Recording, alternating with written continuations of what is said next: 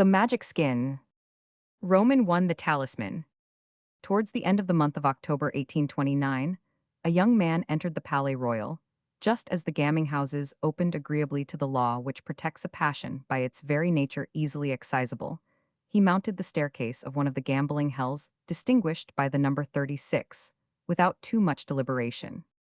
"Your hat, sir, if you please," a thin, querulous voice, called out. A little old man, crouching in the darkness behind a railing, suddenly rose, and exhibited his features carved after a mean design. As you enter a gaming house, the law despoils you of your hat at the outset. Is it by way of a parable, a divine revelation, or by exacting some pledge or other? Is not an infernal compact implied? Is it done to compel you to preserve a respectful demeanor towards those who are about to gain money of you, or must the detective who squats in our social sewers know the name of your hatter, or your own if you happen to have written it on the lining inside, or, after all, is the measurement of your skull required for the compilation of statistics? As to the cerebral capacity of gamblers, the executive is absolutely silent on this point. But be sure of this, that though you have scarcely taken a step towards the tables, your hat no more belongs to you now than you belong to yourself. Play possesses you, your fortune, your cap, your cane, your cloak. As you go out, it will be made clear to you by a savage irony that play has yet spared you something, since your property is returned for all that, if you bring a new hat with you, you will have to pay for the knowledge that a special costume is needed for a gambler. The evident astonishment with which the young man took a numbered tally in exchange for his hat, which was fortunately somewhat rubbed at the brim, showed clearly enough that his mind was yet untainted, and the little old man who had wallowed from his youth up in the furious pleasures of a gambler's life cast a dull, indifferent glance over him, in which a philosopher might have seen wretchedness, lying in the hospital, the vagrant lives of ruined folk, inquests on numberless suicides, lifelong penal servitude and transportations to Gothic. His pallid, lengthy visage appeared like a haggard embodiment of the passion. Reduced to its simplest terms, there were traces of past anguish in its wrinkles.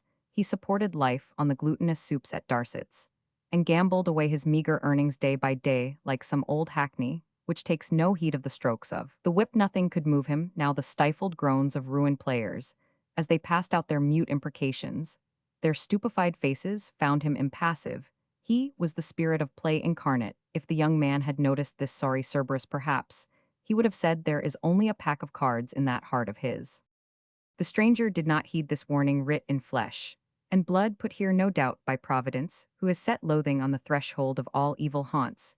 He walked boldly into the saloon, where the rattle of coin brought his senses under the dazzling spell of an agony of greed. Most likely he had been drawn thither by that most convincing of Jean-Jacques' eloquent periods, which expresses, I think, this melancholy thought: yes, I can imagine that a man may take to gambling when he sees only his last shilling between him and death.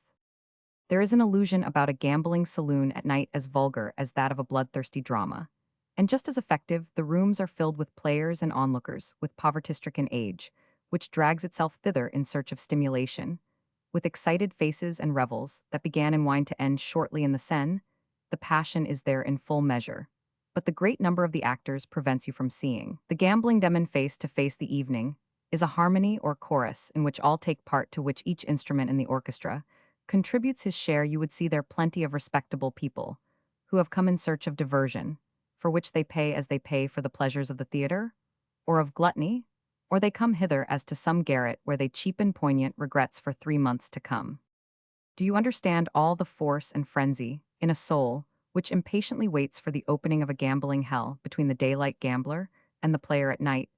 There is the same difference that lies between a careless husband and the lover swooning under his lady's window. Only with morning comes the real throb of the passion, and the craving in its stark horror. Then you can admire the real gambler, who has neither eaten, slept, thought, nor lived. He has so smarted under the scourge of his martingale, so suffered on the rack of his desire for a coup of trente quarante at that accursed hour. You encounter eyes whose calmness terrifies you, faces that fascinate, glances that seem as if they had power to turn the cards over and consume them. The grandest hours of a gambling saloon are not the opening ones. If Spain has bullfights, and Rome once had her gladiators, Paris waxes proud of her Palais Royal, where the inevitable roulettes cause blood to flow in streams, and the public can have the pleasure of watching without fear of their feet slipping in it. Take a quiet peep at the arena, How bare it looks, the paper on the walls is greasy to the height of your head. There is nothing to bring one reviving thought. There is not so much as a nail, for the convenience of suicides the floor is worn. And dirty, an oblong table stands in the middle of the room. The tablecloth is worn by the friction of gold, but the straw-bottomed chairs about it indicate an odd indifference to luxury in the men, who will lose their lives here in the quest of the fortune that is to put luxury within their reach. This contradiction in humanity is seen wherever the soul reacts powerfully upon itself. The gallant would clothe his mistress in silks, would deck her out in soft Eastern fabrics, though he and she must lie on a trucklebbed, the ambitious dreamer sees himself at the summit of power while he slavishly prostrates himself in the mire. The tradesman stagnates in his damp, unhealthy shop, while he builds a great mansion for his son to inherit prematurely, only to be ejected from it by law proceedings at his own brother's instance. After all, is there a less pleasing thing in the world than a house of pleasure? Singular question. Man is always at strife with himself, his present woes give the lie to his hopes. Yet he looks to a future which is not his to indemnify him for these present sufferings, setting upon all his actions the seal of inconsequence. And of the weakness of his nature, we have nothing here below in full measure but misfortune. There were several gamblers in the room already. When the young man entered, three bald-headed seniors were lounging round the green table imperturbable. As diplomatists, those plaster-cast faces of theirs betokened blunted sensibilities and hearts, which had long forgotten how to throb, even when a woman's dowry was the stake. A young Italian, olive-hued and dark-haired, sat at one end with his elbows on the table, seeming to listen to the presentiments of luck that dictate a gambler's yes or no. The glow of fire and gold was on that southern face. Some 7 or 8 onlookers stood by way of an audience awaiting a drama, composed of the strokes of chance, the faces of the actors, the circulation of coin, and the motion of the croupiers. Rake, much as a silent, motionless crowd watches the headsman in the place de grieve. A tall, thin man in a threadbare coat held a card in one hand and a pin in the other to mark the numbers of red or black. He seemed a modern Tantalus with all the pleasures of his epic at his lips, a hoardless miser drawing in imaginary gains, a sane species of lunatic, who consoles himself in his misery by chimerical dreams, a man who touches peril and vice as a young priest handles the unconsecrated wafer in the white mass. 1 or 2 experts at the game, shrewd speculators, had placed themselves opposite the bank like old convicts who have lost all fear of the hulks. They meant to try 2 or 3 coups, and then to depart at once with the expected gains, on which they lived. 2 elderly waiters dawdled about with their arms folded, looking from time to time into the garden from the windows, as if to show their insignificant faces as a sign to passers-by. The croupier and banker threw a ghastly and withering glance at the punters, and cried in a sharp voice, "Make your game." As the young man came in, the silence seemed to grow deeper, as all heads turned curiously towards the new arrival. Who would have thought it? The jaded elders, the fossilized waiters, the onlookers, the fanatical Italian himself, felt an indefinable dread at sight of the stranger. Is he not wretched indeed? Who can excite pity here? Must he not be very helpless to receive sympathy? Ghastly, in appearance, to raise a shudder in these places, where pain utters no cry, where wretchedness looks gay and despair? Is decorous? Such thoughts as these produced a new emotion in these torpid hearts. As the young man entered, were not executioners known to shed tears over the fair-haired girlish heads that had to fall at the bidding of the revolution? The gamblers saw at a glance a dreadful mystery in the novice's face. His young features were stamped with a melancholy grace, his looks told of unsuccess and many blighted hopes. The dull apathy of the suicide had made his forehead so deadly pale, a bitter smile carved faint lines about the corners of his mouth, and there was an abandonment about him that was painful to see. Some sort of demon sparkled in the depths of his eye, which drooped, wearied perhaps with pleasure. Could it have been dissipation that had set its foul mark on the proud face, once pure and bright, and now brought low? Any doctor, seeing the yellow circles about his eyelids and the color in his cheeks, would have set them down to some affection of the heart or lungs, while poets would have attributed them to the havoc brought by the search for knowledge, and to night vigils by the student's lamp. But a complaint more fatal than any disease, a disease more merciless than genius or study, had drawn this young face, and had wrung a heart which dissipation, study, and sickness had scarcely disturbed. When a notorious criminal is taken to the convict's prison, the prisoners welcome him respectfully, and these evil spirits in human shape, experienced in torments, bowed before an unheard-of anguish. By the depth of the wound which met their eyes, they recognized a prince among them, by the majesty of his unspoken irony, by the refined wretchedness of his garb. The frock coat that he wore was well cut, but his cravat was on terms so intimate with his waistcoat that no one could suspect him of underlinen. His hands, shapely as a woman's, were not perfectly clean for 2 days past. Indeed, he had ceased to wear gloves. If the very croupier and the waiters shuddered, it was because some traces of the spell of innocence yet hung about his meager, delicately-shaped form and his scanty fair hair in its natural curls. He looked only about 25 years of age, and any trace of vice in his face seemed to be there by accident. A young constitution still resisted the inroads of lubricity. Darkness and light, annihilation and existence seemed to struggle in him with effects of mingled beauty and terror. There he stood like some erring angel that has lost his radiance, and these emeritus professors of vice and shame were ready to bid the novice depart, even as some toothless crone might be seized with pity for a beautiful girl who offers herself up to infamy. The young man went straight up to the table, and as he stood there flung down a piece of gold which he held in his hand without deliberation. It rolled on to the black, then as strong natures can he looked calmly if anxiously at the croupier, as if he held useless subterfuges in scorn. The interest this coup awakened was so great that the old gamesters laid nothing upon it. Only the Italian, inspired by a gambler's enthusiasm, smiled suddenly at some thought, and punted his heap of coin against the stranger's stake. The banker forgot to pronounce the phrases that use and want have reduced to an inarticulate cry. Make your game, the game is made. Bets are closed. The croupier spread out the cards, and seemed to wish luck to the newcomer, indifferent as he was to the losses or gains of those who took part in these somber pleasures. Every bystander thought he saw a drama, the closing scene of a noble life in the fortunes of that bit of gold, and eagerly fixed his eyes on the prophetic cards. But however closely they watched the young man, they could discover not the least sign of feeling on his cool but restless face. Even red wins, said the croupier. Officially, a dumb sort of rattle came from the Italian's throat when he saw the folded notes that the banker showered upon him. One after another, the young man only understood his calamity. When the croupier's rake was extended to sweep away his last Napoleon, the ivory touched the coin with a little click, as it swept it with the speed of an arrow into the heap of gold before the bank. The stranger turned pale at the lips and softly shut his eyes, but he unclosed them again at once, and the red color returned, as he affected the airs of an Englishman to whom life can offer no new sensation, and disappeared without the glance, full of entreaty for compassion, that a desperate gamester will often give the bystanders. How much can happen in a second's space, how many things depend on a throw of the die. That was his last cartridge, of course, said the croupier, smiling, after a moment's silence, during which he picked up the coin between his finger and thumb and held it up. He is a cracked brain that will go and drown himself, said a frequenter of the place. He looked round about at the other players, who all knew each other. Ba, said a waiter as he took a pinch of snuff. If we had but followed his example, said an old gamester to the others, as he pointed out the Italian. Everybody looked at the lucky player, whose hands shook as he counted his banknotes. A voice seemed to whisper to me, he said the luck is sure to go against that young man's despair. He is a new hand, said the banker, or he would have divided his money into 3 parts to give himself more chance. The young man went out without asking for his hat, but the old watchdog, who had noted its shabby condition, returned it to him without a word.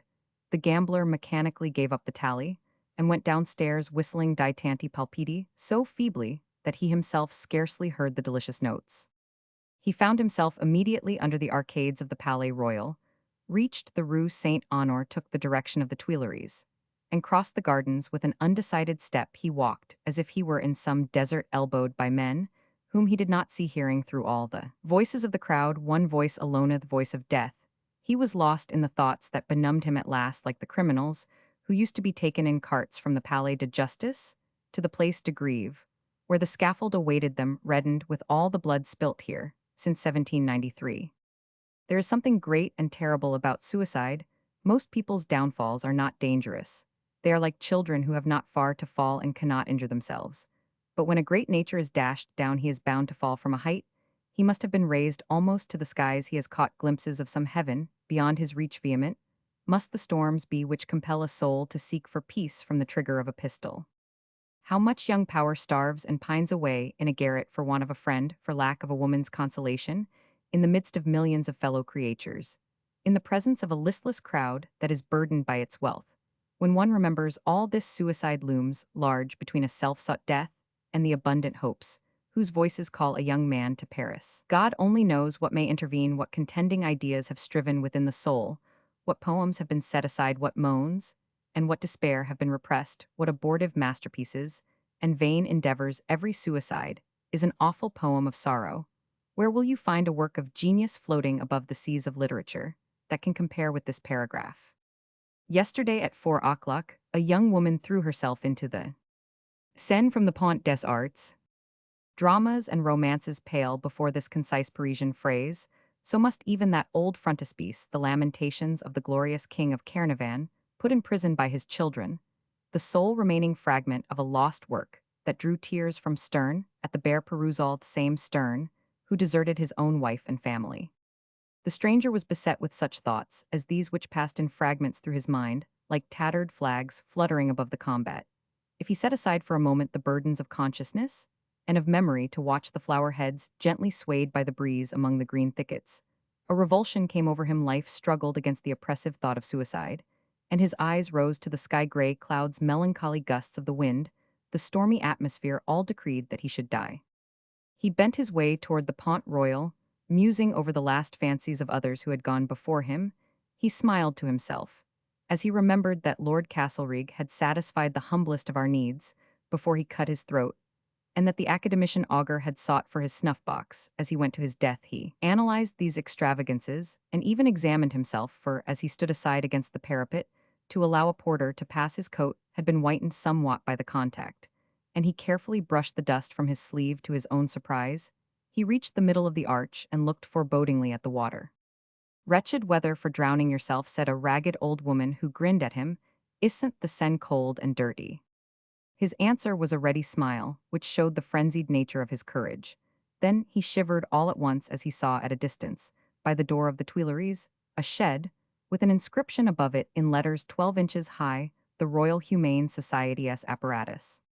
A vision of Roman 1000-U rose before him, equipped by his philanthropy, calling out, and setting in motion the two efficacious oars, which break the heads of drowning men, if unluckily they should rise to the surface. He saw a curious crowd collecting, running for a doctor preparing fumigations.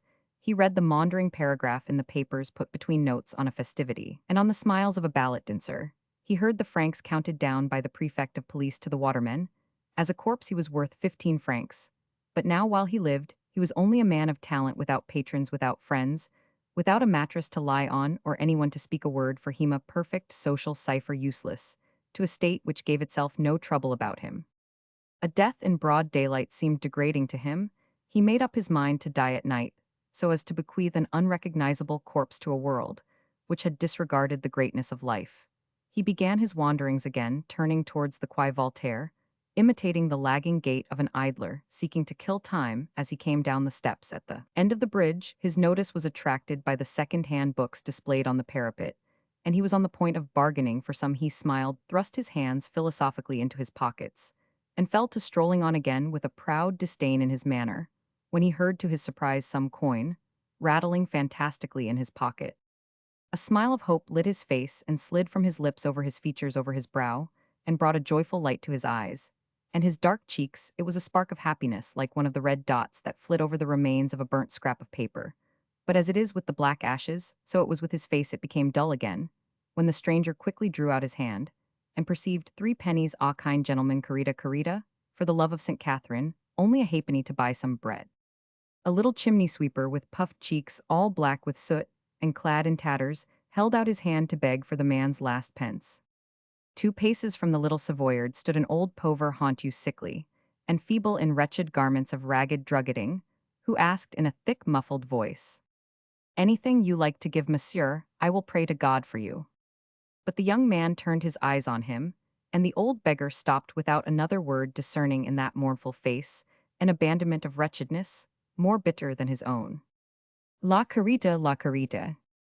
The stranger threw the coins to the old man, and the child left the footway and turned towards the houses. The harrowing sight of the Seine fretted him beyond endurance.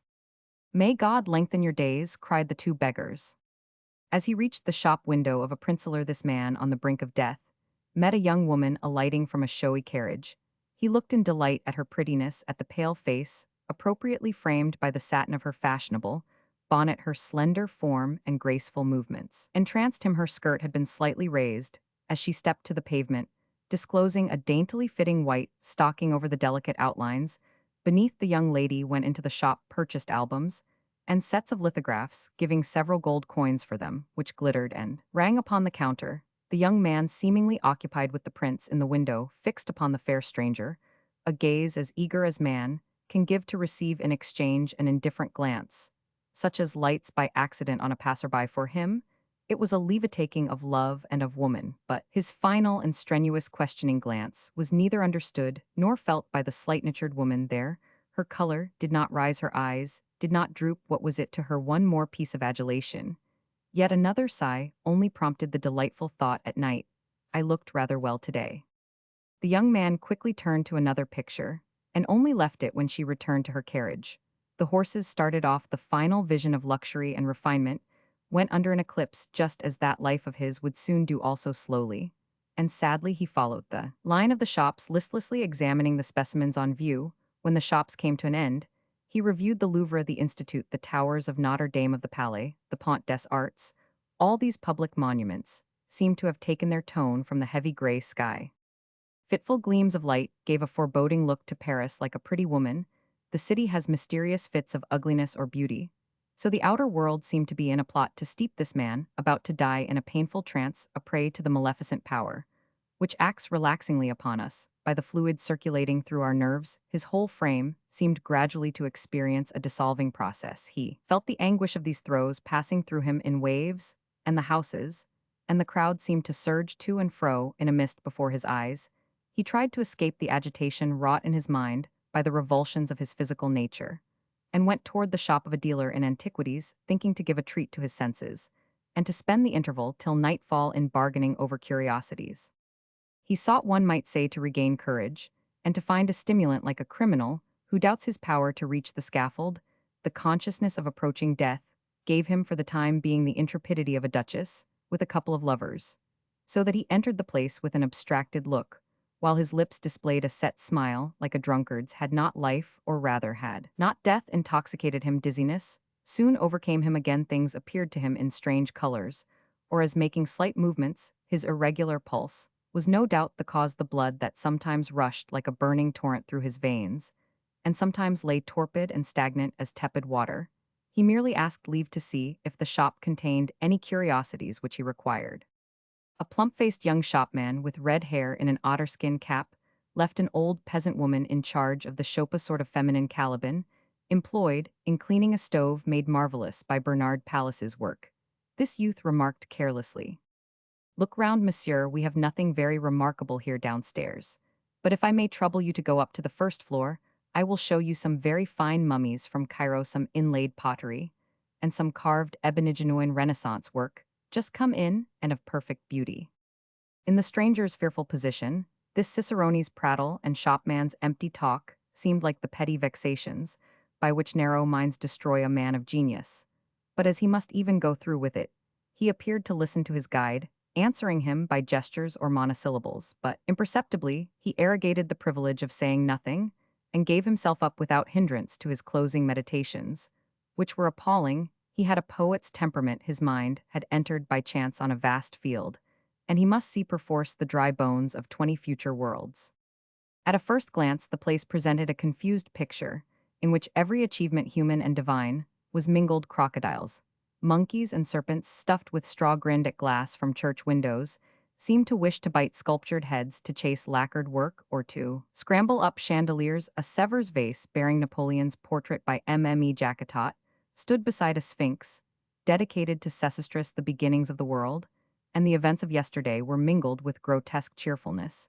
A kitchen jack leaned against a pyx, a republican saber on a medieval hackbutt. Mme. du Barry, with a star above her head, naked, and surrounded by a cloud, seemed to look longingly out of Latter's pastel at an Indian kaibuk, while she tried to guess the purpose of the spiral curves that wound towards her instruments of death. Poniards, curious pistols, and disguised weapons had been flung down pell-mell among the paraphernalia of daily life: porcelain, tureens, Dresden plates, translucent cups from China, old saltsellers, comfit boxes belonging to feudal times. A carved ivory ship sped full sail on the back of a motionless tortoise. The Emperor Augustus remained unmoved and imperial, with an air pump thrust into one-eye portraits of French sheriffs, and Dutch burgomasters phlegmatic, now, as when in life looked down pallid, and unconcerned on the chaos of past ages below them. Every land of earth seemed to have contributed some stray fragment of its learning, some example of its art. Nothing seemed lacking to this philosophical kitchen midden.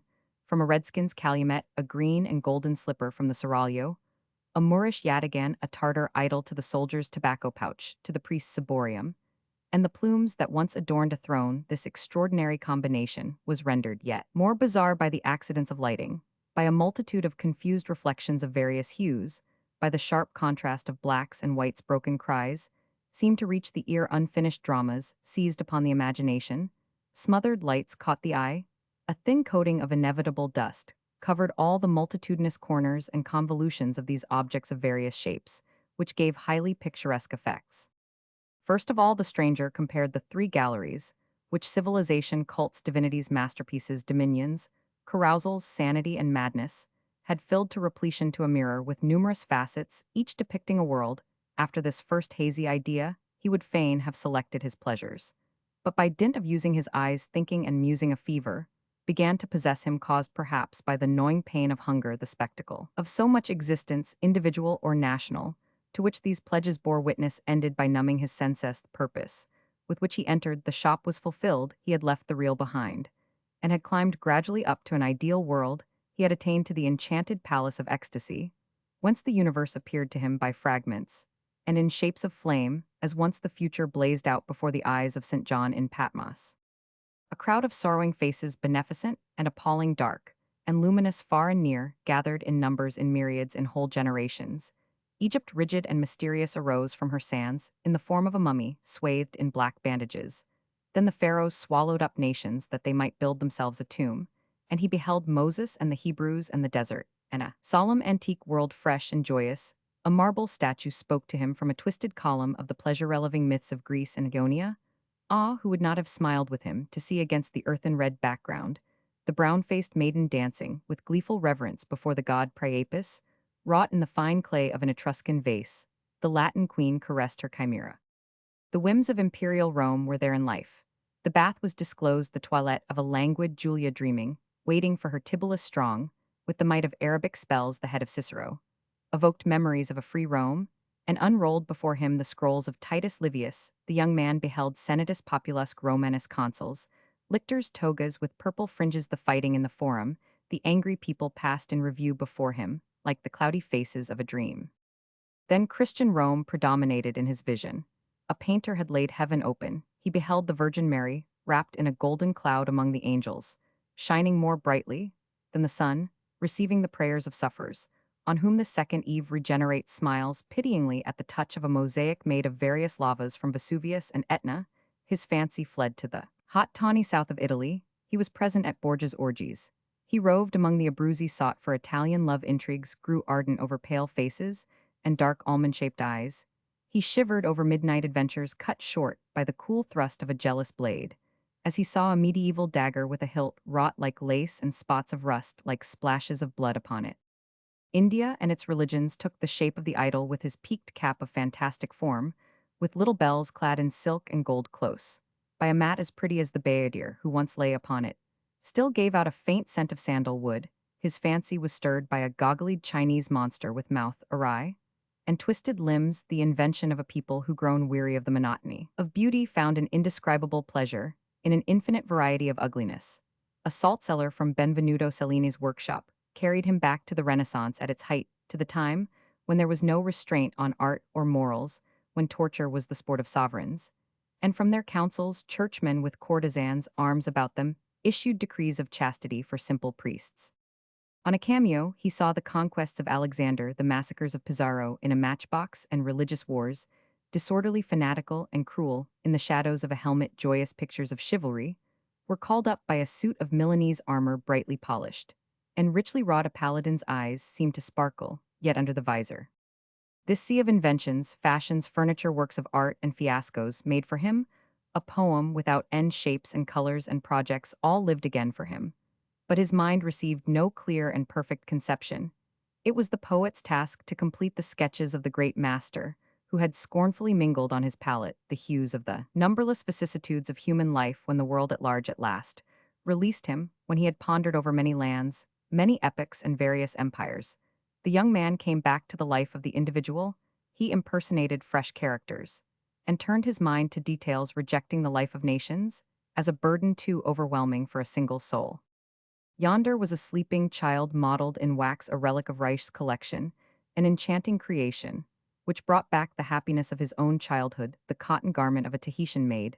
Next, fascinated him, he beheld the primitive life of nature, the real modesty of naked chastity, the joys of an idleness natural to mankind, a peaceful fate by a slow river of sweet water under a plantain tree that bears its pleasant manna without the toil of man. Then all at once he became a corsair, investing himself with the terrible poetry that Lara has given to the part. The thought came at the sight of the mother Rothbrel tints of a myriad seashells, and grew as he saw madrepores redolent of the seaweeds and the storms of the Atlantic. The sea was forgotten again at a distant view of exquisite miniatures. He admired a precious missal in manuscript, adorned with arabesques in gold and blue. Thoughts of peaceful life swayed him.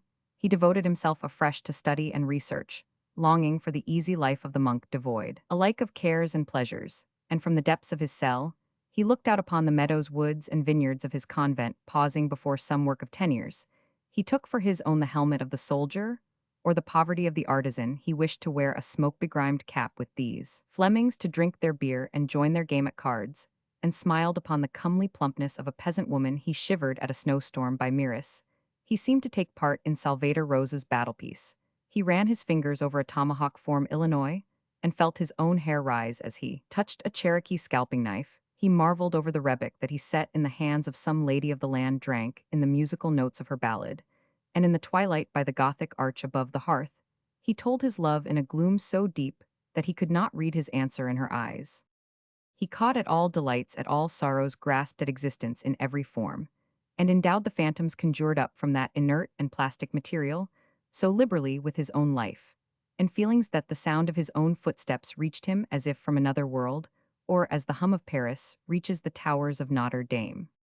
He ascended the inner staircase, which led to the first floor with its votive shields, panoplies, carved shrines, and figures on the wall, at every step haunted by the strangest shapes, by marvelous creations, belonging to the borderland betwixt life and death. He walked as if under the spell of a dream. His own existence became a matter of doubt to him. He was neither wholly alive nor dead like the curious objects about him. The light began to fade as he reached the showrooms, but the treasures of gold and silver heaped up there scarcely seemed to need illumination from without. The most extravagant whims of prodigals who have run through millions to perish in garrets had left their traces here in this vast bazaar of human follies. Here, beside a writing desk, made at the cost of 100,000 francs, and sold for 100 pence, lay a lock with a secret worth a king's ransom. The human race was revealed in all the grandeur of its wretchedness, in all the splendor of its infinite littleness. An ebony table that an artist might worship, carved after Jean Gauguin's designs in years of toil, had been purchased perhaps at the price of firewood. Precious caskets and things that fairy hands might have fashioned lay there in heaps like rubbish. "You must have the worth of millions here," cried the young man, as he entered the last of an immense suite of rooms, all decorated and gilt by 18th-century artists. "Thousands of millions, you might say," said the florid shopman, "but you have seen nothing as yet. Go up to the third floor, and you shall see." The stranger followed his guide to a fourth gallery, where one by one there passed before his wearied eyes several pictures by Poussin, a magnificent statue by Michelangelo, enchanting landscapes by Claude Lorraine, a Gerard Dow, like a stray page from stern Rembrandt's Murillos, and pictures by Velázquez as dark and full of color as a poem of Byron's. Then came classic bas-reliefs, finely cut agates, wonderful cameos, works of art upon works of art, till the craftsman's skill palled on the mind, masterpiece after masterpiece, till art itself became hateful at last, and enthusiasm died. He came upon a Madonna by Raphael, but he was tired of Raphael. A figure by Correggio never received the glance it demanded of him. A priceless vase of antique porphyry, carved round about with pictures of the most grotesquely wanton of Roman divinities, the pride of some Corona, scarcely drew a smile from him. The ruins of 1500 vanished years oppressed him. He sickened under all this human thought, felt bored by all this luxury and art. He struggled in vain against the constantly renewed fantastic shapes that sprang up from under his feet, like children of some sportive demon. Are not fearful poisons set up in the soul, by a swift concentration of all her energies, her enjoyments, or ideas as modern chemistry in its caprice, repeats the action of creation by some gas or other, do not many men perish under the shock of the sudden expansion of some moral acid within them? What is there in that box? He inquired, as he reached a large closet final triumph of human skill, originality, wealth, and splendor, in which there hung a large square mahogany coffer, suspended from a nail by a silver chain. Ah, monsieur keeps the key of it, said the stout assistant mysteriously. If you wish to see the portrait, I will gladly venture to tell him. Venture, said the young man, then is your master a prince? I don't know what he is, the other answered, equally astonished. Each looked for a moment at the other, then construing the stranger's silence as an order, the apprentice left him alone in the closet. Have you never launched into the immensity of time and space? As you read the geological writings of Cuvier, carried by his fancy, have you hung as if suspended by a magician's wand over the illimitable abyss of the past, when the fossil bones of animals belonging to civilizations before the flood are turned up in bed after bed, and layer upon layer of the quarries of Montmartre, or among the schists of the Ural range, the soul receives with dismay a glimpse of millions of peoples forgotten by feeble human memory, and unrecognized by permanent divine tradition peoples, whose ashes cover our globe with 2 feet of earth that yields bread to us and flowers. Is not Cuvier, the great poet of our era? Byron has given admirable expression to certain moral conflicts, but our immortal naturalist has reconstructed past worlds from a few bleached bones, has rebuilt cities like Cadmus, with monsters' teeth, has animated forests with all the secrets of zoology gleaned from a piece of coal, has discovered a giant population from the footprints of a mammoth. These forms stand erect, grow large, and fill regions commensurate with their giant size. He treats figures like a poet. A naught set beside a 7 by him produces awe. He can call up nothingness before you without the phrases of a charlatan. He searches a lump of gypsum, finds an impression in it, says to you, behold, all at once marble takes an animal shape, the dead come to life.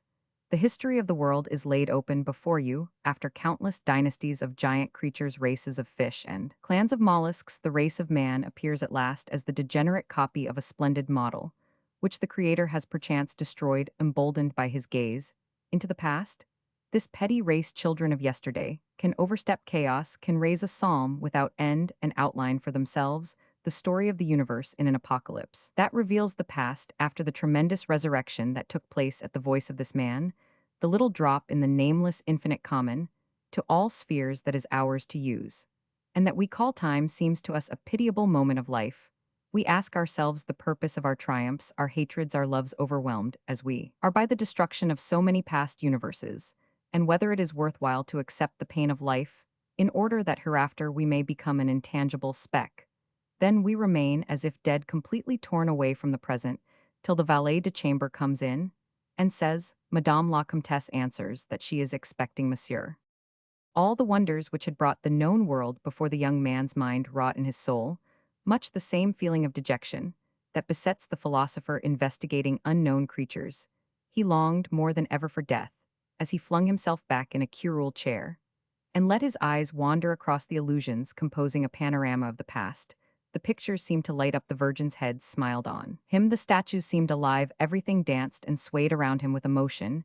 Due to the gloom and the tormenting fever that racked his brain, each monstrosity grimaced at him, while the portraits on the canvas closed their eyes for a little relief.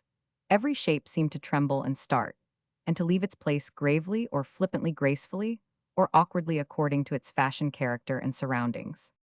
A mysterious Sabbath began rivaling the fantastic scenes witnessed by Faust upon the Brocken, but these optical illusions produced by weariness, overstrained eyesight, or the accidents of twilight could not alarm the stranger. The terrors of life had no power over a soul grown familiar with the terrors of death. He even gave himself up, half amused by its bizarre eccentricities, to the influence of this moral galvanism. Its phenomena, closely connected with his last thoughts, assured him that he was still alive. The silence about him was so deep that he embarked once more in dreams that grew gradually darker and darker. As if by magic, as the light slowly faded, a last struggling ray from the sun lit up rosy answering lights. He raised his head and saw a skeleton dimly visible, with its skull bent doubtfully to one side, as if to say, the dead will none of thee as yet. He passed his hand over his forehead to shake off the drowsiness, and felt a cold breath of air as an unknown fury. Something swept past his cheeks. He shivered a muffled clatter of the windows. Followed it was a bat he fancied that had given him this chilly sepulchral caress. He could yet dimly see for a moment the shapes that surrounded him by the vague light in the west, then all these inanimate objects were blotted out in uniform darkness night, and the hour of death had suddenly come thenceforward for a while. He lost consciousness of the things about him. He was either buried in deep meditation or sleep, overcame him brought on by weariness, or by the stress of those many thoughts that lacerated his heart. Suddenly he thought that an awful voice called him by name. It was like some feverish nightmare, when at a step the dreamer falls headlong over into an abyss. And he trembled, he closed his eyes, dazzled by bright rays, from a red circle of light that shone out from the shadows. In the midst of the circle stood a little old man who turned the light of the lamp upon him, yet he had not heard him enter, nor move, nor speak. There was something magical about the apparition. The boldest man awakened in such a sort would have felt alarmed at the sight of this figure, which might have issued from some sarcophagus hard by. A curiously youthful look in the unmoving eyes of the spectre forbade the idea of anything supernatural. But for all that, in the brief space between his dreaming and waking life, the young man's judgment remained philosophically suspended. As Descartes advises, he was, in spite of himself, under the influence of an unaccountable hallucination, a mystery that our pride rejects, and that our imperfect science vainly tries to resolve. Imagine a short old man, thin and spare, in a long black velvet gown, girded round him by a thick silk cord. His long white hair escaped on either side of his face from under a black velvet cap, which closely fitted his head and made a formal setting for his countenance. His gown enveloped his body like a winding sheet, so that all that was left visible was a narrow, bleached human face. But for the wasted arm, thin as a draper's wand, which held aloft the lamp that cast all its light upon him, the face would have seemed to hang in mid-air. A gray, pointed beard concealed the chin of this fantastical appearance, and gave him the look of one of those Jewish types which serve artists as models for Moses. His lips were so thin and colorless that it needed a close inspection to find the lines of his mouth at all in the pallid face, his great wrinkled brow, and hollow, bloodless cheeks, the inexorably stern expression of his small green eyes that no longer possessed eyebrows or lashes might have convinced the stranger that Gerard Douw's money changer had come down from his frame. The craftiness of an inquisitor, revealed in those curving wrinkles and creases that wound about his temples, indicated a profound knowledge of life. There was no deceiving this man, who seemed to possess a power of detecting the secrets of the wariest heart. The wisdom and the moral codes of every people seemed gathered up in his passive face. Just as all the productions of the globe had been heaped up in his dusty showrooms, he seemed to possess the tranquil, luminous vision of some god, before whom all things are open, or the haughty power of a man who knows all things. With two strokes of the brush, a painter could have so altered the expression of this face that what had been a serene representation of the Eternal Father should change to the sneering mask of a Mephistopheles, for though sovereign power was revealed by the forehead-mocking folds, lurked about the mouth, he must have sacrificed all the joys of earth as he had crushed all human sorrows beneath his potent will. The man at the brink of death shivered at the thought of the life, led by this spirit so solitary and remote from our world joyless, since he had no one illusion left painless. Because pleasure had ceased to exist for him, there he stood motionless and serene as a star in a bright mist. His lamp lit up the obscure closet just as his green eyes, with their quiet malevolence, seemed to shed a light on the moral world. This was the strange spectacle that startled the young man's returning sight, as he shook off the dreamy fancies and thoughts of death that had lulled him an instant of dismay, a momentary return to belief in nursery tales. May be forgiven him, seeing that his senses were obscured, much thought had wearied his mind, and his nerves were exhausted with the strain of the tremendous drama within him, and by the scenes that had heaped on him all the horrid pleasures that a piece of opium can produce. But this apparition had appeared in Paris on the Quai Voltaire, and in the 19th century, the time and place made sorcery impossible. The idol of French skepticism had died in the house, just opposite the disciple of Gay Lussac and Arago, who had held the charlatanism of intellect in contempt. And yet the stranger submitted himself to the influence of an imaginative spell, as all of us do at times when we wish to escape from an inevitable certainty, or to tempt the power of Providence. So some mysterious apprehension of a strange force made him tremble before the old man with the lamp. All of us have been stirred in the same way by the sight of Napoleon, or of some other great man made illustrious by his genius or by fame. You wish to see Raphael's portrait of Jesus Christ, Monsieur, the old man asked politely. There was something metallic in the clear, sharp ring of his voice. He set the lamp upon a broken column, so that all its light might fall on the brown case. At the sacred names of Christ and Raphael, the young man showed some curiosity. The merchant, who no doubt looked for this, pressed a spring.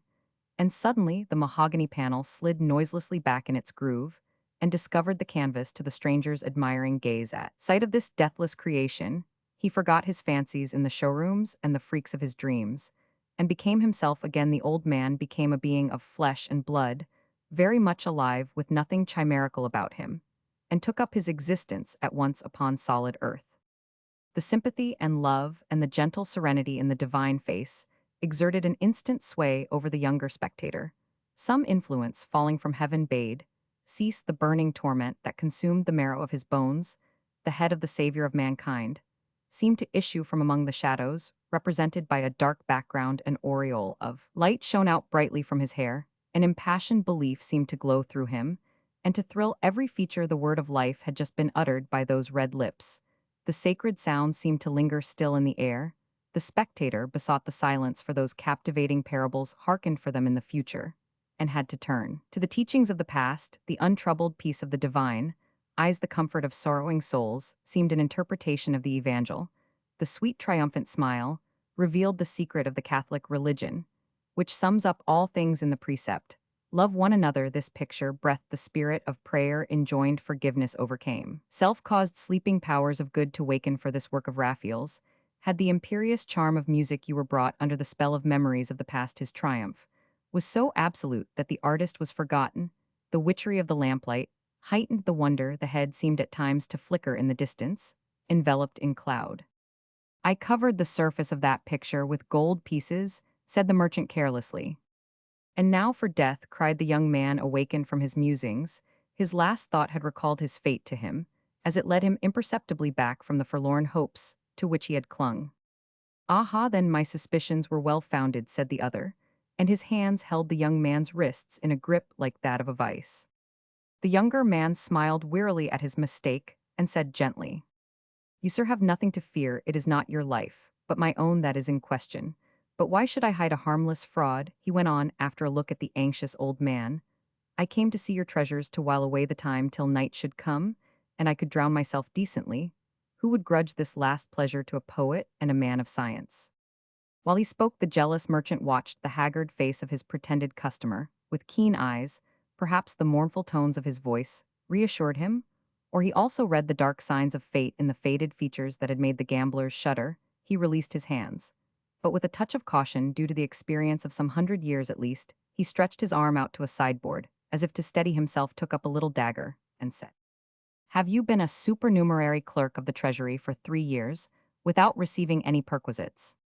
The stranger could scarcely suppress a smile as he shook his head.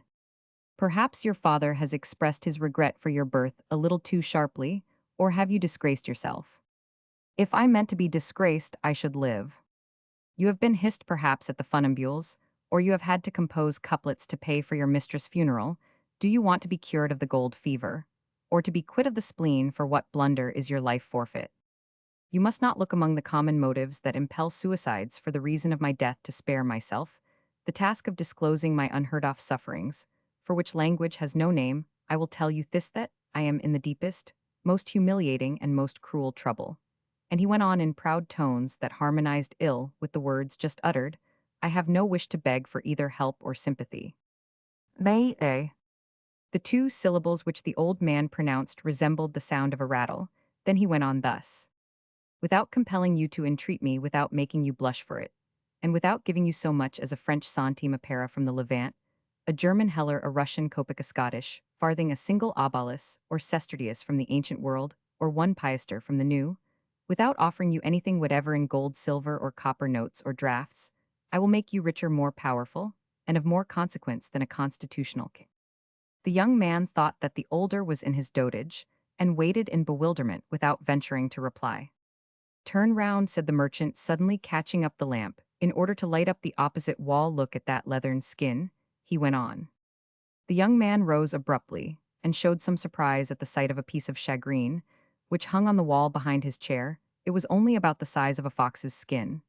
but it seemed to fill the deep shadows of the place with such brilliant rays that it looked like a small comet, an appearance at first sight inexplicable. The young skeptic went up to this so-called talisman, which was to rescue him from all points of view, and he soon found out the cause of its singular brilliancy.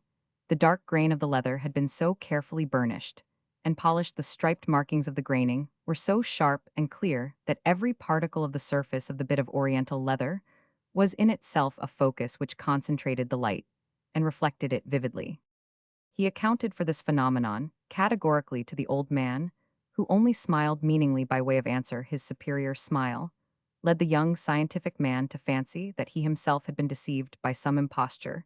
He had no wish to carry one more puzzle to his grave, and hastily turned the skin over like some child eager to find out the mysteries of a new toy. Ah, he cried, here is the mark of the seal, which they call in the East the signet of Solomon. So you know that. Then asked the merchant, his peculiar method of laughter. 2 or 3 quick breathings through the nostrils said more than any words, however eloquent. Is there anybody in the world simple enough to believe in that idle fancy? Said the young man, nettled by the spitefulness of the silent chuckle. Don't you know? He continued that the superstitions of the East have perpetuated the mystical form and the counterfeit characters of the symbol, which represents a mythical dominion. I have no more laid myself open to a charge of credulity in this case than if I had mentioned sphinxes or griffins whose existence mythology in a manner admits. As you are an Orientalist, replied the other, perhaps you can read that sentence. He held the lamp close to the talisman, which the young man held towards him, and pointed out some characters inlaid in the surface of the wonderful skin, as if they had grown on the animal to which it once belonged. I must admit, said the stranger, that I have no idea how the letters could be engraved so deeply on the skin of a wild ass, and he turned quickly to the tables strewn with curiosities and seemed to look for something. What is it that you want? Asked the old man. Something that will cut the leather so that I can see whether the letters are printed or inlaid.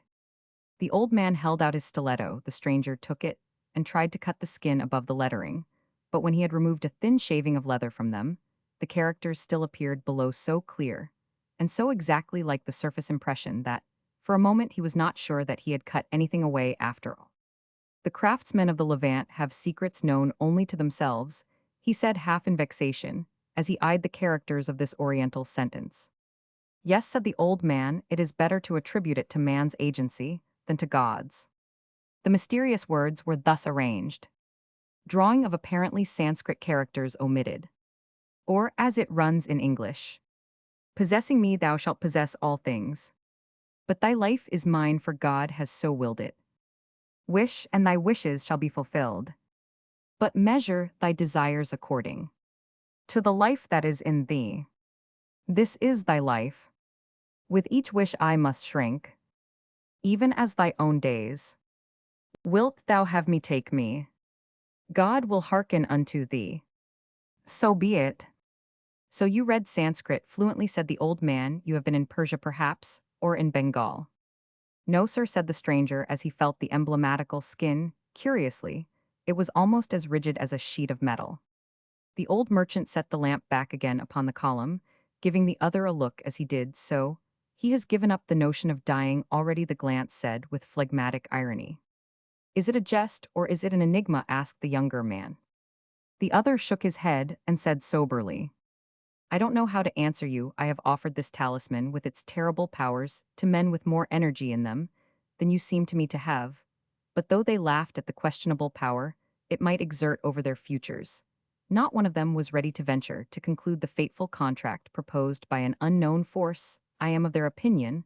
I have doubted and refrained, and have you never even tried its power? Interrupted the young stranger. Tried it? Exclaimed the old man. Suppose that you were on the column in the Place Vendome, would you try flinging yourself into space? Is it possible to stay the course of life? Has a man ever been known to die by halves? Before you came here you had made up your mind to kill yourself.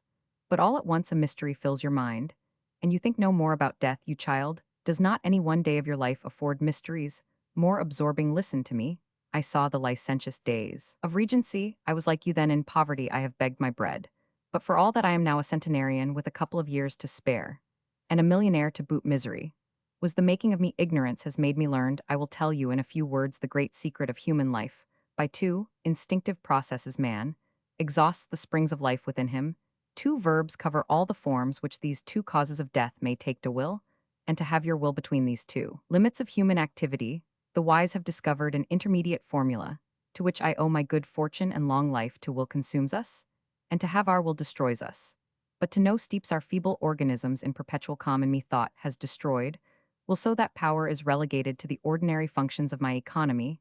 In a word, it is not in the heart which can be broken, or in the senses that become deadened, but it is in the brain that cannot waste away and survives everything else that I have set my life. Moderation has kept mind and body unruffled. Yet I have seen the whole world, I have learned all languages, lived after every manner. I have lent a Chinaman money, taking his father's corpse as a pledge, slept in an Arab's tent, on the security of his bare word, signed contracts in every capital of Europe, and left my gold without hesitation in savage wigwams. I have attained everything because I have known how to despise all things. My one ambition has been to see, is not sight in a manner insight, and to have knowledge or insight is not that to have instinctive possession, to be able to discover the very substance of fact, and to unite its essence to our essence of material possession. What abides with you? But an idea. Think then how glorious must be the life of a man who can stamp all realities upon his thought, place the springs of happiness within himself, and draw thence uncounted pleasures in idea, unspoiled by earthly stains. Thought is a key to all treasures. The miser's gains are ours without his cares. Thus I have soared above this world, where my enjoyments have been intellectual joys. I have reveled in the contemplation of seas, peoples, forests, and mountains. I have seen all things calmly and without weariness. I have set my desires on nothing. I have waited in expectation of everything. I have walked to and fro in the world, as in a garden round about my own dwelling. Troubles, loves, ambitions, losses, and sorrows, as men call them, are for me ideas which I transmute into waking dreams. I express and transpose, instead of feeling them. Instead of permitting them to prey upon my life, I dramatize and expand them. I divert myself with them, as if they were romances which I could read by the power of vision within me. As I have never overtaxed my constitution, I still enjoy robust health. And as my mind is endowed with all the force that I have not wasted, this head of mine is even better furnished than my galleries. The true millions lie here, he said, striking his forehead. I spend delicious days in communings with the past. I summon before me whole countries, places, extensive sea, the fair faces of history in my imaginary seraglio. I have all the women that I have never possessed. Your wars and revolutions come up before me for judgment. What is a feverish, fugitive admiration for some or less brightly colored piece of flesh and blood, some more or less rounded human form? What are all the disasters that wait on your erratic whims, compared with the magnificent power of conjuring up the whole world within your soul? Compared with the immeasurable joys of movement, unstrangled by the cords of time, unclogged by the fetters of space, the joys of beholding all things, of comprehending all things, of leaning over the parapet of the world, to question the other spheres, to hearken to the voice of God. There, he burst out vehemently, there are to will and to have your will both together. He pointed to the bit of shagreen. There are your social ideas, your immoderate desires, your excesses, your pleasures that end in death, your sorrows that quicken the pace of life. For pain is perhaps but a violent pleasure. Who could determine the point where pleasure becomes pain, where pain is still a pleasure? Is not the utmost brightness of the ideal world soothing to us, while the lightest shadows of the physical world annoy? Is not knowledge the secret of wisdom? And what is folly but a riotous expenditure of will or power? Very good, then, a life of riotous excess for me, said the stranger, pouncing upon the piece of shagreen. Young man, beware, cried the other with incredible vehemence. I had resolved my existence into thought and study, the stranger replied. And yet they have not even supported me. I am not to be gulled by a sermon worthy of Swedenborg, nor by your oriental amulet, nor yet by your charitable endeavors to keep me in a world wherein existence is no longer possible for me. Let me see now, he added, clutching the talisman convulsively as he looked at the old man. I wish for a royal banquet, a carouse worthy of this century, which it is said has brought everything to perfection. Let me have young boon companions, witty, unwarped by prejudice, merry to the verge of madness. Let one wine succeed another, each more biting and perfumed than the last, and strong enough to bring about 3 days of delirium. Passionate women's forms should grace that night. I would be borne away to unknown regions beyond the confines of this world, by the car and four-winged steed of a frantic and uproarious orgy. Let us ascend to the skies or plunge ourselves in the mire. I do not know if one soars or sinks at such moments, and I do not care. Next, I bid this enigmatical power to concentrate all delights for me in one single joy, yes, I must comprehend every pleasure of earth and heaven in the final embrace that is to kill me therefore. After the wine I wish to hold high festival, to Priapus with songs that might rouse the dead and kisses without end. The sound of them should pass like the crackling of flame through Paris, should revive the heat of youth and passion in husband and wife, even in hearts of 70 years. A laugh burst from the little old man, it rang in the young man's ears like an echo from hell, and tyrannously cut him short. He said no more. Do you imagine that my floors are going to open suddenly, so that luxuriously appointed tables may rise through them, and guests from another world? No, no, young madcap, you have entered into the compact now, and there is an end of it. Henceforward your wishes will be accurately fulfilled. But at the expense of your life, the compass of your days visible in that skin will contract according to the strength and number of your desires, from the least to the most extravagant. The Brahmin from whom I had this skin once explained to me that it would bring about a mysterious connection between the fortunes and wishes of its possessor. Your first wish is a vulgar one, which I could fulfill, but I leave that to the issues of your new existence. After all, you were wishing to die very well. Your suicide is only put off for a time. The stranger was surprised and irritated that this peculiar old man persisted in not taking him seriously. A half-philanthropic intention peeped so clearly forth from his last jesting observation that he exclaimed, I shall soon see, sir, if any change comes over my fortunes, in the time it will take to cross the width of the quay. But I should like us to be quits for such a momentous service, that is, if you are not laughing at an unlucky wretch. So, I wish that you may fall in love with an opera dancer. You would understand the pleasures of intemperance then, and might perhaps grow lavish of the wealth that you have husbanded so philosophically.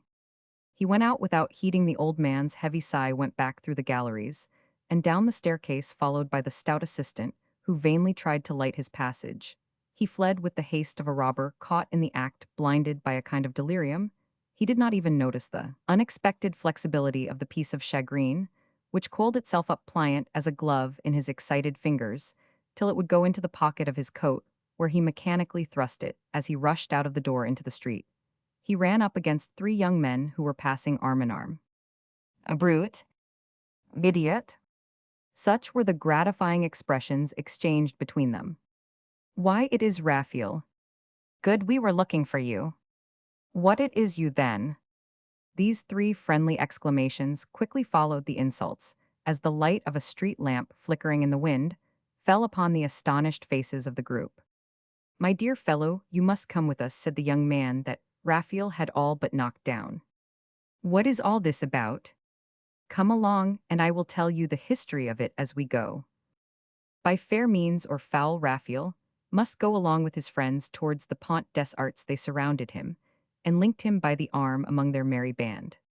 We have been after you for about a week, the speaker went on, at your respectable Hotel de Saint Quentin, where, by the way, the sign with the alternate black and red letters cannot be removed, and hangs out just as it did in the time of Jean Jacques. That Leonardo of yours told us that you were off into the country. For all that we certainly did not look like duns, creditors, sheriff's officers, or the like, but no matter, Rastignac had seen you the evening before at the Bouffons. We took courage again, and made it a point of honor to find out whether you were roosting in a tree in the Champs-Élysées, or in one of those philanthropic abodes where the beggars sleep on a tuppenny rope, or if more luckily you were bivouacking in some boudoir, or other. We could not find you anywhere. Your name was not in the jailer's registers at the St. Pelagi, nor at law force government departments, cafes, libraries, lists of prefects' names, newspaper offices, restaurants, green room. Stowe cut it short. Every lurking place in Paris, good or bad, has been explored in the most expert manner. We bewailed the loss of a man endowed with such genius that one might look to find him at court, or in the common jails. We talked of canonizing you as a hero of July, and upon my word we regretted you. As he spoke, the friends were crossing the Pont des Arts. Without listening to them, Raphael looked at the Seine, at the clamoring waves that reflected the lights of Paris above that river in which, but now he had thought to fling himself. The old man's prediction had been fulfilled. The hour of his death had been already put back by fate. We really regretted you, said his friend, still pursuing his theme. It was a question of a plan, in which we included you as a superior person, that is to say, somebody who can put himself above other people. The constitutional thimble rig is carried on today, dear boy, more seriously than ever. The infamous monarchy, displaced by the heroism of the people, was a sort of drab. You could laugh and revel with her, But La Patrie is a shrewish and virtuous wife. And willingly you must take her prescribed endearments. Then besides, as you know, authority passed over from the Tuileries to the journalists at the time when the budget changed its quarters, and went from the Faubourg Saint-Germain to the Chaussee d'Antin. But this you may not know, perhaps the government, that is the aristocracy of lawyers and bankers, who represent the country today, just as the priests used to do in the time of the monarchy, has felt the necessity of mystifying the worthy people of France with a few new words and old ideas like philosophers of every school and all strong intellects ever since time began. So now royalist national ideas must be inculcated by proving to us that it is far better to pay 12 million francs 33 centimes to La Patrie represented by Messieurs such and such than to pay 1100 million francs 9 centimes to a king who used to say I instead of we in a word. A journal with 2 or 300,000 francs good at the back of it has just been started with a view to making an opposition paper to content the discontented without prejudice to the national government of the citizenking. We scoff at liberty as at despotism now, and at religion or incredulity quite impartially, and since for us our country means a capital where ideas circulate and are sold at so much a line, a succulent dinner every day, and the play at frequent intervals, where profligate women swarm, where suppers last on into the next day, and light loves are hired by the hour like cabs. And since Paris will always be the most adorable of all countries, the country of joy, liberty, wit, pretty women, mauvais sujets, and good wine, where the truncheon of authority never makes itself disagreeably felt, because one is so close to those who wield it. We, therefore, sectaries of the god Mephistopheles, have engaged to whitewash the public mind, to give fresh costumes to the actors, to put a new plank or two in the government booth, to doctor doctrinaires and warm up old republicans, to touch up the Bonapartists a bit, and revictual the center, provided that we are allowed to laugh in petto at both kings and peoples, to think one thing in the morning and another at night, and to lead a merry life a la Panurge, or to recline upon soft cushions more orientally. The scepter of this burlesque and macaronic kingdom, he went on, we have reserved for you, so we are taking you straightway to a dinner given by the founder of the said newspaper, a retired banker, who at a loss to know what to do with his money is going to buy some brains with it. You will be welcomed as a brother. We shall hail you as king of these free lances, who will undertake anything whose perspicacity discovers the intentions of Austria, England, or Russia, before either Russia, Austria, or England have formed any. Yes, we will invest you with the sovereignty of those puissant intellects, which give to the world its Murraybows, Talleyrand's, Pitts, and Metternich soul, the clever Crispins who treat the destinies of a kingdom as gamblers' stakes, just as ordinary men play dominoes for Kirchenwasser. We have given you out to be the most undaunted champion who ever wrestled in a drinking bout at close quarters with the monster called carousal, whom all bold spirits wish to try a fall with. We have gone so far as to say that you have never yet been worsted. I hope you will not make liars of us. Taillefer, our amphitryon, has undertaken to surpass the circumscribed saturnalias of the petty modern Lucullus. He is rich enough to infuse pomp into trifles, and style and charm into dissipation. Are you listening, Raphael? Asked the orator, interrupting himself. Yes, answered the young man, less surprised by the accomplishment of his wishes than by the natural manner in which the events had come about. He could not bring himself to believe in magic, but he marveled at the accidents of human fate. Yes, you say, just as if you were thinking of your grandfather's demise, remarked one of his neighbors. Ah, cried Raphael, I was thinking, my friends, that we are in a fair way to become very great scoundrels. And there was an ingenuousness in his tones that set these writers the hope of young France. In a roar so far our blasphemies have been uttered over our cups, we have passed our judgments on life. While drunk and taken men and affairs, in an after-dinner frame of mind, we were innocent of action, we were bold in words, but now we are to be branded with the hot iron of politics. We are going to enter the convict's prison, and to drop our illusions, although one has no belief left except in the devil. One may regret the paradise of one's youth, and the age of innocence, when we devoutly offered the tip of our tongue to some good priest for the consecrated wafer of the sacrament. Ah, my good friends, our first peccadillos gave us so much pleasure, because the consequent remorse set them off, and lent a keen relish to them. But nowadays, oh, now, said the first speaker, there is still left. What? Asked another. Crime. There is a word as high as the gallows, and deeper than the Seine, said Raphael. Oh, you don't understand me, I mean political crime. Since this morning, a conspirator's life is the only one I covet. I don't know that the fancy will last over tomorrow.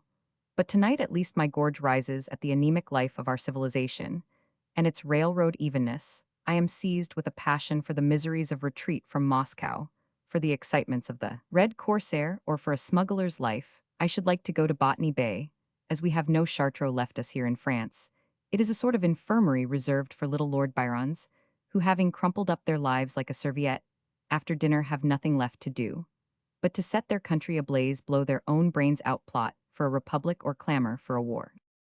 Emile Raphael's neighbor called eagerly to the speaker on my honor.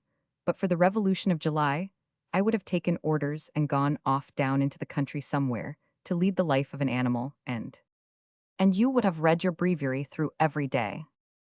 Yes, you are a coxcomb. Why, we read the newspapers as it is. Not bad that for a journalist, but hold your tongue, we are going through a crowd of subscribers. Journalism, look you, is the religion of modern society, and has even gone a little further. What do you mean? Its pontiffs are not obliged to believe in it any more than the people are. Chatting thus like good fellows who have known their de viris illustribus for years past, they reached a mansion in the Rue Jaubert.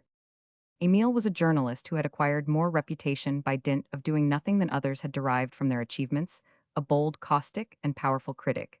He possessed all the qualities that his defects permitted an outspoken gibber. He made numberless epigrams on a friend to his face, but would defend him if absent with courage and loyalty. He laughed at everything, even at his own career, always impecunious. He yet lived like all men of his caliber, plunged in unspeakable indolence.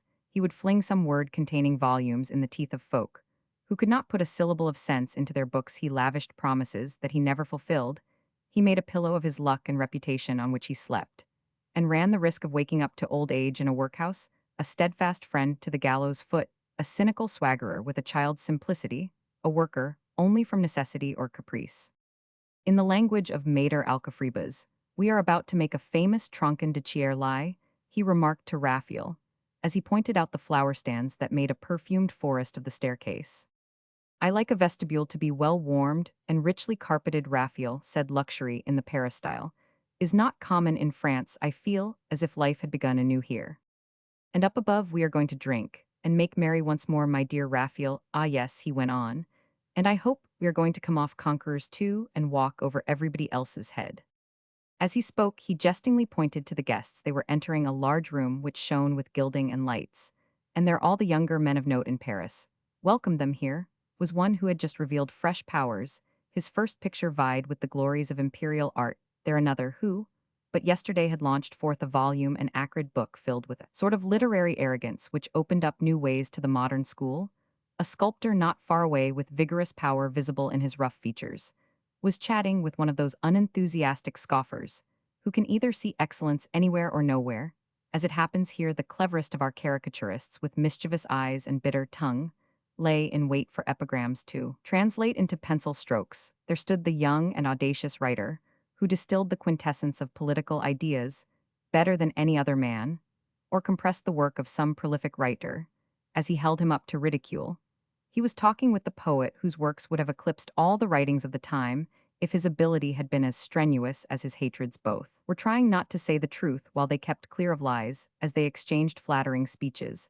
A famous musician administered soothing consolation, in a rallying fashion, to a young politician who had just fallen quite unhurt from his rostrum. Young writers who lacked style stood beside other young writers who lacked ideas, and authors of poetical prose by prosaic poets.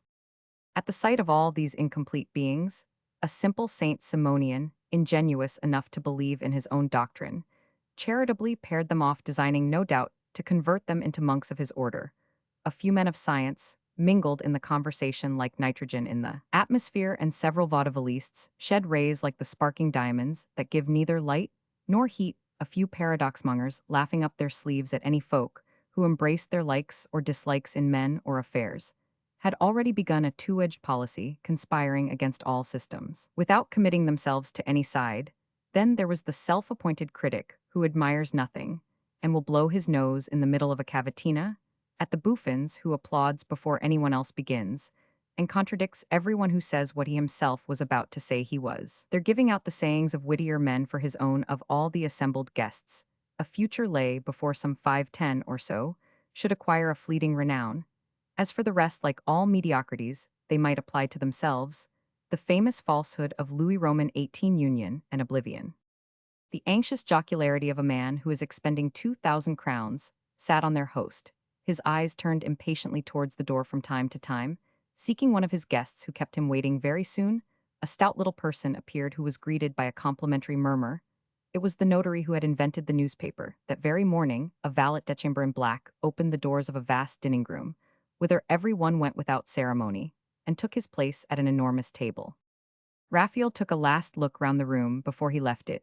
His wish had been realized to the full. The rooms were adorned with silk and gold, countless wax tapers, set in handsome candelabra, lit up the slightest details of gilded friezes, the delicate bronze sculpture, and the splendid colors of the furniture. The sweet scent of rare flowers set in stands tastefully made of bamboo filled the air. Everything, even the curtains, was pervaded by elegance without pretension, and there was a certain imaginative charm about it, all which acted like a spell on the mind of a needy man.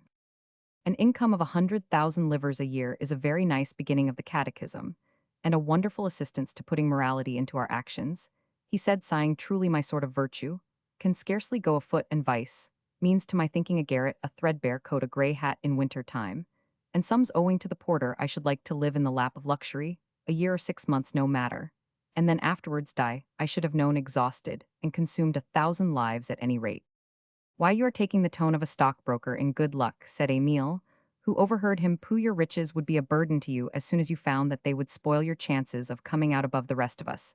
Hasn't the artist always kept the balance true between the poverty of riches and the riches of poverty? And isn't struggle a necessity to some of us? Look out for your digestion, and only look, he added, with a mock-heroic gesture, at the majestic, thrice holy and edifying appearance of this amiable capitalist's dining room. That man has in reality only made his money for our benefit, isn't he? A kind of sponge of the polyp order, overlooked by naturalists, which should be carefully squeezed before he is left for his heirs to feed upon. There is style, isn't there, about those bas-reliefs that adorn the walls and the lustres and the pictures? What luxury well carried out, if one may believe those who envy him, or who know, or think they know, the origins of his life. Then this man got rid of a German, and some other, she's best friend for one, and the mother of that friend during the Revolution. Could you house crimes under the venerable Taillefer's silvering locks? He looks to me a very worthy man. Only see how the silver sparkles, and is every glittering ray like a stab of a dagger to him. Let us go, and one might as well believe in Mahomet, if common reports speak truth. Here are 30 men of talent, and good fellows too, prepared to dine off the flesh and blood of a whole family. And here are we ourselves, a pair of youngsters full of open-hearted enthusiasm, and we shall be partakers in his guilt. I have a mind to ask our capitalist whether he is a respectable character. No, not now, cried Raphael, but when he is dead drunk, we shall have had our dinner then.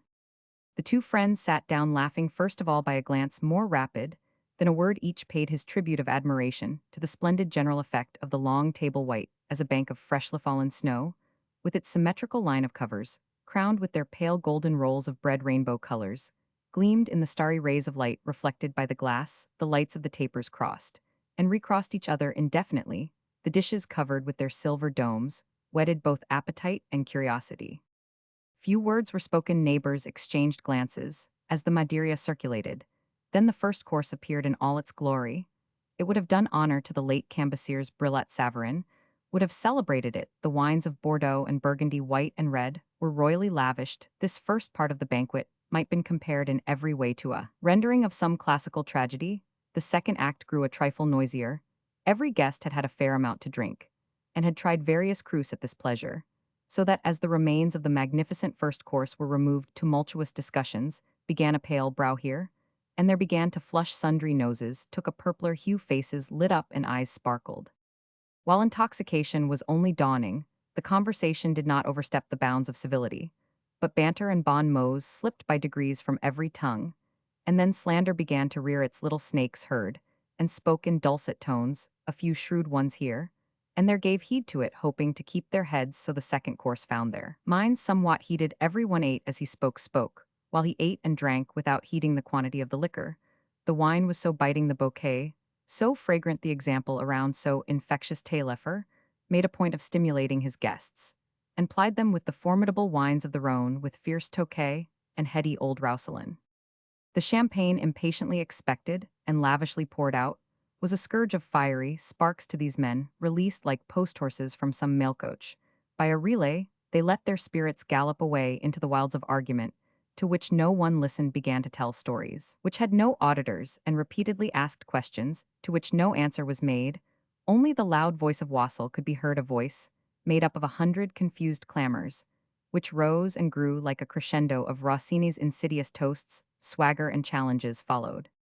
Each renounced any pride in his own intellectual capacity, in order to vindicate that of hogsheads, casks, and vats, and each made noise enough for two. A time came when the footmen smiled, while their masters all talked at once. A philosopher would have been interested doubtless by the singularity of the thoughts expressed. A politician would have been amazed by the incongruity of the methods discussed in the melee of words, or doubtfully luminous paradoxes, where truths grotesquely caparisoned met in conflict across the uproar of brawling judgments of arbitrary decisions, and folly much as bullets, shells, and grapeshot are hurled across a battlefield. It was at once a volume and a picture, every philosophy, religion, and moral code, differing so greatly, in every latitude, every government, every great achievement of the human intellect, fell before a scythe as long as time's own, and you might have found it hard to decide whether it was wielded by gravity, intoxicated, or by inebriation grown sober and clear-sighted, borne away by a kind of tempest. Their minds, like the sea raging against the cliffs, seemed ready to shake the laws which confine the ebb and flow of civilization, unconsciously fulfilling the will of God, who has suffered evil and good to abide in nature, and reserved the secret of their continual strife to himself. A frantic travesty of debate ensued, a Walpurgis revel of intellects between the dreary jests of these children of the Revolution over the inauguration of a newspaper, and the talk of the joyous gossips at Gargantua's birth stretched the gulf that divides the 19th century from the 16th. Laughingly, they had begun the work of destruction, and our journalists laughed amid the ruins. "What is the name of that young man over there?" said the notary, indicating Raphael. "I thought I heard someone call him Valentin." "What stuff is this?" said Emile, laughing. "Plain Valentin. Say you Raphael de Valentin, if you please. We bear an eagle, or on a field sable with a silver crown beak and claws gules, and a fine motto, non cessidit animus. We are no foundling child, but a descendant of the Emperor Valens, of the stock of the Valentinois, founders of the cities of Valence in France and Valentia, in Spain, rightful heirs to the empire of the East. If we suffer Mahmud on the throne of Byzantium, it is out of pure condescension, and for lack of funds and soldiers." With a fork flourished above Raphael's head, Emile outlined a crown upon it. The notary bethought himself a moment, but soon fell to drinking again, with a gesture peculiar to himself. It was quite impossible, it seemed to say, to secure in his clientele the cities of Valence and Byzantium, the Emperor Valens Mahmud, and the house of Valentinois. Should not the destruction of those anthills, Babylon, Tyre, Carthage, and Venice, each crushed beneath the foot of a passing giant, serve as a warning to man vouchsafed by some mocking power, said Claude Vignon, who must play the bossoot as a sort of purchased slave at the rate of 5 pence a line? Perhaps Moses, Sylla, Louis, Roman 11, Richelieu, Robespierre, and Napoleon were but the same man who crosses our civilizations, now and again like a comet across the sky, said a disciple of Ballanche. Why try to fathom the designs of Providence, said Canales, maker of ballads. Come now, said the man who set up for a critic, there is nothing more elastic in the world than your Providence. Well, Sir Louis Roman 14 sacrificed more lives over digging the foundations of the maintenance aqueducts than the convention expended in order to assess the taxes justly, to make one law for everybody and one nation of France, and to establish the rule of equal inheritance, said Massol, whom the lack of a syllable before his name had made a republican. Are you going to leave our heads on our shoulders? Asked Moreau of the Oise, a substantial farmer, you sir, who took blood for wine just now. Where is the use? Aren't the principles of social order worth some sacrifices, sir?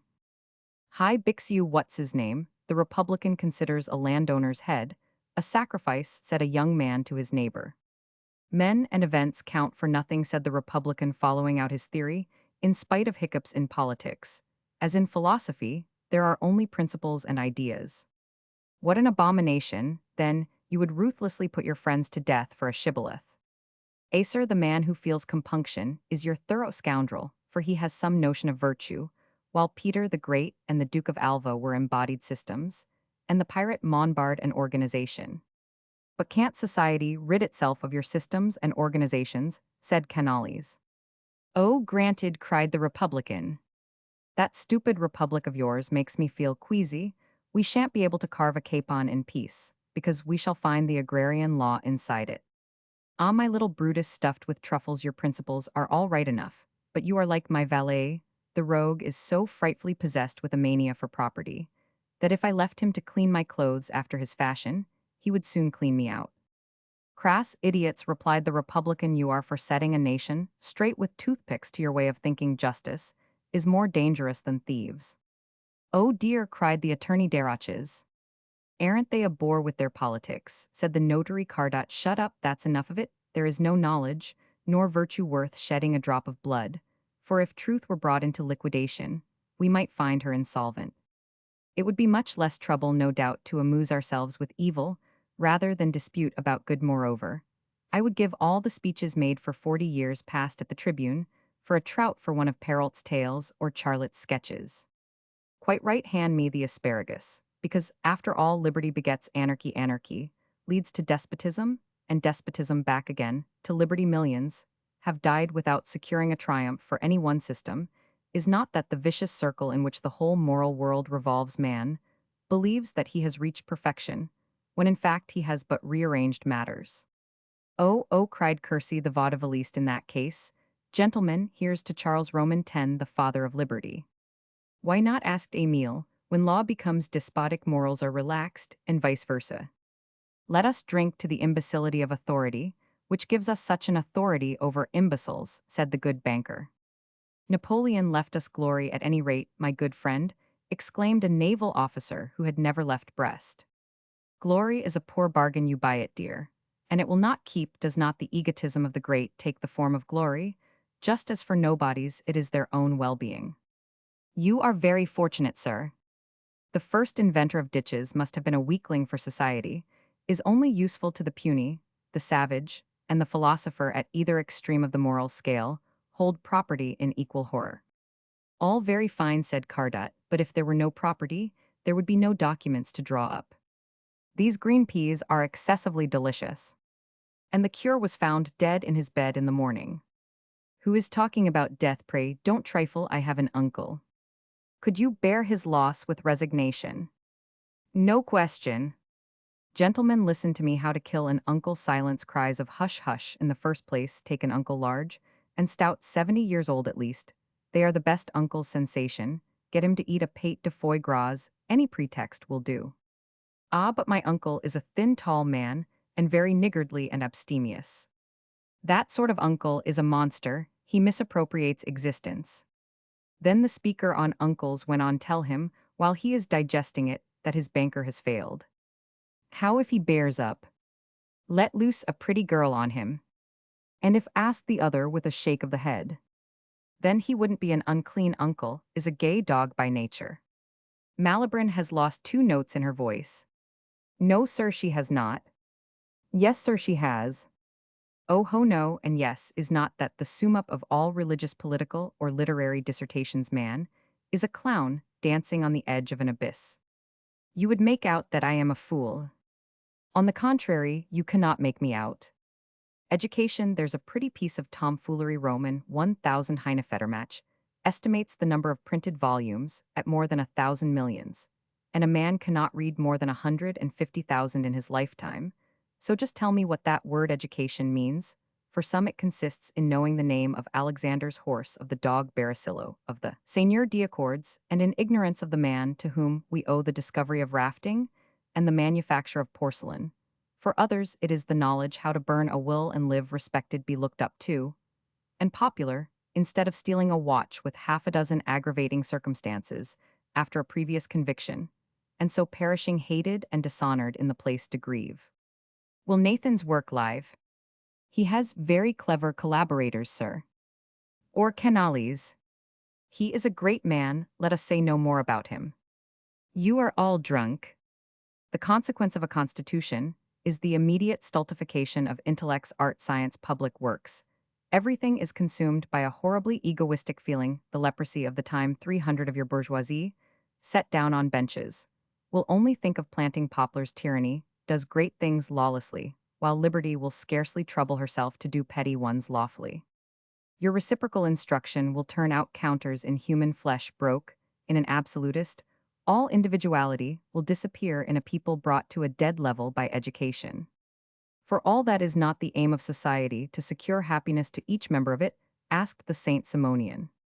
If you had an income of 50,000 livres, you would not think much about the people. If you are smitten with a tender passion for the race, go to Madagascar. There you will find a nice little nation, all ready to Saint Simonize classify, and cork up in your files. But here everyone fits into his niche like a peg in a hole, a porter is a porter, and a blockhead is a fool without a college of fathers to promote them to those positions. You are a Carlist, and why not despotism pleases me. It implies a certain contempt for the human race. I have no animosity against kings.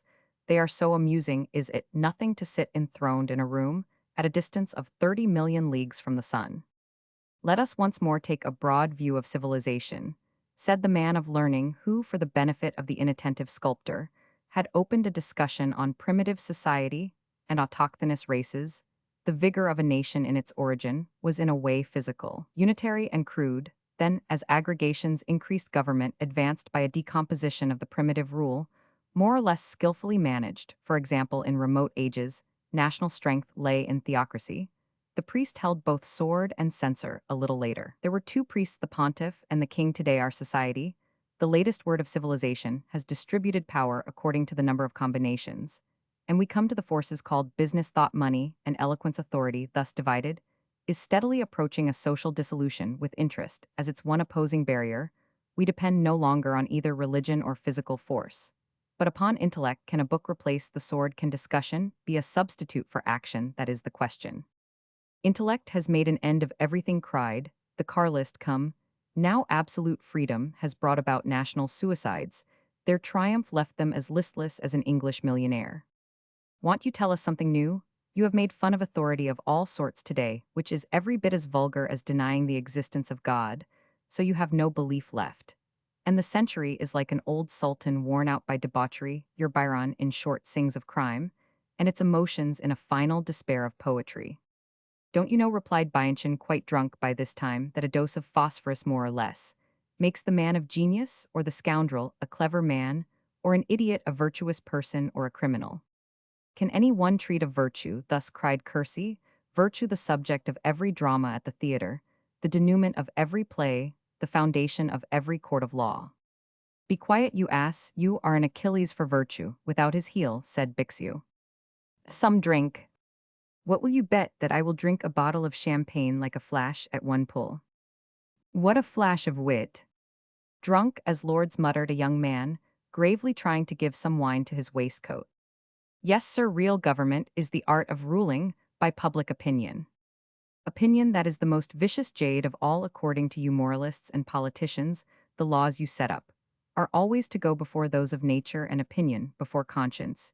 You are right and wrong both. Suppose society bestows down pillows on us, that benefit is made up for by the gout, and justice is likewise tempered by red tape and colds accompany cashmere shawls. Wretch Emile broke in upon the misanthrope. How can you slander civilization here at table up to the eyes in wines and exquisite dishes? Eat away at that roebuck with the gilded horns and feet, and do not carp at your mother. Is it any fault of mine if Catholicism puts a million deities in a sack of flour, that republics will end in a Napoleon, that monarchy dwells between the assassination of Henry Roman IV and the trial of Louis Roman XVI, and liberalism produces Lafayette's? Didn't you embrace him in July? No? Then hold your tongue, you skeptic. Skeptics are the most conscientious of men. They have no conscience. What are you saying? They have two apiece at least. So you want to discount heaven, a thoroughly commercial notion. Ancient religions were but the unchecked development of physical pleasure, but we have developed a soul, and expectations some advance has been made. What can you expect, my friends, of a century filled with politics to repletion? Asked Nathan what befell the history of the King of Bohemia and his 7 castles, a most entrancing conception. I say, the wood critic cried down the whole length of the table. The phrases might have been drawn at haphazard from a hat. 'Twas a work written down to Charenton. You are a fool. And you are a rogue. No, no. It's not a. They are going to fight. No, they aren't. You will find me tomorrow, sir. This very moment, Nathan answered. Come, come, you pair of fiery-ators. You are another, said the prime mover in the quarrel. Ah, I can't stand upright, perhaps, asked the pugnacious Nathan, straightening himself up like a stag beetle about to fly. He stared stupidly round the table, then completely exhausted by the effort sank back into his chair and mutely hung his head. Would it not have been nice, the critic said to his neighbor, to fight about a book one have neither read nor seen? Emile, look out for your coat, your neighbor is growing pale, said Bixiou. Can't yet another ball flung out for fools to sport with Sir Materialism and Spiritualism are a fine pair of battledores with which charlatans in long gowns keep a shuttlecock a-going, suppose that God is everywhere as Spinoza says, or that all things proceed from God, as says St. Paul the nincompoops the door shuts or opens. But isn't the movement the same? Does the fowl come from the egg, or the egg from the fowl? Just hand me some duck, and there you have all science. Simpleton cried, the man of science, your problem is settled by fact. What fact? Professors' chairs were not made for philosophy, but philosophy for the professors' chairs. Put on a pair of spectacles and read the budget. Thieves, nincompoops, knaves, gulls. Where but in Paris will you find such a ready and rapid exchange of thought, cried Bixiou, in a deep bass voice. Bixiou, act a classical farce for us, come now. Would you like me to depict the 19th century? Silence. Pay attention. Clap a muffle on your trumpets. Shut up, you Turk. Give him some wine and let that fellow keep quiet. Now then, Bixiou. The artist buttoned his black coat to the collar, put on yellow gloves, and began to burlesque the Revue des Deux Mondes by acting a squinting old lady. But the uproar drowned his voice, and no one heard a word of the satire. Still, if he did not catch the spirit of the century, he represented the review at any rate, for his own intentions were not very clear to him.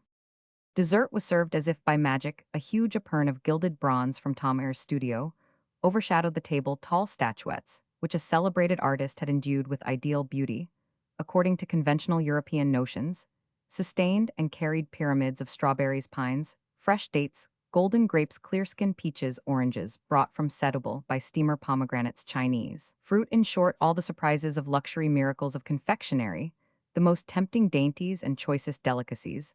The coloring of this Epicurean work of art was enhanced by the splendors of porcelain, by sparkling outlines of gold, by the chasing of the vases. Poussin's landscapes, copied on Sevres, where were crowned with graceful fringes of moss green, translucent and fragile as ocean weeds.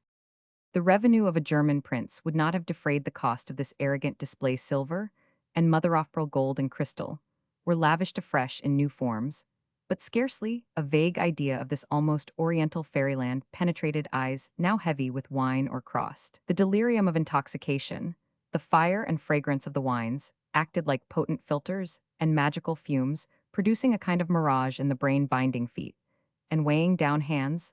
The clamor increased, words were no longer distinct, glasses flew in pieces, senseless peals of laughter broke out. Kersey snatched up a horn and struck up a flourish on it. It acted like a signal given by the devil. Yells, hisses, songs, cries and groans went up from the maddened crew. You might have smiled to see men, light-hearted by nature, grow tragical as crebellins. Dramas and pensive as a sailor in a coach, hard-headed men blabbed secrets to the inquisitive who were long past heeding them. Saturnine faces were wreathed in smiles worthy of a pirouetting dancer. Claude Vignon shuffled about like a bear in a cage. Intimate friends began to fight. Animal likenesses, so curiously traced by physiologists in human faces, came out in gestures. And behavior, a book lay open for a bitchet if he had repaired thither fasting, and collected the master of the house, knowing his condition, did not dare stir, but encouraged his guests' extravagances with a fixed grimacing smile, meant to be hospitable and appropriate his large face, turning from blue and red to a purple shade terrible, to see partook of the general commotion, by movements like the heaving and pitching of a brig. Now did you murder them? Emile asked him. Capital punishment is going to be abolished, they say, in favor of the Revolution of July, answered Taillefer, raising his eyebrows with drunken sagacity. Don't they rise up before you in dreams at times? Raphaël persisted. "There's a statute of limitations," said the murderer Croesus. And on his tombstone, Emile began with a sardonic laugh. "The stonemason will carve passerby, accord a tear in memory of one that's here. Oh," he continued, "I would cheerfully pay 100 sous to any mathematician who would prove the existence of hell to me by an algebraical equation."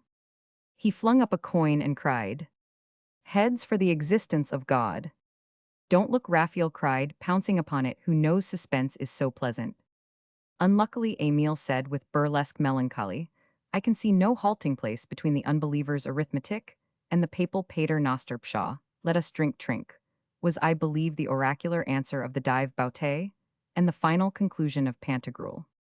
We owe our arts and monuments to the pater noster, and our knowledge too perhaps, and a still greater benefit modern government whereby a vast and teeming society is wondrously represented by some 500 intellects. It neutralizes opposing forces and gives free play to civilization, that Titan queen, who has succeeded the ancient terrible figure of the king, that sham providence, reared by man between himself and heaven. In the face of such achievements, atheism seems like a barren skeleton. What do you say? "I am thinking of the seas of blood shed by Catholicism," Emile replied, quite unimpressed. "It has drained our hearts and veins dry to make a mimic deluge. No matter, every man who thinks must range himself beneath the banner of Christ, for he alone has consummated the triumph of spirit over matter. He alone has revealed to us, like a poet, an intermediate world that separates us from the deity." "Believest thou?" asked Raphael with an unaccountable drunken smile. "Very good, we must not commit ourselves. So we will drink the celebrated toast des ignoties." And they drained the chalice filled up with science, carbonic acid, gas, perfumes, poetry, and incredulity. "If the gentlemen will go to the drawing room, coffee is ready for them," said the major domo. There was scarcely one of those present whose mind was not floundering, by this time, in the delights of chaos, where every spark of intelligence is quenched, and the body, set free from its tyranny, gives itself up to the frenetic joys of liberty. Some who had arrived at the apogee of intoxication were dejected, as they painfully tried to arrest a single thought which might assure them of their own existence. Others, deep in the heavy morasses of indigestion, denied the possibility of movement. The noisy and the silent were oddly assorted. For all that, when new joys were announced to them by the stentorian tones of the servant who spoke on his master's behalf, they all rose, leaning upon, dragging or carrying one another. But on the threshold of the room, the entire crew paused for a moment motionless, as if fascinated. The intemperate pleasures of the banquet seemed to fade away at this titillating spectacle, prepared by their amphitryon to appeal to the most sensual of their instincts. Beneath the shining wax lights in a golden chandelier, round about a table, inlaid with gilded metal, a group of women, whose eyes shone like diamonds, suddenly met the stupefied stare of the revelers. Their toilettes were splendid, but less magnificent than their beauty, which eclipsed the other marvels of this palace. A light shone from their eyes, bewitching as those of sirens, more brilliant and ardent than the blaze that streamed down upon the snowy marble, the delicately carved surfaces of bronze, and lit up the satin sheen of the tapestry. The contrasts of their attitudes and the slight movements of their heads, each differing in character and nature of attraction, set the heart afire. It was like a thicket where blossoms mingled with rubies, sapphires, and coral, a combination of gossamer scarves that flickered like beacon lights of black ribbons about snowy throats of gorgeous turbans, and demurely enticing apparel. It was a seraglio that appealed to every eye and fulfilled every fancy. Each form, posed to admiration, was scarcely concealed by the folds of cashmere, and half hidden, half revealed by transparent gauze and diaphanous silk. The little slender feet were eloquent, though the fresh red lips uttered no sound. Demure and fragile-looking girls, pictures of maidenly innocence, with a semblance of conventional unction about their heads, were there like apparitions that a breath might dissipate. Aristocratic beauties, with haughty glances, languid, flexible, slender, and complacent, bent their heads, as though there were royal protectors still in the market. An Englishwoman seemed like a spirit of melancholy, some coy, pale, shadowy form among Ossian's mists, or a type of remorse flying from crime. The Parisienne was not wanting in all her beauty, that consists in an indescribable charm, armed with her irresistible weakness, vein of her costume, and her wit pliant and hard, a heartless, passionless siren, that yet can create factitious treasures of passion and counterfeit emotion. Italians shone in the throng, serene and self-possessed in their bliss, handsome Normans, with splendid figures, women of the south with black hair and well-shaped eyes, level, might have summoned together all the fair women of Versailles, who since morning had perfected all their wiles, and now came like a troop of Oriental women bidden by the slave merchant to be ready to set out at dawn. They stood disconcerted and confused about the table, huddled together, in a murmuring group like bees, in a hive. The combination of timid embarrassment with coquettishness, and a sort of expostulation, was the result either of calculated effect or a spontaneous modesty, perhaps a sentiment of which women are never utterly divested, prescribed to them, the cloak of modesty to heighten and enhance the charms of wantonness. So the venerable Taillefer's designs seemed on the point of collapse, for these unbridled natures were subdued from the very first. By the majesty with which woman is invested, there was a murmur of admiration which vibrated like a soft musical note. Wine had not taken love for traveling companion. Instead of a violent tumult of passions, the guests, thus taken by surprise in a moment of weakness, gave themselves up to luxurious raptures of delight. Artists obeyed the voice of poetry which constrains them, and studied with pleasure the different delicate tints of these chosen examples of beauty, sobered by a thought perhaps, due to some emanation from a bubble of carbonic acid in the champagne.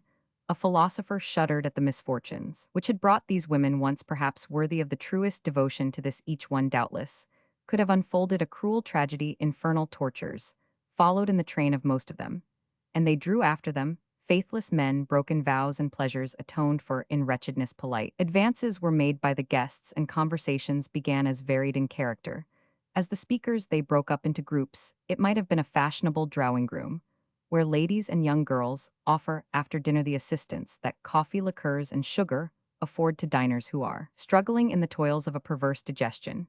But in a little while, laughter broke out, the murmur grew, and voices were raised. The Saturnalia subdued, for a moment threatened at times to renew itself. The alternations of sound and silence bore a distant resemblance to a symphony of Beethoven's.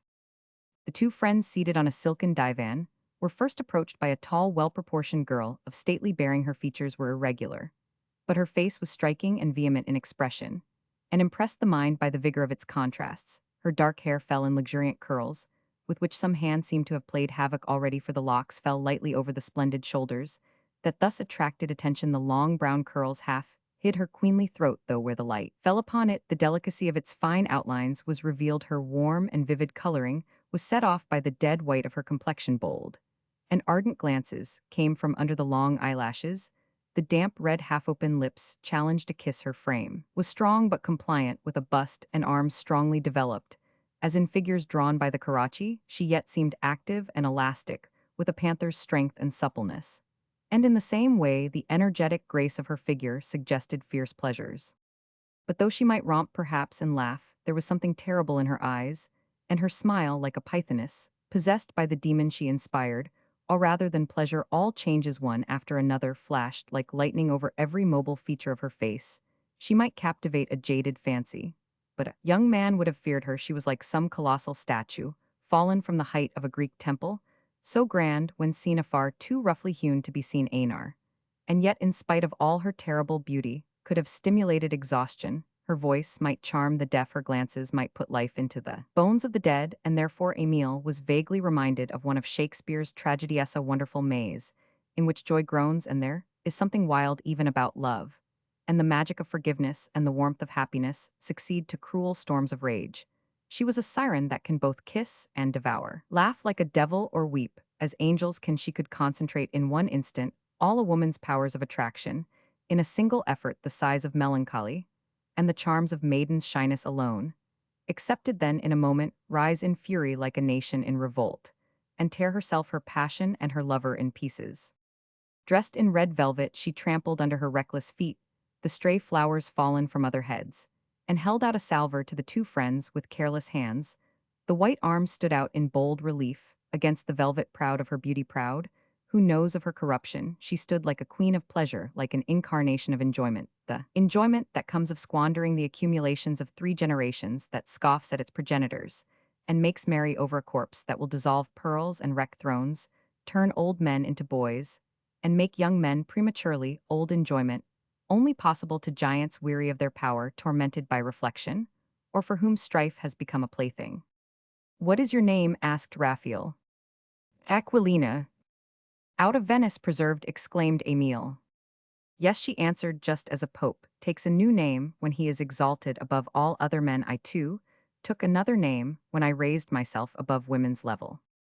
Then have you like your patron saint a terrible and noble lover, a conspirator, who would die for you, cried Emile, eager Litha's gleam of poetry had aroused his interest. Once I had, she answered, but I had a rival too in law guillotine. I have worn something red about me, ever since lest any happiness should carry me away. Oh, if you're going to get her on to the story of those four lads of La Rochelle, she will never get to the end of it. That's enough, Aquilina, as if every woman could not bewail some lover or other, though not every one has the luck to lose him on the scaffold, as you have done, I would a great deal sooner see a lover of mine in a trench at the back of Clamart than in a rival's arms. All this in the gentlest and most melodious accents, and pronounced by the prettiest, gentlest, and most innocent-looking little person that a fairy wand ever drew from an enchanted eggshell. She had come up noiselessly, and they became aware of a slender, dainty figure, charmingly timid blue eyes and white transparent brows, no ingenue among the naiads. A truant from her river spring could have been shyer, whiter, more ingenuous than this young girl, seemingly about 16 years old, ignorant of evil, and of the storms of life, and fresh from some church, in which she must have prayed the angels to call her to heaven before the time, only in Paris. Are such natures as this to be found concealing depths of depravity behind a fair mask, and the most artificial vices beneath a brow as young and fair as an opening flower? At first the angelic promise of those soft lineaments misled the friends Raphael and Emile, took the coffee which she poured into the cups brought by Aquilina, and began to talk with her in the eyes of the two poets. She soon became transformed into some somber allegory of I know not what aspect of human life she opposed to the vigorous and ardent expression of her commanding acquaintance, a revelation of heartless corruption and voluptuous cruelty, heedless enough to perpetrate a crime, hardy enough to feel no misgivings, a pitiless demon that wrings larger and kinder natures with torments, that it is incapable of knowing, that simpers over a traffic in love, sheds tears over a victim's funeral, and beams with joy over the reading of the will. A poet might have admired the magnificent Aquilina, but the winning Euphrasia must be repulsive to every one. The first was the soul of sin, the second sin without a soul in it.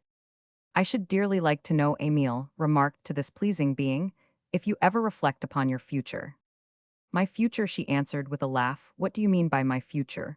Why should I think about something that does not exist? As yet I never look before or behind, isn't one day at a time more than I can concern myself with as it is, and, besides, the future, as we know, means the hospital. How can you foresee a future in the hospital and make no effort to avert it? What is there so alarming about the hospital? Asked the terrific Aquilina, when we are neither wives nor mothers, when old age draws black stockings over our limbs, sets wrinkles on our brows, withers up the woman in us, and darkens the light in our lovers' eyes, what could we need when that comes to pass? You would look on us then as mere human clay. We, with our habiliments, shall be for you like so much mud, worthless, lifeless, crumbling to pieces, going about with the rustle of dead leaves, rags, or the daintiest finery. Will be as one to us. Then the ambergris of the boudoir will breathe an odor of death and dry bones. And suppose there is a heart there in that mud, not one of you, but would make mock of it, not so much as a memory, will you spare to us? Is not our existence precisely the same, whether we live in a fine mansion with lapdogs to tend, or sort rags in a workhouse? Does it make much difference whether we shall hide our gray heads beneath lace or a handkerchief, striped with blue and red, whether we sweep a crossing with a birch broom, or the steps of the Tuileries with satins, whether we sit beside a gilded hearth or cower over the ashes, in a red earthen pot, whether we go to the opera, or look on in the place to grieve?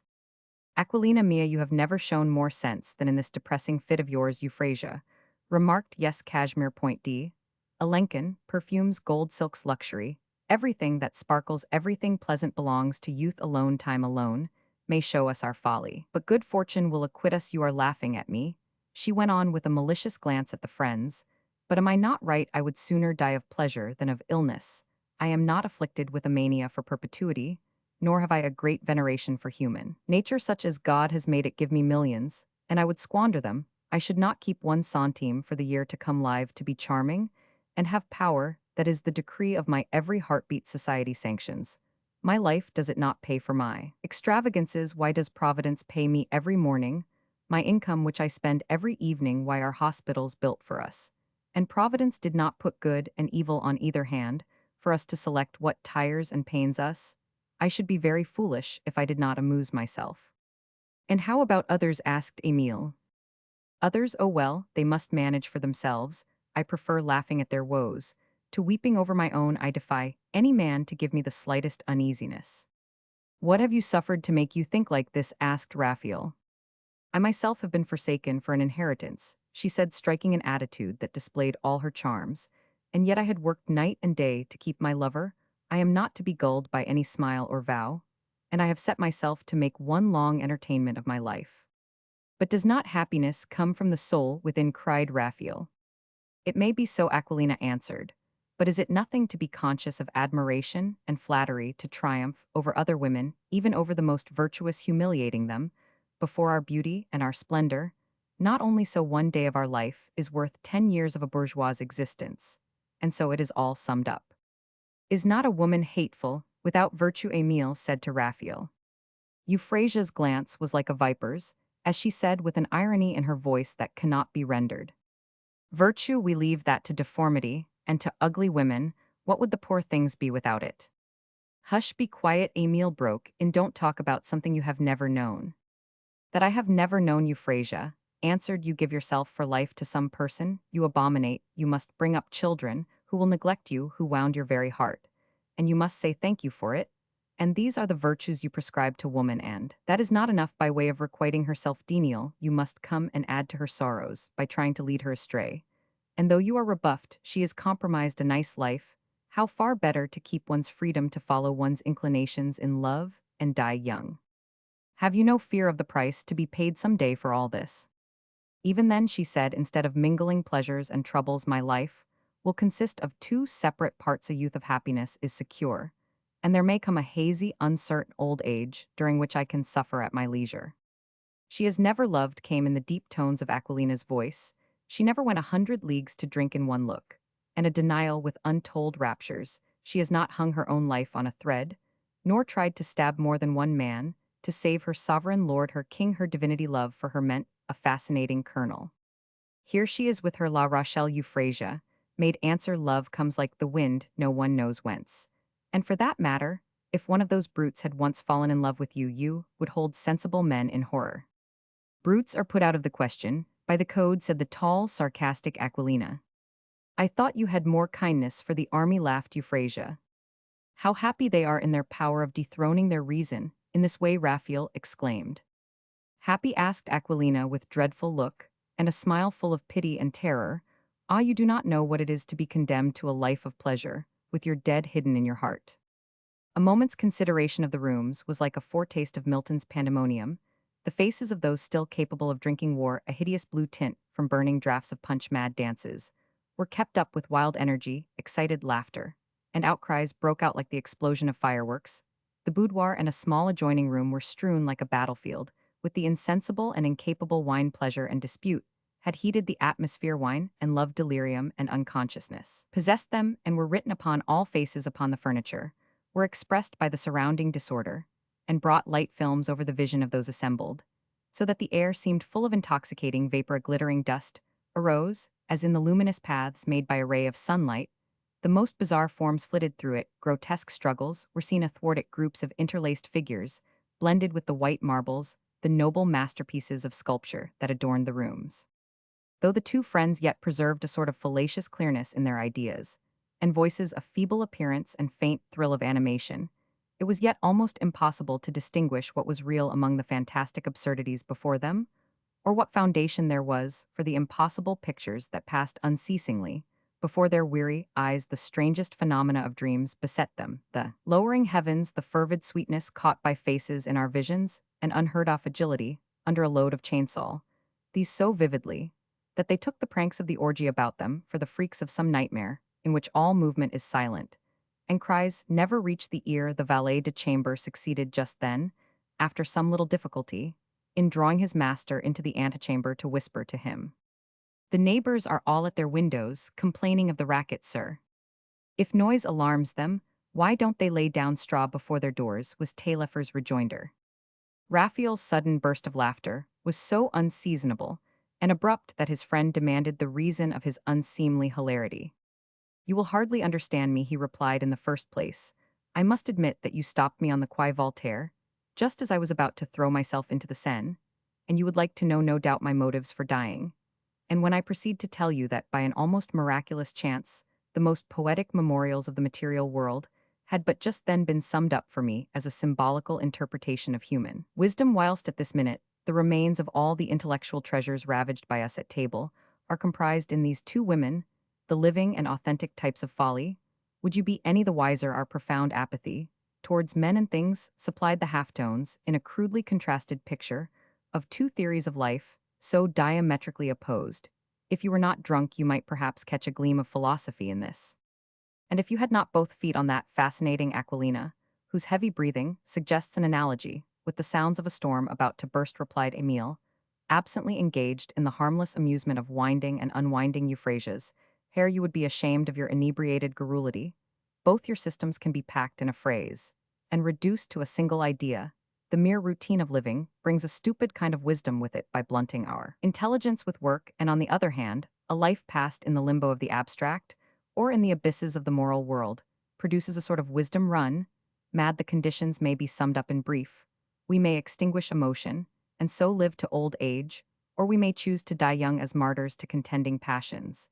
And yet this decree is at variance with the temperaments with which we were endowed by the bitter jester, who modeled all creatures. Idiot, Raphael burst in, go on epitomizing yourself after that fashion, and you will fill volumes.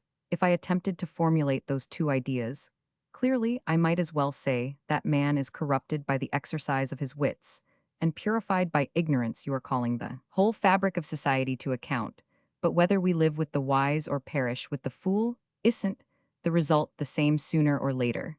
And have not the prime constituents of the quintessence of both systems been before expressed in a couple of words, cara muri, cara mara? You make me doubt the existence of a god, for your stupidity is greater than his power, said Emile. Our beloved Rabelais summed it all up in a shorter word than your cara muri, cara mara from his Puteter Montaigne derived his own quesace. After all, this last word of moral science is scarcely more than the cry of Pyrrhus set betwixt good and evil, or Buridan's ass between the two measures of oats. But let this everlasting question alone, resolved today by a yes and a no. What experience did you look to find by a jump into the Seine? Were you jealous of the hydraulic machine on the Pont Notre Dame? Ah, if you but knew my history. Pooh, said Emile, I did not think you could be so commonplace. That remark is hackneyed. Don't you know that every one of us claims to have suffered as no other ever did? Ah, Raphael sighed. What a mountebank art thou with thy look here now? Does some disease of the mind or body, by contracting your muscles, bring back of a morning the wild horses that tear you in pieces at night, as with Damiens once upon a time? Were you driven to sup off your own dog in a garret uncooked? And without salt, have your children ever cried, I am hungry? Have you sold your mistress' hair to hazard the money at play? Have you ever drawn a sham bill of exchange on a fictitious uncle at a sham address, and feared lest you should not be in time to take it up? Come now, I am attending. If you were going to drown yourself for some woman, or by way of a protest, or out of sheer dullness, I disown, you make your confession, and no lies. I don't at all want a historical memoir. And above all things, be as concise as your clouded intellect permits. I am as critical as a professor, and as sleepy as a woman at her vespers. You silly fool, said Raphael, when has not suffering been keener for a more susceptible nature some day, when science has attained to a pitch that enables us to study the natural history of hearts, when they are named and classified in genera, subgenera, and families into crustacea, fossils, saurians, infusoria, or whatever it is, then, my dear fellow, it will be ascertained that there are natures as tender and fragile as flowers that are broken by the slight bruises that some stony hearts do not even feel. For pity's sake, spare me thy exordium, said Emile, as half plaintive, half amused. He took Raphael's hand. Roman 2, a woman without a heart. After a moment's silence, Raphael said with a careless gesture, perhaps it is an effect of the fumes of punch. I really cannot tell thy's clearness of mind that enables me to comprise my whole life in a single picture, where figures and hues, lights, shades, and halftones are faithfully rendered. I should not have been so surprised at this poetical play of imagination, if it were not accompanied with a sort of scorn for my past joys and sorrows seen from afar. My life appears to contract by some mental process that long, slow agony of 10 years' duration can be brought to memory today in some few phrases, in which pain is resolved into a mere idea, and pleasure becomes a philosophical reflection. Instead of feeling things, I weigh and consider them. You are as tiresome as the explanation of an amendment, cried Emile. Very likely, said Raphael submissively. I spare you the first 17 years of my life for fear of abusing a listener's patience. Till that time, like you and thousands of others, I had lived my life at school, or the lycée with its imaginary troubles and genuine happinesses which are so pleasant to look back upon. Our jaded palates still crave for that Lenten fare. So long as we have not tried it afresh, it was a pleasant life, with the tasks that we thought so contemptible, but which taught us application for all that. Let the drama begin, said Emile, half plaintively, half comically. When I left school, Raphael went on with a gesture that claimed the right of speaking. My father submitted me to a strict discipline. He installed me in a room near his own study, and I had to rise at 5 in the morning and be in bed by 9 at night. He meant me to take my law studies seriously. I attended the schools and read with an advocate as well, but my lectures and work were so narrowly circumscribed by the laws of time and space, and my father required such a strict account of my doings at dinner that— What is this to me? Asked Emile. The devil take you, said Raphael. How are you to enter into my feelings if I do not relate the facts that insensibly shaped my character, made me timid, and prolonged the period of youthful simplicity in this manner? I cowered under as strict a despotism as a monarch's, till I came of age to depict the tedium of my life. It will be perhaps enough to portray my father to you. He was tall, thin, and slight, with a hatchet face and pale complexion, a man of few words, fidgety as an old maid, exacting as a senior clerk. His paternal solicitude hovered over my merriment and gleeful thoughts, and seemed to cover them with a leaden pall. Any effusive demonstration on my part was received by him as a childish absurdity. I was far more afraid of him than I had been of any of our masters at school. I seemed to see him before me at this moment in his chestnut brown frock coat. He looked like a red herring wrapped up in the cover of a pamphlet, and he held himself as erect as an Easter candle. But I was fond of my father, and at heart he was right enough. Perhaps we never hate severity when it has its source in greatness of character and pure morals, and is skillfully tempered with kindness. My father, it is true, never left me a moment to myself, and only when I was 20 years old gave me so much as 10 francs of my own, 10 knavish prodigals of francs, such a hoard as I had long vainly desired, which set me a dreaming of unutterable felicity. Yet for all that he sought to procure relaxations for me, when he had promised me a treat beforehand, he would take me to Les Buffoons, or to a concert or ball, where I hoped to find a mistress that meant independence but bashful and timid, as I was knowing nobody and ignorant of the dialect of drawing grooms. I always came back as awkward as ever, and swelling with unsatisfied desires, to be put in harness like a troop horse, next day by my father, and to return with mourning to my advocate, the Palais de Justice, and the law. To have swerved from the straight course which my father had mapped out for me would have drawn down his wrath upon me at my first delinquency. He threatened to ship me off as a cabin boy to the Antilles. A dreadful shiver ran through me if I had ventured to spend a couple of hours in some pleasure party. Imagine the most wandering imagination and passionate temperament, the tenderest soul and most artistic nature, dwelling continually in the presence of the most flint-hearted, atrabilious, and frigid man on earth. Think of me as a young girl, married to a skeleton, and you will understand the life whose curious scenes can only be a hearsay tale to you. The plans for running away that perished at the sight of my father, the despair soothed by slumber, the dark broodings charmed away by music. I breathed my sorrows forth in melodies Beethoven or Mozart, would keep my confidences sacred. Nowadays I smile at recollections of the scruples which burdened my conscience at that epoch of innocence and virtue. If I set foot in a restaurant, I gave myself up for lost. My fancy led me to look on a café as a disreputable haunt, where men lost their characters and embarrassed their fortunes. As for engaging in play, I had not the money to risco. If I needed to send you to sleep, I would tell you about one of the most frightful pleasures of my life, one of those pleasures with fangs that bury themselves in the heart as the branding iron enters the convict's shoulder. I was at a ball at the house of the Duc de Navarreins, my father's cousin. But to make my position the more perfectly clear, you must know that I wore a threadbare coat, ill-fitting, shoes a tie fit for a stableman, and a soiled pair of gloves. I shrank into a corner to eat ices, and watched the pretty faces at my leisure. My father noticed me, actuated by some motive that I did not fathom. So dumbfounded was I by this act of confidence. He handed me his keys and purse to keep 10 paces away. Some men were gambling. I heard the rattling of gold. I was 20 years old. I longed to be steeped for one whole day in the follies of my time of life. It was a license of the imagination that would find a parallel neither in the freaks of courtesans nor in the dreams of young girls for a year past I had beheld myself well dressed in a carriage with a pretty woman by my side, playing the great lord dining at Verres, deciding not to go back home till the morrow, but was prepared for my father with a plot more intricate than the marriage of Figaro, which he could not possibly have unraveled. All this bliss would cost, I estimated, 50 crowns. Was it not the artless idea of playing truant that still had charms for me? I went into a small adjoining room, and when alone counted my father's money with smarting eyes and trembling fingers. 100 crowns. The joys of my escapade rose before me. At the thought of the amount, joys that flitted about me like Macbeth's witches round their cauldron. Joys, how alluring, how thrilling, how delicious. I became a deliberate rascal. I heeded neither my tingling ears nor the violent beating of my heart, but took out two 20-franc pieces that I seemed to see, yet the dates had been erased, and Bonaparte's head simpered upon them. After I had put back the purse in my pocket, I returned to the gaming table with the 2 pieces of gold in the palms of my damp hands, prowling about the players like a sparrowhawk, round a coop of chickens tormented by inexpressible terror.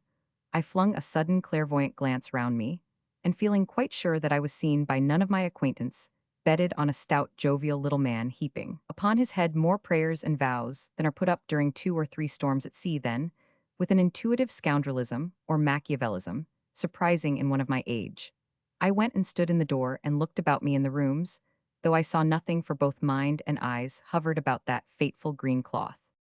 That evening fixes the date of a first observation of a physiological kind to it. I owe a kind of insight into certain mysteries of our double nature that I have since been enabled to penetrate. I had my back turned on the table where my future felicity lay at stake, a felicity, but so much the more intense that it was criminal. Between me and the players stood a wall of onlookers, some 5 feet deep, who were chatting. The murmur of voices drowned the clinking of gold, which mingled in the sounds sent up by this orchestra. Yet, despite all obstacles, I distinctly heard the words of the 2 players, by a gift accorded to the passions, which enables them to annihilate time and space. I saw the points they made. I knew which of the 2 turned up the king, as well as if I had actually seen the cards at a distance of 10 paces. In short, the fortunes of play blanched my face. My father suddenly went by, and then I knew what the scripture meant by the Spirit of God passed before his face. I had one. I slipped through the crowd of men who had gathered about the players, with the quickness of an eel escaping through a broken mesh. In a net, my nerves thrilled with joy instead of anguish. I felt like some criminal on the way to torture, released by a chance meeting with the king. It happened that a man with a decoration found himself short by 40 francs. Uneasy eyes suspected me. I turned pale, and drops of perspiration stood on my forehead. I was well punished, I thought, for having robbed my father. Then the kind little stout man said in a voice like an angel's, "Surely all these gentlemen have paid their stakes," and put down the 40 francs himself. I raised my head in triumph upon the players. After I had returned the money I had taken from it to my father's purse, I left my winnings with that honest and worthy gentleman, who continued to win. As soon as I found myself possessed of 160 francs, I wrapped them up in my handkerchief, so that they could neither move or rattle on the way back, and I played no more. "What were you doing at the cartable?" said my father as we stepped into the carriage. "I was looking on," I answered, trembling. "But it would have been nothing out of the common if you had been prompted by self-love to put some money down on the table in the eyes of men of the world. You are quite old enough to assume the right to commit such follies, so I should have pardoned you, Raphael, if you had made use of my purse." I did not answer when we reached home. I returned the keys and money to my father as he entered his study. He emptied out his purse on the mantelpiece, counted the money, and turned to me with a kindly look, saying with more or less long and significant pauses between each phrase, "My boy, you are very nearly 20 now. I am satisfied with you. You ought to have an allowance, if only to teach you how to lay it out, and to gain some acquaintance with everyday business henceforward. I shall let you have 100 francs each month. Here is your first quarter's income for this year," he added, fingering a pile of gold, as if to make sure that the amount was correct. "Do what you please with it." I confess that I was ready to fling myself at his feet to tell him that I was a thief, a scoundrel, and worse than all, a liar, but a feeling of shame held me back. I went up to him for an embrace, but he gently pushed me away. "You are a man now, my child," he said. "What I have just done was a very proper and simple thing, for which there is no need to thank me. If I have any claim to your gratitude, Raphael," he went on in a kind but dignified way, "it is because I have preserved your youth from the evils that destroy young men in Paris. We will be 2 friends henceforth. In a year's time you will be a doctor of law, Not without some hardship and privations you have acquired the sound knowledge, and the love of and application to work that is indispensable to public men. You must learn to know me, Raphael. I do not want to make either an advocate or a notary of you, but a statesman who shall be the pride of our poor house. Good night, he added. From that day, my father took me fully into confidence. I was an only son, and 10 years before I had lost my mother in time, past my father, the head of a historic family, remembered even now in Auvergne, had come to Paris to fight against his evil star, dissatisfied at the prospect of tilling the soil with his useless sword by his side. He was endowed with the shrewdness that gives the men of the south of France a certain ascendancy, when energy goes with it almost unaided. He made a position for himself near the fountain of power. The revolution brought a reverse of fortune, but he had managed to marry an heiress of good family, and in the time of the Empire appeared to be on the point of restoring to our house its ancient splendor. The restoration, while it brought back considerable property to my mother, was my father's ruin. He had formerly purchased several estates abroad conferred by the emperor on his generals, and now for 10 years he struggled with liquidators, diplomatists, and Prussian and Bavarian courts of law over the disputed possession of these unfortunate endowments. My father plunged me into the intricate labyrinths of law proceedings on which our future depended. We might be compelled to return the rents as well as the proceeds arising from sales of timber made during the years 1814 to 1817. In that case, my mother's property would have barely saved our credit. So it fell out that the day on which my father in a fashion emancipated me brought me under a most galling yoke. I entered on a conflict like a battlefield. I must work day and night, seek interviews with statesmen, surprise their convictions, try to interest them in our affairs, and gain them over with their wives and servants, and their very dogs. And all this abominable business had to take the form of pretty speeches and polite attentions.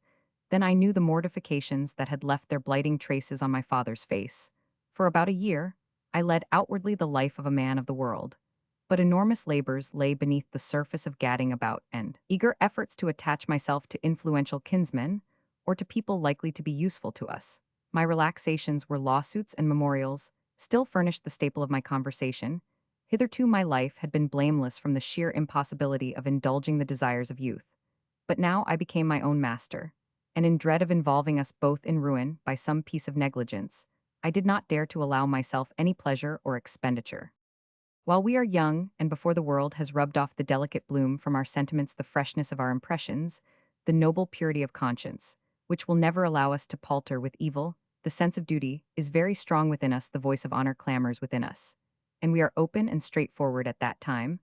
I was all these things. I wished to justify my father's confidence in me, but lately I would have stolen a paltry sum from him with secret delight. But now that I shared the burden of his affairs, of his name, and of his house, I would secretly have given up my fortune and my hopes for him, as I was sacrificing my pleasures, and even have been glad of the sacrifice. So, when Roman 1000 de Villèle exhumed for our special benefit an imperial decree concerning forfeitures, and had ruined us, I authorized the sale of my property, only retaining an island in the middle of the Loire, where my mother was buried. Perhaps arguments and evasions, philosophical, philanthropic, and political considerations would not fail me now to hinder the perpetration of what my solicitor termed a folly. But at 120, I repeat, we are all aglow with generosity and affection. The tears that stood in my father's eyes were to me the most splendid of fortunes, and the thought of those tears has often soothed my sorrow. 10 months after he had paid his creditors, my father died of grief. I was his idol, and he had ruined me. The thought killed him towards the end of the autumn of 1826 at the age of 22. I was the sole mourner at his graveside, at the grave of my father and my earliest friend. Not many young men have found themselves alone with their thoughts as they followed a hearse, or have seen themselves lost in crowded Paris, and without money or prospects. Orphans rescued by public charity have at any rate the future of the battlefield before them, and find a shelter in some institution and a father in the government, or in the Procureur du Roi. I had nothing. 3 months later, an agent made over to me 1112 francs, the net proceeds of the winding up of my father's affairs. Our creditors had driven us to sell our furniture. From my childhood, I had been used to set a high value on the articles of luxury about us, and I could not help showing my astonishment at the sight of this meager balance. "Oh, Rococo, all of it," said the auctioneer, a terrible word that fell like a blight on the sacred memories of my childhood, and dispelled my earliest illusions. The dearest of all my entire fortune was comprised in this account. Rendered my future lay in a linen bag, with 1,112 francs in it human society, stood before me in the person of an auctioneer's clerk, who kept his hat on while he spoke Jonathan, an old servant, who was much attached to me, and whom my mother had formerly pensioned, with an annuity of 400 francs spoke to me, as I was leaving the house that I had so often gaily left for a drive in my childhood. Be very economical, Monsieur Raphael. The good fellow was crying. Such were the events, dear Emile, that ruled my destinies, molded my character, and set me while still young in an utterly false social position, said Raphael, after a pause. Family ties, weak ones. It is true, bound me to a few wealthy houses, but my own pride would have kept me aloof from them, if contempt and indifference had not shut their doors on me in the first place. I was related to people who were very influential, and who lavished their patronage on strangers, but I found neither relations nor patrons in them. Continually circumscribed in my affections, they recoiled upon me unreserved, and simple by nature, I must have appeared frigid and sophisticated. My father's discipline had destroyed all confidence in myself. I was shy and awkward. I could not believe that my opinion carried any weight. Whatever, I took no pleasure in myself. I thought myself ugly, and was ashamed to meet my own eyes, in spite of the inward voice that must be the stay of a man with anything in him. In all his struggles, the voice that cries courage, go forward, in spite of sudden revelations of my own strength, in my solitude, in spite of the hopes that thrilled me, as I compared new works that the public admired so much with the schemes that hovered in my brain. In spite of all this, I had a childish mistrust of myself. An overweening ambition preyed upon me. I believed that I was meant for great things, and yet I felt myself to be nothing. I had need of other men, and I was friendless. I found I must make my way in the world where I was quite alone and bashful rather than afraid. All through the year in which by my father's wish I threw myself into the whirlpool of fashionable society, I came away with an inexperienced heart and fresh in mind. Like every grown child, I sighed in secret for a love affair. I met among young men of my own age a set of swaggerers who held their heads high, and talked about trifles, as they seated themselves without a tremor beside women, who inspired awe in me. They chattered nonsense, sucked the heads of their canes, gave themselves affected airs, appropriated the fairest women, and laid, or pretended that they had laid their heads on every pillow. Pleasure seemingly was at their beck and call. They looked on the most virtuous and prudish, as an easy prey ready to surrender at a word, at the slightest impudent gesture or insolent look. I declare on my soul and conscience that the attainment of power, or of a great name in literature, seemed to me an easier victory than a success with some young, witty, and gracious lady of high degree. So I found the tumult of my heart, my feelings, and my creeds, all at variance with the axioms of society. I had plenty of audacity in my character, but none in my manner. Later, I found out that women did not like to be implored. I have from afar adored many a one to whom I devoted a soul proof against all tests, a heart to break, energy that shrank from no sacrifice, and from no torture. They accepted fools whom I would not have engaged as hall porters. How often, mute and motionless, have I not admired the lady of my dreams, swaying in the dance, given up my life, in thought, to one eternal caress, expressed all my hopes in a look, and laid before her in my rapture a young man's love which should outstrip all fables. At some moments, I was ready to barter my whole life for one single night. Well, as I could never find a listener for my impassioned proposals, eyes to rest my own upon a heart made for my heart, I lived on in all the sufferings of impotent force that consumes itself, lacking either opportunity or courage or experience. I despaired maybe of making myself understood, or I feared to be understood, but too well. And yet the storm within me was ready to burst at every chance courteous look. In spite of my readiness to take the semblance of interest in look or word for a tenderer solicitude, I dared neither to speak nor to be silent seasonably. My words grew insignificant, and my silence stupid by sheer stress of emotion. I was too ingenuous, no doubt, for that artificial life led by candlelight, where every thought is expressed in conventional phrases, or by words that fashion dictates. And not only so, I had not learned how to employ speech that says nothing and silence that says a great deal. In short, I concealed the fires that consumed me, and with such a soul as women wish to find, with all the elevation of soul that they long for, and a metal that fools plume themselves upon. All women have been cruelly treacherous to me. So in my simplicity, I admired the heroes of this set when they bragged about their conquests, and never suspected them of lying. No doubt, it was a mistake to wish for a love that springs for a word's sake, to expect to find in the heart of a vain, frivolous woman, greedy for luxury, and intoxicated with vanity, the great sea of passion that surged tempestuously in my own breast. Oh, to feel that you were born to love, to make some woman's happiness, and yet to find not one, not even a noble and courageous Marceline, not so much as an old marquise. Oh, to carry a treasure in your wallet, and not find even some child or inquisitive young girl to admire it in my despair, I often wished to kill myself. Finally tragical tonight, cried Emile. Let me pass sentence on my life, Raphael answered. If your friendship is not strong enough to bear with my elegy, if you cannot put up with half an hour's tedium for my sake, go to sleep. But then never ask again for the reason of suicide that hangs over me, that comes nearer and calls to me, that I bow myself before. If you are to judge a man, you must know his secret thoughts, sorrows, and feelings. To know merely the outward events of a man's life would only serve to make a chronological table of fools notion of history. Emile was so much struck with the bitter tones in which these words were spoken that he began to pay close attention to Raphael, whom he watched with a bewildered expression. Now, continued the speaker, all these things that befell me appear in a new light. The sequence of events that I once thought so unfortunate created the splendid powers of which later I became so proud. If I may believe you, I possess the power of readily expressing my thoughts, and I could take a forward place in the great field of knowledge. And is not this the result of scientific curiosity of excessive application, and a love of reading which possessed me from the age of 7, till my entry on life, the very neglect in which I was left, and the consequent habits of self-repression and self-concentration, did not these things teach me how to consider and reflect? Nothing in me was squandered in obedience to the exactions of the world, which humble the proudest soul and reduce it to a mere husk. And was it not this very fact that refined the emotional part of my nature, till it became the perfected instrument of a loftier purpose than passionate desires? I remember watching the women who mistook me with all the insight of contemned love. I can see now that my natural sincerity must have been displeasing to them. Women perhaps even require a little hypocrisy.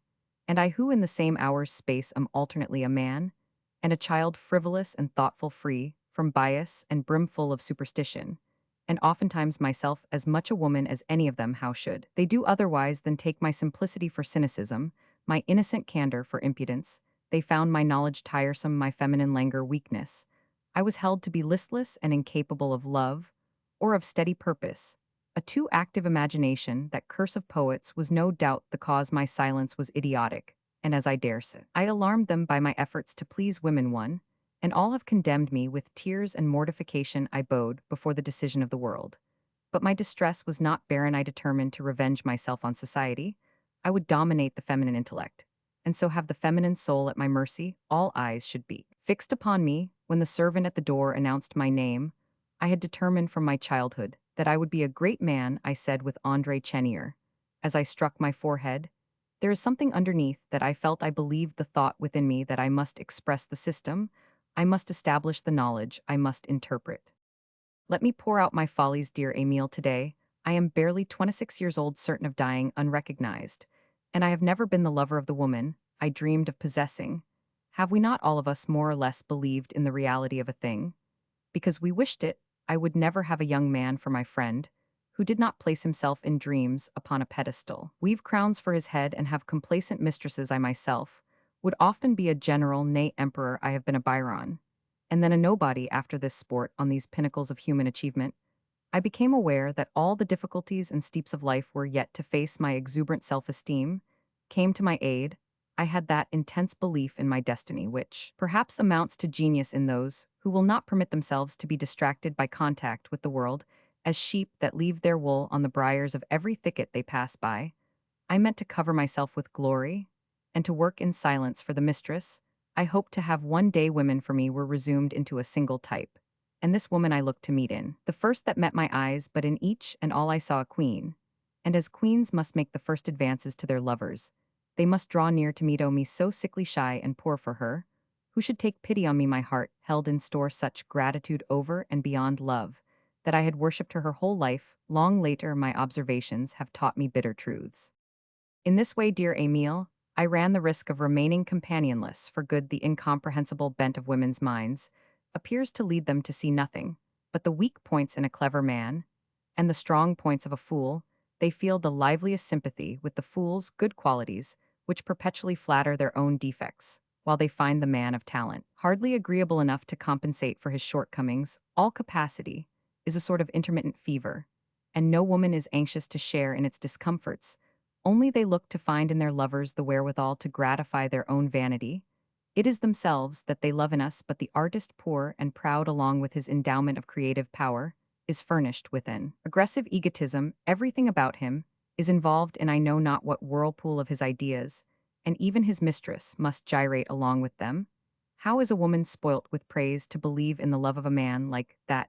Will she go to seek him out? That sort of lover has not the leisure to sit beside a sofa and give himself up to the sentimental simperings that women are so fond of, and on which the false and unfeeling pride themselves. He cannot spare the time from his work, and how can he afford to humble himself and go amasquerading? I was ready to give my life once, and for all, but I could not degrade it in detail. Besides, there is something indescribably paltry in a stockbroker's tactics, who runs on errands for some insipid, affected woman. All this disgusts an artist's love in the abstract is not enough for a great man in poverty.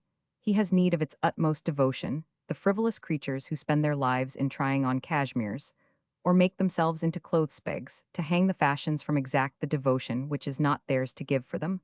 Love means the pleasure of ruling and not of obeying. She, who is really a wife, one in heart, flesh, and bone, must follow wherever he leads, in whom her life, her strength, her pride, and happiness are centered. Ambitious men need those oriental women whose whole thought is given to the study of their requirements, for unhappiness means for them the incompatibility of their means with their desires. But I, who took myself for a man of genius, must needs feel attracted by these very coxcombs, so as I cherished ideas so different from those generally received, as I wished to scale the heavens without a ladder, was possessed of wealth that could not circulate, and of knowledge so wide and so imperfectly arranged and digested that it overtaxed my memory, as I had neither relations nor friends in the midst of this lonely and ghastly desert, a desert of paving stones full of animation, life, and thought, wherein every one is worse than inimical, indifferent to wit. I made a very natural, if foolish, resolve, which required such unknown impossibilities that my spirits rose. It was as if I had laid a wager with myself, for I was at once the player and the cards. This was my plan. The 1,100 francs must keep life in me for 3 years at a time. I allowed myself, in which to bring to light a work which should draw attention to me, and make me either a name or a fortune. I exulted at the thought of living on bread and milk, like a hermit in the Thebaid, while I plunged into the world of books and ideas, and so reached a lofty sphere beyond the tumult of Paris, a sphere of silent labor, where I would entomb myself like a chrysalis to await a brilliant and splendid new birth. I imperiled my life in order to live by reducing my requirements to real needs and the barest necessaries. I found that 365 francs sufficed for a year of penury, and in fact I managed to exist on that slender sum so long as I submitted to my own claustral discipline. Impossible, cried Emile. I lived for nearly 3 years in that way, Raphael answered with a kind of pride. Let us reckon it out: 3 sous for bread, 2 for milk, and 3 for cold meat kept me from dying of hunger, and my mind in a state of peculiar lucidity. I have observed, as you know, the wonderful effects produced by diet upon the imagination. My lodgings cost me 3 sous daily. I burnt 3 sous more in oil at night. I did my own housework, and wore flannel shirts, so as to reduce the laundress bill to 2 sous per day. The money I spent yearly in coal, if divided up, never cost more than 2 sous. For each day I had 3 years' supply of clothing, and I only dressed when going out to some library or public lecture. These expenses, all told, only amounted to 18 sous, so 2 were left over for emergencies. I cannot recollect, during that long period of toil, either crossing the Pont des Arts or paying for water. I went out to fetch it every morning from the fountain in the place St. Michel at the corner of the Rue de Grèze. Oh, I wore my poverty proudly. A man urged on towards a fair future walks through life like an innocent person to his death. He feels no shame about it. I would not think of illness like Aquilina. I faced the hospital without terror. I had not a moment's doubt of my health. And besides, the poor can only take to their beds to die. I cut my own hair, till the day when an angel of love and kindness. But I do not want to anticipate the state of things that I shall reach later. You must simply know that I lived with one grand thought for a mistress, a dream, an illusion, which deceives us all more or less at first. Today, I laugh at myself, at that self, holy perhaps and heroic, which is now no more. I have since had a closer view of society and the world, of our manners and customs, and seen the dangers of my innocent credulity, and the superfluous nature of my fervent toil. Stores of that sort are quite useless to aspirants for fame. Light should be the baggage of seekers after fortune. Ambitious men spend their youth in rendering themselves worthy of patronage. It is their great mistake, while the foolish creatures are laying in stores of knowledge and energy. so that they shall not sink under the weight of responsible posts that recede from them schemers come and go who are wealthy in words and destitute in ideas, astonish the ignorant and creep into the confidence of those who have a little knowledge. While the first kind study the second march ahead, the one sort is modest, and the other impudent, the man of genius is silent about his own merits. But these schemers make a flourish of theirs, and they are bound to get on. It is so strongly to the interest of men in office to believe in ready-made capacity and in brazen-faced merit that it is downright childish of the learned to expect material rewards. I do not seek to paraphrase the commonplace moral, the Song of Songs, that obscure genius is forever singing. I want to come in a logical manner. By the reason of the frequent successes of mediocrity, a last study shows us such a mother's kindness that it would be a sin perhaps to ask any other reward of her than the pure and delightful pleasures with which she sustains her children. Often I remember soaking my bread in milk, as I sat by the window to take the fresh air, while my eyes wandered over a view of roofs brown gray, or red slated or tiled, and covered with yellow or green mosses. At first the prospect may have seemed monotonous, but I very soon found peculiar beauties in it. Sometimes at night streams of light, through half-closed shutters, would light up and color the dark abysses of this strange landscape. Sometimes the feeble lights of the street lamps sent up yellow gleams through the fog, and in each street dimly outlined the undulations of a crowd of roofs like billows in a motionless sea.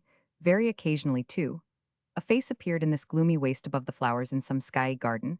I caught a glimpse of an old woman's crooked angular profile, as she watered her nasturtiums, or in a crazy attic window a young girl fancying herself quite alone, as she dressed herself, a view of nothing more than a fair forehead and long tresses held above her by a pretty white arm. I liked to see the short-lived plant life in the gutter spur weeds that a storm soon washed away. I studied the mosses with their colors revived by showers, or transformed by the sun, into a brown velvet that fitfully caught the light. Such things as these formed my recreations. Passing poetic moods of daylight, the melancholy mists, sudden gleams of sunlight, the silence and the magic of night, the mysteries of dawn, the smoke wreaths from each chimney, every chance event, in fact, in my curious world, became familiar to me. I came to love this prison of my own, choosing this level Parisian prairie of roofs, beneath which lay populous abysses, suited my humor and harmonized with my thoughts. Sudden descents into the world from the divine height of scientific meditation are very exhausting, and besides, I had apprehended perfectly the bare life of the cloister. When I made up my mind to carry out this new plan of life, I looked for quarters in the most out-of-the-way parts of Paris. One evening, as I returned home to the Rue des Courtiers from the Place de l'Estrapade, I saw a girl of 14 playing with a battledore at the corner of the Rue de Cluny. Her winsome ways and laughter amused the neighbors. September was not yet over, it was warm and fine, so that women sat chatting before their doors as if it were a fete day in some country town.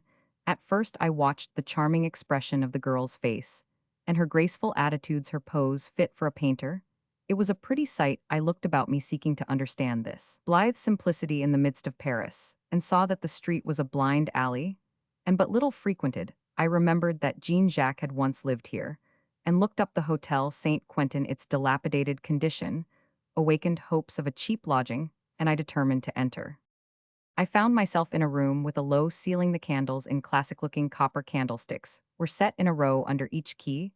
The predominating cleanliness of the room made a striking contrast to the usual state of such places. This one was as neat as a bit of genre. There was a charming trimness about the blue coverlet, the cooking pots, and furniture. The mistress of the house rose and came to me. She seemed to be about 40 years of age. Sorrows had left their traces on her features, and weeping had dimmed her eyes. I deferentially mentioned the amount I could pay. It seemed to cause her no surprise. She sought out a key from the row, went up to the attics with me, and showed me a room that looked out on the neighboring roofs, and courts. Long poles with linen drying on them hung out of the window. Nothing could be uglier than this garret awaiting its scholar, with its dingy yellow walls and odor of poverty. The roofing fell in a steep slope, and the sky was visible through chinks in the tiles. There was room for a bed, a table, and a few chairs, and beneath the highest point of the roof my piano could stand. Not being rich enough to furnish this cage that might have been one of the Piombi of Venice, the poor woman had never been able to let it, and as I had saved from the recent sale the furniture that was in a fashion peculiarly mine, I very soon came to terms with my landlady, and moved in on the following day. For 3 years I lived in this airy sepulchre, and worked unflaggingly day and night, and so great was the pleasure that study seemed to me the fairest theme and the happiest solution of life, The tranquility and peace that a scholar needs is something as sweet and exhilarating as love. Unspeakable joys are showered on us by the exertion of our mental faculties, the quest of ideas, and the tranquil contemplation of knowledge, delights indescribable, because purely intellectual and impalpable to our senses. So we are obliged to use material terms to express the mysteries of the soul, the pleasure of striking out in some lonely lake of clear water, with forests, rocks, and flowers around, and the soft stirring of the warm breeze. All this would give to those who knew them not a very faint idea of the exultation with which my soul bathed itself in the beams of an unknown light. Hearken to the awful and uncertain voice of inspiration, as vision upon vision poured from some unknown source through my throbbing brain. No earthly pleasure can compare with the divine delight of watching the dawn of an idea in the space of abstractions. As it rises like the morning sun, an idea that better still attains gradually like a child to puberty, and man's estate study, lends a kind of enchantment to all our surroundings. The wretched desk covered with brown leather, at which I wrote my piano, bed, and armchair, the odd wallpaper and furniture seemed to have for me a kind of life in them, and to be humble friends of mine and mute partakers of my destiny. How often have I confided my soul to them, in a glance, a warped bit of beating, often met my eyes, and suggested new developments, a striking proof of my system, or a felicitous word by which to render my all but inexpressible thought. By sheer contemplation of the things about me, I discerned an expression and a character in each. If the setting sun happened to steal in through my narrow window, they would take new colors, fade or shine, grow dull or gay, and always amaze me with some new affect. These trifling incidents of a solitary life which escape those preoccupied with outward affairs make the solace of prisoners. And what was I but the captive of an idea imprisoned in my system, but sustained also by the prospect of a brilliant future? At each obstacle that I overcame, I seemed to kiss the soft hands of a woman with a fair face, a wealthy, well-dressed woman who should some day say softly, while she caressed my hair, "Poor angel, how thou hast suffered." I had undertaken two great works on a comedy that in a very short time must bring me wealth and fame, and an entry into those circles whither I wished to return to exercise the royal privileges of a man of genius. You all saw nothing in that masterpiece but the blunder of a young man fresh from college, a babyish fiasco. Your jokes clipped the wings of a throng of illusions which have never stirred since within me. You, dear Emile, alone brought soothing to the deep wounds that others had made in my heart. You alone will admire my theory of the will. I devoted most of my time to that long work, for which I studied Oriental languages, physiology, and anatomy. If I do not deceive myself, my labors will complete the task begun by Mesmer, Lavater, Gall, and Bichet, and open up new paths in science. There ends that fair life of mine, the daily sacrifice, the unrecognized silkworm's toil, that is perhaps its own sole recompense, since attaining years of discretion. Until the day when I finished my theory, I observed, learned, wrote, and read unintermittingly. My life was one long imposition, as schoolboys say, though by nature effeminately attached to Oriental indolence, sensual in tastes, and a wooer of dreams. I worked incessantly, and refused to taste any of the enjoyments of Parisian life. Though a glutton, I became abstemious and loving exercise and sea voyages as I did, and haunted by the wish to visit many countries. Still child enough to play at ducks and drakes with pebbles over a pond, I led a sedentary life with a pen in my fingers. I liked talking, but I went to sit and mutely listen to professors who gave public lectures at the bibliothèque or the museum. I slept upon my solitary pallet like a Benedictine brother, though woman was my one chimera, a chimera that fled from me as I wooed it. In short, my life has been a cruel contradiction, a perpetual cheat after that judge a man. Sometimes my natural propensities broke out like a fire long smothered. I was debarred from the women whose society I desired, stripped of everything, and lodged in an artist's garret. And by a sort of mirage or calenture, I was surrounded by captivating mistresses. I drove through the streets of Paris, lolling on the soft cushions of a fine equipage. I plunged into dissipation, into corroding vice. I desired and possessed everything, for fasting had made me lightheaded like the tempted Saint Anthony. Slumber, happily, put an end at last to these devastating trances, and on the morrow science would beckon me smiling, and I was faithful to her. I imagine that women reputed virtuous must often fall a prey to these insane tempests of desire and passion which rise in us in spite of ourselves. Such dreams have a charm of their own. They are something akin to evening gossip round the winter fire, when one sets out for some voyage in China. But what becomes of virtue during these delicious excursions, when fancy overleaps all difficulties? During the first 10 months of seclusion, I led the life of poverty and solitude that I have described to you.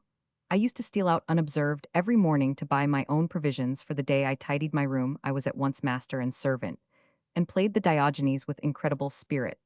But afterwards, while my hostess and her daughter watched my ways, and behavior scrutinized my appearance, and divined my poverty, there could not but be some bonds between us, perhaps, because they were themselves so very poor. Pauline, the charming child, whose latent and unconscious grace had in a manner brought me there, did me many services that I could not well refuse. All women fallen on evil days are sisters. They speak a common language.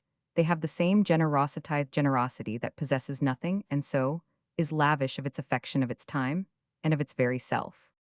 Imperceptibly, Pauline took me under her protection and would do things for me. No kind of objection was made by her mother, whom I even surprised mending my linen. She blushed for the charitable occupation in spite of myself. They took charge of me, and I accepted their services. In order to understand the peculiar condition of my mind, my preoccupation with work must be remembered the tyranny of ideas and the instinctive repugnance that a man who leads an intellectual life must ever feel for the material details of existence. Could I well repulse the delicate attentions of Pauline, who would noiselessly bring me my frugal repast? When she noticed that I had taken nothing for 7 or 8 hours, she had the tact of a woman and the inventiveness of a child. She would smile as she made sign to me that I must not see her. Ariel glided under my roof in the form of a sylph, who foresaw every want of mine. One evening, Pauline told me her story with touching simplicity. Her father had been a major in the horse grenadiers of the Imperial Guard. He had been taken prisoner by the Cossacks at the passage of Berezina. And when Napoleon later on proposed an exchange, the Russian authorities made search for him in Siberia. In vain. He had escaped with a view of reaching India. And since then, Godin, my landlady, could hear no news of her husband. Then came the disasters of 1814 and 1815, and left alone, and without resource, she had decided to let furnished lodgings in order to keep herself and her daughter. She always hoped to see her husband again. Her greatest trouble was about her daughter's education.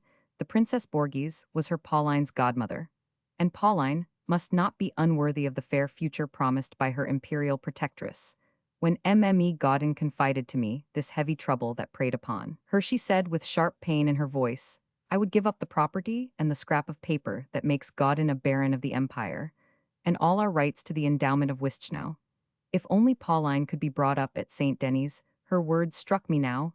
I could show my gratitude for the kindnesses expended on me by the two women all at once. The idea of offering to finish Pauline's education occurred to me, and the offer was made and accepted in the most perfect simplicity. In this way, I came to have some hours of recreation. Pauline had natural aptitude. She learned so quickly that she soon surpassed me. At the piano, as she became accustomed to think aloud in my presence, she unfolded all the sweet refinements of a heart that was opening itself out to life, as some flower cup opens slowly to the sun.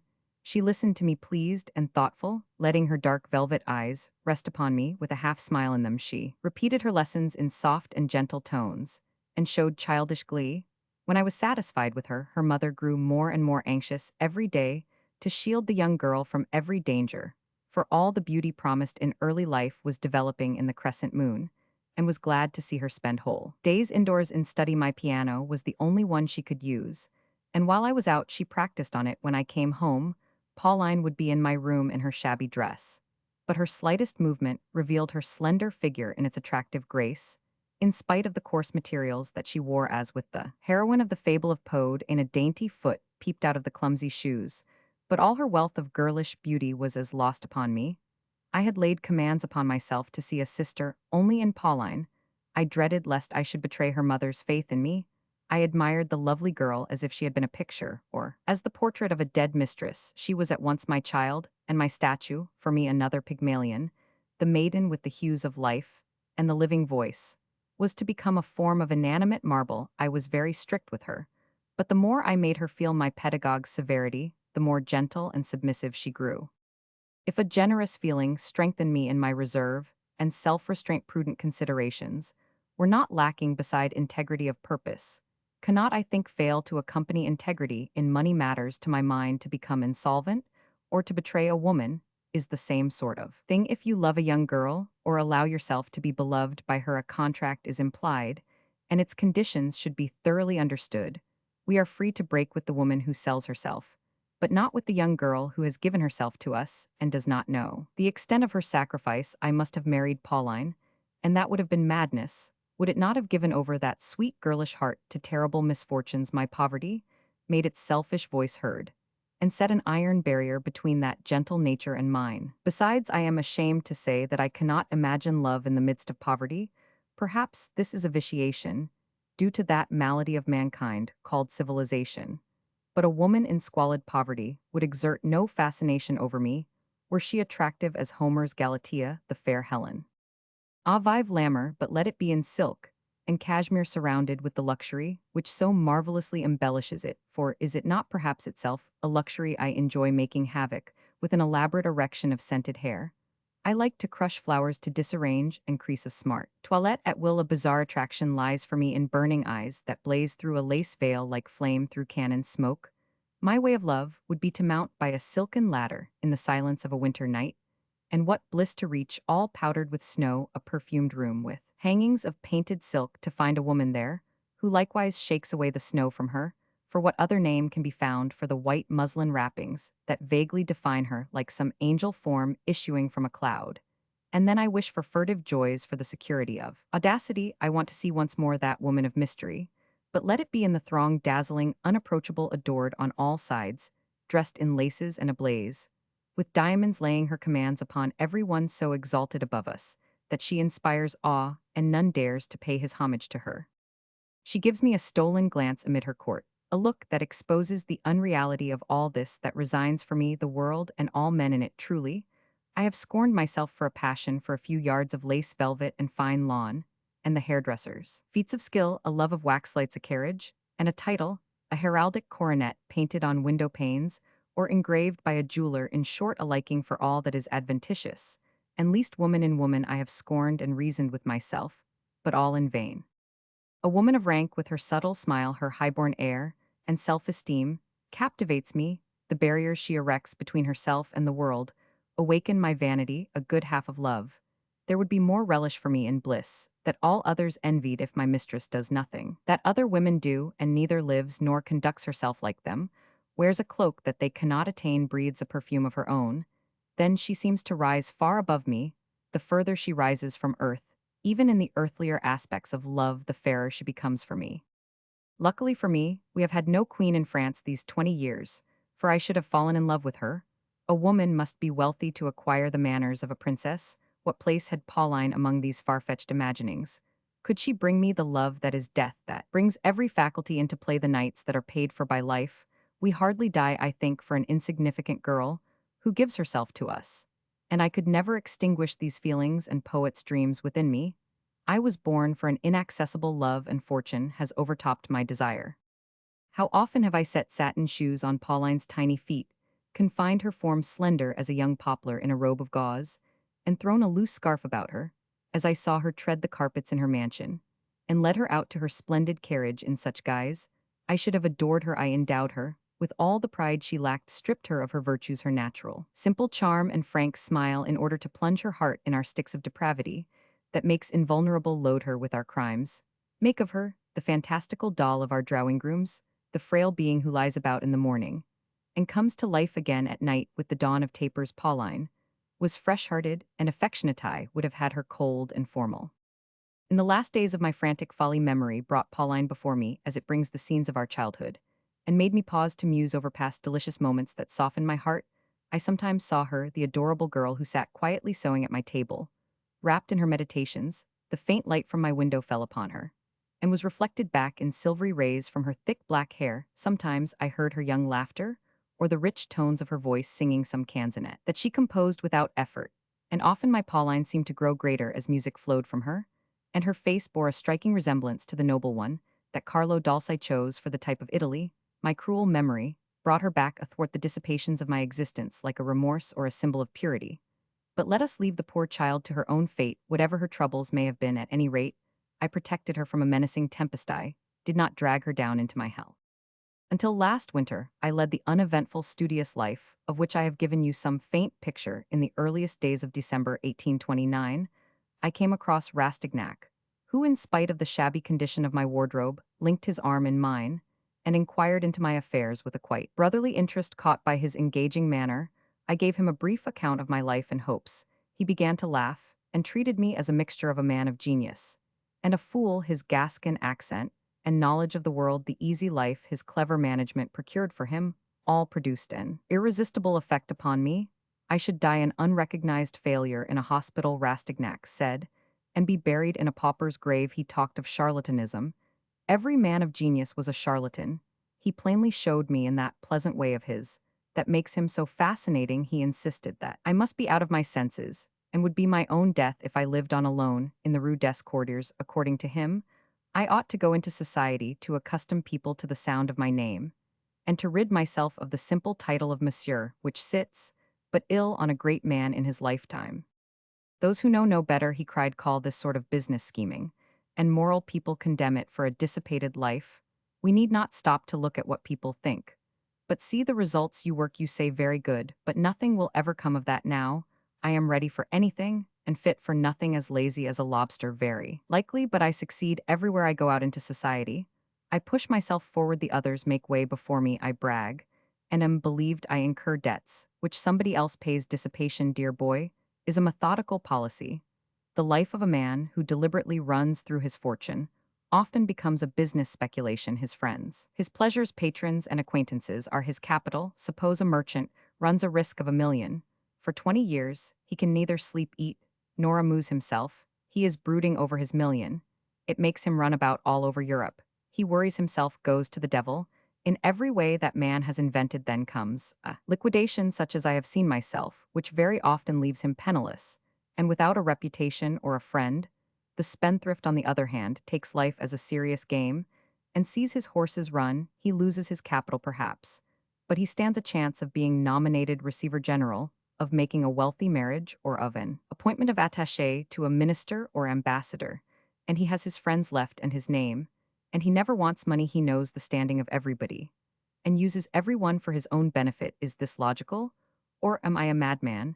After all, haven't you there all the moral of the comedy that goes on every day in this world? Your work is completed, he went on after a pause. You are immensely clever. Well, you have only arrived at my starting point. Now you had better look after its success yourself. It is the surest way.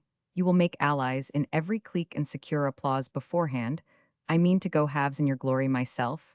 I shall be the jeweler who set the diamonds in your crown. Come here tomorrow evening. By way of a beginning, I will introduce you to a house where all Paris goes, all our Paris. That is the Paris of exquisites, millionaires, celebrities, all the folk who talk gold like Chrysostom. When they have taken up a book, that book becomes the fashion, and if it is something really good, for once they will have declared it to be a work of genius. Without knowing it, if you have any sense, my dear fellow, you will ensure the success of your theory. By a better understanding of the theory of success, tomorrow evening, you shall go to see that queen of the moment, beautiful Countess Fodora. I have never heard of her. You Hottentot, laughed Rastignac. You do not know Fodora, a great match, with an income of nearly 80,000 livres, who has taken a fancy to nobody? Or else, no one has taken a fancy to her, a sort of feminine enigma, a half-Russian Parisienne or a half-Parisian Russian. All the romantic productions that never get published are brought out at her house. She is the handsomest woman in Paris, and the most gracious. You are not even a Hottentot, you are something between the Hottentot and the beast. Goodbye till tomorrow. He swung round on his heel, and made off without waiting for my answer. It never occurred to him that a reasoning being could refuse an introduction to Fodora. How can the fascination of a name be explained? Fodora haunted me like some evil thought with which you seek to come to terms, a voice said in me. You are going to see Fodora in vain, I reasoned with that voice, saying that it lied to me. All my arguments were defeated by the name. Fodora was not the name, and even the woman herself the symbol of all my desires, and the object of my life. The name called up recollections of the conventional glitter of the world, the upper world of Paris with its brilliant fetes, and the tinsel of its vanities. The woman brought before me all the problems of passion on which my mind continually ran. Perhaps it was neither the woman nor the name, but my own propensities that sprang up within me and tempted me afresh. Here was the Countess Fodora, rich and loveless, proof against the temptations of Paris. Was not this woman the very incarnation of my hopes and visions? I fashioned her for myself, drew her in fancy, and dreamed of her. I could not sleep that night. I became her lover. I overbrimmed a few hours, with a whole lifetimea. Lover's lifetime, the experience of its prolific delights burned me. The next day I could not bear the tortures of delay. I borrowed a novel, and spent the whole day over it so that I could not possibly think nor keep account of the time, till night Fodora's name echoed through me even as I read. But only as a distant sound, though it could be heard. It was not troublesome. Fortunately, I owned a fairly creditable black coat and a white waistcoat of all my fortune. There now remained but 30 francs which I had distributed about among my clothes, and in my drawers, so as to erect between my whims and the spending of a 5 franc piece, a thorny barrier of search, and an adventurous peregrination round my room while I as dressing I dived about for my money in an ocean of papers. This scarcity of specie will give you some idea of the value of that squandered upon gloves and cab hair. A month's bread disappeared at one fell swoop. Alas, money is always forthcoming for our caprices. We only grudge the cost of things that are useful or necessary. We recklessly fling gold to an opera dancer and haggle with a tradesman, whose hungry family must wait for the settlement of our bill. How many men are there that wear a coat that cost 100 francs, and carry a diamond in the head of their cane, and dine for 25 sous for all that? It seems as though we could never pay enough for the pleasures of vanity. Rastignac, punctual to his appointment, smiled at the transformation, and joked about it. On the way he gave me benevolent advice as to my conduct. With the Countess he described her as mean, vain, and suspicious. But though mean, she was ostentatious, her vanity was transparent, and her mistrust good-humored. You know I am pledged, he said, and what I should lose too if I try to change in love. So my observation of Fodora has been quite cool and disinterested, and my remarks must have some truth in them. I was looking to your future, when I thought of introducing you to her, so mind very carefully what I am about to say. She has a terrible memory. She is clever enough to drive a diplomatist wild. She would know it at once, if he spoke the truth. Between ourselves, I fancy that her marriage was not recognized by the emperor, for the Russian ambassador began to smile when I spoke of her. He does not receive her either, and only bows very coolly if he meets her in the boys, for all that she is in Madame de Cerezy's set, and visits Mesdames de Nucingen and de Restaud. There is no cloud over her here in France. The Duchesse de Carigliano, the most straight-laced Merchel in the whole Bonapartist coterie, often goes to spend the summer with her at her country house. Plenty of young fops, sons of peers of France, have offered her a title in exchange for her fortune, and she has politely declined them. All her susceptibilities, maybe, are not to be touched by anything less than a count errant. You, a marquis, go ahead. If you fancy her, this is what you may call receiving your instructions. His raillery made me think that Rastignac wished to joke and excite my curiosity, so that I was in a paroxysm of my extemporized passion. By the time that we stopped before a peristyle full of flowers, my heart beat and my color rose as we went up the great carpeted staircase, and I noticed about me all the studied refinements of English comfort. I was infatuatedly bourgeois. I forgot my origin and all my personal and family pride. Alas, I had but just left a garret after 3 years of poverty, and I could not just then set the treasures there acquired above such trifles as these, nor could I rightly estimate the worth of the vast intellectual capital, which turns to riches at the moment, when opportunity comes within our reach, opportunity that does not overwhelm, because study has prepared us for the struggles of public life. I found a woman of about 22 years of age. She was of average height, was dressed in white, and held a feather fire screen in her hand. A group of men stood around her. She rose at the sight of Rastignac, and came towards us with a gracious smile and a musical uttered compliment, prepared no doubt beforehand for me. Our friend had spoken of me as a rising man, and his clever way of making the most of me had procured me this flattering reception. I was confused by the attention that every one paid to me, but Rastignac had luckily mentioned my modesty. I was brought in contact with scholars, men of letters, ex-ministers, and peers of France. The conversation, interrupted a while by my coming, was resumed. I took courage, feeling that I had a reputation to maintain, and without abusing my privilege I spoke when it fell to me to speak, trying to state the questions at issue in words more or less profound, witty, or trenchant, and I made a certain sensation. Rastignac was a prophet for the 1000th time in his life. As soon as the gathering was large enough to restore freedom to individuals, he took my arm, and we went round the rooms. Don't look as if you were too much struck by the princess, he said, or she will guess your object in coming to visit her. The rooms were furnished in excellent taste.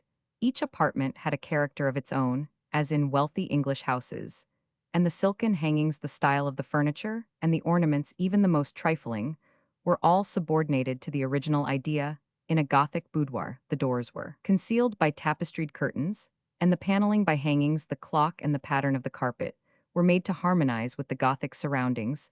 The ceiling, with its carved crossbeams of brown wood, was full of charm and originality. The panels were beautifully wrought, nothing disturbed the general harmony of the scheme of decoration, not even the windows with their rich colored glass. I was surprised by the extensive knowledge of decoration that some artist had brought to bear on a little modern room. It was so pleasant and fresh, and not heavy, but subdued with its dead gold hues. It had all the vague sentiment of a German ballad. It was a retreat fit for some romance of 1827, perfumed by the exotic flowers set in their stands. Another apartment in the suite was a gilded reproduction of the Louis XIV's period with modern paintings on the walls in odd but pleasant contrast. "You would not be so badly lodged," was Rastignac's slightly sarcastic comment. "It is captivating, isn't it?" he added, smiling as he sat down. Then, suddenly, he rose and led me by the hand into a bedroom, where the softened light fell upon the bed under its canopy of muslin and white watered silk, a couch for a young fairy betrothed to one of the genii. "Isn't it wantonly bad taste, insolent and unbounded coquetry," he said, lowering his voice, "that allows us to see this throne of love? She gives herself to no one, and anybody may leave his card here.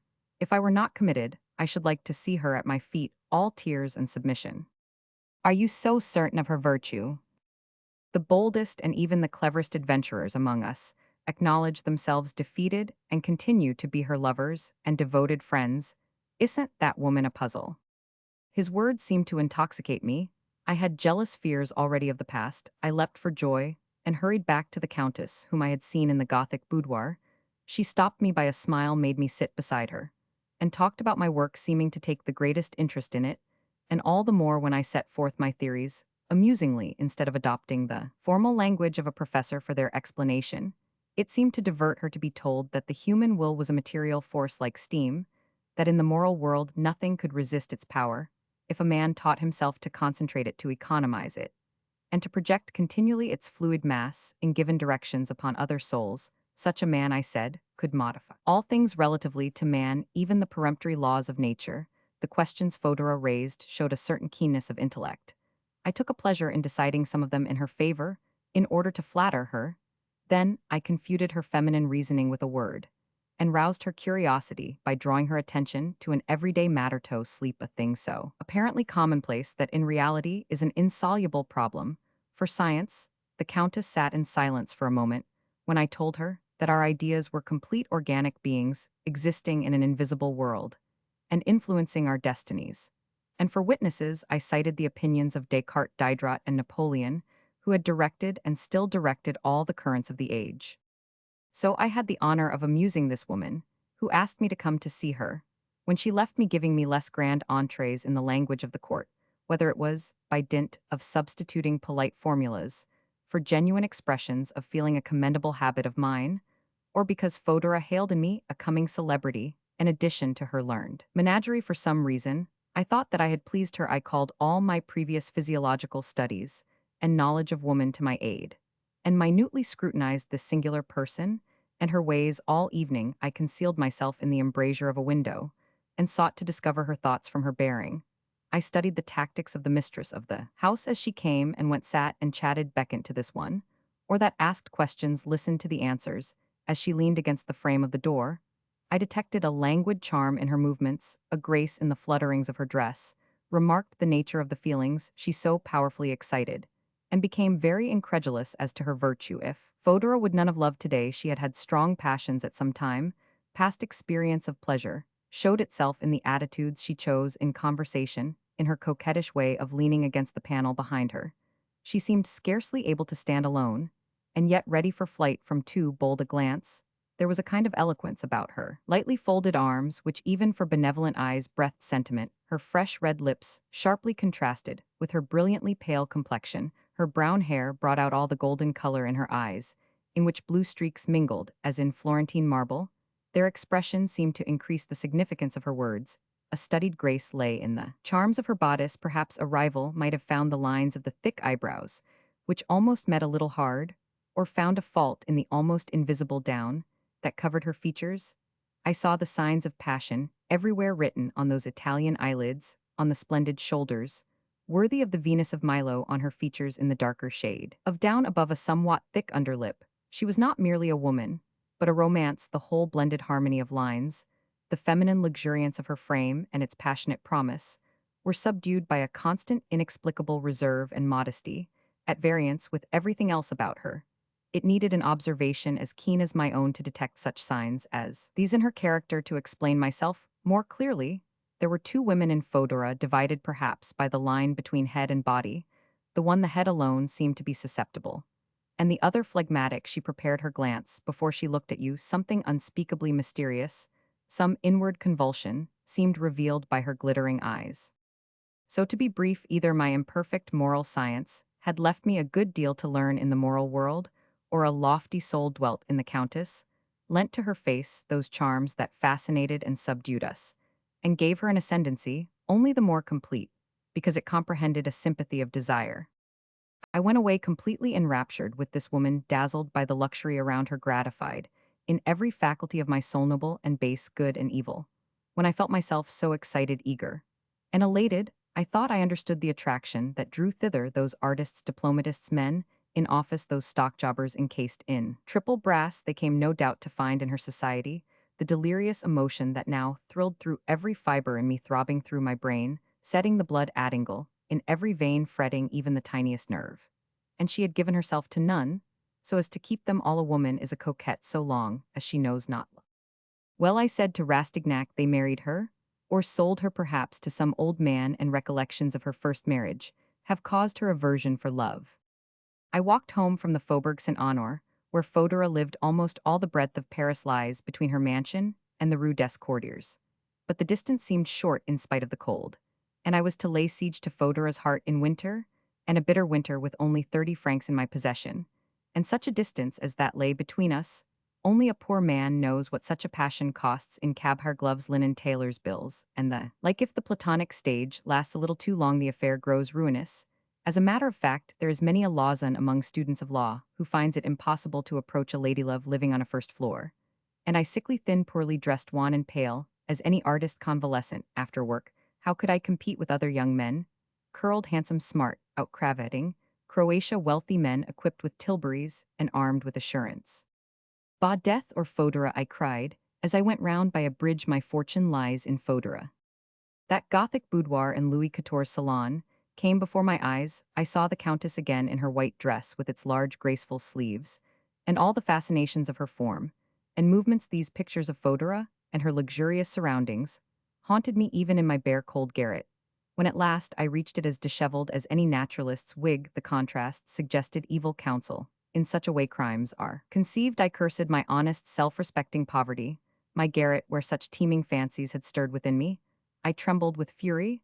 I reproached God, the devil, social conditions, my own father, the whole universe. Indeed, with my fate and my misfortunes.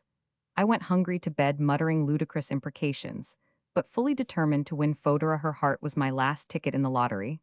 My fortune depended upon it.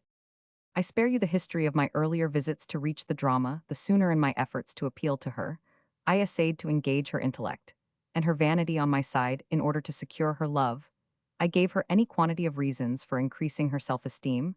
I never left her in a state of indifference. Women like emotions. At any cost, I gave them to her in plenty.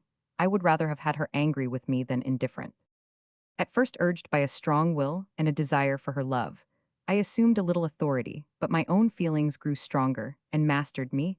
I relapsed into truth. I lost my head and fell desperately in love.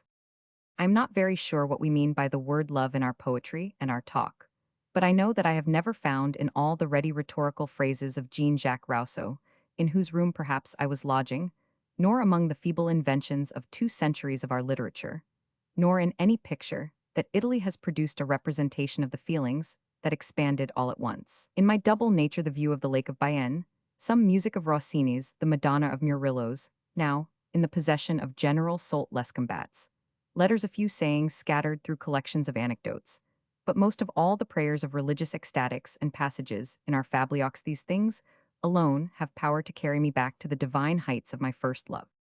Nothing expressed in human language, no thought reproducible in color, marble sound, or articulate speech, could ever render the force, the truth, the completeness, the suddenness with which love awoke in me. To speak of art is to speak of illusion. Love passes through endless transformations before it passes forever into our existence and makes it glow with its own color of flame. The process is imperceptible and baffles the artist's analysis. Its moans and complaints are tedious to an uninterested spectator. One would need to be very much in love to share the furious transports of Lovelace. As one reads Clarissa Harlowe, love is like some fresh spring that leaves its cresses, its gravel bed, and flowers to become first a stream, and then a river changing its aspect, and its nature as it flows to plunge itself in some boundless ocean, where restricted natures only find monotony, but where great souls are engulfed in endless contemplation. How can I dare to describe the hues of fleeting emotions, the nothings beyond all price, the spoken accents that beggar language, the looks that hold more than all the wealth of poetry? Not one of the mysterious scenes that draw us insensibly nearer and nearer to a woman, but has depths in it which can swallow up all the poetry that ever was written. How can the inner life and mystery that stirs in our souls penetrate through our glozes, when we have not even words to describe the visible and outward mysteries of beauty? What enchantment steeped me for how many hours in unspeakable rapture? Filled with the sight of her, what made me happy? I know not. That face of hers overflowed with light at such times. It seemed in some way to glow with it. The outlines of her face, with the scarcely perceptible down on its delicate surface, shone with a beauty belonging to the far distant horizon that melts into the sunlight. The light of day seemed to caress her as she mingled in it. Rather, it seemed that the light of her eyes was brighter than the daylight itself, or some shadow, passing over that fair face, made a kind of change there, altering its hues and its expression. Some thought would often seem to glow on her white brows. Her eyes appeared to dilate, and her eyelids trembled. A smile rippled over her features. The living coral of her lips grew full of meaning as they closed, and unclosed. An indistinguishable something in her hair made brown shadows on her fair temples in each new phase. Fodora spoke every slight variation in her beauty, made a new pleasure for my eyes, disclosed charms my heart had never known before. I tried to read a separate emotion or a hope in every change that passed over her face. This mute converse passed between soul and soul, like sound and answering echo, and the short-lived delights then showered upon me have left indelible impressions behind. Her voice would cause a frenzy in me that I could hardly understand. I could have copied the example of some prince of Lorraine and held a live coal in the hollow of my hand if her fingers passed caressingly through my hair, the while I felt no longer mere admiration and desire. I was under the spell. I had met my destiny when back again under my own roof. I still vaguely saw Fodora in her own home and had some indefinable share in her life. If she felt ill, I suffered too. The next day, I used to say to her, "You were not well yesterday." How often has she not stood before me, called by the power of ecstasy, in the silence of the night?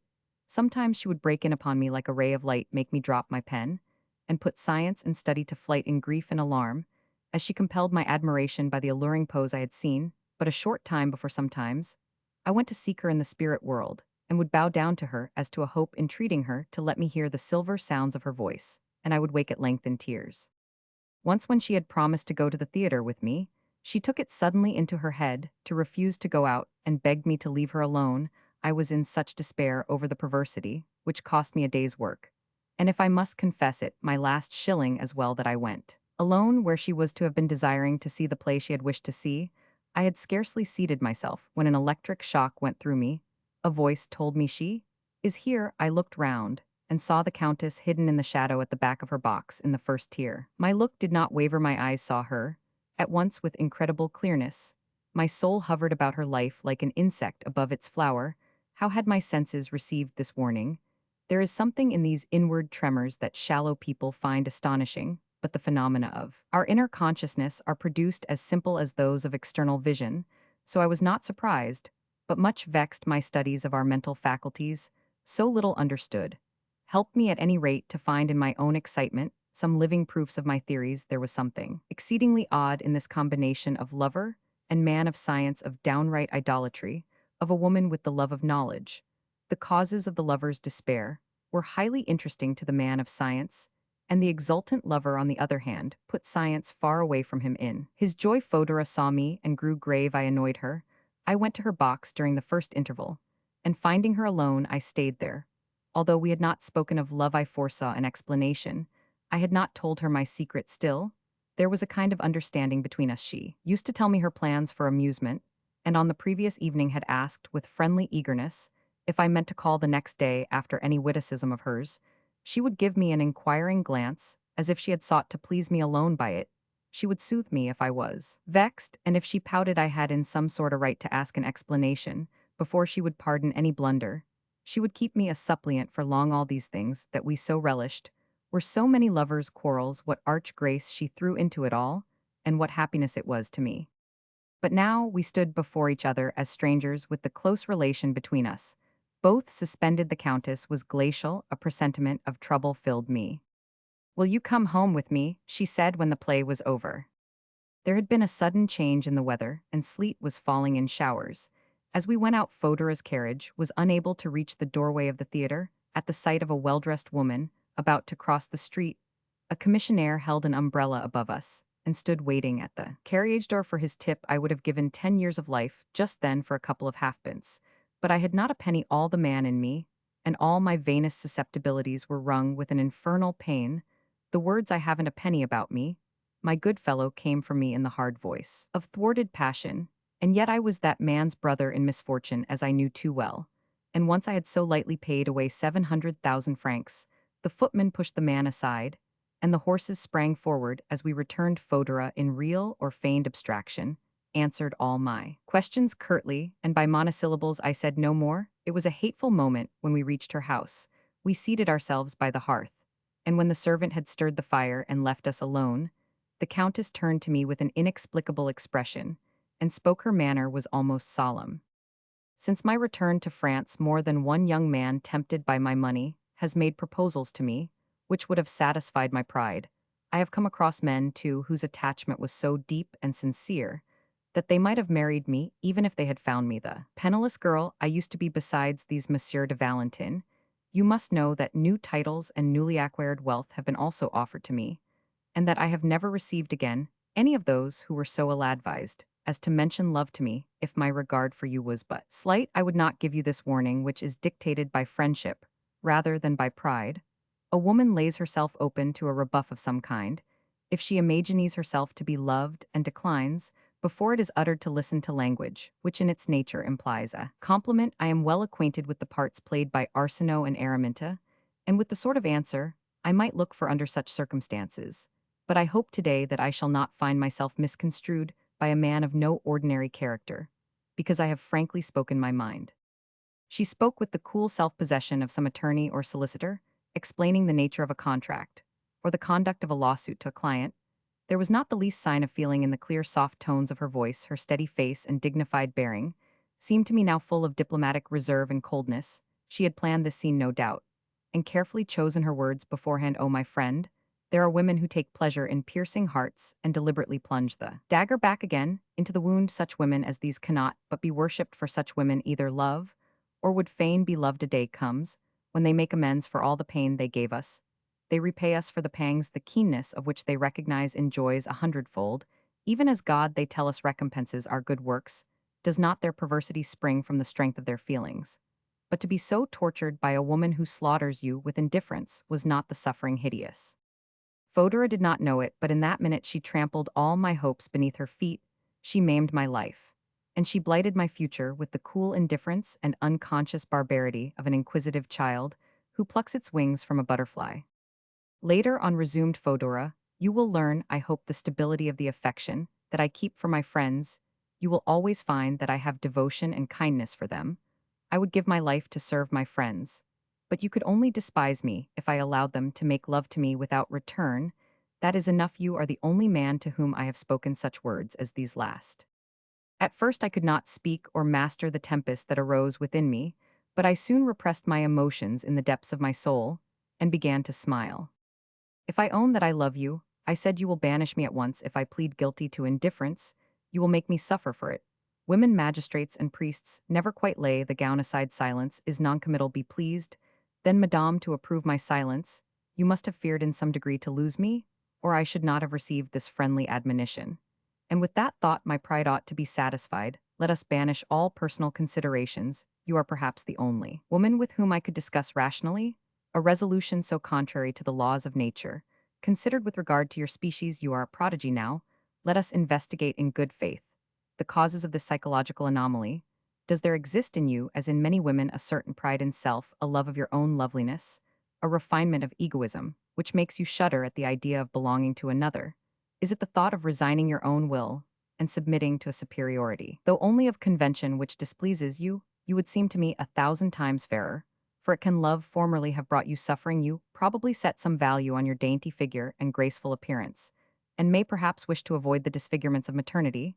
Is not this one of your strongest reasons for refusing a too importunate love?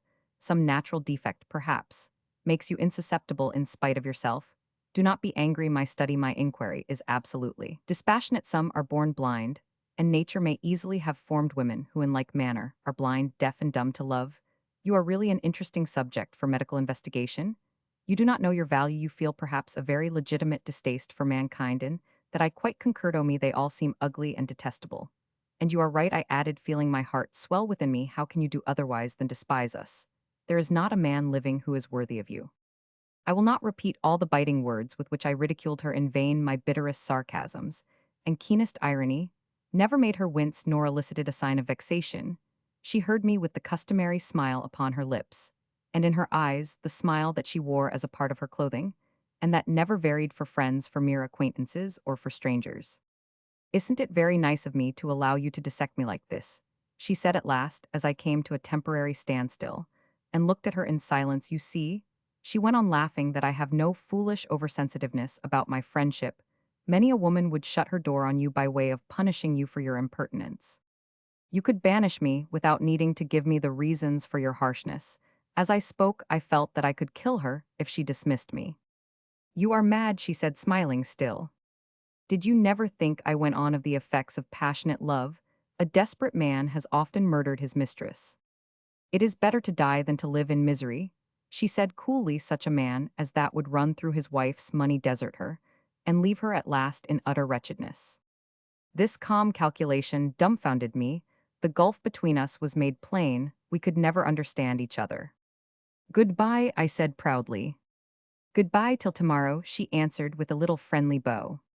For a moment's space, I hurled at her in a glance all the love I must forgo. She stood there, with the banal smile of hers, the detestable chill smile of a marble statue, with none of the warmth in it that it seemed to express. Can you form any idea, my friend, of the pain that overcame me on the way home through rain and snow across a league of ice-sheeted quays, without a hope left? Oh, to think that she not only had not guessed my poverty, but believed me to be as wealthy as she was, and likewise borne as softly over the rough ways of life. What failure and deceit! It was no mere question of money now, but of the fate of all that lay within me.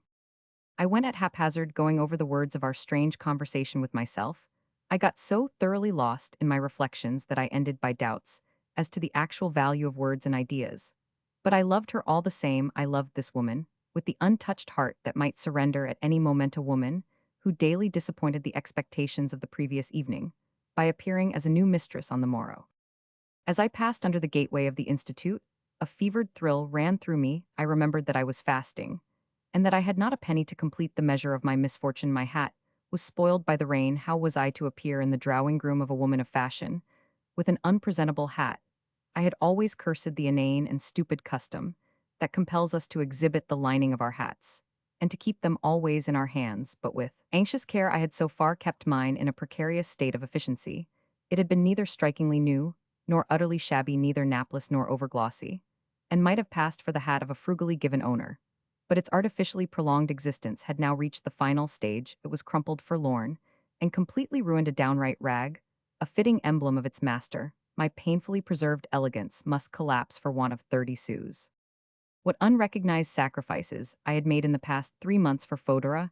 How often I had given the price of a week's sustenance to see her for a moment, to leave my work and go without food was the least of it. I must traverse the streets of Paris without getting splashed, run to escape showers, and reach her rooms at last as neat and spruce as any of the coxcombs about her. For a poet and a distracted wooer, the difficulties of this task were endless. My happiness, the course of my love, might be affected by a speck of mud upon my only white waistcoat. Oh, to miss the sight of her, because I was wet through and bedraggled, and had not so much as 5 sous to give to a shoeblack, for removing the least little spot of mud from my boot. The petty pangs of these nameless torments, which an irritable man finds so great, only strengthened my passion. The unfortunate must make sacrifices which they may not mention to women who lead refined and luxurious lives. Such women see things through a prism that gilds all men, and their surroundings' egoism leads them to take cheerful views, and fashion makes them cruel. They do not wish to reflect lest they lose their happiness, and the absorbing nature of their pleasures absolves their indifference to the misfortunes of others. A penny never means millions to them, millions on the contrary seem a mere trifle. Perhaps love must plead his cause by great sacrifices, but a veil must be lightly drawn across them. They must go down into silence, so when wealthy men pour out their devotion, their fortunes, and their lives, they gain somewhat by these commonly entertained opinions. An additional luster hangs about their lovers' follies, their silence is eloquent, there is a grace about the drawn veil. But my terrible distress bound me over to suffer fearfully, or ever I might speak of my love, or of dying for her sake. Was it a sacrifice after all? Was I not richly rewarded by the joy I took in sacrificing everything to her? There was no commonest event of my daily life, to which the Countess had not given importance, had not overfilled with happiness. I had been hitherto careless of my clothes. Now I respected my coat, as if it had been a second self. I should not have hesitated between bodily harm and a tear in that garment. You must enter wholly into my circumstances, to understand the stormy thoughts, the gathering frenzy that shook me as I went, and which perhaps were increased by my walk. I gloated in an infernal fashion, which I cannot describe, over the absolute completeness of my wretchedness. I would have drawn from it an augury of my future. But there is no limit to the possibilities of misfortune. The door of my lodging-house stood ajar. A light streamed from the heart-shaped opening cut in the shutters. Pauline and her mother were sitting up for me, and talking. I heard my name spoken and listened. Raphael is much nicer looking than the student in number 7, said Pauline. His fair hair is such a pretty color. Don't you think there is something in his voice, too? I don't know what it is that gives you a sort of a thrill. And then, though he may be a little proud, he is very kind. And he has such fine manners. I am sure that all the ladies must be quite wild about him. You might be fond of him yourself, to hear you talk, was Madame Gaudin's comment. He is just as dear to me as a brother, she laughed. I should be finely ungrateful if I felt no friendship for him. Didn't he teach me music and drawing and grammar? And everything I know, in fact. You don't much notice how I get on, dear mother, but I shall know enough in a while to give lessons myself. And then we can keep a servant. I stole away softly, made some noise outside, and went into their room to take the lamp that Pauline tried to light for me. The dear child had just poured soothing balm into my wounds. Her outspoken admiration had given me fresh courage. I so needed to believe in myself, and to come by a just estimate of my advantages. This revival of hope in me perhaps colored my surroundings, perhaps. Also, I had never before really looked at the picture that so often met my eyes of the two women in their room. It was a scene such as Flemish painters have reproduced so faithfully for us, that I admired in its delightful reality. The mother, with the kind smile upon her lips, sat knitting stockings by the dying fire. Pauline was painting handscreens. Her brushes and paints, strewn over the tiny table, made bright spots of color for the eye to dwell on. When she had left her seat and stood lighting my lamp, one must have been under the yoke of a terrible passion, indeed, not to admire her faintly flushed transparent hands, the girlish charm of her attitude, the ideal grace of her head, as the lamplight fell full on her pale face. Night and silence added to the charms of this industrious vigil and peaceful interior. The lightheartedness that sustained such continuous toil could only spring from devout submission, and the lofty feelings that it brings. There was an indescribable harmony between them and their possessions. The splendor of Fodora's home did not satisfy, it called out all my worst instincts. Something in this lowly poverty and unfeigned goodness revived me. It may have been that luxury abased me in my own eyes, while here my self-respect was restored to me, as I sought to extend the protection that a man is so eager to make felt over these two women, who, in the bare simplicity of the existence in their brown room, seemed to live wholly in the feelings of their hearts. As I came up to Pauline, she looked at me in an almost motherly way. Her hands shook a little as she held the lamp so that the light fell on me, and cried, "Dear, how pale you are, and you are wet through. My mother will try to wipe you dry, Monsieur Raphael." She went on, after a little pause. "You are so very fond of milk, and tonight we happen to have some cream here. Will you not take some?" She pounced like a kitten on a china bowl full of milk. She did it so quickly, and put it before me so prettily, that I hesitated. "You are going to refuse me," she said, and her tones changed. The pride in each felt for the other's pride. It was Pauline's poverty that seemed to humiliate her, and to reproach me with my want of consideration. And I melted at once, and accepted the cream that might have been meant for her morning's breakfast. The poor child tried not to show her joy, but her eyes sparkled. I needed it badly, I said, as I sat down. An anxious look passed over her face.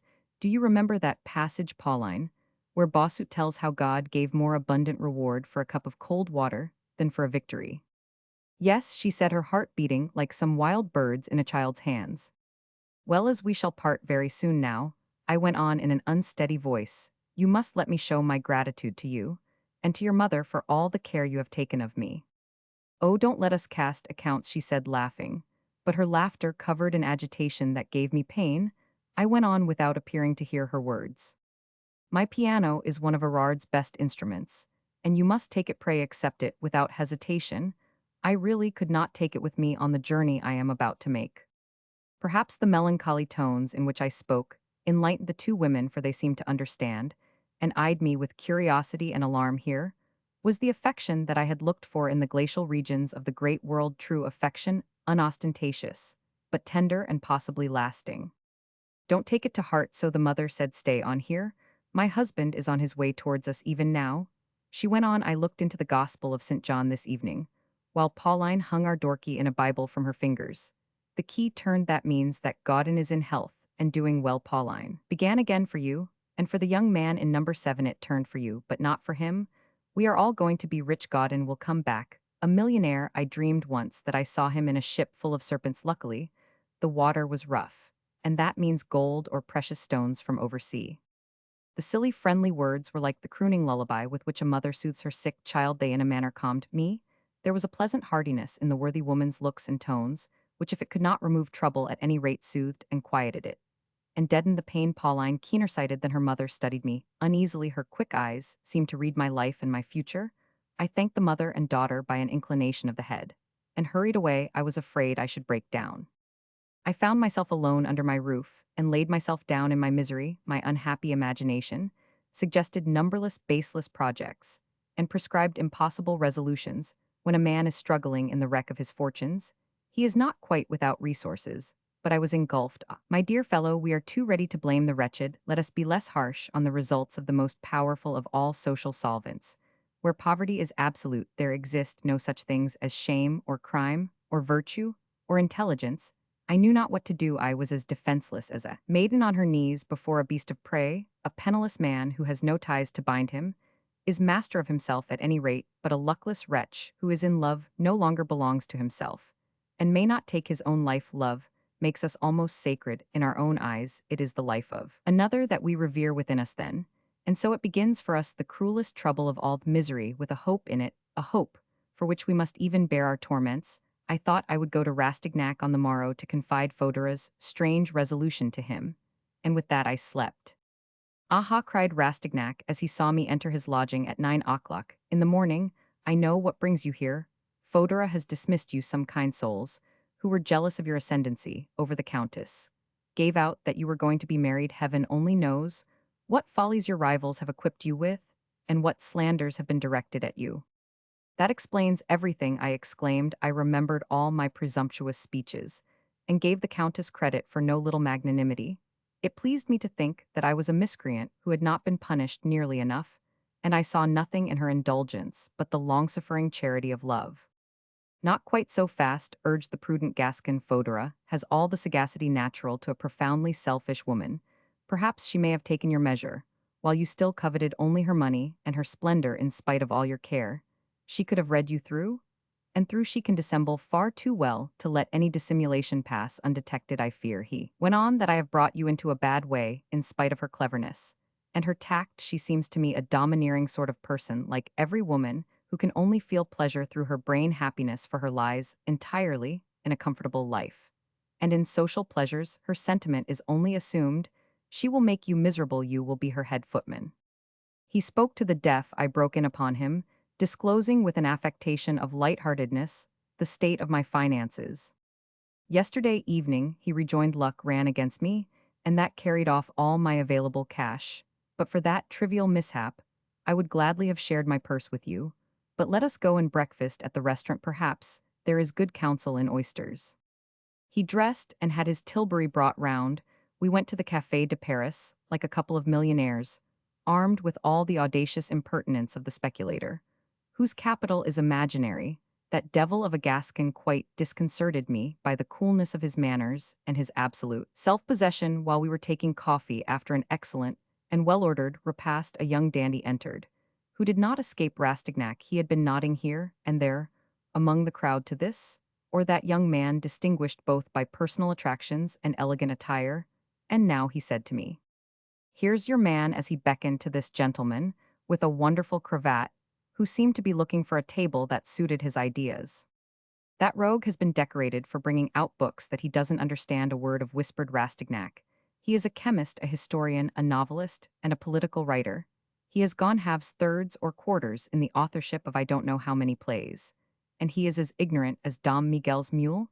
He is not a man so much as a name, a label that the public is familiar with, so he would do well to avoid shops inscribed with the motto Ise lon pute ecrayer. So I mean he is acute enough to deceive an entire congress of diplomatists. In a couple of words, he is a moral half-caste, not quite a fraud, nor entirely genuine. But hush, he has succeeded already, nobody asks anything further, and everyone calls him an illustrious man. Well, my esteemed and excellent friend, and how may your intelligence be so?" Rastignac addressed the stranger as he sat down at a neighboring table. "Neither well nor ill. I am overwhelmed with work. I have all the necessary materials for some very curious historical memoirs in my hands, and I cannot find anyone to whom I can ascribe them. It worries me, for I shall have to be quick about it. Memoirs are falling out of fashion. What are the memoirs contemporaneous, ancient, or memoirs of the court, or what? They relate to the necklace affair." "Now isn't that a coincidence?" said Rastignac, turning to me and laughing. He looked again to the literary speculation, and said, indicating me, "This is Roman 1000 de Valentin, one of my friends, whom I must introduce to you as one of our future literary celebrities. He had formerly an aunt, a marquise, much in favor once at court, and for about 2 years he has been writing a royalist history of the Revolution." Then, bending over this singular man of business, he went on, "He is a man of talent, and a simpleton that will do your memoirs for you in his aunt's name for 100 crowns a volume." "It's a bargain," said the other, adjusting his cravat. "Waiter, my oysters." "Yes, but you must give me 25 louis as commission, and you will pay him in advance for each volume," said Rastignac. "No, no, he shall only have 50 crowns on account, and then I shall be sure of having my manuscript punctually." Rastignac repeated this business conversation to me in low tones, and then, without giving me any voice in the matter, he replied, "We agree to your proposal. When can we call upon you to arrange the affair?" "Oh, well, come and dine here tomorrow at 7 o'clock. We rose. Rastignac flung some money to the waiter, put the bill in his pocket, and we went out. I was quite stupefied by the flippancy and ease with which he had sold my venerable Aunt la Marquise de Montbrun. I would sooner take ship for the Brazils and give the Indians lessons in algebra, though I don't know a word of it, than tarnish my family name." Rastignac burst out laughing. "How dense you are! Take the 50 crowns in the first instance, and write the memoirs when you have finished them. You will decline to publish them in your aunt's name. Imbecile Madame de Montbrun, with her hooped petticoat, her rank, and beauty rouge and slippers, and her death upon the scaffold, is worth a great deal more than 600 francs. And then if the trade will not give your aunt her due, some old adventurer, or some shady countess or other, will be found to put her name to the memoirs." Oh, I groaned, why did I quit the blameless life in my garret? This world has aspects that are very vilely dishonorable. "Yes," said Rastignac, "that is all very poetical, but this is a matter of business. What a child you are! Now listen to me. As to your work, the public will decide upon it. And as for my literary middleman, hasn't he devoted 8 years of his life to obtaining a footing in the book trade, and paid heavily for his experience? You divide the money and the labor of the book with him very unequally. But isn't yours the better part? 25 louis means as much to you as 1,000 francs does to him. Come, you can write historical memoirs, a work of art such as never was since Diderot once wrote 6 sermons for 100 crowns. After all," I said in agitation, "I cannot choose. But do it so, my dear friend, my thanks are due to you. I shall be quite rich with 25 louis.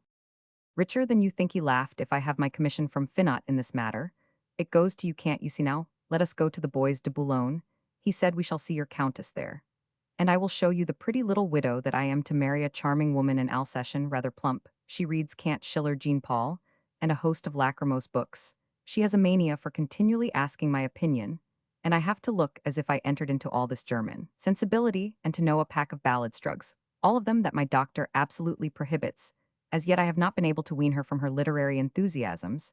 She sheds torrents of tears as she reads Goethe, and I have to weep a little myself to please her, for she has an income of 50,000 livres, my dear boy, and the prettiest little hand and foot in the world. Oh, if she would only say Mon Ange and Brûler instead of Mon Ange and Prüler, she would be perfection.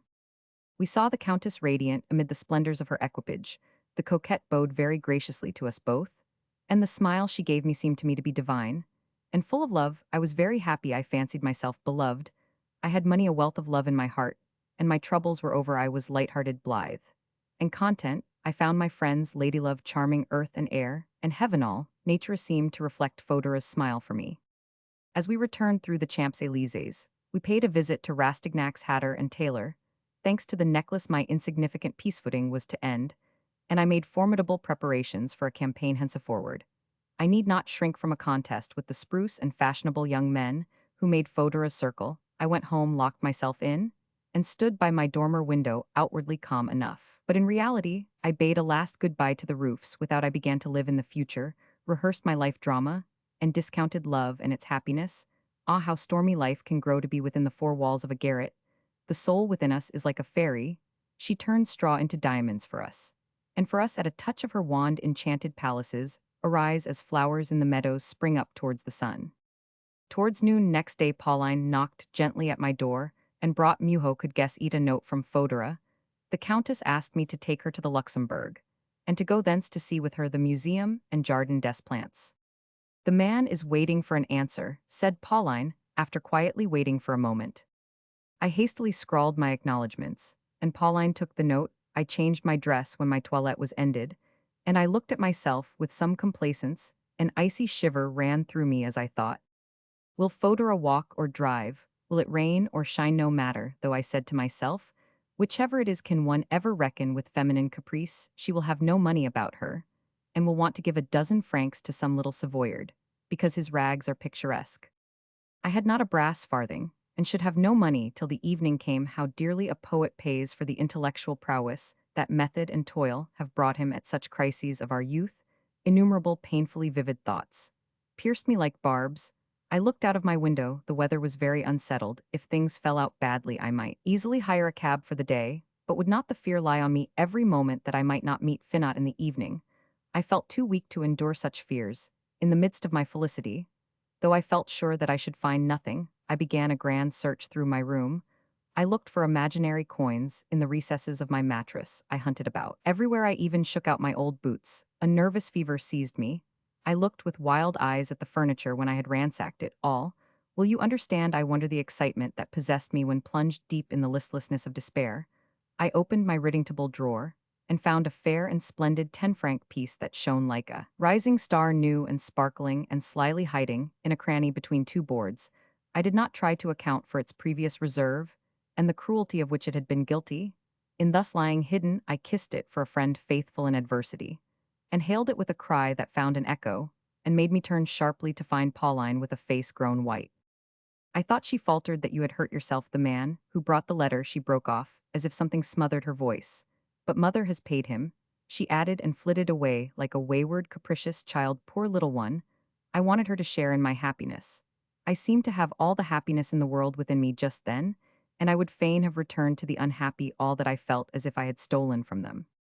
The intuitive perception of adversity is sound for the most part. The Countess had sent away her carriage, one of those freaks that pretty women can scarcely explain to themselves, had determined her to go on foot by way of the boulevards to the Jardin des Plantes. It will rain, I told her, and it pleased her to contradict me. As it fell out, the weather was fine. While we went through the Luxembourg, when we came out, some drops fell from a great cloud, whose progress I had watched uneasily, and we took a cab at the museum. I was about to dismiss the vehicle, and Fodora, what agonies asked me not to do so, but it was like a dream in broad daylight for me to chat with her, to wander in the Jardin des Plantes, to stray down the shady alleys, to feel her hand upon my arm, the secret transports repressed in me were reduced no doubt to a fixed and foolish smile upon my lips. There was something unreal about it, all yet in all her movements however alluring. Whether we stood or whether we walked there was nothing either tender or lover-like. When I tried to share in a measure the action of movement prompted by her life, I became aware of a check, or of something strange in her, that I cannot explain, or an inner activity concealed in her nature. There is no suavity about. The movements of women who have no soul in them our wills were opposed, and we did not keep step together words are wanting to describe this outward dissonance between two beings. We are not accustomed to read a thought in a movement.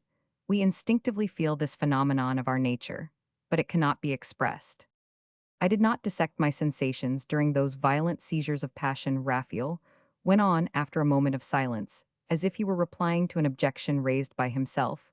I did not analyze my pleasures, nor count my heartbeats. Then, as a miser scrutinizes and weighs his gold pieces, no experience sheds its melancholy light over the events of the past today. And memory brings these pictures back as the sea waves in fair, whether cast up fragment after fragment of the debris of a wrecked vessel upon the strand. It is in your power to render me a rather important service, said the Countess, looking at me in an embarrassed way. After confiding in you my aversion to lovers, I feel myself more at liberty to entreat your good offices in the name of friendship. Will there not be very much more merit in obliging me today? She asked, laughing. I looked at her in anguish. Her manner was coaxing, but in no wise affectionate. She felt nothing for me. She seemed to be playing a part, and I thought her a consummate actress. Then all at once my hopes awoke once more at a single look and word. Yet if reviving love expressed itself in my eyes, she bore its light without any change in the clearness of her own. They seemed like a tiger's eyes to have a sheet of metal behind them. I used to hate her in such moments. The influence of the Duc de Navarreins would be very useful to me with an all-powerful person in Russia. She went on persuasion in every modulation of her voice, whose intervention I need in order to have justice done me in a matter that concerns both my fortune and my position in the world, that is to say the recognition of my marriage by the Emperor. Is not the Duc de Navarreins a cousin of yours? A letter from him would settle everything. I am yours, I answered. Command me. You are very nice, she said, pressing my hand. Come and have dinner with me, and I will tell you everything as if you were my confessor. So this discreet, suspicious woman, who had never been heard to speak a word about her affairs to anyone, was going to consult me. Oh, how dear to me is this silence that you have imposed on me, I cried, but I would rather have had some sharper ordeal still. And she smiled upon the intoxication in my eyes. She did not reject my admiration in any way. Surely she loved me. Fortunately, my purse held just enough to satisfy her cabman. The day spent in her house alone with her was delicious. It was the first time that I had seen her in this way hitherto. We had always been kept apart by the presence of others, and by her formal politeness and reserved manners, even during her magnificent dinners. But now it was as if I lived beneath her own roof. I had her all to myself, so to speak. My wandering fancy broke down barriers, arranged the events of life to my liking, and steeped me in happiness and love. I seemed to myself her husband. I liked to watch her busied with little details. It was a pleasure to me even to see her take off her bonnet and shawl. She left me alone for a little, and came back charming with her hair newly arranged, and this dainty change of toilette had been made for me. During the dinner she lavished attention upon me, and put charm without end into those numberless trifles, to all seeming that make up half of our existence. Nevertheless, as we sat together before a crackling fire on silken cushions, surrounded by the most desirable creations of oriental luxury, as I saw this woman whose famous beauty made every heart beat so close to me, an unapproachable woman who was talking and bringing all her powers of coquetry to bear upon me, then my blissful pleasure rose almost to the point of suffering to my vexation. I recollected the important business to be concluded. I determined to go to keep the appointment made for me for this evening. So soon, she said, seeing me take my hat. She loved me then, or I thought so, at least from the bland tones in which those two words were uttered. I would then have bartered a couple of years of life for every hour she chose to grant to me, and so prolong my ecstasy. My happiness was increased by the extent of the money I sacrificed. It was midnight before she dismissed me, but on the morrow, for all that my heroism cost me a good many remorseful pangs, I was afraid the affair of the memoirs, now of such importance for me, might have fallen through, and rushed off to Rastignac. We found the nominal author of my future labors just getting up.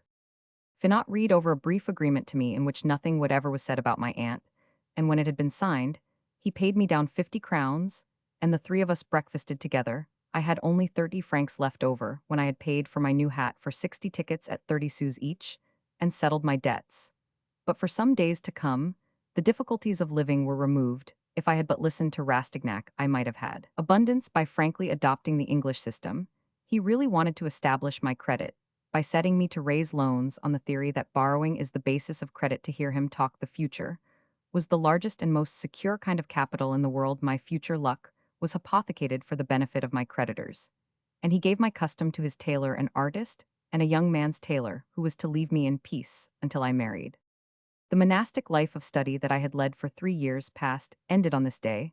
I frequented Fodora's house very diligently, and tried to outshine the heroes or the swaggerers to be found in her circle.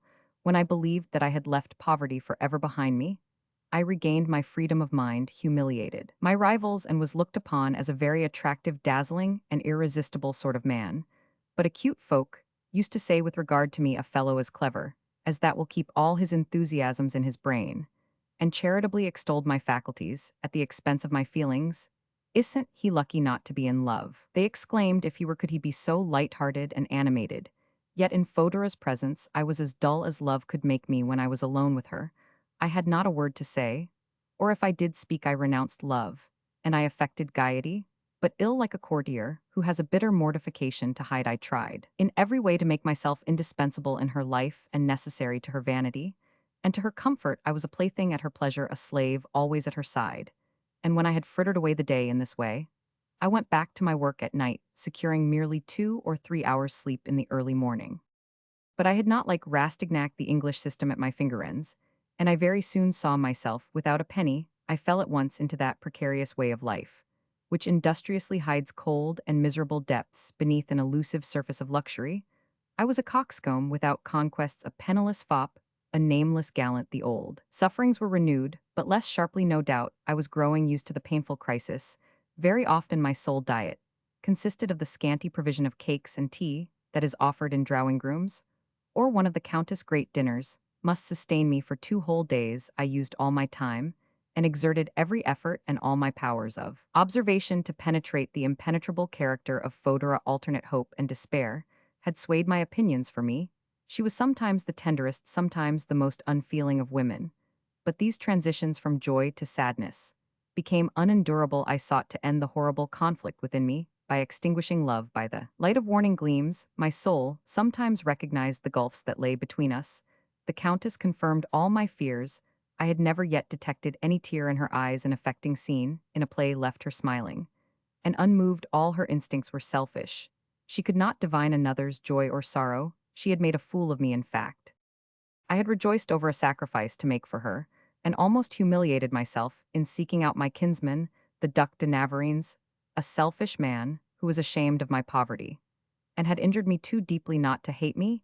He received me with the polite coldness that makes every word and gesture seem an insult. He looked so ill at ease that I pitied him. I blushed for this pettiness. Amid grandeur and penuriousness, surrounded by luxury, he began to talk to me of his heavy losses in the 3 per cents. And then I told him the object of my visit. The change in his manners, hitherto glacial, which now gradually became affectionate, disgusted me. Well, he called upon the Countess, and completely eclipsed me with her. On him, Fodora exercised spells and witcheries unheard of. She drew him into her power, and arranged her whole mysterious business with him. I was left out. I heard not a word of it. She had made a tool of me. She did not seem to be aware of my existence. While my cousin was present, she received me less cordially perhaps than when I was first presented to her one evening. She chose to mortify me before the Duke by a look, a gesture, that it is useless to try to express in words. I went away with tears in my eyes, planning terrible and outrageous schemes of vengeance without end. I often used to go with her to the theater. Love utterly absorbed me. As I sat beside her, as I looked at her, I used to give myself up to the pleasure of listening to the music, putting all my soul into the double joy of love, and of hearing every emotion of my heart translated into musical cadences. It was my passion that filled the air and the stage. That was triumphant everywhere. But with my mistress, then, I would take Fodora's hand. I used to scan her features, and her eyes imploring of them some indication that one blended feeling possessed us both seeking for the sudden harmony, awakened by the power of music, which makes our souls vibrate in unison. But her hand was passive, her eyes said nothing. When the fire that burned in me glowed too fiercely from the face I turned upon her, she met it with that studied smile of hers, the conventional expression that sits on the lips of every portrait in every exhibition. She was not listening to the music. The divine pages of Rossini Cimarosa or Zingarelli called up no emotion, gave no voice to any poetry in her life. Her soul was a desert. Fodora presented herself as a drama. Before a drama, her lorgnette traveled restlessly over the boxes. She was restless too, beneath the apparent calm fashion, tyrannized over her box. Her bonnet, her carriage, her own personality, absorbed her entirely. My merciless knowledge thoroughly tore away all my illusions. If good breeding consists in self-forgetfulness and consideration for others, in constantly showing gentleness in voice and bearing in pleasing others, and in making them content in themselves, all traces of her plebeian origin were not yet obliterated in Fodora. In spite of her cleverness, her self-forgetfulness was a sham. Her manners were not innate, but painfully acquired. Her politeness was rather subservient, and yet for those she singled out, her honeyed words expressed natural kindness. Her pretentious exaggeration was exalted enthusiasm. I alone had scrutinized her grimacings, and stripped away the thin rind that sufficed to conceal her real nature from the world. Her trickery no longer deceived me. I had sounded the depths of that feline nature. I blushed for her when some donkey or other flattered and complimented her, and yet I loved her through it all. I hoped that her snows would melt with the warmth of a poet's love. If I could only have made her feel all the greatness that lies in devotion, then I should have seen her perfected. She would have been an angel. I loved her as a man, a lover, and an artist. If it had been necessary not to love her so that I might win her, some cool-headed coxcomb, some self-possessed calculator, would perhaps have had an advantage over me. She was so vain and sophisticated that the language of vanity would appeal to her. She would have allowed herself to be taken in the toils of an intrigue. A hard, cold nature would have gained a complete ascendancy over her. Keen grief had pierced me to my very soul, as she unconsciously revealed her absolute love of self. I seemed to see her, as she one day would be alone in the world with no one to whom she could stretch her hand, with no friendly eyes for her own to meet and rest upon. I was bold enough to set this before her one evening. I painted in vivid colors her lonely, sad, deserted old age. Her comment on this prospect of so terrible a revenge of thwarted nature was horrible. I shall always have money, she said, and with money we can always inspire such sentiments as are necessary for our comfort in those about us. I went away confounded by the arguments of luxury, by the reasoning of this woman of the world, in which she lived, and blamed myself for my infatuated idolatry. I myself had not loved Pauline, because she was poor, and had not the wealthy Fodora a right to repulse Raphael? Conscience is our unerring judge. Until we finally stifle it, a specious voice said within me, Fodora is neither attracted to nor repulses anyone. She has her liberty, but once upon a time she sold herself to the Russian count, her husband, or her lover, for gold. But temptation is certain to enter into her life. Wait till that moment comes. She lived remote from humanity, in a sphere apart, in a hell or a heaven of her own. She was neither frail nor virtuous. This feminine enigma in embroideries and cashmeres had brought into play every emotion of the human heart in meprite, ambition, love, curiosity. There was a craze just then for praising a play at a little boulevard theater, prompted perhaps by a wish to appear original that besets us all, or due to some freak of fashion. The Countess showed some signs of a wish to see the flowered face of the actor who had so delighted several people of taste, and I obtained the honor of taking her to a first presentation of some wretched farce or other. A box scarcely cost 5 francs, but I had not a brass farthing. I was but halfway through the volume of memoirs. I dared not beg for assistance of Finot and Rastignac. My providence was away. These constant perplexities were the bane of my life. We had once come out of the theater when it was raining heavily. Fodora had called a cab for me before I could escape from her show of concern. She would not admit any of my excuses, me liking for wet weather and my wish to go to the gaming table. She did not read my poverty in my embarrassed attitude, or in my forced jests. My eyes would redden, but she did not understand a look. A young man's life is at the mercy of the strangest whims. At every revolution of the wheels during the journey, thoughts that burned stirred in my heart. I tried to pull up a plank from the bottom of the vehicle, hoping to slip through the hole into the street, but finding insuperable obstacles, I burst into a fit of laughter, and then sat stupefied in calm dejection, like a man in a pillory When I reached my lodging, Pauline broke in through my first stammering words with, "If you haven't any money." Ah, the music of Rossini was as nothing compared with those words, but to return to the performance at the Funambules. I thought of pawning the circlet of gold round my mother's portrait in order to escort the Countess, although the pawnbroker loomed in my thoughts as one of the doors of a convict's prison. I would rather myself have carried my bed thither than have begged for alms. There is something so painful in the expression of a man who asks money of you. There are loans that mulct us of our self-respect, just as some rebuffs from a friend's lips sweep away our last illusion. Pauline was working, her mother had gone to bed. I flung a stealthy glance over the bed. The curtains were drawn back, a little Madame Gaudin was in a deep sleep, I thought, when I saw her quiet, sallow profile outlined against the pillow. "You are in trouble," Pauline said, dipping her brush into the coloring. "It is in your power to do me a great service, my dear child," I answered. The gladness in her eyes frightened me. Is it possible that she loves me? I thought. Pauline, I began. I went and sat near to her so as to study her. My tones had been so searching that she read my thought. Her eyes fell, and I scrutinized her face. It was so pure and frank that I fancied I could see as clearly into her heart as into my own. "Do you love me?" I asked. "A little passionately, not a bit," she cried. Then she did not love me. Her jesting tones and a little gleeful movement that escaped her expressed nothing beyond a girlish blithe goodwill. I told her about my distress and the predicament in which I found myself, and asked her to help me.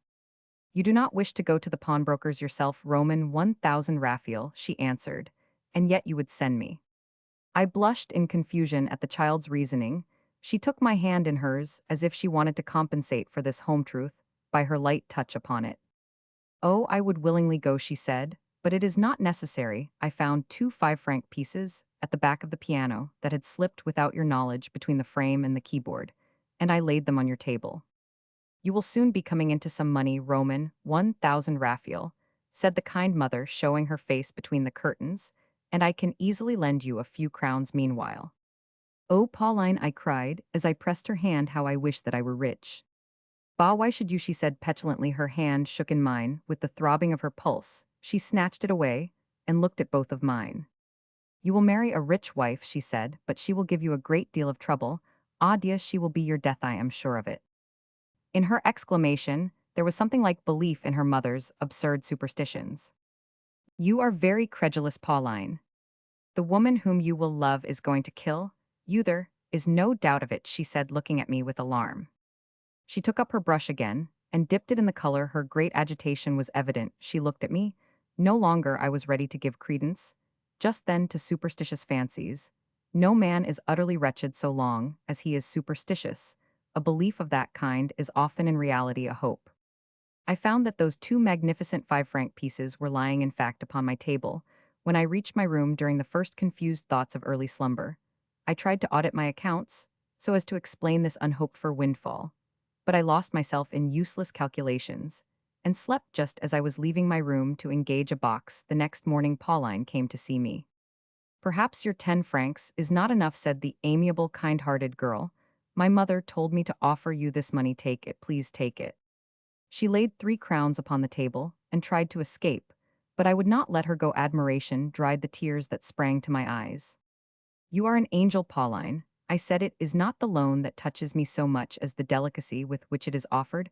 I used to wish for a rich wife, a fashionable woman of rank, and now, alas, I would rather possess millions, and find some girl as poor as you are with a generous nature like your own, and I would renounce a fatal passion, which will kill me. Perhaps what you told me will come true."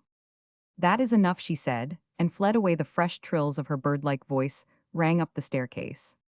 "She is very happy in not yet knowing love," I said to myself, thinking of the torments I had endured for many months past.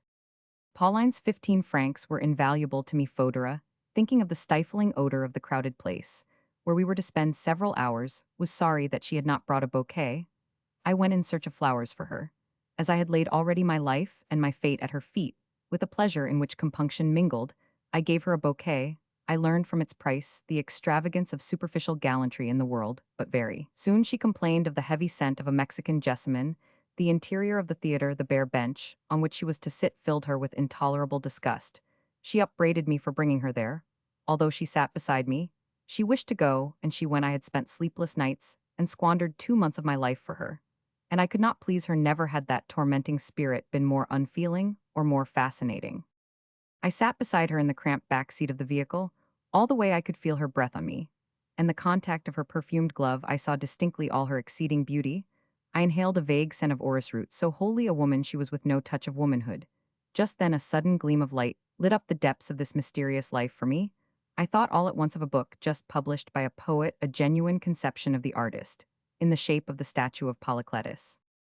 I seemed to see that monstrous creation at one time an officer, breaking in a spirited horse at another a girl, who gives herself up to her toilette, and breaks her lover's hearts, or again, a false lover driving a timid and gentle maid to despair, unable to analyze Fodora by any other process. I told her this fanciful story, but no hint of her resemblance to this poetry of the impossible crossed Harriet simply diverted her. She was like a child over a story from the Arabian Nights. Fodora must be shielded by some talisman, I thought to myself, as I went back, or she could not resist the love of a man of my age, the infectious fever of that splendid malady of the soul. Is Fodora like Lady Delacour, a prey to a cancer? Her life is certainly an unnatural one. I shuddered at the thought. Then I decided on a plan, at once the wildest and the most rational that lover ever dreamed of. I would study this woman from a physical point of view, as I had already studied her intellectually. And to this end, I made up my mind to spend a night in her room without her knowledge. This project preyed upon me as a thirst for revenge gnaws at the heart of a Corsican monk. This is how I carried it out on the days when Fodora received her. Rooms were far too crowded for the hall porter to keep the balance even between goers and comers. I could remain in the house, I felt sure, without causing a scandal in it. And I waited the Countess coming soiree with impatience. As I dressed, I put a little English penknife into my waistcoat pocket. Instead of a poniard, that literary implement, if found upon me, could awaken no suspicion. But I knew not whither my romantic resolution might lead, and I wished to be prepared. As soon as the rooms began to fill, I entered the bedroom and examined the arrangements. The inner and outer shutters were closed. This was a good beginning. And as the waiting maid might come to draw back the curtains that hung over the windows, I pulled them together. I was running great risks in venturing to maneuver beforehand in this way, but I had accepted the situation and had deliberately reckoned with its dangers. About midnight, I hid myself in the embrasure of the window. I tried to scramble on to a ledge of the wainscoting, hanging on by the fastening of the shutters with my back against the wall, in such a position that my feet could not be visible. When I had carefully considered my points of support and the space between me and the curtains, I had become sufficiently acquainted with all the difficulties of my position to stay in it without fear of detection, if undisturbed by cramped coughs or sneezings, to avoid useless fatigue. I remained standing until the critical moment when I must hang suspended like a spider in its web. The white-watered silk and muslin of the curtains spread before me in great pleats like organ pipes. With my penknife, I cut loopholes in them through which I could see. I heard vague murmurs from the salons, the laughter, and the louder tones of the speakers, the smothered commotion, and vague uproar, lessened by slow degrees. One man and another came for his hat from the Countess' chest of drawers close to where I stood. I shivered if the curtains were disturbed at the thought of the mischances, consequent on the confused and hasty investigations made by the men in a hurry to depart who were rummaging everywhere. When I experienced no misfortunes of this kind, I augured well of my enterprise. An old wooer of Fodora's came for the last hat. He thought himself quite alone, looked at the bed, and heaved a great sigh accompanied by some inaudible exclamation, into which he threw sufficient energy. In the boudoir close by the Countess, finding only some 5 or 6 intimate acquaintances about her proposed tea, the scandals for which existing society has reserved the little faculty of belief that it retains, mingled with epigrams and trenchant witticisms, and the clatter of cups and spoons, Rastignac drew roars of laughter by merciless sarcasms at the expense of my rivals. Roman 1000 de Rastignac is a man with whom it is better not to quarrel, said the Countess, laughing. I am quite of that opinion, was his candid reply. I have always been right about my aversions and my friendships. As well, he added, perhaps, my enemies are quite as useful to me as my friends. I have made a particular study of modern phraseology, and of the natural craft that is used in all attack or defense. Official eloquence is one of our perfect social products. One of your friends is not clever, so you speak of his integrity, and his candor. Another's work is heavy, you introduce it as a piece of conscientious labor. And if the book is ill written, you extol the ideas it contains. Such an one is treacherous, and fickle slips through your fingers every moment. Bah, he is attractive, bewitching, he is delightful, suppose. They are enemies, you fling every one dead or alive in their teeth. You reverse your phraseology for their benefit, and you are as keen in detecting their faults as you were before adroit in bringing out the virtues of your friends. This way of using the mental lorgnette is the secret of conversation nowadays. And the whole art of the complete courtier. If you neglect it, you might as well go out as an unarmed knight banneret to fight against men in armor. And I make use of it and even abuse it at times, so we are respected. I, and my friends, and moreover my sword, is quite as sharp as my tongue. One of Fodora's most fervid worshippers, whose presumption was notorious, and who even made it contribute to his success, took up the glove thrown down so scornfully by Rastignac. He began an unmeasured eulogy of me, my performances, and my character. Rastignac had overlooked this method of detraction. His sarcastic encomiums misled the countess, who sacrificed without mercy. She betrayed my secrets and derided my pretensions and my hopes to divert her friends. There is a future before him, said Rastignac. Some day, he may be in a position to take a cruel revenge. His talents are at least equal to his courage, and I should consider those who attack him very rash, for he has a good memory. And writes memoirs, put in the countess, who seemed to object to the deep silence that prevailed. Memoirs of a sham countess, madame, replied Rastignac. Another sort of courage is needed to write that sort of thing. I give him credit for plenty of courage, she answered. He is faithful to me. I was greatly tempted to show myself suddenly among the railers like the shade of Banquo in Macbeth. I should have lost a mistress. But I had a friend, but love inspired me all at once with one of those treacherous and fallacious subtleties that it can use to soothe all our pangs. If Fodora loved me, I thought she would be sure to disguise her feelings by some mocking jest. How often the heart protests against a lie on the lips. Well, very soon my audacious rival left alone, with the countess rose to go. What already, asked she in a coaxing voice that set my heart beating, will you not give me a few more minutes? Have you nothing more to say to me? Will you never sacrifice any of your pleasures for me? He went away. Ah, she yawned, how very tiresome they all are.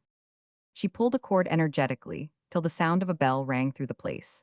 Then, humming a few notes of Priaci Spunti, the countess entered her room. No one had ever heard her sing. Her muteness had called forth the wildest explanations she had promised her first lover, so it was said, who had been held captive by her talent, and whose jealousy over her stretched beyond his grave, that she would never allow others to experience a happiness that he wished to be his and his alone. I exerted every power of my soul to catch the sounds higher and higher.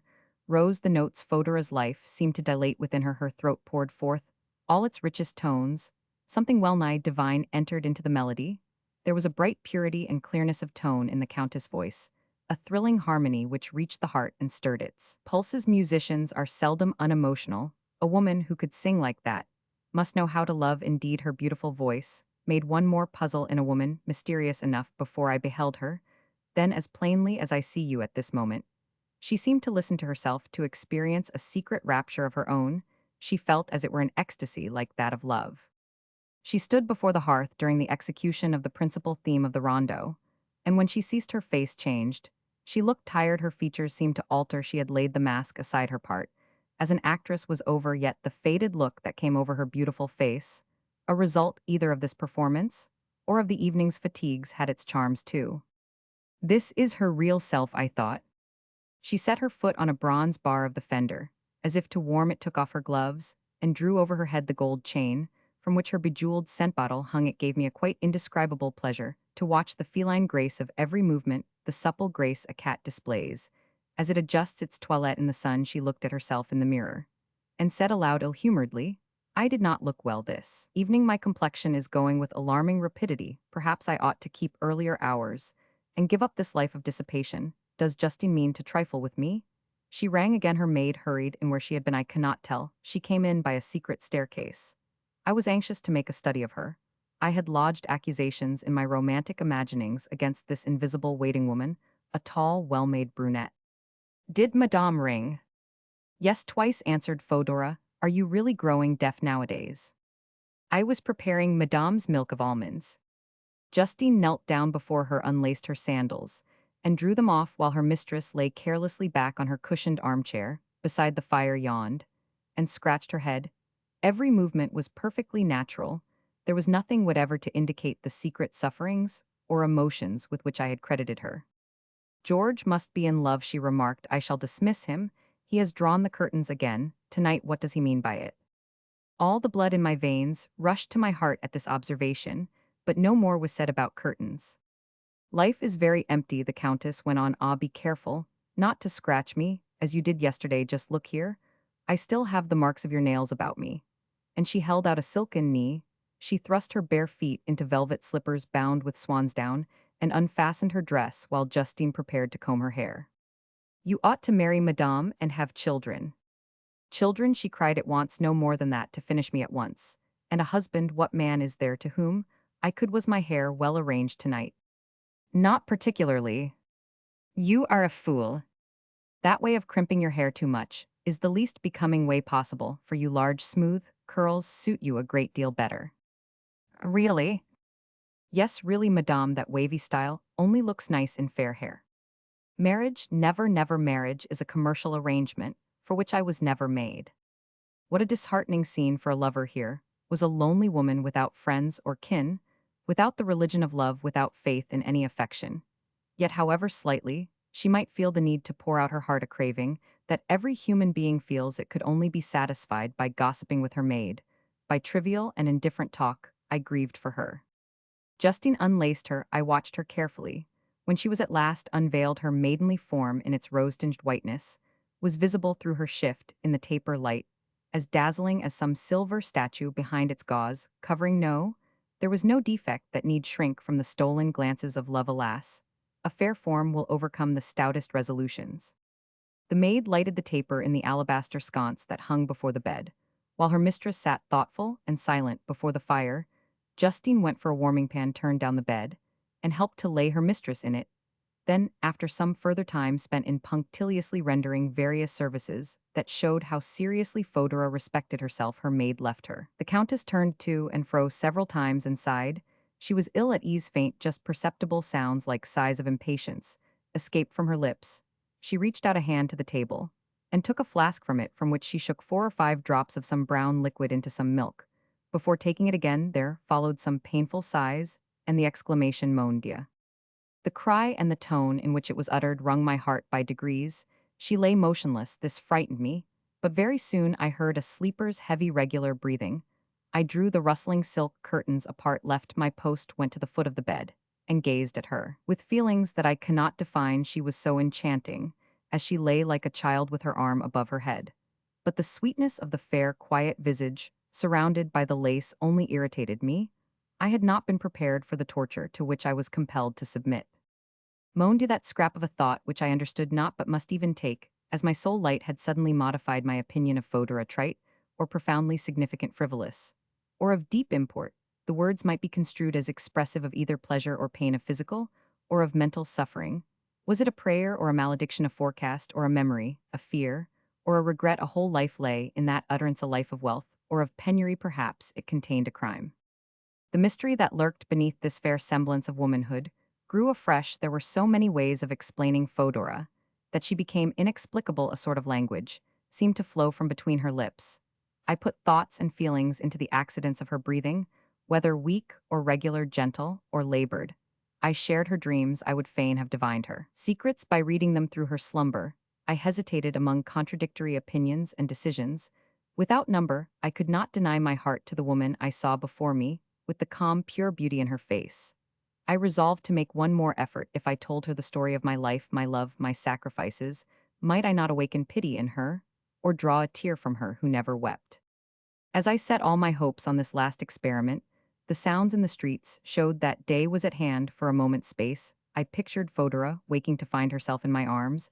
I could have stolen softly to her side and slipped them about her in a close embrace, resolved to resist the cruel tyranny of this thought. I hurried into the salon, heedless of any sounds I might make. But luckily, I came upon a secret door leading to a little staircase. As I expected, the key was in the lock. I slammed the door, went boldly out into the court, and gained the street in 3 bounds without looking round to see whether I was observed. A dramatist was to read a comedy at the Countess' house in 2 days' time. I went thither intending to outstay the others, so as to make a rather singular request to her. I meant to ask her to keep the following evening for me alone, and to deny herself to other comers. But when I found myself alone with her, my courage failed, every tick of the clock alarmed me. It wanted only a quarter of an hour of midnight. If I do not speak, I thought to myself, I must smash my head against the corner of the mantelpiece. I gave myself 3 minutes grace, the 3 minutes went by, and I did not smash my head upon the marble. My heart grew heavy like a sponge with water. You are exceedingly amusing, said she. Ah, madame, if you could but understand me, I answered. What is the matter with you? She asked. You are turning pale. I am hesitating to ask a favor of you. Her gesture revived my courage. I asked her to make the appointment with me. Willingly, she answered, but why will you not speak to me now?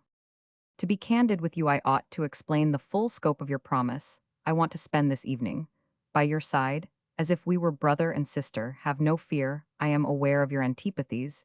You must have divined me sufficiently to feel sure that I should wish you to do nothing that could be displeasing to you. Presumption, moreover, would not thus approach you. You have been a friend to me. You have shown me kindness and great indulgence. Know, therefore, that tomorrow I must bid you farewell. Do not take back your word, I exclaimed, seeing her about to speak, and I went away.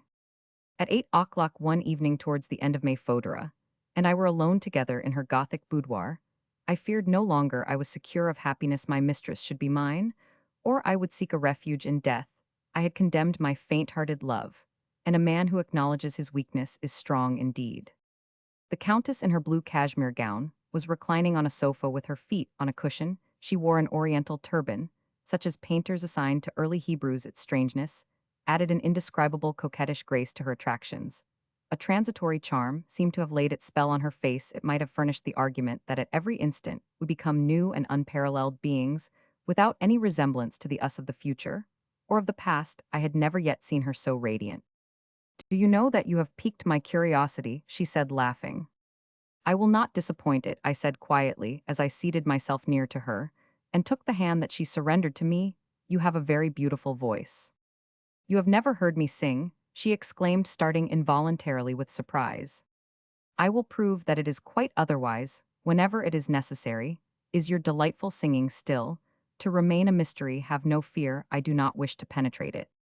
We spent about an hour in familiar talk, while I adopted the attitude and manner of a man to whom Fodora must refuse nothing. I showed her all a lover's deference. Acting in this way, I received a favor. I was allowed to kiss her hand. She daintily drew off the glove, and my whole soul was dissolved and poured forth in that kiss. I was steeped in the bliss of an illusion in which I tried to believe. Fodor lent herself most unexpectedly to my caress, and my flatteries do not accuse me of faint-heartedness. If I had gone a step beyond these fraternal compliments, the claws would have been out of the sheath and into me.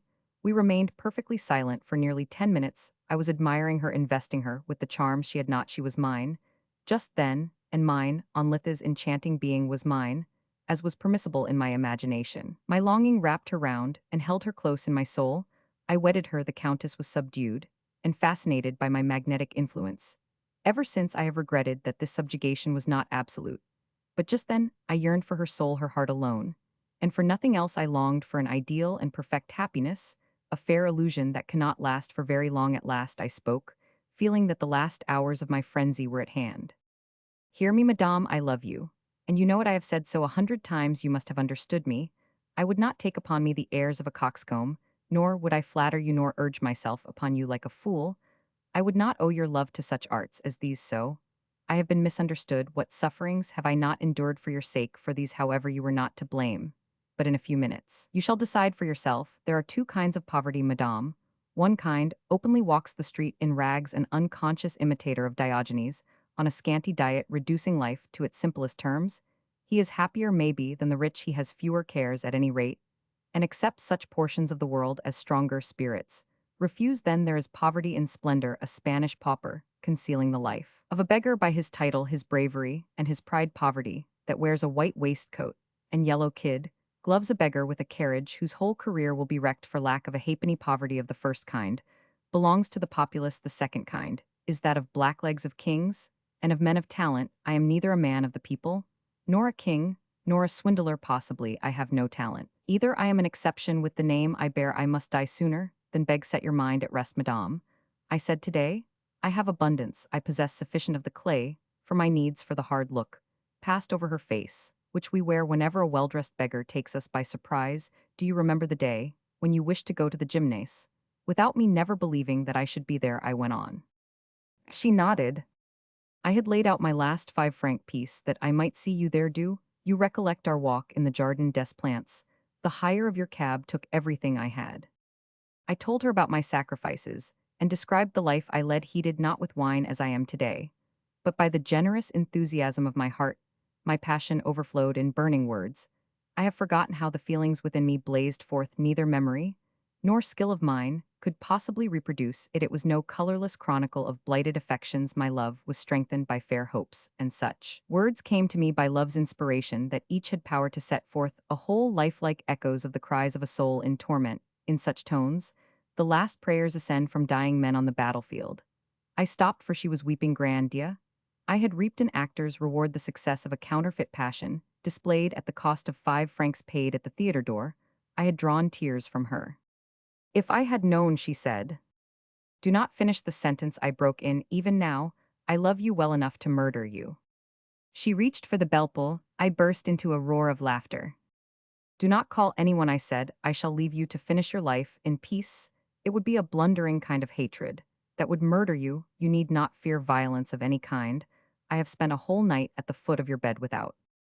Monsieur, she said, blushing, but after that first impulse of modesty, that even the most hardened women must surely own, she flung a scornful glance at me and said, You must have been very cold. Do you think that I set such value on your beauty, madame? I answered, guessing the thoughts that moved her. Your beautiful face is for me a promise of a soul, yet more beautiful, madame. Those to whom a woman is merely a woman can always purchase odalisques fit for the seraglio and achieve their happiness at a small cost. But I aspired to something higher. I wanted the life of close communion of heart and heart with you, that have no heart. I know that now, if you were to belong to another, I could kill him, and yet no, for you would love him, and his death might hurt you perhaps. What agony this is, I cried. If it is any comfort to you, she retorted cheerfully, I can assure you that I shall never belong to anyone. So you offer an affront to God himself, I interrupted, and you will be punished for it some day. You will lie upon your sofa, suffering unheard of ills, unable to endure the light, or the slightest sound, condemned to live as it were in the tomb. Then, when you seek the causes of those lingering and avenging torments, you will remember the woes that you distributed so lavishly. Upon your way, you have sown curses, and hatred will be your reward. We are the real judges, the executioners of a justice that reigns here, below, which overrules the justice of man and the laws of God. No doubt it is very culpable in me not to love you, she said, laughing. Am I to blame? No. I do not love you. You are a man. That is sufficient. I am happy by myself. Why should I give up my way of living a selfish way? If you will, for the caprices of a master, marriage is a sacrament by virtue of which each imparts nothing but vexations to the other children. Moreover, worry me. Did I not faithfully warn you about my nature? Why are you not satisfied to have my friendship? I wish I could make you amends for all the troubles I have caused you through not guessing the value of your poor 5 franc pieces. I appreciate the extent of your sacrifices, but your devotion and delicate tact can be repaid by love alone, and I care so little for you that this scene has a disagreeable effect upon me. I am fully aware of my absurdity, I said, unable to restrain my tears. Pardon me. I went on, it was a delight to hear those cruel words you have just uttered so well. I love you. Oh, if I could testify my love with every drop of blood in me. Men always repeat these classic formulas to us more or less effectively, she answered, still smiling. But it appears very difficult to die at our feet, for I see corpses of that kind about everywhere. It is 12 o'clock. Allow me to go to bed. And in 2 hours' time, you will cry to yourself, ah, mon Dieu. Like the day before yesterday. Yes, she said, I was thinking of my stockbroker. I had forgotten to tell him to convert my 5% stock into threes, and the 3% had fallen during the day. I looked at her, and my eyes glittered with anger. Sometimes a crime, maybe a whole romance. I understood that just then she was so accustomed, no doubt, to the most impassioned declarations of this kind, that my words and my tears were forgotten already. Would you marry a peer of France? I demanded abruptly. If he were a duke, I might. I seized my hat and made her a bow. Permit me to accompany you to the door, she said, cutting irony in her tones, in the poise of her head, and in her gesture. Madame, monsieur, I shall never see you again. I hope not, and she insolently inclined her head. You wish to be a duchess, I cried, excited by a sort of madness that her insolence roused in me. You are wild for honors and titles. Well, only let me love you, bid my pen write, and my voice speak for you alone, be the inmost soul of my life, my guiding star. Then only accept me for your husband, as a minister, a peer of France, a duke. I will make of myself whatever you would have me be. You made good use of the time you spent with the advocate, she said, smiling. There is a fervency about your pleadings. The present is yours, I cried, but the future is mine. I only lose a woman, you are losing a name. And a family time is big with my revenge time, will spoil your beauty, and yours will be a solitary death, and glory waits for me. Thanks for your peroration, she said, repressing a yawn. The wish that she might never see me again was expressed in her whole bearing. That remark silenced me. I flung at her a glance full of hatred and hurried away.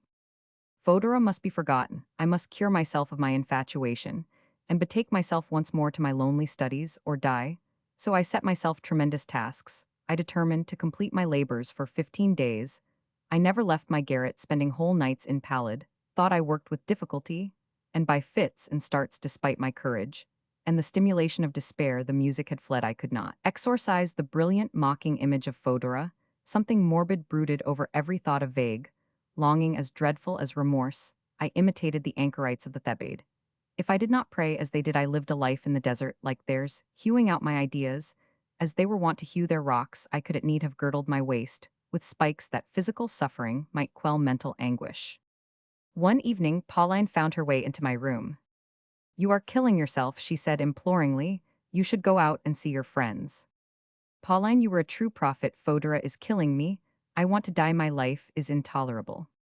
Is there only one woman in the world? She asked, smiling. Why make yourself so miserable in so short a life? I looked at Pauline in bewilderment. She left me. Before I noticed her departure, the sound of her words had reached me. But not their sense. Very soon, I had to take my memoirs in manuscript to my literary contractor. I was so absorbed by my passion that I could not remember how I had managed to live without money. I only knew that the 450 francs due to me would pay my debts, so I went to receive my salary and met Rastignac, who thought me changed and thinner. What hospital have you been discharged from? He asked. That woman is killing me, I answered. I can neither despise her nor forget her. You had much better kill her, then perhaps you would think no more of her, he said, laughing. I have often thought of it, I replied, but though sometimes the thought of a crime revives my spirits of violence and murder, either or both I am really incapable of carrying out the design. The Countess is an admirable monster who would crave for pardon, and not every man is an Othello. She is like every woman who is beyond our reach. Rastignac interrupted. I am mad, I cried. I can feel the madness raging at times in my brain. My ideas are like shadows, they flit before me, and I cannot grasp them. Death would be preferable to this life. And I have carefully considered the best way of putting an end to the struggle. I am not thinking of the living Fodora in the Faubourg Saint Honore, but of my Fodora here, and I tapped my forehead. What do you say to opium? Pshaw, horrid agonies, said Rastignac. Or charcoal fumes. A low dodge. Or the Seine. The dragnets and the morgue too are filthy. A pistol shot. And if you miscalculate, you disfigure yourself for life. Listen to me. He went on. Like all young men, I have pondered over suicide. Which of us hasn't killed himself 2 or 3 times? Before he is 30, I find there is no better course than to use existence as a means of pleasure. Go in for thorough dissipation and your passion, or you will perish in it. Intemperance, my dear fellow, commands all forms of death. Does she not wield the thunderbolt of apoplexy? Apoplexy is a pistol shot that does not miscalculate. Orgies are lavish in all physical pleasures. Is not that the small change for opium, and the riot that makes us drink to excess, bears a challenge to mortal combat with wine that, but of Malmsey of the Duke of Clarence's, must have had a pleasanter flavor than Seine mud, when we sink gloriously under the table? Is not that a periodical death by drowning on a small scale if we are picked up by the police and stretched out on those chilly benches of theirs at the police station? Do we not enjoy all the pleasures of the morgue? For though we are not blue and green, muddy and swollen corpses, on the other hand, we have the consciousness of the climax. Ah, he went on. This protracted suicide has nothing in common with the bankrupt grocers. Demised tradespeople have brought the river into disrepute. They fling themselves in to soften their creditors' hearts. In your place, I should endeavor to die gracefully. And if you wish to invent a novel way of doing it by struggling with life after this manner, I will be your second. I am disappointed and sick of. Everything the Alsatian, whom it was proposed that I should marry, had 6 toes on her left foot. I cannot possibly live with a woman who has 6 toes. It would get about to a certainty. And then I should be ridiculous. Her income was only 18,000 francs. Her fortune diminished in quantity. As her toes increase, the devil take it. If we begin an outrageous sort of life, we may come on some bit of luck perhaps. Rastignac's eloquence carried me away. The attractions of the plan shone. Too temptingly hopes were kindled. The poetical aspects of the matter appealed to a poet. How about money? I said. Haven't you 450 francs? Yes, but debts to my landlady and the tailor. You would pay your tailor. You will never be anything, whatever, not so much as a minister. But what can one do with 20 louis? Go to the gaming table. I shuddered. You are going to launch out into what I call systematic dissipation, said he, noticing my scruples, and yet you are afraid of a green tablecloth. Listen to me, I answered. I promised my father never to set foot in a gaming house. Not only is that a sacred promise, but I still feel an unconquerable disgust. Whenever I pass a gambling hell, take the money and go without me. While our fortune is at stake, I will set my own affairs straight, and then I will go to your lodgings and wait for you. That was the way I went to perdition. A young man has only to come across a woman who will not love him, or a woman who loves him too well, and his whole life becomes a chaos. Prosperity swallows up our energy, just as adversity obscures our virtues. Back once more in my Hotel de Saint Quentin, I gazed about me a long while in the garret where I had led my scholar's temperate life, a life which would perhaps have been a long and honorable one, and that I ought not to have quitted for the fevered existence which had urged me to the brink of a precipice. Pauline surprised me in this dejected attitude. Why, what is the matter with you? She asked. I rose and quietly counted out the money owing to her mother, and added to it sufficient to pay for 6 months' rent in advance. She watched me in some alarm. I am going to leave you, dear Pauline. I knew it, she exclaimed. Listen, my child, I have not given up the idea of coming back. Keep my room for me for 6 months. If I do not return by the 15th of November, you will come into possession of my things. This sealed packet of manuscript is the fair copy of my great work on the will, I went on, pointing to a package. Will you deposit it in the king's library? And you may do as you wish with everything that is left here. Her look weighed heavily on my heart. Pauline was an embodiment of conscience there before me. I shall have no more lessons, she said, pointing to the piano. I did not answer that. Will you write to me? Goodbye, Pauline. I gently drew her towards me, and set a kiss on that innocent fair brow of hers like snow that has not yet touched the earth. A father's or a brother's kiss. She fled. I would not see Madame Gaudin. Hung my key in its wonted place, and departed. I was almost at the end of the Rue de Cluny when I heard a woman's light footstep behind me. I have embroidered this purse for you, Pauline said. Will you refuse even that? By the light of the street lamp, I thought I saw tears in Pauline's eyes, and I groaned, moved perhaps by a common impulse. We parted in haste like people who fear the contagion of the plague. As I waited with dignified calmness for Rastignac's return, his room seemed a grotesque interpretation of the sort of life I was about to enter upon. The clock on the chimney-piece was surmounted by a Venus resting on her tortoise. A half-smoked cigar lay in her arms. Costly furniture of various kinds of tokens, very likely was scattered about. Old shoes lay on a luxurious sofa. The comfortable armchair, into which I had thrown myself, bore as many scars as a veteran. The arms were gnashed, the back was overlaid with a thick stale deposit of pomade and harrow. From the heads of all his visitors, splendor and squalor were oddly mingled. On the walls, the bed, and everywhere you might have thought of a Neapolitan palace, and the groups of Lazzaroni about it was the room of a gambler or a mauvais sujet, where the luxury exists for one individual who leads the life of the senses and does not trouble himself over inconsistencies. There was a certain imaginative element about the picture it presented. Life was suddenly revealed there in its rags and spangles, as the incomplete thing it really is, of course, but so vividly and picturesquely. It was like a den where a brigand has heaped up all the plunder in which he delights. Some pages were missing from a copy of Byron's poems. They had gone to light a fire of a few sticks for this young person, who played for stakes of 1,000 francs, and had not a faggot. He kept a tilbury, and had not a whole shirt to his back. Any day a countess or an actress or a run of luck at Eckhart might set him up with an outfit worthy of a king. A candle had been stuck into the green bronze sheath of a vestaholder. a woman's portrait lay yonder torn out of its carved gold setting. How was it possible that a young man whose nature craved excitement could renounce a life so attractive by reason of its contradictions? A life that afforded all the delights of war in the midst of peace. I was growing drowsy when Rastignac kicked the door open and shouted, "Victory, now we can take our time about dying." He held out his hat filled with gold to me and put it down on the table. Then we pranced round it like a pair of cannibals about to eat a victim.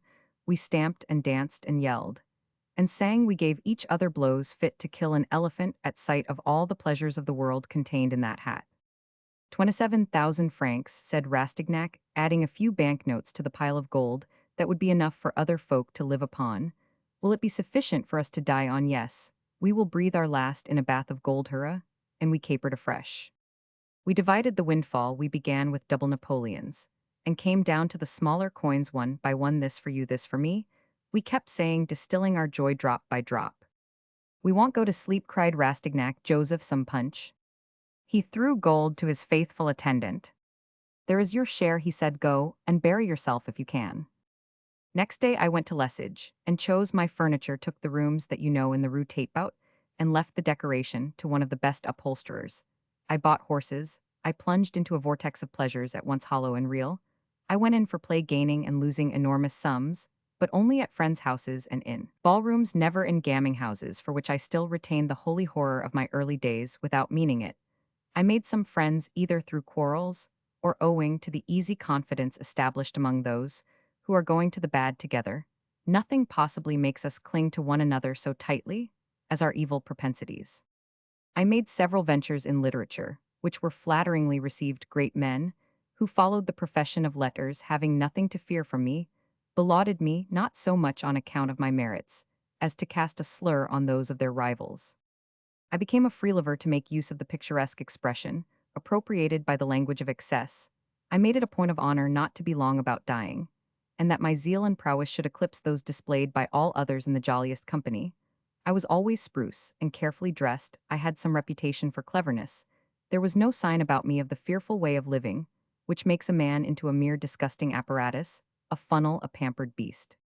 Very soon debauch rose before me in all the majesty of its horror, and I grasped all that it meant. Those prudent stadigoing characters, who are laying down wine in bottles for their heirs, can barely conceive it is true of so wide a theory of life, nor appreciate its normal condition. But when will you instill poetry into the provincial intellect? Opium and tea with all their delights are merely drugs to folk of that caliber. Is not the imperfect sybarite to be met with even in Paris itself, that intellectual metropolis unfit to endure the fatigues of pleasure? This sort of person, after a drinking bout, is very much like those worthy bourgeois who fall foul of music after hearing a new opera by Rossini.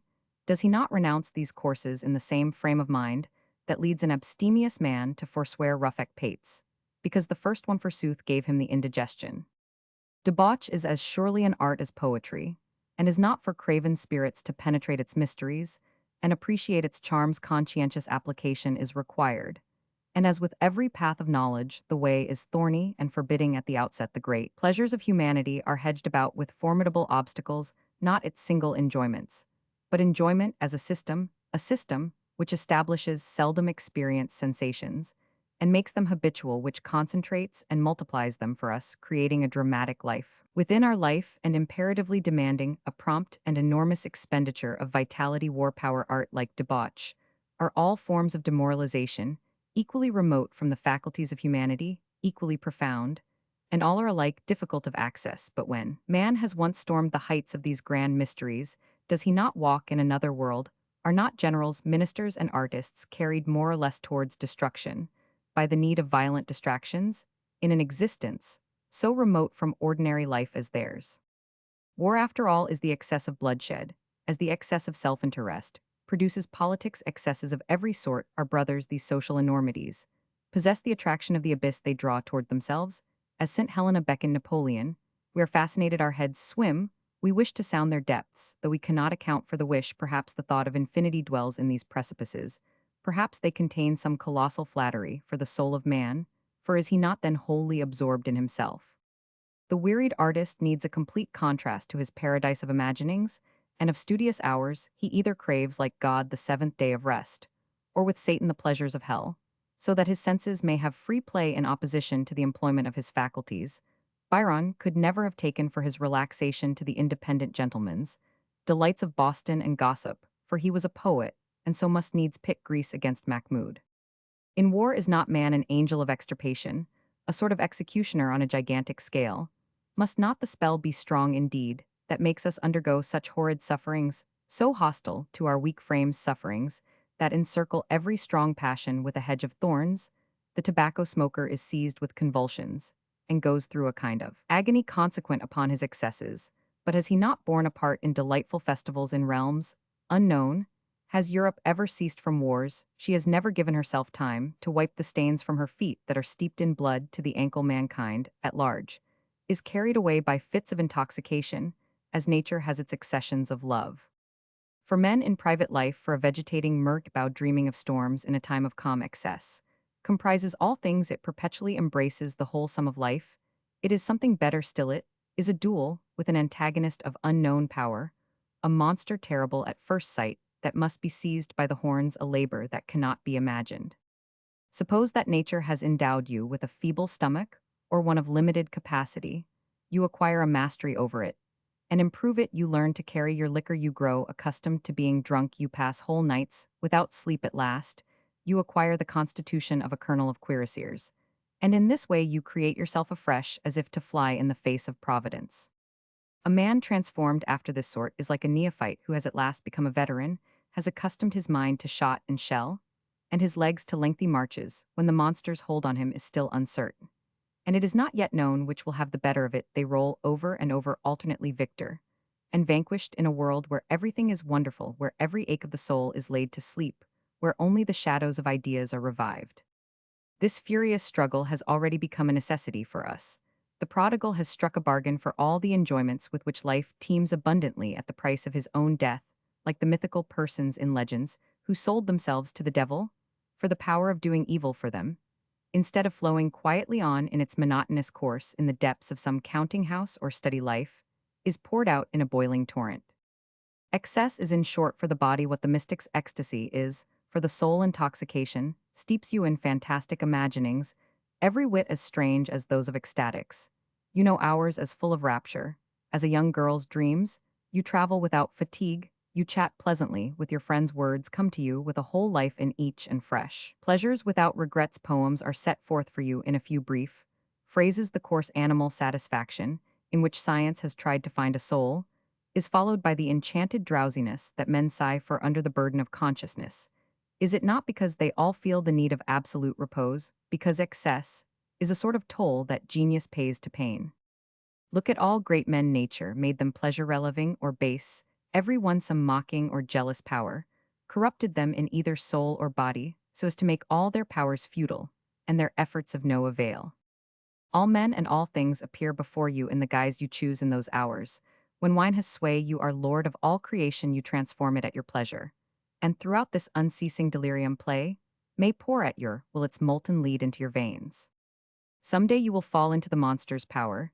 Then you will have, as I had, a frenzied awakening with impotence. Sitting by your pillow, are you an old soldier? Thysis attacks you, a diplomatist, an aneurism hangs death in your heart. By a thread it will perhaps be consumption that will cry out to me, let us be going, as to Raphael of Urbino in old time, killed by an excess of love.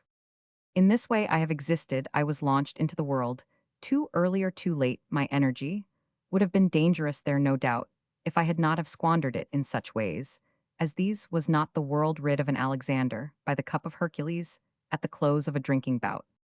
There are some, the sport of destiny, who must either have heaven or hell, the hospice of St. Bernard or riotous excess. Only just now I lacked the heart to moralize about those two. And he pointed to Euphrasia and Aquilina. They are types of my own personal history, images of my life.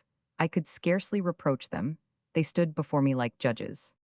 In the midst of this drama that I was enacting, and while my distracting disorder was at its height, two crises supervened. Each brought me keen and abundant pangs.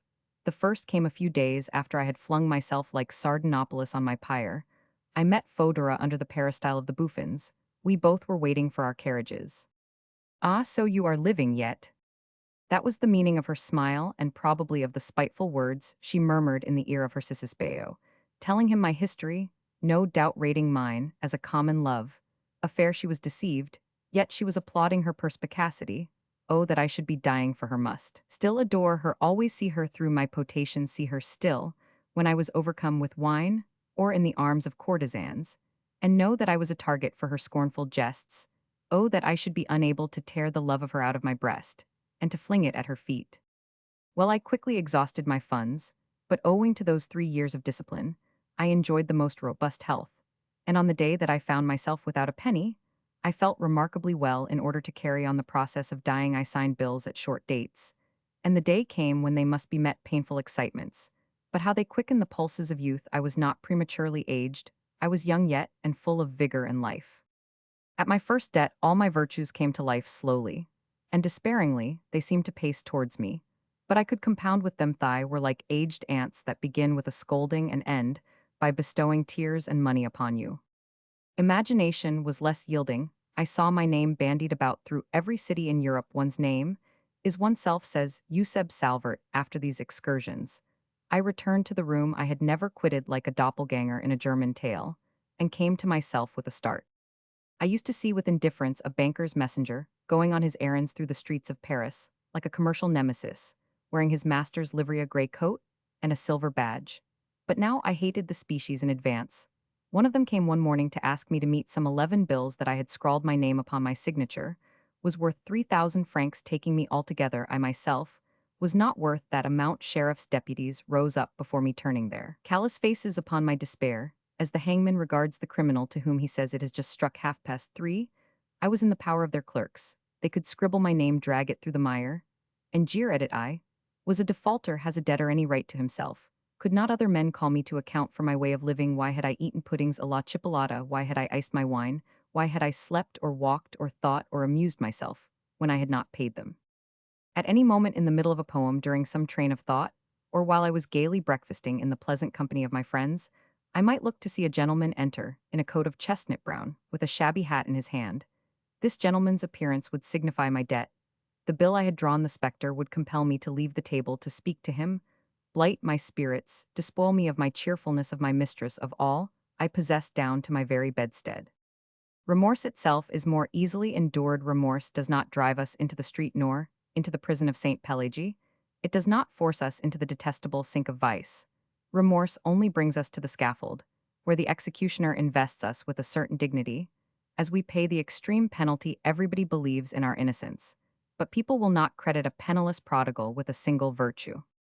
My debts had other incarnations. There is the kind that goes about on 2 feet in a green cloth coat and blue spectacles, carrying umbrellas of various hues. You come face to face with him at the corner of some street. In the midst of your mirth, these have the detestable prerogative of saying Roman 1,000 de Valentin owes me something, and does not pay. I have a hold on him. He had better not show me any offensive airs. You must bow to your creditors, and moreover bow politely. When are you going to pay me, say they, and you must lie and beg money of another man, and cringe to a fool seated on his strong box, and receive sour looks in return from these horseleeches. A blow would be less hateful. You must put up with their crass ignorance and calculating morality. A debt is a feat of the imaginative that they cannot appreciate. A borrower is often carried away and overmastered by generous impulses. Nothing great, nothing magnanimous can move or dominate those who live for money and recognize nothing but money. I myself held money in abhorrence. Or a bill may undergo a final transformation into some meritorious old man with a family dependent upon him. My creditor might be a living picture for Greuze, a paralytic with his children. Round him, a soldier's widow, holding out beseeching hands to me. Terrible creditors are these with whom we are forced to sympathize, and when their claims are satisfied, we owe them a further debt of assistance. The night before the bills fell due, I lay down, with the false calm of those who sleep before their approaching execution, or with a duel in prospect, rocked as they are by delusive hopes. But when I woke, when I was cool and collected, when I found myself imprisoned in a banker's portfolio, and floundering in statements covered with red ink, then my debts sprang up everywhere like grasshoppers before my eyes. There were my debts, my clock, my armchairs. My debts were inlaid in the very furniture, which I liked best to use. These gentle inanimate slaves were to fall prey to the harpies of the chatelet, were to be carried off by the broker's men, and brutally thrown on the market. On my property was a part of myself. The sound of the doorbell rang through my heart, while it seemed to strike at me, where kings should be struck at in the head mine, was a martyrdom without heaven for its reward, for a magnanimous nature debt is a hell, and a hell moreover with sheriff's officers and brokers in it. An undischarged debt is something mean and sordid, it is a beginning of knavery. It is something worse, it is a lie, it prepares the way for crime, and brings together the planks for the scaffold. My bills were protested 3 days afterwards. I met them, and this is how it happened. A speculator came offering to buy the island in the Loire, belonging to me, where my mother lay buried. I closed with him. When I went to his solicitor to sign the deeds, I felt a cavern-like chill in the dark office that made me shudder. It was the same cold dampness that had laid hold upon me at the brink of my father's grave. I looked upon this as an evil omen. I seemed to see the shade of my mother. And to hear her voice, what power was it that made my own name ring vaguely in my ears in spite of the clamor of bells? The money paid down for my island, when all my debts were discharged, left me in possession of 2,000 francs. I could now have returned to the scholar's tranquil life. It is true I could have gone back to my garret, after having gained an experience of life with my head filled with the results of extensive observation, and with a certain sort of reputation attaching to me, but Fodora's hold upon her victim was not relaxed. We often met. I compelled her admirers to sound my name in her ears, by dint of astonishing them with my cleverness and success with my horses and equipages. It all found her impassive and uninterested. So did an ugly phrase of Rastignac's, "He is killing himself for you."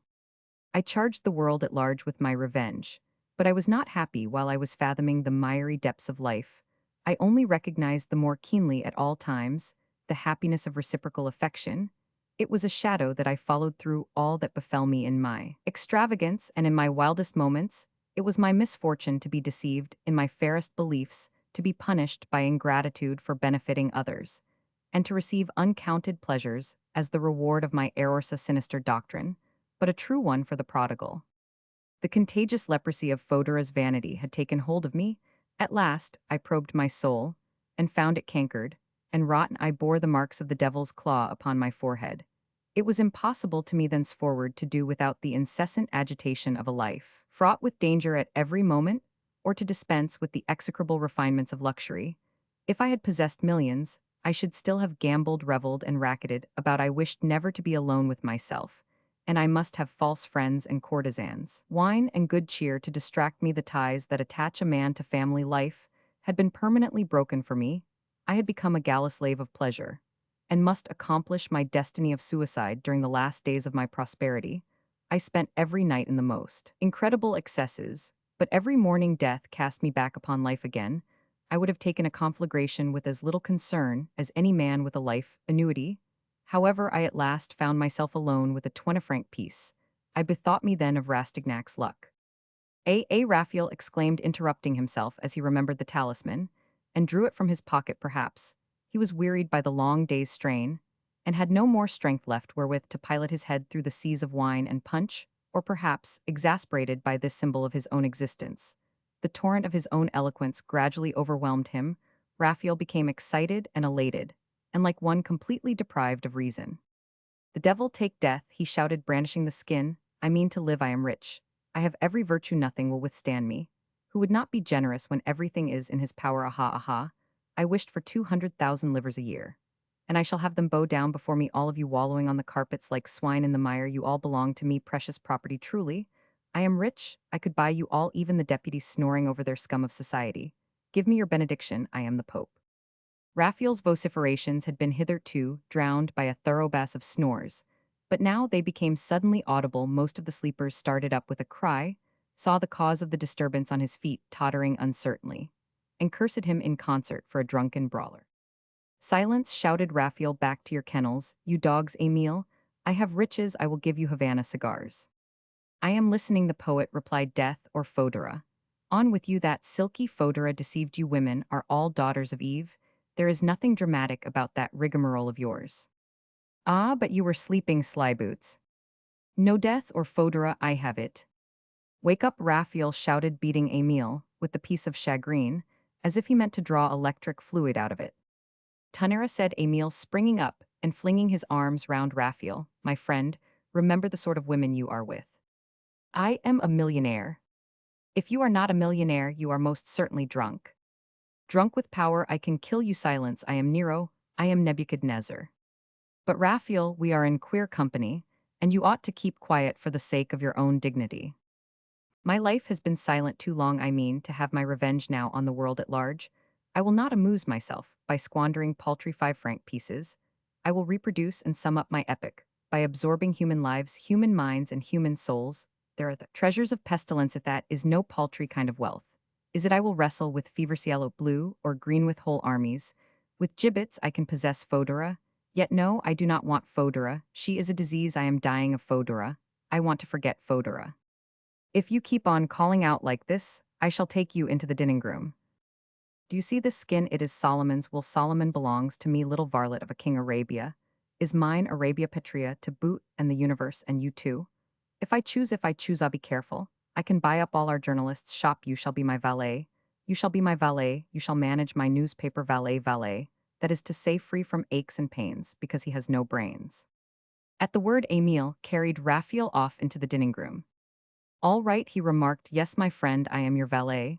But you are about to be editor-in-chief of a newspaper. So be quiet and behave properly for my sake. Have you no regard for me?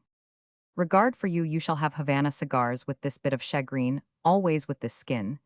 This supreme bit of shagreen, it is a cure for corns and efficacious remedy. Do you suffer, I will remove them.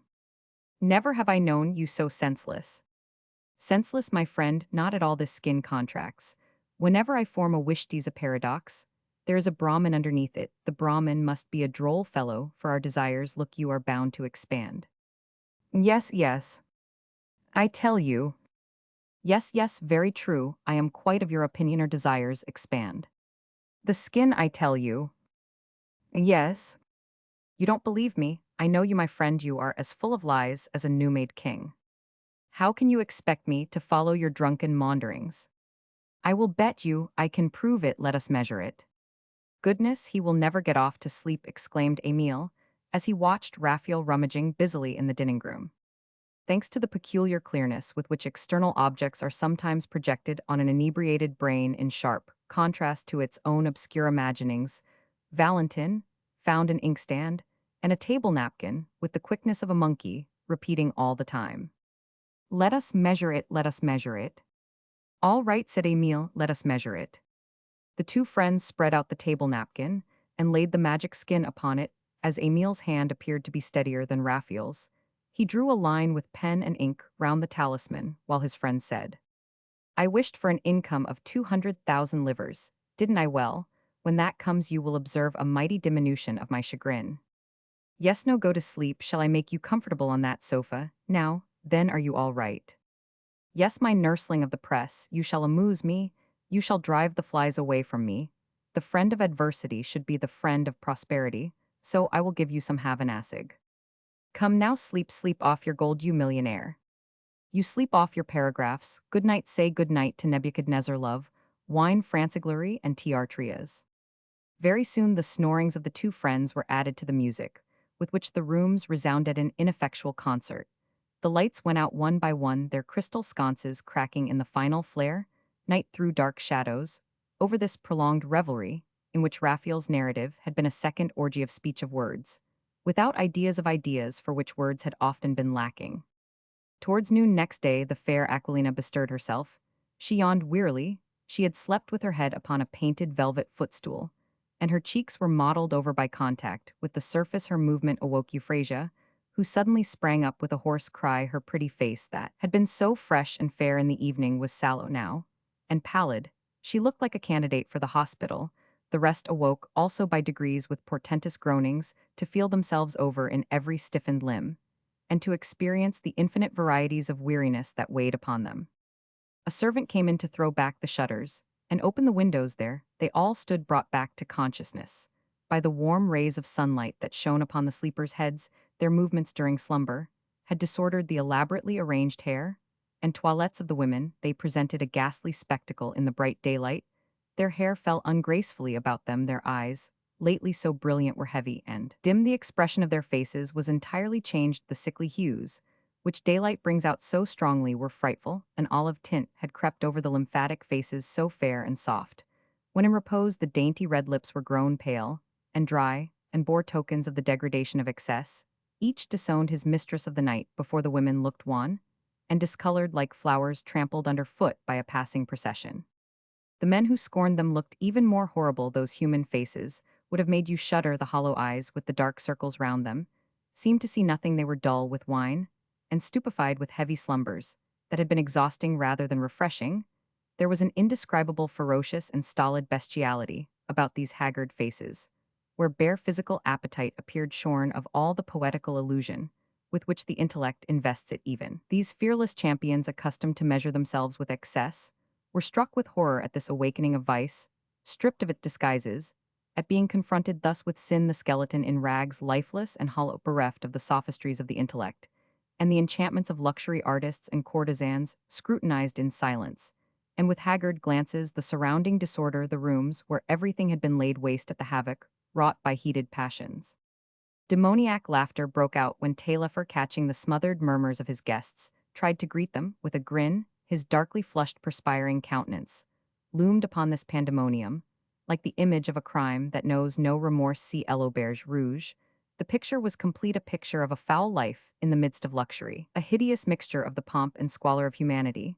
An awakening after the frenzy of debauch has crushed and squeezed all the fruits of life in her strong hands, till nothing but unsightly refuse is left to her, and lies in which she believes no longer. You might have thought of death gloating over a family stricken with the plague. The sweet scents and dazzling lights, the mirth and the excitement, were all no more discussed with its nauseous sensations and searching philosophy. Was there? Instead, the sun shone in like truth. The pure outer air was like virtue in contrast with the heated atmosphere, heavy with the fumes of the previous night of revelry.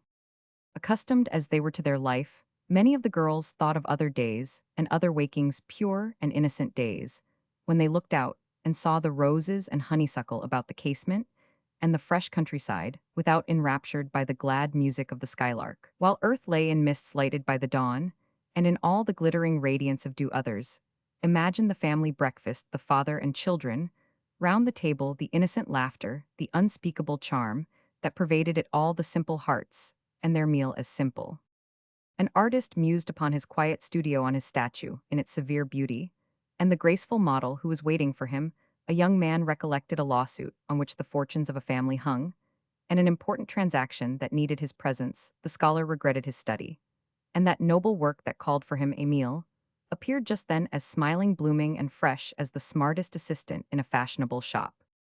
You are all as ugly as bailiffs. You won't be fit for anything today, so this day is lost, and I vote for breakfast.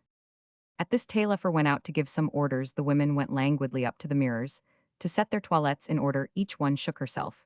The wilder sort lectured the steadier ones. The courtesans made fun of those who looked unable to continue the boisterous festivity. But these wan forms revived all at once, stood in groups, and talked and smiled. Some servants quickly and adroitly set the furniture and everything else in its place, and a magnificent breakfast was got ready. The guests hurried into the dining room. Everything there bore indelible marks of yesterday's excess, it is true, but there were at any rate some traces of ordinary rational existence, such traces as may be found in a sick man's dying struggles. And so the revelry was laid away, and buried like carnival of a Shrove Tuesday by masks, wearied out with dancing, drunk with drunkenness, and quite ready to be persuaded of the pleasures of lassitude, lest they should be forced to admit their exhaustion. As soon as these bold spirits surrounded the capitalist's breakfastable Cardot, appeared he had left the rest to make a night of it after the dinner, and finished the evening after his own fashion, in the retirement of domestic life. Just now a sweet smile wandered over his features. He seemed to have a presentiment that there would be some inheritance to sample and divide, involving inventories, and engrossing an inheritance rich in fees and deeds, to draw up, and something as juicy as the trembling fillet of beef, in which their host had just plunged his knife. "Oh ho, we are to have breakfast in the presence of a notary," cried Kersey. "You have come here just at the right time," said the banker, indicating the breakfast. "You can jot down the numbers and initial off all the dishes. There is no will to make here, but contracts of marriage there may be perhaps," said the scholar, who had made a satisfactory arrangement for the first time in 12 months. "No, though. It's not a—" One moment cried Cardot, fairly deafened by a chorus of wretched jokes. I came here on serious business. I am bringing 6 millions for one of you dead silence, monsieur. He went on, turning to Raphael, who, at the moment, was unceremoniously wiping his eyes on a corner of the table napkin. Was not your mother a Emile O'Flaherty? Yes, said Raphael mechanically. Enough, Barbara Marie. Have you your certificate of birth about you? Cardat went on, and MME de Valentins as well. I believe so. Very well then, monsieur, you are the sole heir of Major O'Flaherty, who died in August 1828 at Calcutta. An incalculable fortune, said the critic. The major having bequeathed several amounts to public institutions in his, while the French government sent in a claim for the remainder to the East India Company, the notary continued, the estate is clear, and ready to be transferred at this moment. I have been looking in vain for the heirs and assigns of Emile Barbara Marie O'Flaherty for a fortnight past, when yesterday at dinner. Just then Raphael suddenly staggered to his feet. He looked like a man who has just received a blow. Acclamation took the form of silence, for stifled envy had been the first feeling in every breast, and all eyes devoured him like flames. Then a murmur rose and grew like the voice of a discontented audience, or the first mutterings of a riot, as everybody made some comment on this news of great wealth brought by the notary. This abrupt subservience of fate brought Raphael thoroughly to his senses. He immediately spread out the table napkin, with which he had lately taken the measure of the piece of shagreen.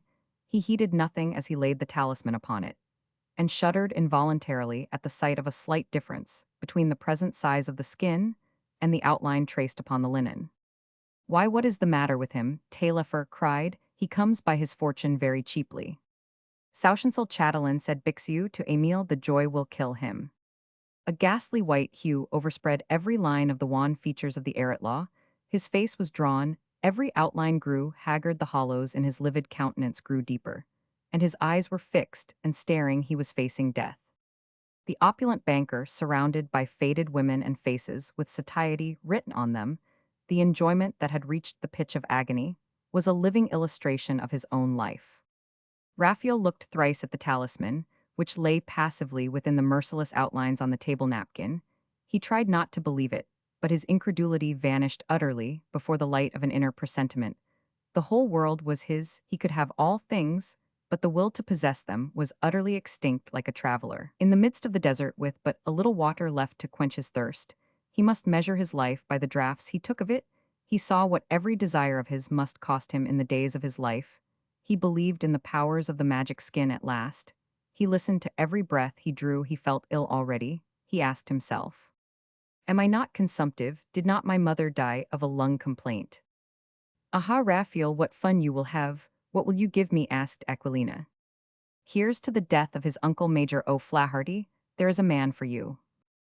He will be a peer of France. Pooh, what is a peer of France since July, said the amateur critic. Are you going to take a box at the Bouffins? You are going to treat us all, I hope, put in Bixiou.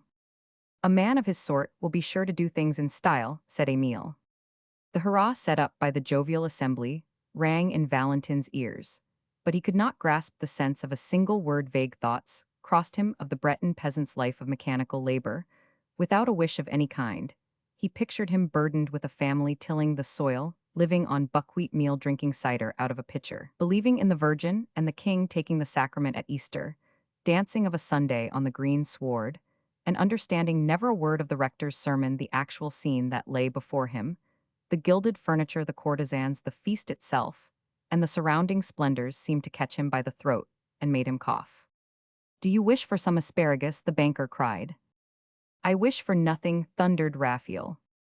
Bravo, Taillefer exclaimed. You understand your position. A fortune confers the privilege of being impertinent. You are one of us gentlemen. Let us drink to the might of gold. Roman 1000 Valentin here. 6 times, a millionaire has become a power. He is a king like all the rich. Everything is at his disposal. Everything lies under his feet from this time forth. The axiom that all Frenchmen are alike in the eyes of the law is for him a fib at the head of the constitutional charter. He is not going to obey the law is going to obey him. There are neither scaffolds nor executioners for millionaires. Yes, there are, said Raphael, they are their own executioners. Here is another victim of prejudices, cried the banker. Let us drink, Raphael said, putting the talisman into his pocket. What are you doing? Said Emile, checking his movement. Gentlemen, He added, addressing the company, who were rather taken aback by Raphael's behavior. You must know that our friend Valentin, hear what am I saying? I mean my Lord Marquis de Valentines. In the possession of a secret for obtaining wealth, his wishes are fulfilled as soon as he knows them. He will make us all rich together, or he is a flunky and devoid of all decent feeling. Oh, Raphael dear, I should like a set of pearl ornaments, Euphrasia exclaimed. If he has any gratitude in him, he will give me a couple of carriages with fast steppers, said Aquilina. Wish for 100,000 a year for me. Indian shawls. Pay my debts. Send an apoplexy to my uncle, the old stick. 10,000 a year in the funds, and ill cry quits with you, Raphael. Deeds of gift and no mistake, was the notary's comment. He ought at least to rid me of the gout. Lower the funds, shouted the banker. These phrases flew about like the last discharge of rockets at the end of a display of fireworks, and were uttered perhaps more in earnest than in jest. My good friend Emile said solemnly, I shall be quite satisfied with an income of 200,000 livres, please, to set about it at once. Do you not know the cost? Emile asked Raphael. A nice excuse, the poet cried, ought we not to sacrifice ourselves for our friends? I have almost a mind to wish that you all were dead. Valentin made answer, with a dark, inscrutable look at his boon companions. Dying people are frightfully cruel, said Emile, laughing. You are rich now. He went on gravely, very well, I will give you 2 months at most, before you grow vilely selfish. You are so dense already that you cannot understand a joke. You have only to go a little further to believe in your magic skin. Raphael kept silent, fearing the banter of the company, but he drank immoderately, trying to drown in intoxication the recollection of his fatal power. Romans 3. The agony. In the early days of December, an old man of some 70 years of age pursued his way along the Rue de Varenne. In spite of the falling rain, he peered up at the door of each house, trying to discover the address of the Marquis Raphael de Valentin in a simple childlike fashion, and with the abstracted look peculiar to philosophers his face plainly showed traces of a struggle between a heavy mortification and an authoritative nature. His long, gray hair hung in disorder about a face like a piece of parchment shriveling in the fire. If a painter had come upon this curious character, he would no doubt have transferred him to his sketchbook on his return, a thin bony figure clad in black, and have inscribed beneath it classical poet in search of a rhyme. When he had identified the number that had been given to him, this reincarnation of Roland knocked meekly at the door of a splendid mansion. Is Monsieur Raphael in? The worthy man inquired of the Swiss in livery. My lord the Marquis sees nobody, said the servant, swallowing a huge morsel that he had just dipped in a large bowl of coffee. There is his carriage, said the elderly stranger, pointing to a fine equipage that stood under the wooden canopy that sheltered the steps before the house, in place of a striped linen awning. He is going out, I will wait for him. Then you might wait here till tomorrow morning, old boy, said the Swiss. A carriage is always waiting for monsieur, please to go away. If I were to let any stranger come into the house, without orders, I should lose an income of 600 francs. A tall old man in a costume, not unlike that of a subordinate in the civil service, came out of the vestibule and hurried part of the way down the steps, while he made a survey of the astonished elderly applicant for admission. What is more, here is Roman 1000, Jonathan, the Swiss remarked. Speak to him. Fellow feeling of some kind or curiosity brought the two old men together in a central space in the great entrance court. A few blades of grass were growing in the crevices of the pavement. A terrible silence reigned in that great house.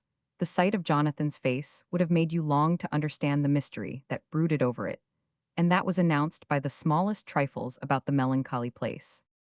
When Raphael inherited his uncle's vast estate, his first care had been to seek out the old and devoted servitor of whose affection he knew that he was secure. Jonathan had wept tears of joy at the sight of his young master, of whom he thought he had taken a final farewell. And when the Marquis exalted him to the high office of steward, his happiness could not be surpassed, so old Jonathan became an intermediary power between Raphael and the world at large. He was the absolute disposer of his masters, fortune the blind instrument of an unknown will, and a sixth sense, as it were, by which the emotions of life were communicated to Raphael. I should like to speak with Roman 1000, Raphael, sir, said the elderly person to Jonathan, as he climbed up the steps some way into a shelter from the rain. To speak with my lord the Marquis, the steward cried. He scarcely speaks even to me, his foster father. But I am likewise his foster father, said the old man. If your wife was his foster mother, I fed him myself with the milk of the muses, he is my nursling, my child Carus alumnus. I formed his mind, cultivated his understanding, developed his genius. And I venture to say it to my own honor and glory, is he not one of the most remarkable men of our epoch? He was one of my pupils in two lower forms, and in rhetoric I am his professor. Ah, sir, then you are Roman 1000 Porrique. Exactly, sir, but. Hush, hush, Jonathan called to two underlings, whose voices broke the monastic silence that shrouded the house. But is the Marquis ill, sir? The professor continued. My dear Sir Jonathan, replied, heaven only knows what is the matter with my master. You see, there are not a couple of houses like ours anywhere in Paris. Do you understand? Not two houses, faith, that there are not. My lord the Marquis had this hotel purchased. For him it formerly belonged to a duke and a peer of France. Then he spent 300,000 francs over furnishing it. That's a good deal, you know, 300,000 francs. But every room in the house is a perfect wonder. Good, said I to myself, when I saw this magnificence. It is just like it used to be in the time of my lord, his late grandfather. And the young Marquis is going to entertain all Paris. And the court nothing of the kind, my lord, refused to see anyone whatever. Tease, a funny life that he leads. Roman 1000 Porrique, you understand, an inconciliable life. He rises every day at the same time. I am the only person, you see, that may enter his room. I open all the shutters at 7 o'clock, summer or winter. It is all arranged very oddly. As I come in, I say to him, you must get up and dress, my lord Marquis. Then he rises and dresses himself. I have to give him his dressing gown, and it is always after the same pattern, and of the same material. I am obliged to replace it when it can be used no longer, simply to save him the trouble of asking for a new one. A queer fancy. As a matter of fact, he has 1,000 francs to spend every day, and he does as he pleases, the dear child. And besides, I am so fond of him that if he gave me a box on the ear on one side, I should hold out the other to him. The most difficult things he will tell me to do. And yet I do them. You know, he gives me a lot of trifles to attend to that. I am well set to work. He reads the newspapers, doesn't he? Well, my instructions are to put them always in the same place on the same table. I always go at the same hour, and shave him myself. And don't I tremble? The cook would forfeit the annuity of 1,000 crowns that he is to come into after my lord's death, if breakfast is not served inconciliably at 10 o'clock precisely. The menus are drawn up for the whole year round, day after day, my lord. The Marquis has not a thing to wish for. He has strawberries, whenever there are any, and he has the earliest mackerel to be had in Paris. The programme is printed every morning. He knows his dinner by rote. In the next place, he dresses himself at the same hour, in the same clothes, the same linen, that I always put on the same chair. You understand, I have to see that he always has the same cloth. And if it should happen that his coat came to grief, a mere supposition, I should have to replace it by another, without saying a word about it to him. If it is fine, I go in and say to my master, you ought to go out, sir. He says yes or no. If he has a notion that he will go out, he doesn't wait for his horses. They are always ready harnessed. The coachman stops there, inconciliably, whip in hand, just as you see him out there in the evening after dinner. My master goes one day to the opera, the other to the Italno. He hasn't yet gone to the Italians, though, for I could not find a box for him until yesterday. Then he comes in at 11 o'clock precisely, to go to bed at any time in the day. When he has nothing to do, he reads, is always reading. You see, it is a notion. He has my instructions are to read the Journal de la Library before he sees it, and to buy new books so that he finds them on his chimney-piece on the very day that they are published. I have orders to go into his room every hour or so to look after the fire and everything else, and to see that he wants nothing. He gave me a little book, sir, to learn off by heart, with all my duties written in it, a regular catechism. In summer I have to keep a cool and even temperature with blocks of ice, and at all seasons to put fresh flowers all about. He is rich. He has 1,000 francs to spend every day. He can indulge his fancies. And he hadn't even necessaries for so long, poor child. He doesn't annoy anybody. He is as good as gold. He never opens his mouth. For instance, the house and garden are absolutely silent. In short, my master has not a single wish left. Everything comes in the twinkling of an eye. If he raises his hand, and instanter, quite right too. If servants are not looked after, everything falls into confusion. You would never believe the lengths he goes about things. His rooms are all what do you call iteran suite. Very well, just suppose, now, that he opens his room door or the door of his study, presto, all the other doors fly open of themselves, by a patent contrivance, and then he can go from one end of the house to the other. and not find a single door shut, which is all very nice and pleasant and convenient for us great folk. But on my word, it cost us a lot of money. And after all Roman 1000 poricae, he said to me at last, Jonathan, you will look after me, as if I were a baby in long clothes. Yes, sir, long clothes. Those were his very words. You will think of all my requirements for me. I am the master, so to speak. And he is the servant, you understand the reason of it, on my word. That is just what nobody on earth knows, but himself and God Almighty. It is quite inconciliable. He is writing a poem, exclaimed the old professor. You think he is writing a poem, sir? It's a very absorbing affair then. But you know I don't think he is. He often tells me that he wants to live like a vegetation.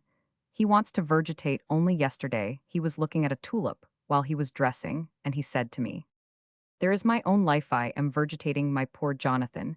Now, some of them insist that that is monomania. It is inconciliable.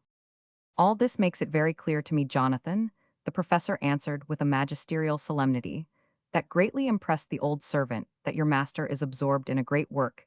He is deep in vast meditations, and has no wish to be distracted by the petty preoccupations of ordinary life. A man of genius forgets everything among his intellectual labors. One day the famous Newton. Newtono, I don't know the name, said Jonathan. Newton, a great geometrician Poirier, went on once sat for 24 hours, leaning his elbow on the table. When he emerged from his musings, he was a day out in his reckoning. Just as if he had been sleeping, I will go to see him. Dear lad, I may perhaps be of some use to him. Not for a moment, Jonathan cried, not though you were king of France, I mean. The real old one you could not go in, unless you forced the doors open and walked over my body. But I will go and tell him, you are here Roman 1000 poricae, and I will put it to him like this, ought he to come up? And he will say yes or no. I never say, do you wish? Or will you? Or do you want those words are scratched out of the dictionary? He let out at me once with a do you want to kill me, he was so very angry.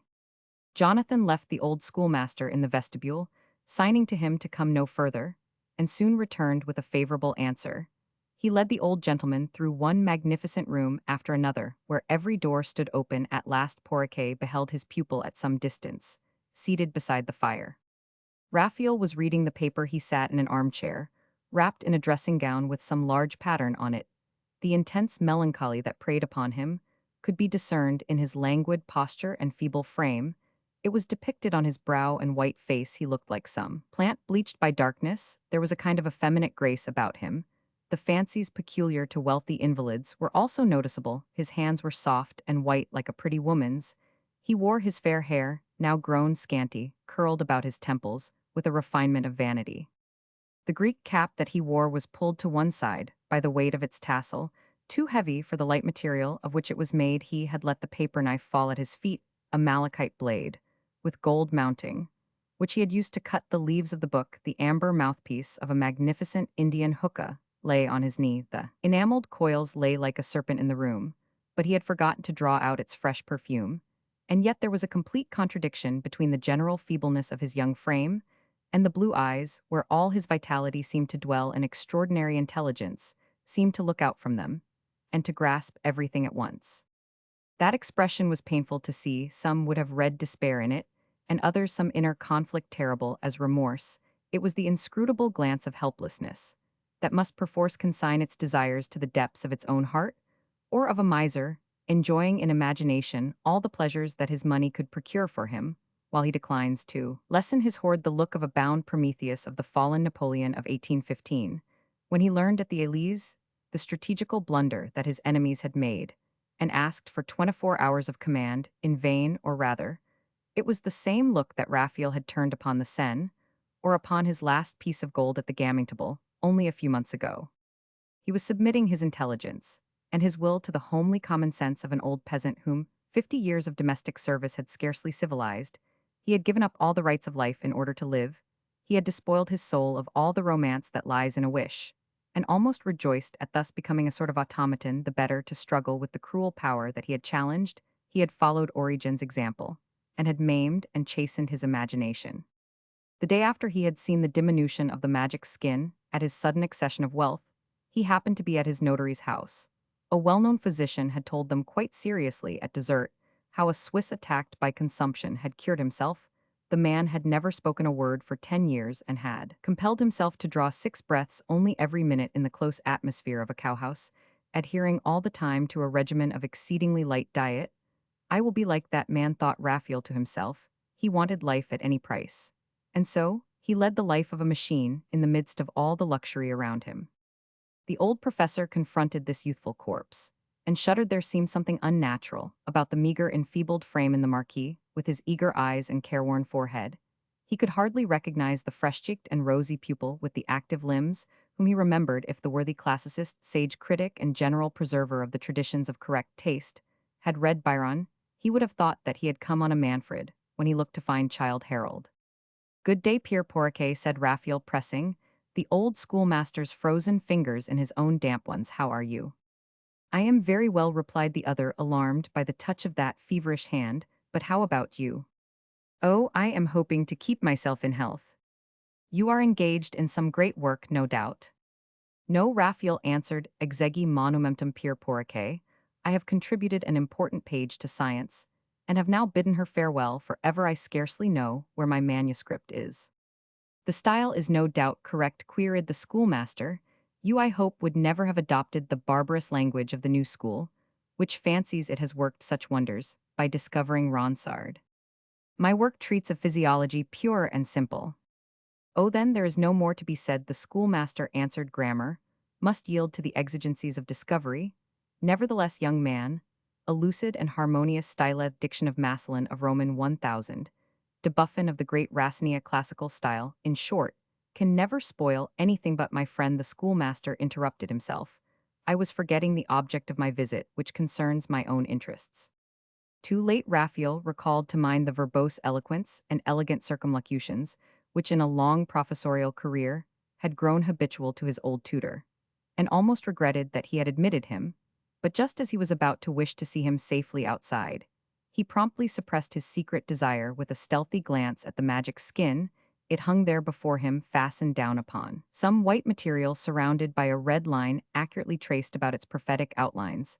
Since that fatal carouse, Raphael had stifled every least whim, and had lived so as not to cause the slightest movement in the terrible talisman. The magic skin was like a tiger with which he must live without exciting its ferocity. He bore patiently, therefore, with the old schoolmaster's prolixity. Porriquet spent an hour in telling him about the persecutions directed against him. Ever since the Revolution of July, the worthy man, having a liking for strong governments, had expressed the patriotic wish that grocers should be left to their counters, statesmen to the management of public business, advocates to the Palais de Justice, and peers of France to the Luxembourg. But one of the popularity-seeking ministers of the citizen king had ousted him from his chair on an accusation of Carlism, and the old man now found himself without pension or post, and with no bread to eat, as he played the part of guardian angel to a poor nephew for whose schooling at St. Sulpice he was paying. He came less on his own account than for his adopted child's sake to entreat his former pupil's interest with the new minister. He did not ask to be reinstated, but only for a position at the head of some provincial school. Raphael had fallen a victim to unconquerable drowsiness. By the time that the worthy man's monotonous voice ceased to sound in his ear's civility, had compelled him to look at the pale and unmoving eyes of the deliberate and tedious old narrator, till he himself had reached stupefaction, magnetized in an inexplicable way by the power of inertia. "Well, my dear Pierre Porriquet," he said, not very certain what the question was to which he was replying, "but I can do nothing for you, nothing at all. I wish very heartily that you may succeed." All at once, without seeing the change wrought on the old man's sallow and wrinkled brow by these conventional phrases, full of indifference and selfishness, Raphael sprang to his feet like a startled roebuck. He saw a thin white line between the black piece of hide and the red tracing about it, and gave a cry so fearful that the poor professor was frightened by it.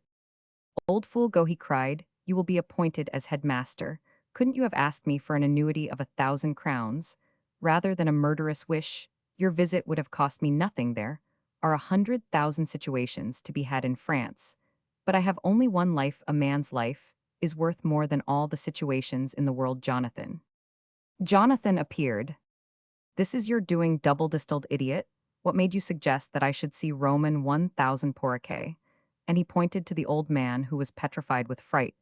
"Did I put myself in your hands for you, to tear me in pieces? You have just shortened my life by 10 years, another blunder of this kind, and you will lay me where I have laid my father. Would I not far rather have possessed the beautiful Fodora?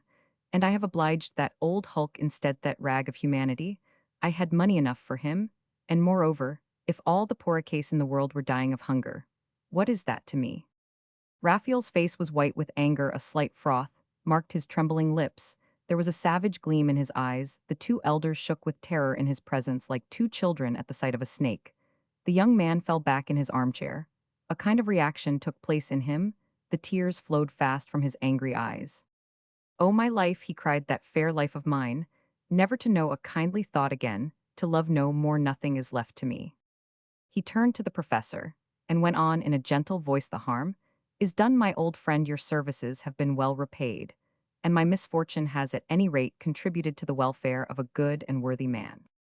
His tones betrayed so much feeling that the almost unintelligible words drew tears from the two old men, such tears as are shed over some pathetic song in a foreign tongue. "He is epileptic," muttered Porriquet. "I understand your kind intentions," my friend Raphael answered gently. "You would make excuses for me. Ill health cannot be helped. But ingratitude is a grievous fault. Leave me now," he added, "tomorrow, or the next day, or possibly tonight you will receive your appointment. Resistance has triumphed over motion. Farewell." The old schoolmaster went away full of keen apprehension. As to Valentin's sanity, a thrill of horror ran through him. There had been something supernatural, he thought, in the scene he had passed through. He could hardly believe his own impressions, and questioned them like one awakened from a painful dream. "Now attend to me, Jonathan," said the young man to his old servant. "Try to understand the charge confided to you." "Yes, my lord Marquis. I am as a man outlawed from humanity." "Yes, my lord Marquis. All the pleasures of life disport themselves round my bed of death, and dance about me like fair women. But if I beckon to them, I must die. Death always confronts me. You must be the barrier between the world and me." "Yes, my lord Marquis," said the old servant, wiping the drops of perspiration from his wrinkled forehead. "But if you don't wish to see pretty women, how will you manage at the Italians this evening? An English family is returning to London, and I have taken their box for the rest of the season, and it is in a splendid position, superb, in the first row." Raphael, deep in his own deep musings, paid no attention to him. "Do you see that splendid equipage, a brougham painted a dark brown color, but with the arms of an ancient and noble family shining from the panels? As it rolls past, all the shopgirls admire it, and look longingly at the yellow satin lining the rugs from La Savonnerie, the daintiness and freshness of every detail, the silken cushions, and tightly-fitting glass windows, too liveried. Footmen are mounted behind this aristocratic carriage, and within ahead lies back among the silken cushions the feverish face and hollow eyes of Raphael. Melancholy and sad emblem of the doom of wealth, he flies across Paris like a rocket, and reaches the peristyle of the theatre. Favart, the passers-by, make way for him. The two footmen help him to alight, an envious crowd, looking on the while. "What has that fellow done to be so rich?" asks a poor law student, who cannot listen to the magical music of Rossini for lack of a 5-franc piece. Raphael walked slowly along the gangway. He expected no enjoyment from these pleasures he had once coveted so eagerly in the interval before the second act of Semiramide. He walked up and down in the lobby, and along the corridors, leaving his box, which he had not yet entered, to look after itself. The instinct of property was dead within him. Already, like all invalids, he thought of nothing but his own sufferings. He was leaning against the chimney-piece in the green room. A group had gathered about it, of dandies young and old, of ministers, of peers without peerages, and peerages without peers. For so the Revolution of July had ordered matters among a host of adventurers and journalists. In fact, Raphael beheld a strange, unearthly figure a few paces away among the crowd. He went towards this grotesque object to see it better, half closing his eyes with exceeding superciliousness. "What a wonderful bit of painting," he said to himself. The stranger's hair and eyebrows, and a Mazarin tuft on the chin, had been dyed black, but the result was a spurious, glossy purple tint that varied its hues according to the light. The hair had been too white, no doubt, to take the preparation. Anxiety and cunning were depicted in the narrow, insignificant face, with its wrinkles encrusted by thick layers of red and white paint. This red enamel, lacking on some portions of his face, strongly brought out his natural feebleness and livid hues. It was impossible not to smile at this visage with the protuberant forehead and pointed chin, a face not unlike those grotesque wooden figures that German herdsmen carve in their spare moments. An attentive observer looking from Raphael to this elderly Adonis would have remarked a young man's eyes set in a mask of age in the case of the Marquis, and in the other case, the dim eyes of age peering forth from behind a mask of youth. Valentin tried to recollect when and where he had seen this little old man before he was thin, fastidiously cravated, booted, and spurred like 1 and 20. He crossed his arms and clinked his spurs. As if he possessed all the wanton energy of youth, he seemed to move about without constraint or difficulty. He had carefully buttoned up his fashionable coat, which disguised his powerful elderly frame, and gave him the appearance of an antiquated coxcomb who still follows the fashions. For Raphael, this animated puppet possessed all the interest of an apparition. He gazed at it, as if it had been some smoke-begrimed Rembrandt, recently restored. And newly framed, this idea found him a clue to the truth among his confused recollections. He recognized the dealer, in antiquities the man to whom he owed his calamities. A noiseless laugh broke just then from the fantastical personage, straightening the line of his lips that stretched across a row of artificial teeth. That laugh brought out for Raphael's heated fancy a strong resemblance between the man before him and the type of head that painters have assigned to Goethe's Mephistopheles. A crowd of superstitious thoughts entered Raphael's skeptical mind. He was convinced of the powers of the devil, and of all the sorcerer's enchantments embodied in medieval tradition, and since worked up by poets. Shrinking in horror from the destiny of Faust, he prayed for the protection of heaven with all the ardent faith of a dying man in God. And the Virgin, a clear bright radiance, seemed to give him a glimpse of the heaven of Michelangelo or of Raphael of Urbino. Venerable white-bearded man, a beautiful woman seated in an aureole above the clouds, and winged cherub heads now, he had grasped and received the meaning of those imaginative, almost human creations. They seemed to explain what had happened to him to leave him yet one hope. But when the green room of the Italians returned upon his sight, he beheld not the Virgin, but a very handsome young person. The execrable Euphrasia, in all the splendor of her toilette with its orient pearls, had come thither impatient for her ardent elderly admirer. She was insolently exhibiting herself with her defiant face and glittering eyes to an envious crowd of stockbrokers, a visible testimony to the inexhaustible wealth that the old dealer permitted her to squander. Raphael recollected the mocking wish with which he had accepted the old man's luckless gift, and tasted all the sweets of revenge when he beheld the spectacle of sublime wisdom fallen to such a depth as this wisdom, for which such humiliation had seemed a thing impossible. The centenarian greeted Euphrasia with a ghastly smile. Receiving her honeyed words in reply, he offered her his emaciated arm, and went twice or thrice round the green room with her. The envious glances and compliments with which the crowd received his mistress delighted him. He did not see the scornful smiles, nor hear the caustic comments to which he gave rise. In what cemetery did this young ghoul unearth that corpse of hers? Asked a dandy of the romantic faction. Euphrasia began to smile. The speaker was a slender, fair-haired youth with bright blue eyes, and a mustache. His short dress coat hat tilted over one ear, and sharp tongue, all denoted the species. How many old men, said Raphael to himself, bring an upright, virtuous, and hard-working life to a close in folly? His feet are cold already, and he is making love. Well, sir, exclaimed Valentin, stopping the merchant's progress, while he stared hard at Euphrasia, have you quite forgotten the stringent maxims of your philosophy? Ah, I am as happy now as a young man, said the other in a cracked voice. I used to look at existence from a wrong standpoint. 1 hour of love has a whole life in it. The playgoers heard the bell ring and left the green room to take their places again. Raphael and the old merchant separated.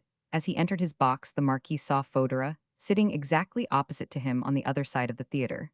The Countess had probably only just come, for she was just flinging off her scarf to leave her throat uncovered, and was occupied with going through all the indescribable maneuvers of a coquette, arranging herself. All eyes were turned upon her. A young peer of France had come with her.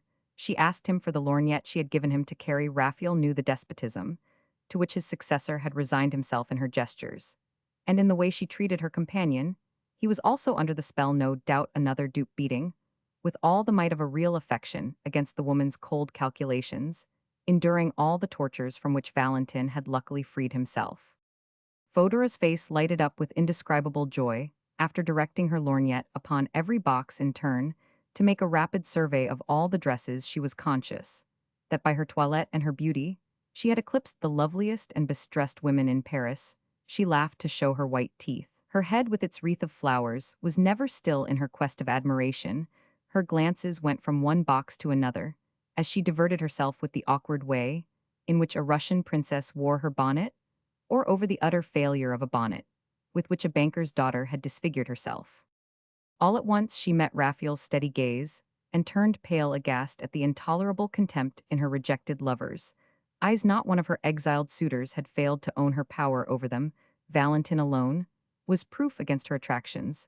A power that can be defied with impunity is drawing to its end. This axiom is as deeply engraved on the heart of woman as in the minds of kings. In Raphael, therefore, Fodora saw the death blow of her influence, and her ability to please. An epigram of his maid at the opera the day before was already known in the salons of Paris. The biting edge of that terrible speech had already given the Countess an incurable wound. We know how to cauterize a wound, but we know of no treatment as yet for the stab of a phrase, as every other woman in the house looked by turns at her, and at the Marquis. Fodora would have consigned them all to the oubliettes of some Bastille, for in spite of her capacity for dissimulation, her discomfiture was discerned by her rivals. Her unfailing consolation had slipped from her at last.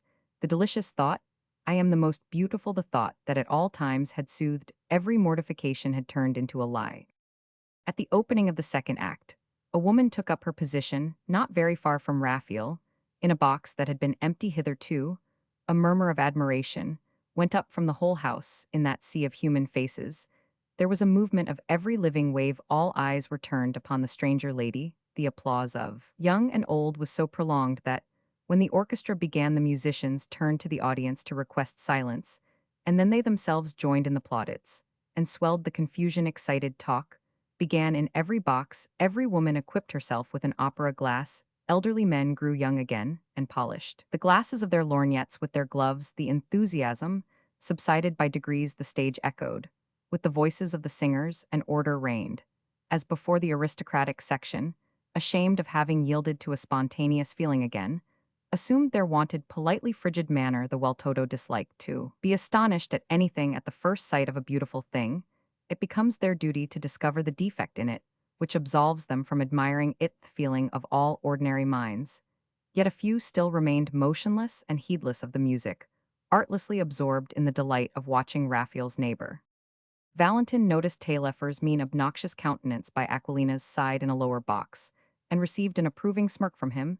Then he saw Emile, who seemed to say from where he stood in the orchestra, "Just look at that lovely creature there close beside you." Lastly, he saw Rastignac with Mme. de Nucingen and her daughter twisting his gloves like a man in despair, because he was tethered to his place, and could not leave it to go any nearer to the unknown fair divinity. Raphael's life depended upon a covenant that he had made with himself, and had hitherto kept sacred. He would give no special heed to any woman whatever, and the better to guard against temptation, he used a cunningly contrived opera glass, which destroyed the harmony of the fairest features by hideous distortions. He had not recovered from the terror that had seized on him in the morning when, at a mere expression of civility, the magic skin had contracted so abruptly. So Raphael was determined not to turn his face in the direction of his neighbor. He sat imperturbable as a duchess with his back against the corner of the box, thereby shutting out half of his neighbor's view of the stage, appearing to disregard her, and even to be unaware that a pretty woman sat there just behind him. His neighbor copied Valentin's position exactly. She leaned her elbow on the edge of her box, and turned her face in three-quarter profile upon the singers on the stage, as if she were sitting to a painter. These two people looked like two estranged lovers, still sulking, still turning their backs upon each other, who will go into each other's arms at the first tender word. Now and again, his neighbor's ostrich feathers or her hair came in contact with Raphael's head, giving him a pleasurable thrill, against which he sternly fought. In a little while, he felt the touch of the soft frill of lace that went round her dress. He could hear the gracious sounds of the folds of her dress, itself light rustling noises, full of enchantment. He could even feel her movements, as she breathed with the gentle stir thus imparted to her form. And to her draperies, it seemed to Raphael that all her being was suddenly communicated to him. In an electric spark, the lace and tulle that caressed him imparted the delicious warmth of her bare white shoulders. By a freak in the ordering of things, these two creatures, kept apart by social conventions, with the abysses of death between them, breathed together, and perhaps thought of one another. Finally, the subtle perfume of aloes completed the work of Raphael's intoxication. Opposition heated his imagination, and his fancy become the wilder for the limits imposed upon it sketched a woman for him in outlines of fire. He turned abruptly, the stranger made a similar movement, startled no doubt at being brought in contact with a stranger, and they remained face to face each with the same thought. Pauline, Roman 1000 Raphael. Each surveyed the other, both of them petrified with astonishment. Raphael noticed Pauline's daintily simple costume, a woman's experienced eyes would have discerned, and admired the outlines beneath the modest gauze folds of her bodice and the lily whiteness of her throat, and then her more than mortal clearness of soul, her maidenly modesty, her graceful bearing, all were unchanged. Her sleeve was quivering with agitation, for the beating of her heart was shaking her whole frame. Come to the Hotel de Saint Quentin tomorrow, for your papers, she said. I will be there at noon, be punctual. She rose hastily and disappeared. Raphael thought of following Pauline, feared to compromise her, and stayed. He looked at Fodora. She seemed to him positively ugly, unable to understand a single phrase of the music, and feeling stifled in the theater. He went out and returned home with a full heart. Jonathan, he said to the old servant as soon as he lay in bed, give me half a drop of laudanum on a piece of sugar, and don't wake me tomorrow till 20 minutes to 12. I want Pauline to love me, he cried next morning, looking at the talisman the while, in unspeakable anguish. The skin did not move in the least, it seemed to have lost its power to shrink. Doubtless it could not fulfill a wish fulfilled already. Ah, exclaimed Raphael, feeling as if a mantle of lead had fallen away which he had worn ever since the day when the talisman had been given to him. So you are playing me false, you are not obeying me. The pact is broken, I am free, I shall live then? Was it all a wretched joke? But he did not dare to believe in his own thought as he uttered it. He dressed himself as simply as had formerly been his wont, and set out on foot for his old lodging, trying to go back in fancy to the happy days, when he abandoned himself without peril to vehement desires, the days when he had not yet condemned all human enjoyment. As he walked he beheld Pauline, not the Pauline of the Hotel St. Quentin, but the Pauline of last evening. Here was the accomplished mistress. He had so often dreamed of the intelligent young girl with the loving nature and artistic temperament, who understood poets, who understood poetry, and lived in luxurious surroundings. Here, in short, was Fodora gifted with a great soul, or Pauline, become a countess and twice a millionaire, as Fodora had been when he reached the worn threshold, and stood upon the broken step at the door, where in the old days he had had so many desperate thoughts. An old woman came out of the room within and spoke to him. You are Roman 1000 Raphael de Valentin, are you not? Yes, good mother, he replied. You know your old room? Then she replied, you are expected up there. Does Mme Godin still own the house? Raphael asked. Oh no, sir, Mme Godin is a baroness now. She lives in a fine house of her own on the other side of the river. Her husband has come back, my goodness. He brought back thousands and thousands. They say she could buy up all the Quartier Saint-Jacques if she liked. She gave me her basement room for nothing, and the remainder of her lease. Ah, she's a kind woman. All the same, she is no more proud today than she was yesterday. Raphael hurried up the staircase to his garret. As he reached the last few steps, he heard the sounds of a piano. Pauline was there, simply dressed in a cotton gown, but the way that it was made, like the gloves, hat, and shawl that she had thrown carelessly upon the bed, revealed a change of fortune. Ah, there you are, cried Pauline, turning her head, and rising with unconcealed delight. Raphael went to sit beside her, flushed, confused, and happy. He looked at her in silence. Why did you leave us? Then she asked, dropping her eyes as the flush deepened on his face. What became of you? Ah, I have been very miserable, Pauline. I am very miserable still. Alas, she said, filled with pitying tenderness, I guessed your fate yesterday, when I saw you so well dressed and apparently so wealthy. But in reality, a Roman 1000 Raphael, is it as it always used to be with you? Valentin could not restrain the tears that sprang to his eyes. Pauline, he exclaimed. He went no further. Love sparkled in his eyes, and his emotion overflowed his face. Oh, he loves me, cried Pauline. Raphael felt himself unable to say one word. He bent his head. The young girl took his hand at this. She pressed it as she said, half sobbing and half laughing. Rich, rich, happy, and richer. Pauline is rich. But I ought to be very poor today. I have said times without number that I would give all the wealth upon this earth for those words. He loves me, oh my Raphael. I have millions. You like luxury, you will be glad. But you must love me in my heart besides, for there is so much love for you in my heart. You don't know, my father has come back. I am a wealthy heiress. Both he and my mother leave me completely free to decide my own fate. I am free, do you understand? Seized with a kind of frenzy, Raphael grasped Pauline's hands and kissed them eagerly and vehemently. With an almost convulsive caress, Pauline drew her hands away, laid them on Raphael's shoulders, and drew him towards her. They understood one another in that close embrace, in the unalloyed and sacred fervor of that one kiss, without an afterthought, the first kiss, by which two souls take possession of each other. "Ah, I will not leave you any more," said Pauline, falling back in her chair. "I do not know how I come to be so bold," she added, blushing. "Bold, my Pauline, do not fear it. It is love, love true, and deep, and everlasting like my own, is it not?" "Speak," she cried, "go on speaking. So long your lips have been dumb for me." "Then you have loved me all along." "Loved you, mon Dieu, how often I have wept here, setting your room straight and grieving for your poverty. And my own, I would have sold myself to the evil one to spare you one vexation. You are my Raphael today, really my own Raphael, with that handsome head of yours. And your heart is mine too, yes, that above all your heart, oh wealth inexhaustible. Well, where was I?" she went on, after a pause. "Oh yes, we have 3, 4, or 5 millions. I believe if I were poor I should perhaps desire to bear your name, to be acknowledged as your wife. But as it is, I would give up the whole world for you. I would be your servant still now, and always. Why, Raphael, if I give you my fortune, my heart, myself today, I do no more than I did that day, when I put a certain 5-franc piece in the drawer there." And she pointed to the table. "Oh, how your exultation hurt me then." "Oh, why are you rich?" Raphael cried. "Why is there no vanity in you? I can do nothing for you." He wrung his hands in despair, and happiness and love. "When you are the Marquise de Valentin, I know that the title and the fortune for the heavenly soul will not be worth one hair of your head," she cried. "I have millions too, but what is wealth to either of us now? There is my life that I can offer, take it. Your love, Raphael, your love is all the world to me. Are your thoughts of me? I am the happiest of the happy." "Can anyone overhear us?" asked Raphael. "Nobody," she replied, and a mischievous gesture escaped her. "Come, then," cried Valentin, holding out his arms. She sprang upon his knees and clasped her arms about his neck. "Kiss me," she cried, "after all the pain you have given me, to blot out the memory of the grief that your joys have caused me, and for the sake of the nights that I spent in painting handscreens. Those handscreens of yours.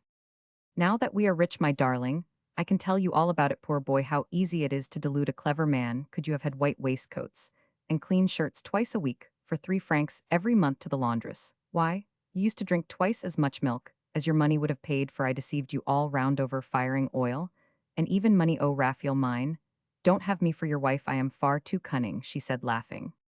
"But how did you manage?" "I used to work till 2 o'clock in the morning. I gave my mother half the money made by my screens, and the other half went to you." They looked at one another for a moment, both bewildered by love and gladness. "Some day we shall have to pay for this happiness by some terrible sorrow," cried Raphael. "Perhaps you are married," said Pauline. "Oh, I will not give you up to any other woman. I am free, my beloved." "Free," she repeated, "free and mine."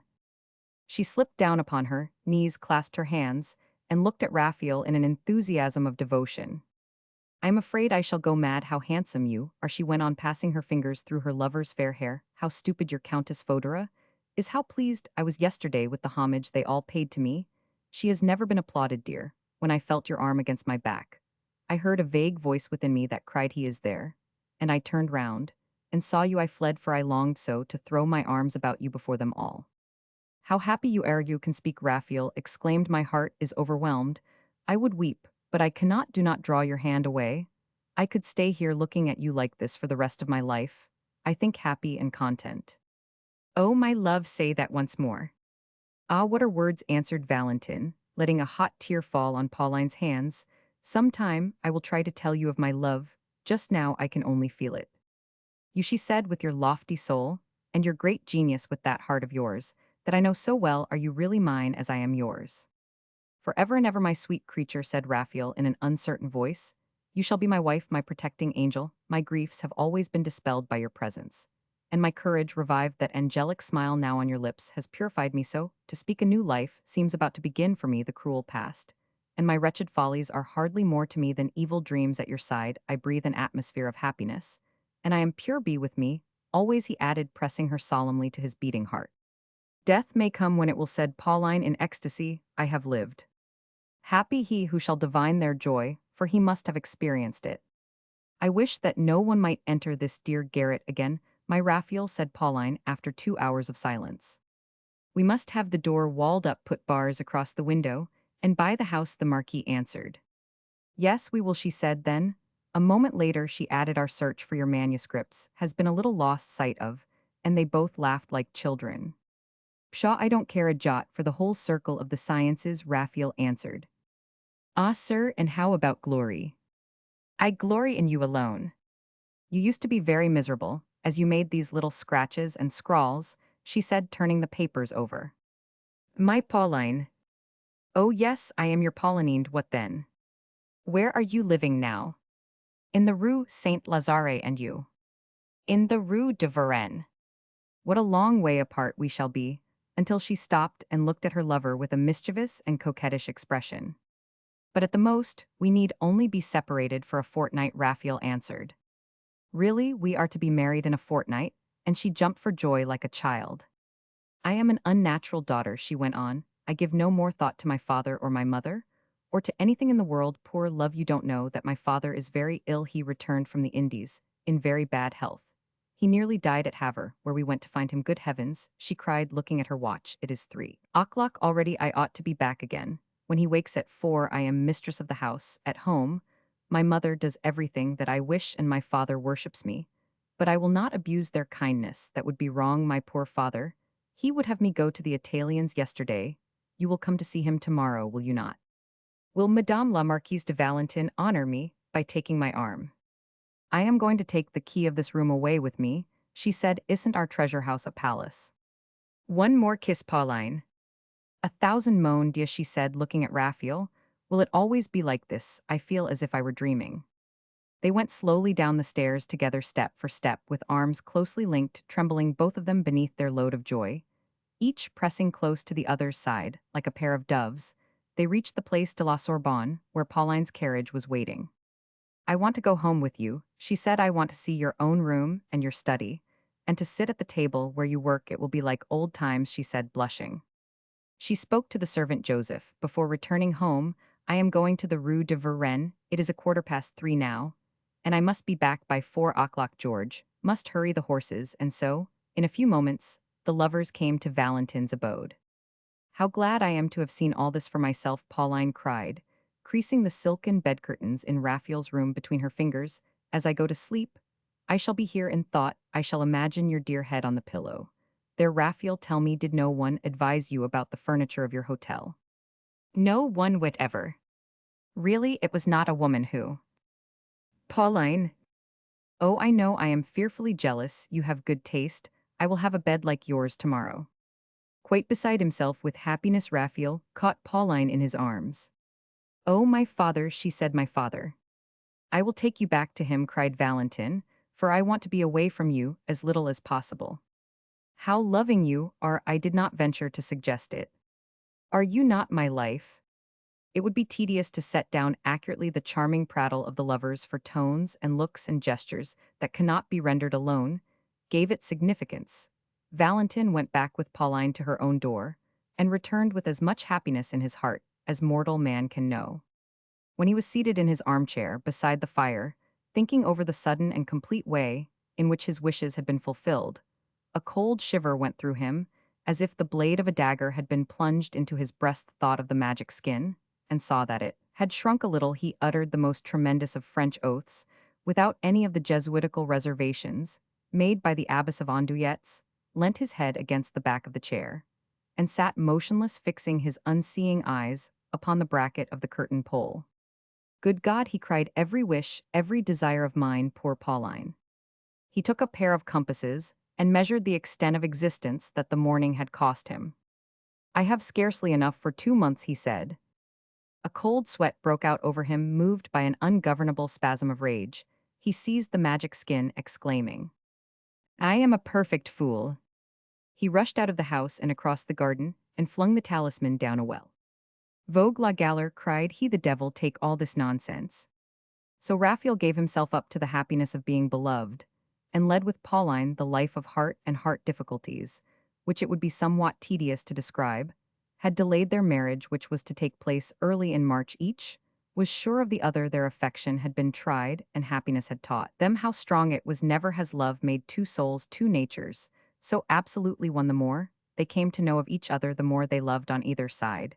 There was the same hesitating delicacy, the same transports of joy, such as angels know there were no clouds in their heaven. The will of either was the other's law.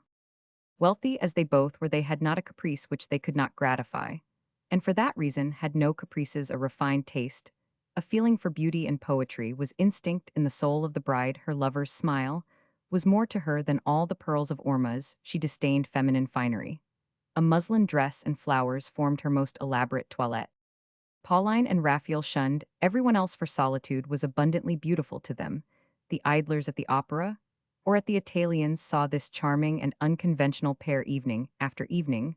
Some gossip went the round of the salons at first, but the harmless lovers were soon forgotten in the course of events which took place in Paris. Their marriage was announced at length to excuse them in the eyes of the prudish. And as it happened, their servants did not babble, so their bliss did not draw down upon them any very severe punishment. One morning towards the end of February, at the time when the brightening days bring a belief in the nearness of the joys of spring, Pauline and Raphael were breakfasting together in a small conservatory, a kind of drawing room filled with flowers on a level with the garden. The mild rays of the pale winter sunlight, breaking through the thicket of exotic plants, warmed the air somewhat. Vivid contrast made by the varieties of foliage, the colors of the masses of flowering shrubs, the freaks of light and shadow, gladdened the eyes, while all the rest of Paris still sought warmth from its melancholy hearth. These two were laughing in a bower of camellias, lilacs, and blossoming heath.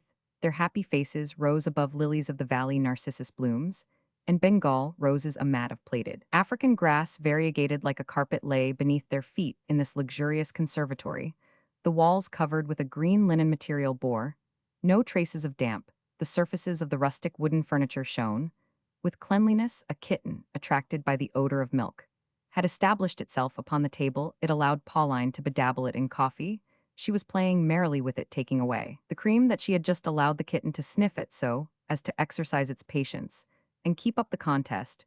She burst out laughing at every antic, and by the comical remarks she constantly made she hindered Raphael from perusing the paper. He had dropped it a dozen times already. This morning picture seemed to overflow with inexpressible gladness, like everything that is natural and genuine. Raphael, still pretending to read his paper, furtively watched Pauline, with the cat's Pauline in the dressing gown that hung carelessly about her, his Pauline with her hair loose on her shoulders, with a tiny white blue-veined foot peeping out of a velvet slipper. It was pleasant to see her in this negligent dress. She was delightful as some fanciful picture by Westall, half girl, half woman.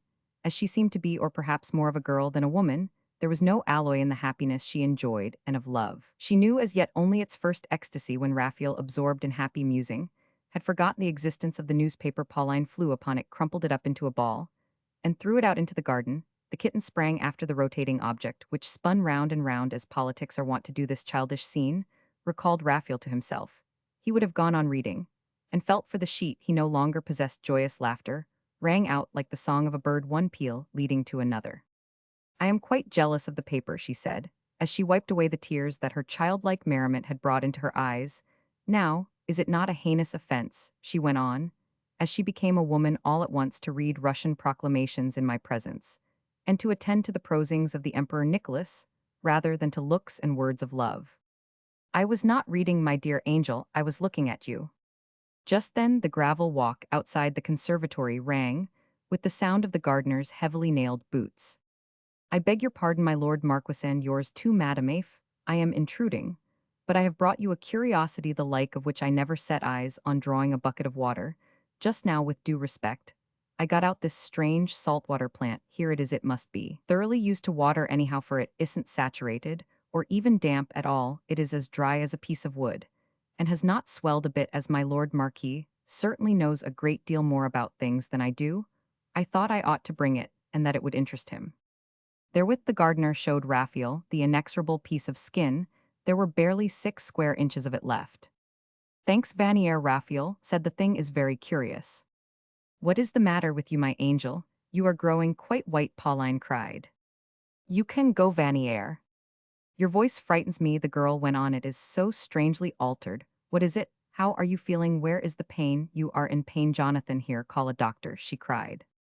Hush, my Pauline, Raphael answered, as he regained composure. Let us get up and go. Some flower here has a scent that is too much for me. It is that verbena, perhaps. Pauline flew upon the innocent plant, seized it by the stalk, and flung it out into the garden. Then, with all the might of the love between them, she clasped Raphael in a close embrace, and with languishing coquetry raised her red lips to his for a kiss. Dear angel, she cried, when I saw you turn so white I understood that I could not live on without you. Your life is my life too. Lay your hand on my back, Raphael, mine. I feel a chill like death. The feeling of cold is there.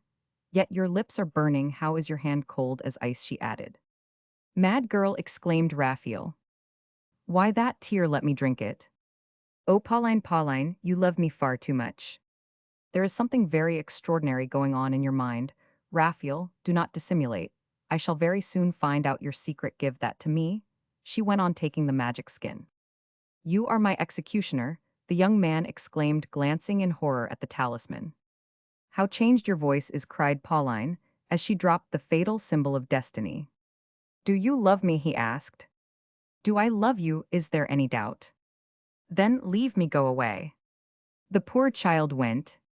So cried Raphael when he was alone in an enlightened age, when we have found out that diamonds are a crystallized form of charcoal, at a time when everything is made clear, when the police would hail a new messiah before the magistrates, and submit his miracles to the Académie des Sciences, in an epoch when we no longer believe in anything, but a notary's signature that, I forsooth should believe in a sort of mean tekel a parson.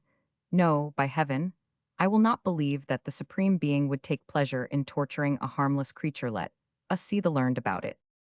Between the Halle des Vins, with its extensive assembly of barrels, and the Salpêtrière, that extensive seminary of drunkenness, lies a small pond, which Raphael soon reached. All sorts of ducks of rare varieties were there disporting themselves, their colored markings shone in the sun like the glass in cathedral windows. Every kind of duck in the world was represented, quacking, dabbling, and moving about, a kind of parliament of ducks, assembled against its will, but luckily without either charter or political principles, living in complete immunity from sportsmen, under the eyes of any naturalist that chanced to see them. That is Roman 1000 Lavril, said one of the keepers to Raphael, who had asked for that high priest of zoology. The Marquis saw a short man buried in profound reflections, caused by the appearance of a pair of ducks. The man of science was middle-aged. He had a pleasant face made pleasanter still by a kindly expression, but an absorption in scientific ideas engrossed his whole person. His peruke was strangely turned up by being constantly raised to scratch his head, so that a line of white hair was left plainly visible, a witness to an enthusiasm for investigation, which, like every other strong passion, so withdraws us from mundane considerations that we lose all consciousness of the eye within us. Raphael, the student and man of science, looked respectfully at the naturalist, who devoted his nights to enlarging the limits of human knowledge, and whose very errors reflected glory upon France, but a Shekexcombe would have laughed no doubt at the break of continuity between the breeches and striped waistcoat worn by the man of learning. The interval, moreover, was modestly filled by a shirt, which had been considerably creased, for he stooped and raised himself by turns, as his zoological observations required. After the first interchange of civilities, Raphael thought it necessary to pay Roman 1000 Lavril a banal compliment upon his ducks. Oh, we are well off for ducks, the naturalist replied. The genus, moreover, as you doubtless know, is the most prolific in the order of palmipes. It begins with the swan and ends with the zinzin duck, comprising in all 137 very distinct varieties, each having its own name, habits, country, and character. And every one no more like another than a white man is like a Negro. Really, sir, when we dine off a duck, we have no notion for the most part of the vast extent. He interrupted himself as he saw a small, pretty duck come up to the surface of the pond. There you see the cravated swan, a poor native of Canada. He has come a very long way to show us his brown and gray plumage, and his little black cravat. Look, he is preening himself. That one is the famous eider duck that provides the down, the eiderdown, under which our fine ladies sleep. Isn't it pretty? Who would not admire the little pinkish white breast and the green beak? I have just been a witness, sir, he went on, to a marriage that I had long despaired of bringing about. They have paired rather auspiciously, and I shall await the results very eagerly. This will be 138th species, I flatter myself, to which perhaps my name will be given. That is the newly matched pair, he said, pointing out two of the ducks. One of them is a laughing goose anas. Albifrons and the other the great whistling duck buffins anas ruffina. I have hesitated a long while between the whistling duck, the duck with white eyebrows, and the shoveler duck anas clipata stay, that is the shoveler that fat brownish black rascal with the greenish neck, and that coquettish iridescence on it, but the whistling duck was a crested one, sir, and you will understand that I deliberated no longer. We only lack the variegated black-capped duck. Now these gentlemen here unanimously claim that that variety of duck is only a repetition of the curve-beaked teal. But for my own part in the gesture he made was worth seeing. It expressed at once the modesty and pride of a man of science, the pride full of obstinacy, and the modesty well tempered with assurance. I don't think it is, he added. You see, my dear sir, that we are not amusing ourselves here. I am engaged at this moment upon a monograph on the genus duck, but I am at your disposal. While they went towards a rather pleasant house in the Rue du Buffin, Raphaël submitted the skin to Roman 1000 Lavril's inspection. I know the product, said the man of science, when he had turned his magnifying glass upon the talisman. It used to be used for covering boxes. The shagreen is very old. They prefer to use skate skin nowadays for making sheaths. This, as you are doubtless aware, is the hide of the Raja, Cephan, a Red Sea fish. But this, sir, since you are so exceedingly good. This the man of science interrupted, as he resumed, this is quite another thing between these two shagreens, sir. There is a difference just as wide as between sea and land or fish and flesh. The fish's skin is harder, however, than the skin of the land animal. This, he said, as he indicated the talisman, is, as you doubtless know, one of the most curious of zoological products. But to proceed, said Raphael.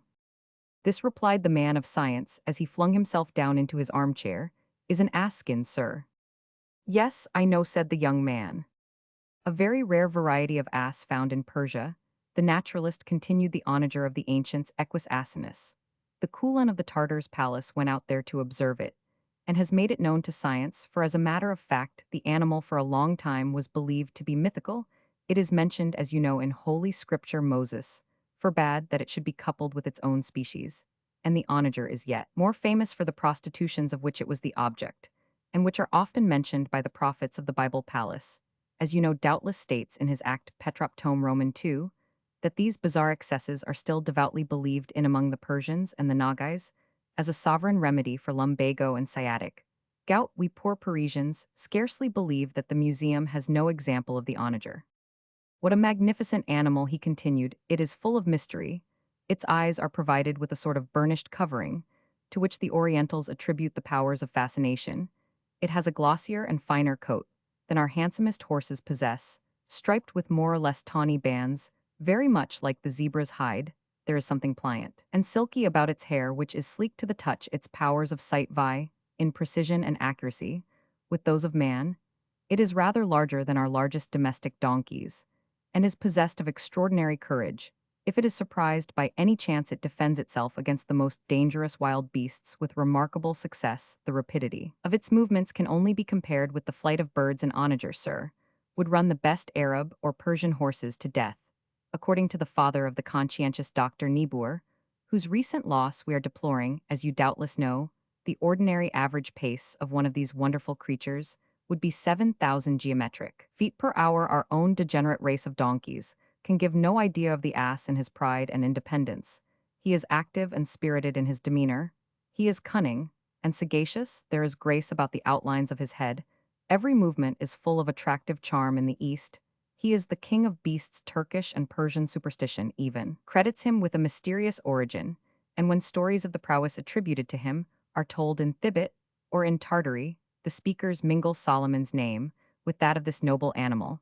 A tame onager, in short, is worth an enormous amount. It is well-nigh impossible to catch them among the mountains, where they leap like roebucks, and seem as if they could fly like birds. Our myth of the winged horse, our Pegasus, had its origin doubtless in these countries, where the shepherds could see the onager springing from one rock to another. In Persia, they breed asses for the saddle, a cross between a tamed onager and a shees, and they paint them red, following immemorial tradition. Perhaps it was this custom that gave rise to our own proverb, surely as a red donkey, at some period, when natural history was much neglected in France. I think a traveler must have brought over one of these strange beasts, that endures servitude with such impatience. Hence the adage, the skin that you have laid before me is the skin of an onager. Opinions differ. As to the origin of the name, some claim that chagri is a Turkish word, others insist that chagri must be the name of the place, where this animal product underwent the chemical process of preparation, so clearly described by Pallas, to which the peculiar graining that we admire is due. Martellans has written to me saying that chagri is a river. I thank you, sir, for the information that you have given me. It would furnish an admirable footnote for some Dom comet or other, if such erudite hermits yet exist. But I have had the honor of pointing out to you that this scrap was in the first instance quite as large as that map, said Raphael, indicating an open atlas to Lavril, but it has shrunk visibly in 3 months' time. Quite so, said the man of science. I understand the remains of any substance, primarily organic, are naturally subject to a process of decay. It is quite easy to understand, and its progress depends upon atmospherical conditions. Even metals contract and expand appreciably. For engineers have remarked somewhat considerable interstices between great blocks of stone, originally clamped together with iron bars. The field of science is boundless, but human life is very short, so that we do not claim to be acquainted with all the phenomena of nature. Pardon the question that I am about to ask you, Sir. Raphael began, half embarrassed, but are you quite sure that this piece of skin is subject to the ordinary laws of zoology, and that it can be stretched? Certainly, oh bother, muttered Roman 1000 Lavril, trying to stretch the talisman. But if you, sir, will go to see Planchette, he added, the celebrated professor of mechanics, he will certainly discover some method of acting upon this skin, of softening and expanding it. Ah, sir, you are the preserver of my life. And Raphael took leave of the learned naturalist, and hurried off to Planchette, leaving the worthy Lavril in his study, all among the bottles and dried plants that filled it up. Quite unconsciously, Raphael brought away with him from this visit all of science, that man can grasp a terminology, to wit Lavril. The worthy man was very much like Sancho Panza, giving to Don Quixote the history of the goats he was entertaining himself by, making out a list of animals, and ticking them off. Even now that his life was nearing its end, he was scarcely acquainted with a mere fraction of the countless numbers of the great tribes that God has scattered for some unknown end throughout the ocean of worlds. Raphael was well pleased. I shall keep my ass well in hand, cried he. Stern had said before his day, let us take care of our ass if we wish to live to old age, but it is such a fantastic brute. Planchette was a tall, thin man, a poet of a surety, lost in one continual thought, and always employed in gazing into the bottomless abyss of motion. Commonplace minds accuse these lofty intellects of madness. They form a misinterpreted race apart that lives in wonderful carelessness of luxuries or other people's notions. They will spend whole days at a stretch smoking a cigar that has gone out, and enter a drawing room with the buttons on their garments, not in every case formally wedded to the buttonholes some day or other. After a long time spent in measuring space or in accumulating excess under AGG, they succeed in analyzing some natural law and resolve it into its elemental principles, and all on a sudden the crowd gapes at a new machine, or it is a handcart perhaps that overwhelms us with astonishment by the apt simplicity of its construction. The modest man of science smiles at his admirers, and remarks, what is that invention of mine? Nothing whatever. Man cannot create a force, he can but direct it, and science consists in learning from nature. The mechanician was standing bolt upright, planted on both feet like some victim dropped straight from the gibbet, when Raphael broke in upon him. He was intently watching an agate ball that rolled over a sundial, and awaited its final settlement. The worthy man had received neither pension nor decoration. He had not known how to make the right use of his ability for calculation. He was happy in his life, spent on the watch for a discovery. He had no thought either of reputation of the outer world, nor even of himself, and led the life of science for the sake of science. It is inexplicable, he exclaimed. Ah, your servant, sir. He went on, becoming aware of Raphael's existence. How is your mother? You must go and see my wife. And I also could have lived thus, thought Raphael, as he recalled the learned man from his meditations, by asking of him how to produce any effect on the talisman which he placed before him. Although my credulity must amuse you, sir, so the Marquis ended, I will conceal nothing from you.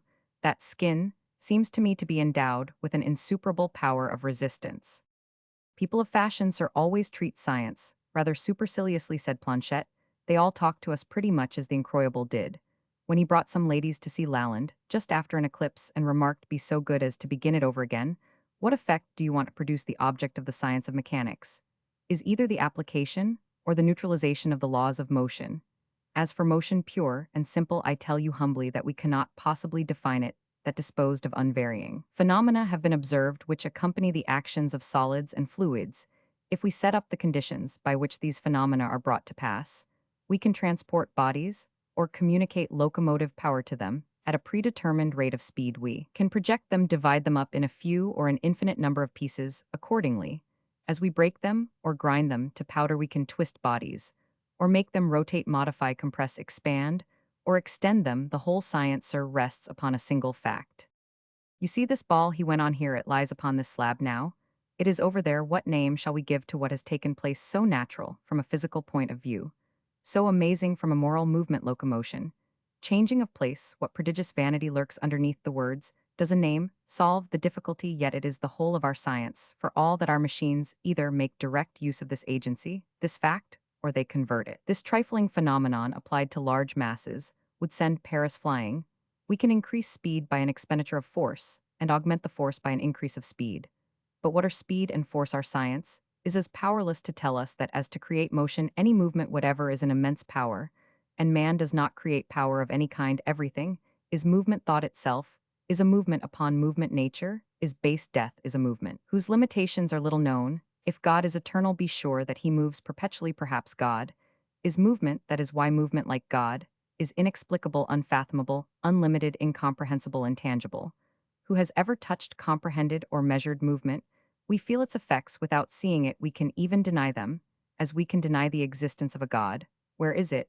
Where is it not? Whence comes it? What is its source? What is its end? It surrounds us, it intrudes upon us, and yet escapes us. It is evident as a fact, obscure as an abstraction. It is at once effect and cause. It requires space, even as we, and what is space? Movement alone recalls it to us. Without movement, space is but an empty, meaningless word. Like space, like creation, like the infinite, movement is an insoluble problem which confounds human reason. Man will never conceive it, whatever else he may be permitted to conceive.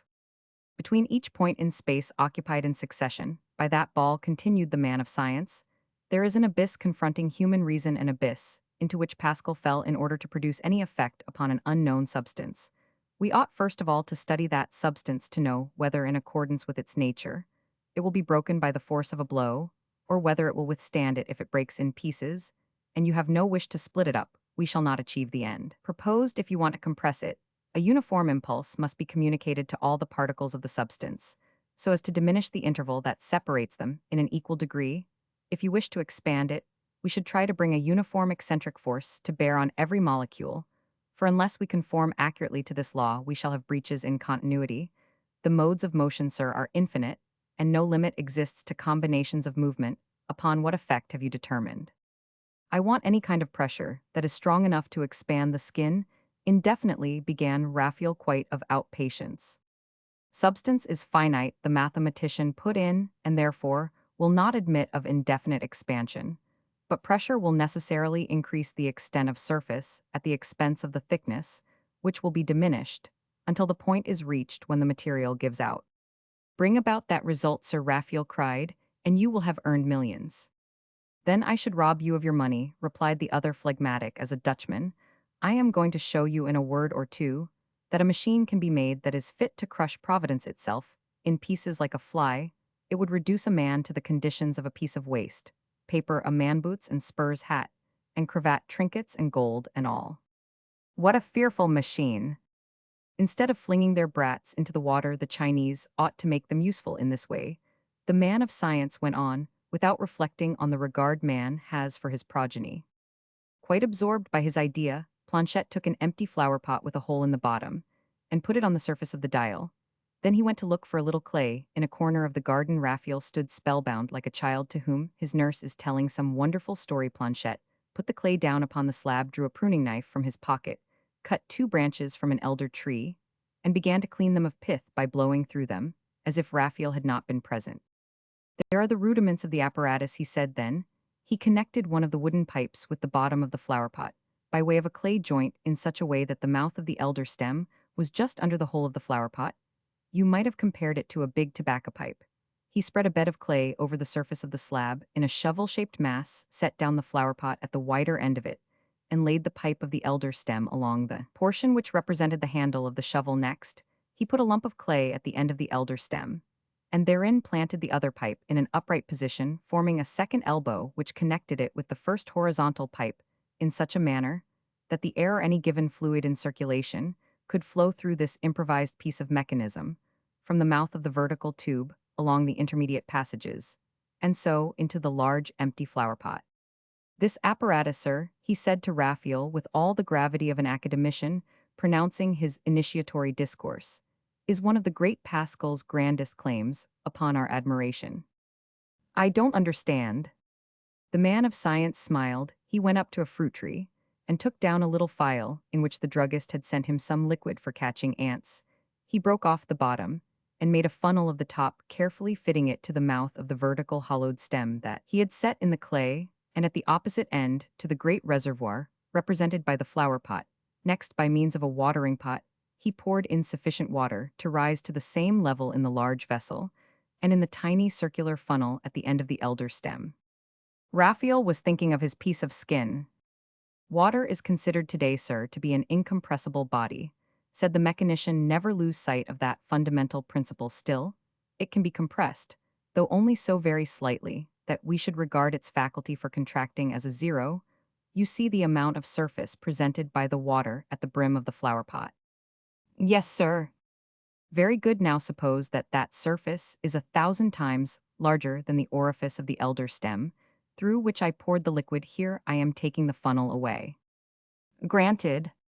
Well then, if by any method whatever I increase the volume of that quantity of water, by pouring in yet more through the mouth of the little tube, the water thus compelled to flow downwards, would rise in the reservoir represented by the flower pot, until it reached the same level at either end. That is quite clear, cried Raphael. But there is this difference, the other went on. Suppose that the thin column of water poured into the little vertical tube, there exerts a force equal, say, to a pound weight. For instance, its action will be punctually communicated to the great body of the liquid, and will be transmitted to every part of the surface represented by the water in the flower pot, so that at the surface there will be 1,000 columns of water, every one pressing upwards, as if they were impelled by a force equal to that which compels the liquid to descend in the vertical tube, and of necessity, they reproduce here, said Planchet, indicating to Raphael the top of the flower pot, the force introduced over there 1,000-fold, and the man of science pointed out to the Marquis the upright wooden pipe set in the clay. That is quite simple, said Raphael. Planchet smiled again. In other words, he went on with the mathematician's natural stubborn propensity for logic. In order to resist the force of the incoming water, it would be necessary to exert upon every part of the large surface a force equal to that brought into action in the vertical column, but with this difference: if the column of liquid is a foot in height, the 1,000 little columns of the wide surface will only have a very slight elevating power. Now, said Planchet as he gave a fillip to his bits of stick, let us replace this funny little apparatus by steel tubes of suitable strength and dimensions, and if you cover the liquid surface of the reservoir with a strong sliding plate of metal, and if to this metal plate you oppose another solid enough and strong enough to resist any test, if furthermore you give me the power of continually adding water to the volume of liquid contents, by means of the little vertical tube, the object fixed between the two solid metal plates must of necessity yield to the tremendous crushing force, which indefinitely compresses it.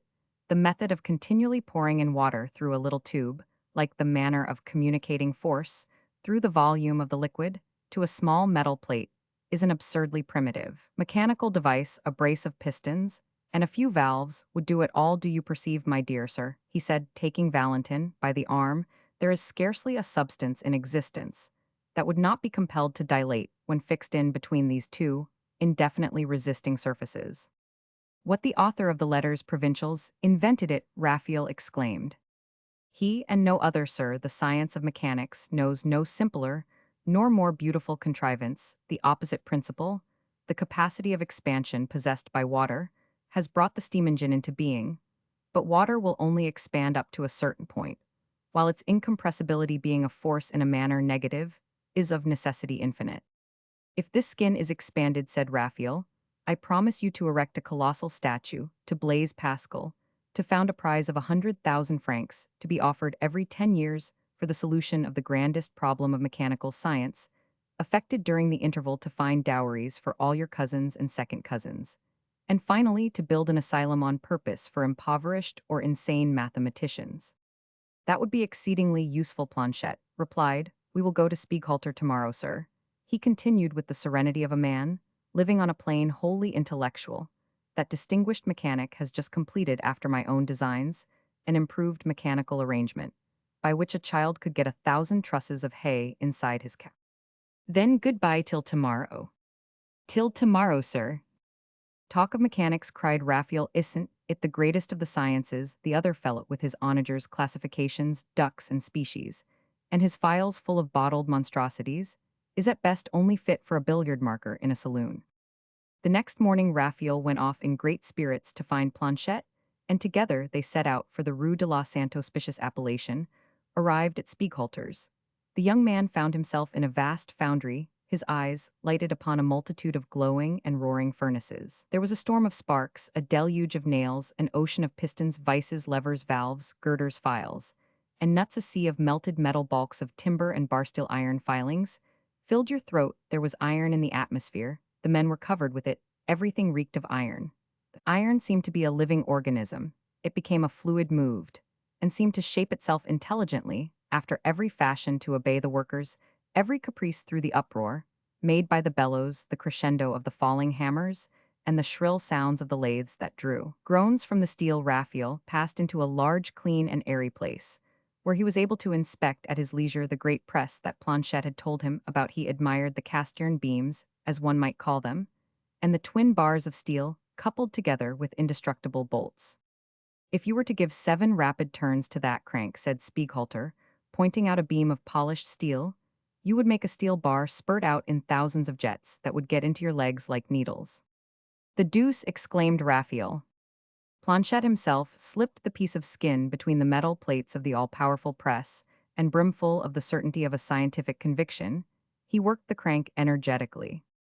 Lie flat, all of you, we are dead men, thundered Spieghalter, as he himself fell prone on the floor. A hideous shrieking sound rang through the workshops. The water in the machine had broken the chamber, and now spouted out in a jet of incalculable force. Luckily, it went in the direction of an old furnace which was overthrown, enveloped, and carried away by a waterspout. Ha, remarked Planchette serenely, the piece of skin is as safe and sound as my eye. There was a flaw in your reservoir somewhere, or a crevice in the large tube.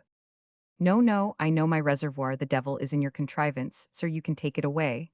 And the German pounced upon a smith's hammer, flung the skin down on an anvil, and with all the strength that rage gives dealt the talisman the most formidable blow that had ever resounded through his workshops.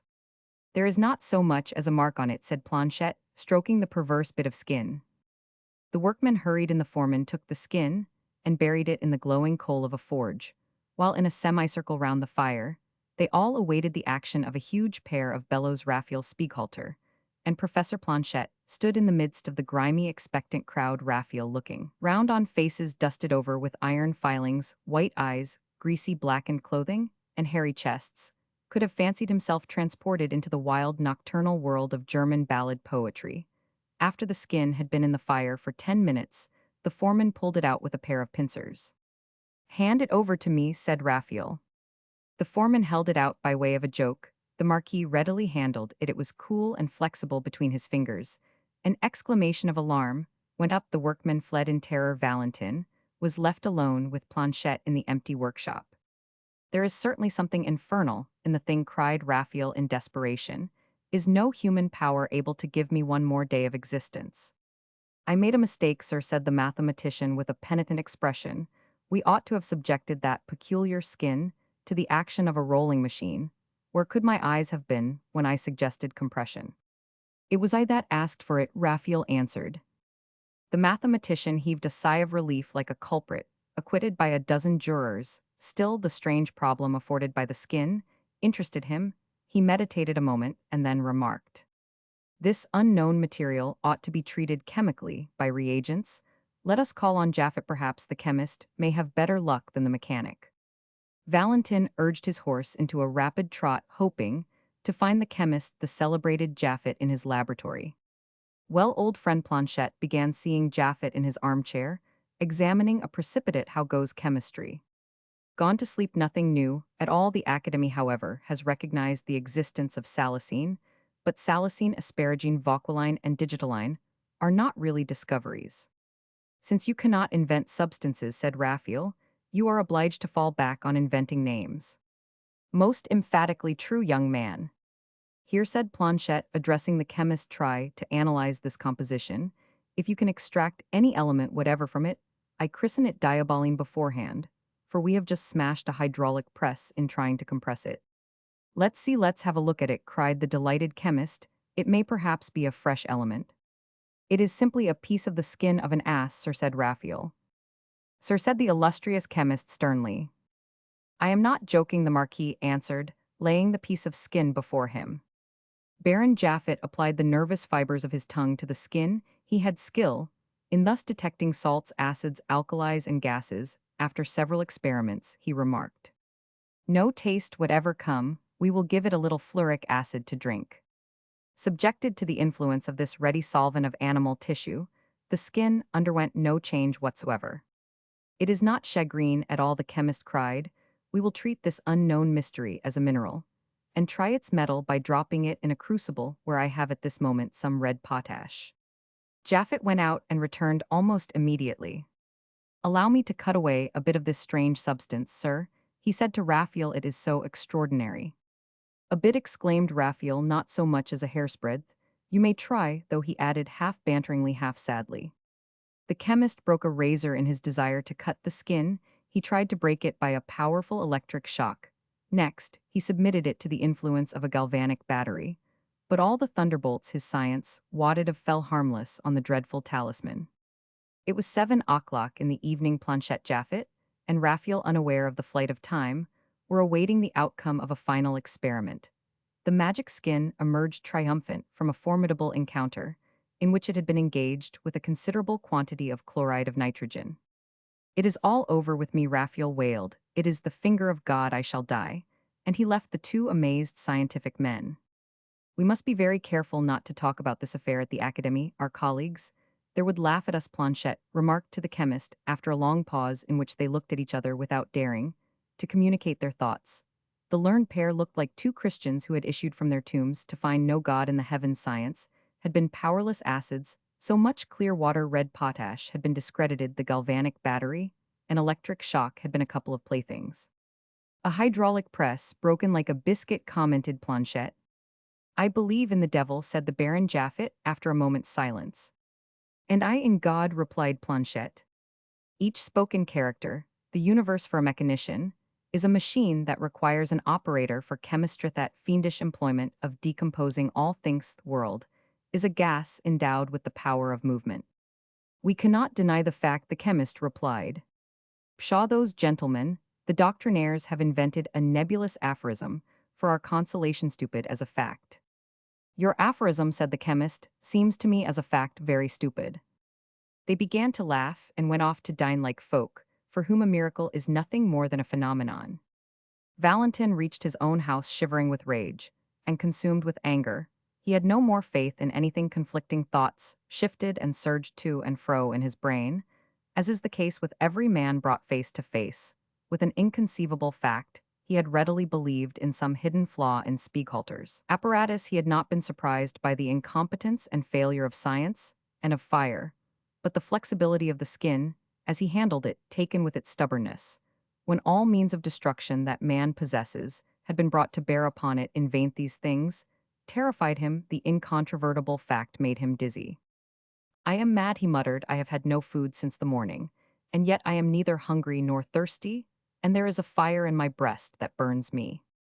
He put back the skin in the frame where it had been enclosed, but lately drew a line in red ink about the actual configuration of the talisman, and seated himself in his armchair. 8 o'clock already, he exclaimed. Today has gone like a dream.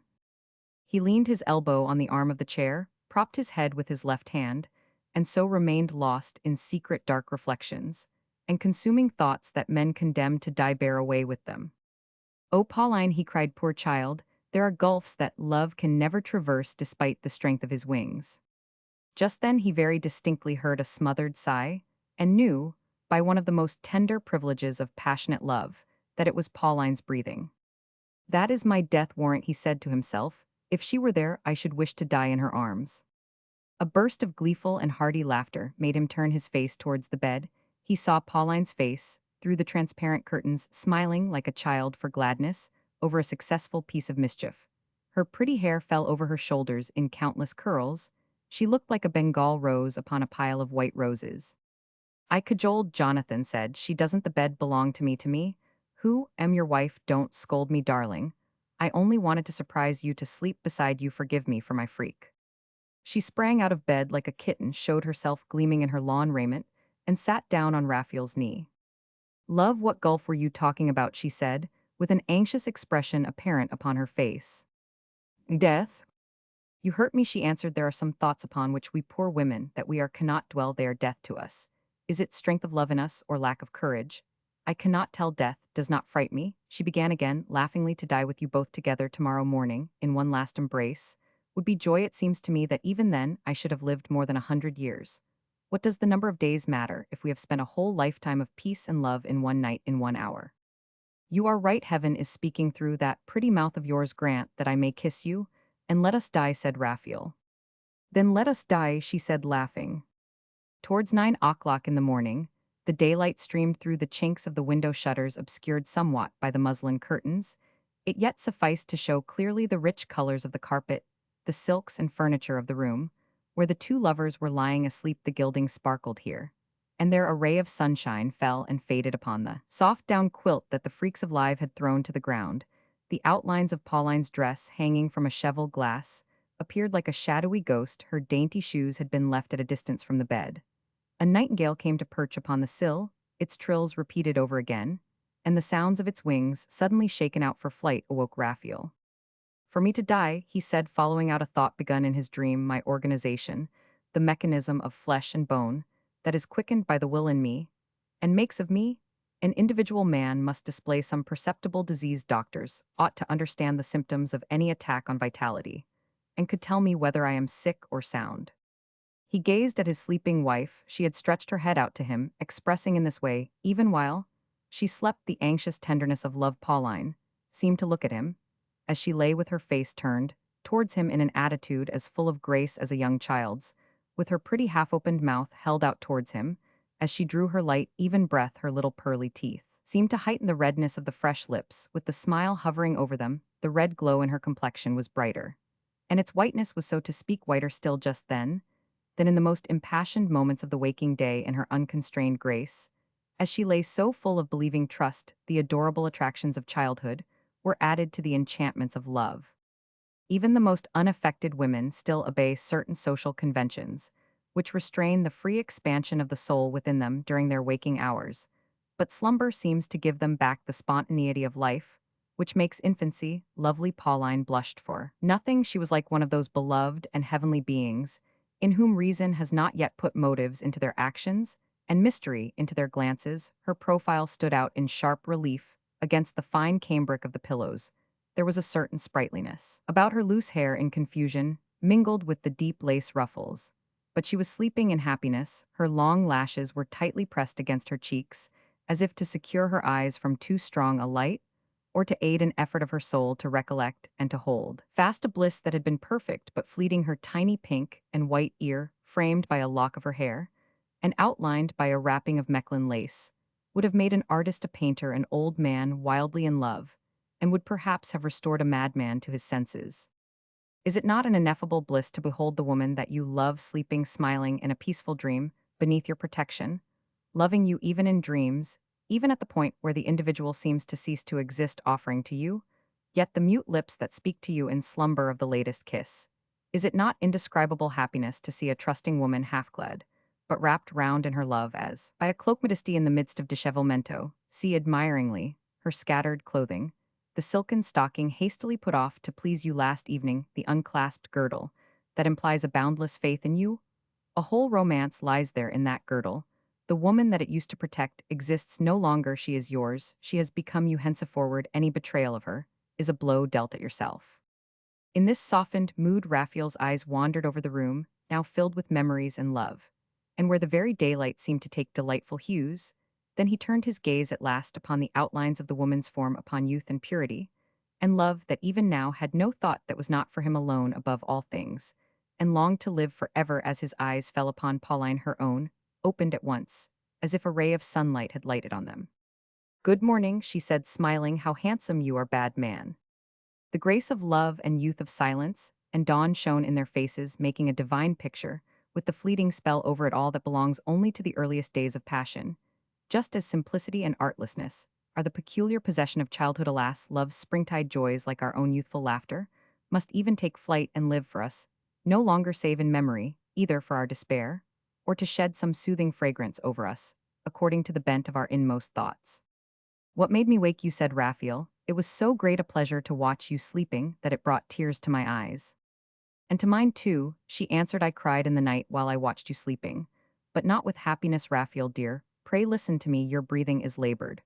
While you sleep and something rattles in your chest that frightens me, you have a little dry cough when you are asleep, exactly like my father's, who is dying of phthisis. In those sounds from your lungs, I recognized some of the peculiar symptoms of that complaint. Then you are feverish, I know, your hand was moist. And burning, darling, you are young," she added with a shudder. "And you could still get over it if unfortunately, but no," she cried cheerfully. "There is no unfortunately, the disease is contagious, so the doctors say." She flung both arms about Raphael, drawing in his breath, through one of those kisses in which the soul reaches its end. "I do not wish to live to old age," she said. "Let us both die young and go to heaven while flowers fill our hands." "We always make such designs as those when we are well and strong," Raphael replied, burying his hands in Pauline's hair. But even then a horrible fit of coughing came on, one of those deep, ominous coughs that seem to come from the depths of the tomb, a cough that leaves the sufferer ghastly pale, trembling, and perspiring, with aching sides and quivering nerves, with a feeling of weariness, pervading the very marrow of the spine, and unspeakable languor. In every vein Raphael slowly laid himself down, pale, exhausted, and overcome like a man who has spent all the strength in him, over one final effort. Pauline's eyes, grown large with terror, were fixed upon him. She lay quite motionless, pale and silent. "Let us commit no more follies, my angel," she said, trying not to let Raphael see the dreadful forebodings that disturbed her. She covered her face with her hands, for she saw death before her. The hideous skeleton Raphael's face had grown as pale and livid as any skull unearthed from a churchyard to assist the studies of some scientific man. Pauline remembered the exclamation that had escaped from Valentin the previous evening, and to herself she said, "Yes, there are gulfs that love can never cross, and therein love must bury itself." On a March morning, some days after this wretched scene, Raphael found himself seated in an armchair placed in the window, in the full light of day. 4 doctors stood round him, each in turn, trying his pulse, feeling him over, and questioning him with apparent interest. The invalid sought to guess their thoughts, putting a construction on every movement they made. And on the slightest contractions of their brows his last hope lay. In this consultation, this court of appeal was about to pronounce its decision, life or death. Valentin had summoned the oracles of modern medicine, so that he might have the last word of science. Thanks to his wealth and title, there stood before him 3 embodied theories. Human knowledge fluctuated round the 3 points. 3 of the doctors brought among them the complete circle of medical philosophy. They represented the points of conflict round which the battle raged between spiritualism, analysis, and goodness knows what in the way of mocking eclecticism. The 4th doctor was Horace Bianchon, a man of science with a future before him, the most distinguished man of the new school in medicine, a discreet and unassuming representative of a studious generation that is preparing to receive the inheritance of 50 years of experience treasured up by the École de Paris, a generation that perhaps will erect the monument for the building of which the centuries behind us have collected the different materials. As a personal friend of the Marquis and of Rastignac, he had been in attendance on the former for some days past, and was helping him to answer the inquiries of the 3 professors, occasionally insisting somewhat upon those symptoms, which in his opinion pointed to pulmonary disease. "You have been living at a great pace, leading a dissipated life, no doubt, and you have devoted yourself largely to intellectual work?" queried one of the 3 celebrated authorities, addressing Raphael. He was a square-headed man, with a large frame and energetic organization, which seemed to mark him out as superior to his 2 rivals. "I made up my mind to kill myself with debauchery, after spending 3 years over an extensive work with which perhaps you may some day occupy yourselves," Raphael replied. The great doctor shook his head, and so displayed his satisfaction. "I was sure of it," he seemed to say to himself. He was the illustrious Brisset, the successor of Cabanis and Bichet, head of the organic school.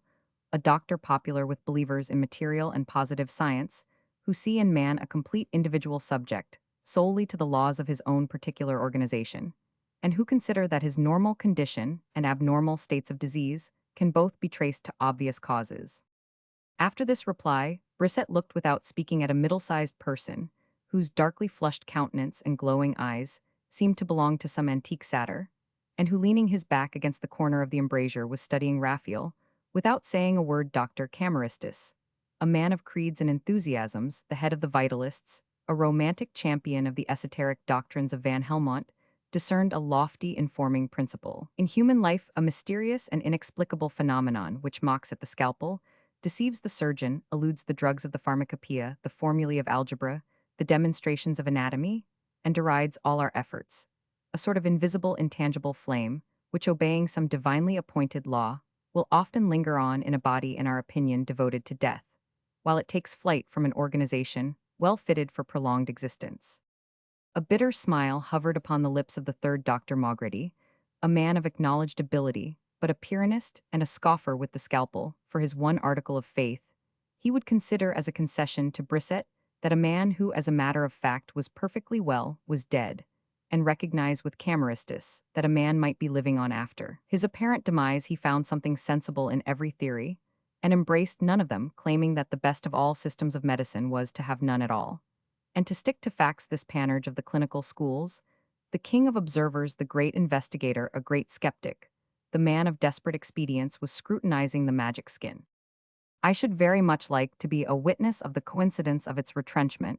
With your wish, he said to the Marquis. Where is the use? Cried Brissette. Where is the use? Echoed Camaristus. Ah, you are both of the same mind, replied Maugredy.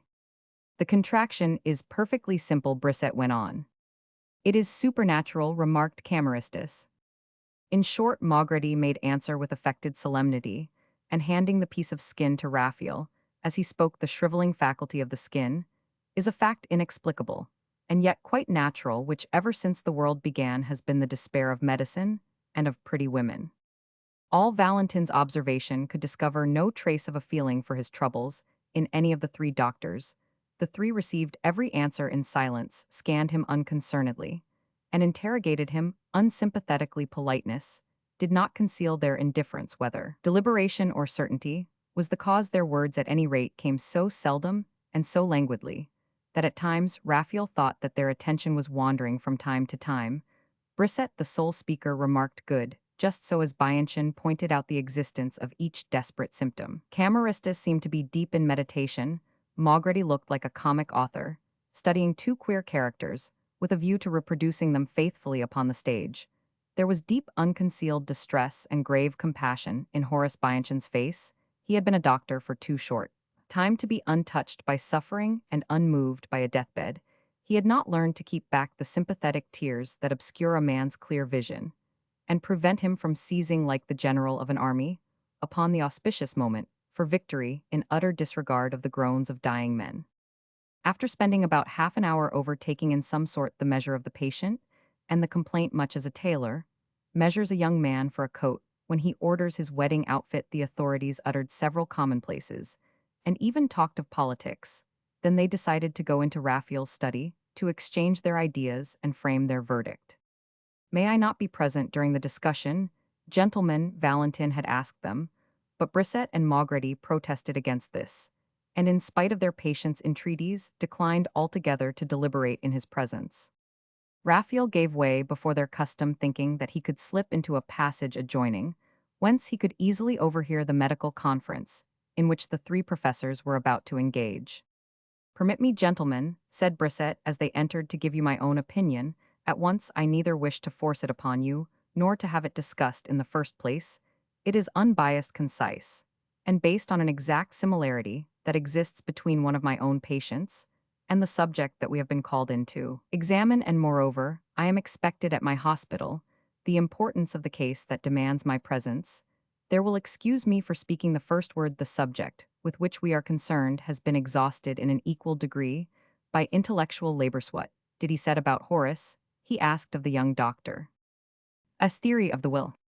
The devil, but that's a big subject. He is exhausted, I say, by too much brain work, by irregular courses, And by the repeated use of two powerful stimulants, violent exertion of body and mind, has demoralized the whole system. It is easy, gentlemen, to recognize in the symptoms of the face and body generally intense irritation of the stomach, an affection of the great sympathetic nerve, acute sensibility of the epigastric region, and contraction of the right and left hypochondriac. You have noticed, too, the large size and prominence of the liver. Roman 1000 Bianchin has besides constantly watched the patient, and he tells us that digestion is troublesome and difficult. Strictly speaking, there is no stomach left. And so the man has disappeared, the brain is atrophied, because the man digests no longer. The progressive deterioration wrought in the epigastric region, the seat of vitality, has vitiated the whole system. Thence, by continuous fevered vibrations, the disorder has reached the brain by means of the nervous plexus. Hence, the excessive irritation in that organ. There is monomania. The patient is burdened with a fixed idea that piece of skin really contracts to his way of thinking. Very likely, it always has been as we have seen it. But whether it contracts or no, that thing is for him just like the fly that some grand vizier or other had on his nose. If you put leeches at once on the epigastrium and reduce the irritation in that part, which is the very seat of man's life, and if you diet the patient, the monomania will leave him. I will say no more to Dr. Bianchin. He should be able to grasp the whole treatment as well as the details. There may be perhaps some complication of the decease, bronchial tubes, possibly, may be also inflamed. But I believe that treatment for the intestinal organs is very much more important and necessary, and more urgently required than for the lungs. Persistent study of abstract matters and certain violent passions have induced serious disorders in that vital mechanism. However, we are in time to set these conditions right. Nothing is too seriously affected.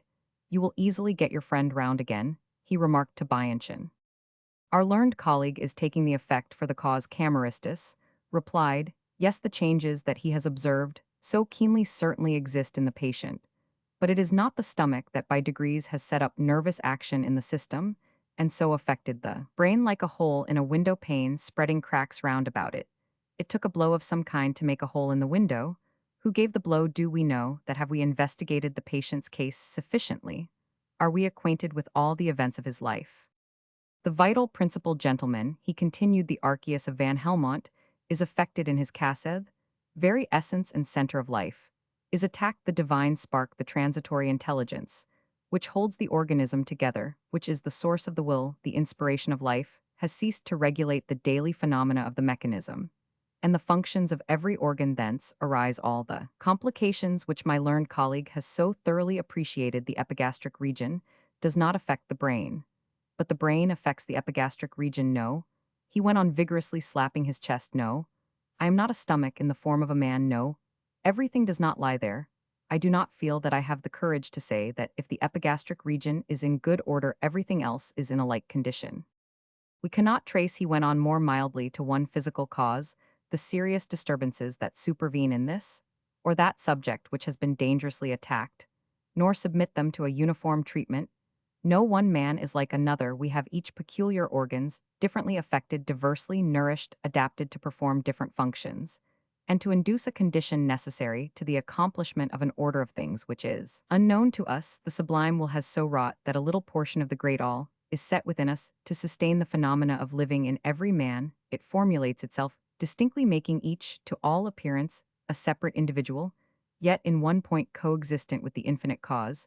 So we ought to make a separate study of each subject, discover all about it, find out in what its life consists, and wherein its power lies. From the softness of a wet sponge to the hardness of pumice stone, there are infinite fine degrees of difference. Man is just like that between the sponge-like organizations of the lymphatic and the vigorous iron muscles of such men as are destined for a long life. What a margin for errors for the single inflexible system of a lowering treatment to commit a system that reduces the capacities of the human frame, which you always conclude have been overexcited. Let us look for the origin of the disease in the mental, and not in the physical viscera. A doctor is an inspired being endowed by God with a special gift power to read the secrets of vitality. Just as the prophet has received the eyes that foresee the future, the poet his faculty of evoking nature, and the musician the power of arranging sounds in an harmonious order that is possibly a copy of an ideal harmony on high. There is his everlasting system of medicine, arbitrary, monarchical, and pious, muttered Brisset. Gentleman Maugrety broke in hastily to distract attention from Brisset's comment, "Don't let us lose sight of the patient." "What is the good of science?" Raphael moaned. "Here is my recovery, halting between a string of beads and a rosary of leeches between Dupuytren's bistoury and Prince Hohenlohe's prayer. There is Maugrety suspending his judgment on the line that divides facts from words, mind from matter. Man's it is, and it is not as always on my track. It is the Karamuri Karamara of Rabelais for evermore my disorder, is spiritual Karamuri or material Karamara. Shall I live? They have no idea. Planchet was more straightforward with me at any rate, when he said I do not know." Just then Valentin heard Maugrety's voice. "The patient suffers from monomania. Very good, I am quite of that opinion," he said.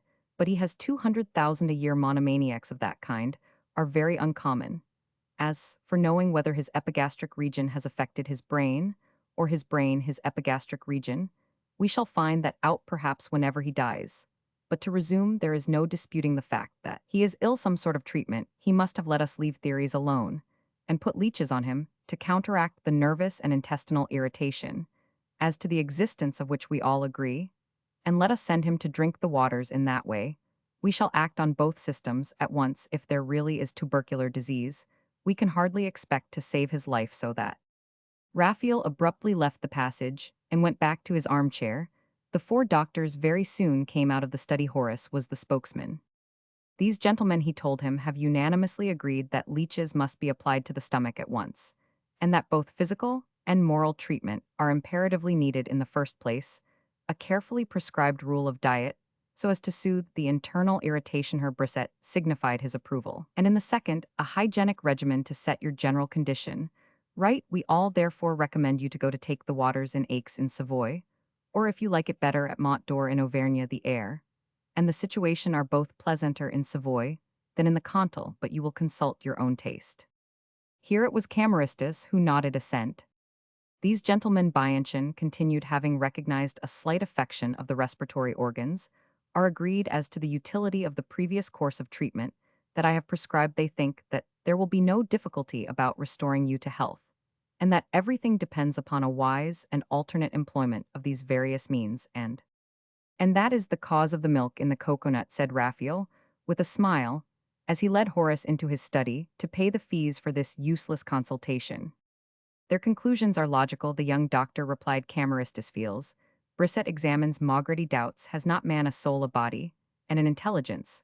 One of these three elemental constituents always influences us more or less strongly. There will always be the personal element in human science. Believe me, Raphael, we effect no cures, we only assist them. Another system, use of mild remedies, while nature exerts her powersleys between the extremes of theory of Brisset and Cameristus. But one ought to have known the patient for some 10 years or so to obtain a good result on these lines. Negation lies at the back of all medicine. As in every other science, so endeavor to live wholesomely. Try a trip to Savoy. The best course is, and always will be, to trust to nature." It was a month later, on a fine summer-like evening, that several people who were taking the waters at Aix returned from the promenade and met together in the salons of the club. Raphael remained alone by a window for a long time. His back was turned upon the gathering, and he himself was deep in those involuntary musings in which thoughts arise in succession and fade away, shaping themselves indistinctly, passing over us like thin, almost colorless clouds. Melancholy is sweet to us then, and delight is shadowy for the soul. Is half asleep. Valentin gave himself up to this life of sensations. He was steeping himself in the warm, soft twilight, enjoying the pure air with the scent of the hills in it, happy in that he felt no pain, and had tranquilized his threatening magic skin. At last it grew cooler, as the red glow of the sunset faded on the mountain peaks. He shut the window and left his place. "Will you be so kind as not to close the windows, sir?" said an old lady. "We are being stifled." The peculiarly sharp and jarring tones in which the phrase was uttered grated on Raphael's ears. It fell on them like an indiscreet remark, let slip by some man in whose friendship we would fain believe a word, which reveals unsuspected depths of selfishness, and destroys some pleasing sentimental illusion of ours. The Marquis glanced with the cool, inscrutable expression of a diplomatist at the old lady, called a servant, and when he came, curtly bade him open that window. Great surprise was clearly expressed on all faces at the words. The whole roomful began to whisper to each other, and turned their eyes upon the invalid, as though he had given some serious offense. Raphael, who had never quite managed to rid himself of the bashfulness of his early youth, felt a momentary confusion. Then he shook off his torpor, exerted his faculties, and asked himself the meaning of this strange scene. A sudden and rapid impulse quickened his brain. The past weeks appeared before him in a clear and definite vision.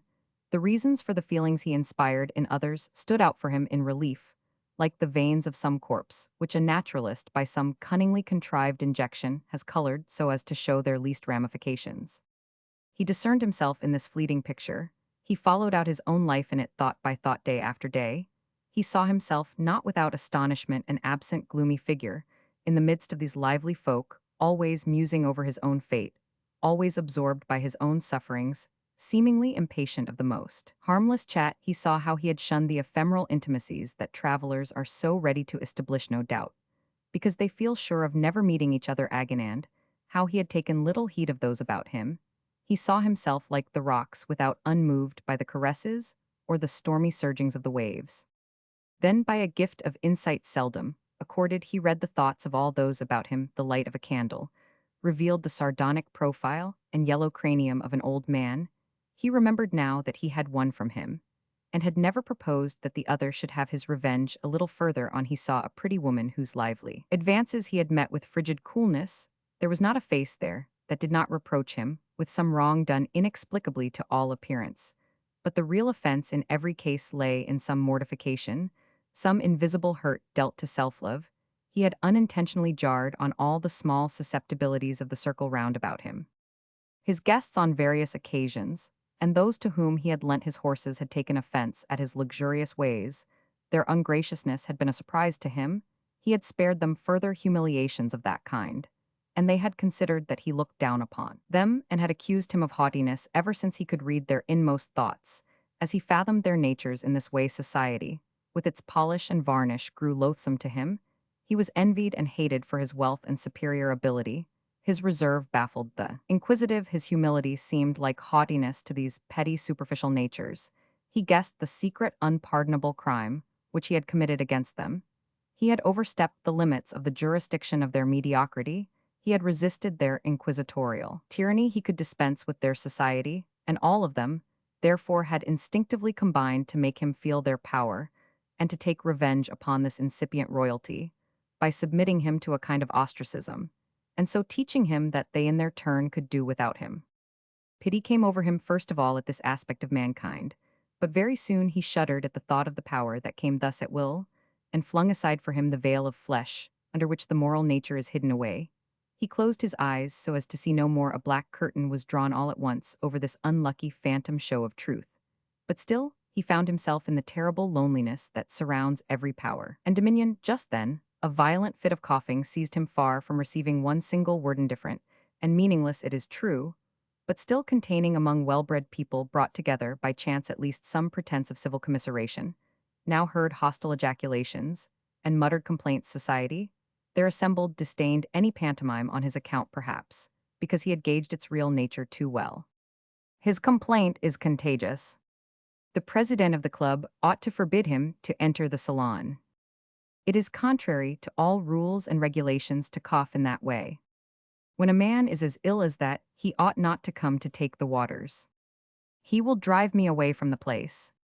Raphael rose and walked about the rooms to screen himself from their unanimous execrations. He thought to find a shelter, and went up to a young, pretty lady who sat doing nothing, minded to address some pretty speeches to her.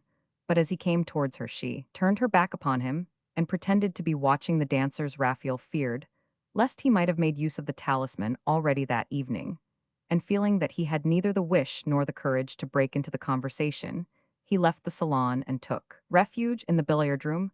No one there greeted him, nobody spoke to him, no one sent so much as a friendly glance in his direction. His turn of mind, naturally meditative, had discovered instinctively the general grounds and reasons for the aversion he inspired. This little world was obeying unconsciously perhaps the sovereign law, which rules over polite society. Its inexorable nature was becoming apparent in its entirety to Raphael's eyes. A glance into the past showed it to him as a type completely realized in Fodora. He would no more meet with sympathy here for his bodily ills than he had received it at her hands for the distress in his heart. the fashionable world expels every suffering creature from its midst, just as the body of a man in robust health rejects any germ of disease. The world holds suffering and misfortune in abhorrence, it dreads them like the plague, it never hesitates between vice and trouble, for vice is a luxury ill fortune, may possess a majesty of its own, but society can belittle it and make it ridiculous by an epigram society draws, caricatures, and in this way flings in the teeth of fallen kings the affronts which it fancies it has received from them. Society, like the Roman youth at the circus, never shows mercy to the fallen gladiator. Mockery and money are its vital necessities, death to the weak. That is the oath taken by this kind of equestrian order, instituted in their midst by all the nations of the world. Everywhere it makes for the elevation of the rich, and its motto is deeply graven in hearts that wealth has turned to stone or that have been reared in aristocratic prejudices. Assemble a collection of schoolboys together that will give you a society in miniature, a miniature, which represents life more truly, because it is so frank and artless. And in it, you will always find poor isolated beings relegated to some place in the general estimations between pity and contempt on account of their weakness and suffering. To these the evangel promises heaven hereafter. Go lower yet in the scale of organized creation. If some bird among its fellows in the courtyard sickens, the others fall upon it with their beaks, pluck out its feathers, and kill it. The whole world, in accordance with its character of egotism, brings all its severity to bear upon wretchedness that has the hardihood to spoil its festivities and to trouble its joys. Any sufferer in mind or body, any helpless or poor man, is a pariah. He had better remain in his solitude. If he crosses the boundary line, he will find winter everywhere. He will find freezing cold in other men's looks, manners, words, and hearts. And lucky indeed is he if he does not receive an insult where he expected that sympathy would be expended. Upon him let the dying keep to their bed of neglect, and age sit lonely by its fireside. Portionless maids freeze and burn in your solitary attics.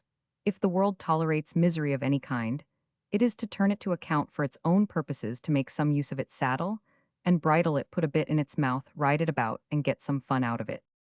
Crotchety spinsters, ladies' companions, put a cheerful face upon it, endure the humors of your so-called benefactress, carry her lapdogs for her. You have an English poodle for your rival, and you must seek to understand the moods of your patroness, and amuse her, and keep silence about yourselves. As, for you unblushing parasite, uncrowned king of unliveried servants, leave your real character at home. Let your digestion keep pace with your host's laugh. When he laughs, mingle your tears with his, and find his epigrams amusing. If you want to relieve your mind about him, wait till he is ruined. That is the way the world shows its respect for the unfortunate. It persecutes them or slays them in the dust. Such thoughts as these welled up in Raphael's heart. With the suddenness of poetic inspiration, he looked around him and felt the influence of the forbidding gloom that society breathes out in order to rid itself of the unfortunate. It nipped his soul more effectually than the east wind grips the body in December. He locked his arms over his chest, set his back against the wall, and fell into a deep melancholy. He mused upon the meager happiness that this depressing way of living can give. What did it amount to? Amusement with no pleasure in it, gaiety without gladness, joyless festivity, fevered dreams, empty of all delight, firewood or ashes on the hearth, without a spark of flame in them. When he raised his head, he found himself alone. All the billiard players had gone. I have only to let them know my power to make them worship my coughing fits, he said to himself, and wrapped himself against the world in the cloak of his contempt. Next day the resident doctor came to call upon him, and took an anxious interest in his health. Raphael felt a thrill of joy at the friendly words addressed to him. The doctor's face, to his thinking, wore an expression that was kind and pleasant. The pale curls of his wig seemed redolent of philanthropy, the square cut of his coat, the loose folds of his trousers, his big, Quaker-like shoes, everything about him, down to the powder shaken from his queue and dusted in a circle upon his slightly stooping shoulders, revealed an apostolic nature and spoke of Christian charity, and of the self-sacrifice of a man who, out of sheer devotion to his patients, had compelled himself to learn to play whist and trick-track so well that he never lost money to any of them.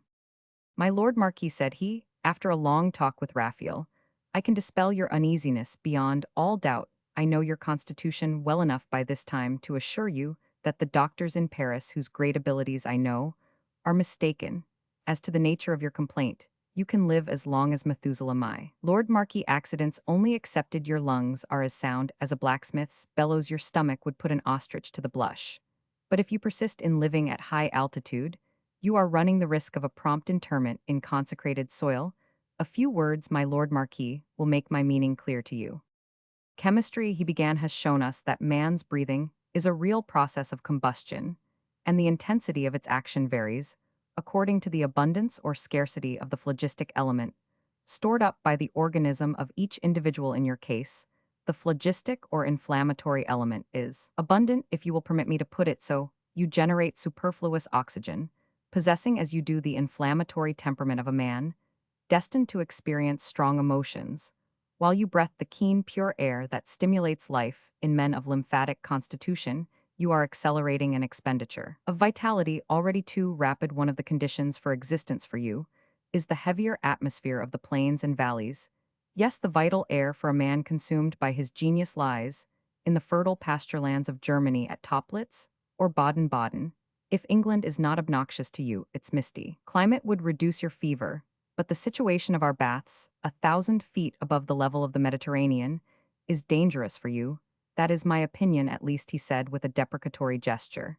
And I give it in opposition to our interests, for, if you act upon it, we shall unfortunately lose you.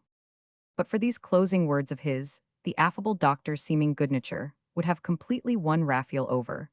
But he was too profoundly observant not to understand the meaning of the tone, the look and gesture that accompanied that mild sarcasm, not to see that the little man had been sent on this errand, no doubt, by a flock of his rejoicing patients, the florid-looking idlers, tedious old women, nomad English people, and fine ladies who had given their husbands the slip, and were escorted hither by their lovason, and all were in a plot to drive away a wretched feeble creature to die, who seemed unable to hold out against a daily renewed persecution.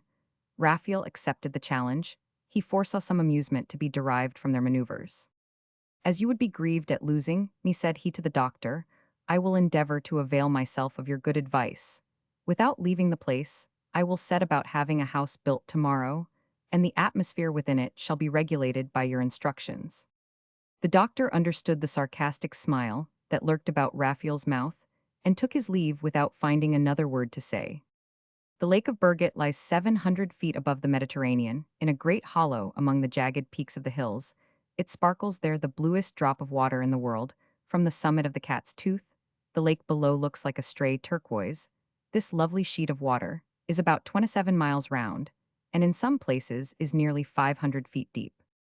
Under the cloudless sky in your boat, in the midst of the great expanse of water, with only the sound of the oars in your ears, only the vague outline of the hills on the horizon, before you, you admire the glittering snows of the French Maurienne.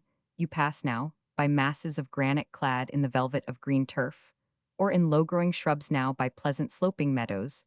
There is always a wilderness on the one hand and fertile lands on the other, and both harmonies and dissonances compose a scene for you where everything is at once small and vast, and you feel yourself to be a poor onlooker at a great banquet. The configuration of the mountains brings about misleading optical conditions and illusions of perspective. A pine tree, 100 feet in height, looks to be a mere weed. Wide valleys look as narrow as meadow paths. The lake is the only one where the confidences of heart and heart can be exchanged. There one can live, there one can meditate. Nowhere on earth will you find a closer understanding between the water, the sky, the mountains, and the fields. There is a balm there for all the agitations of life.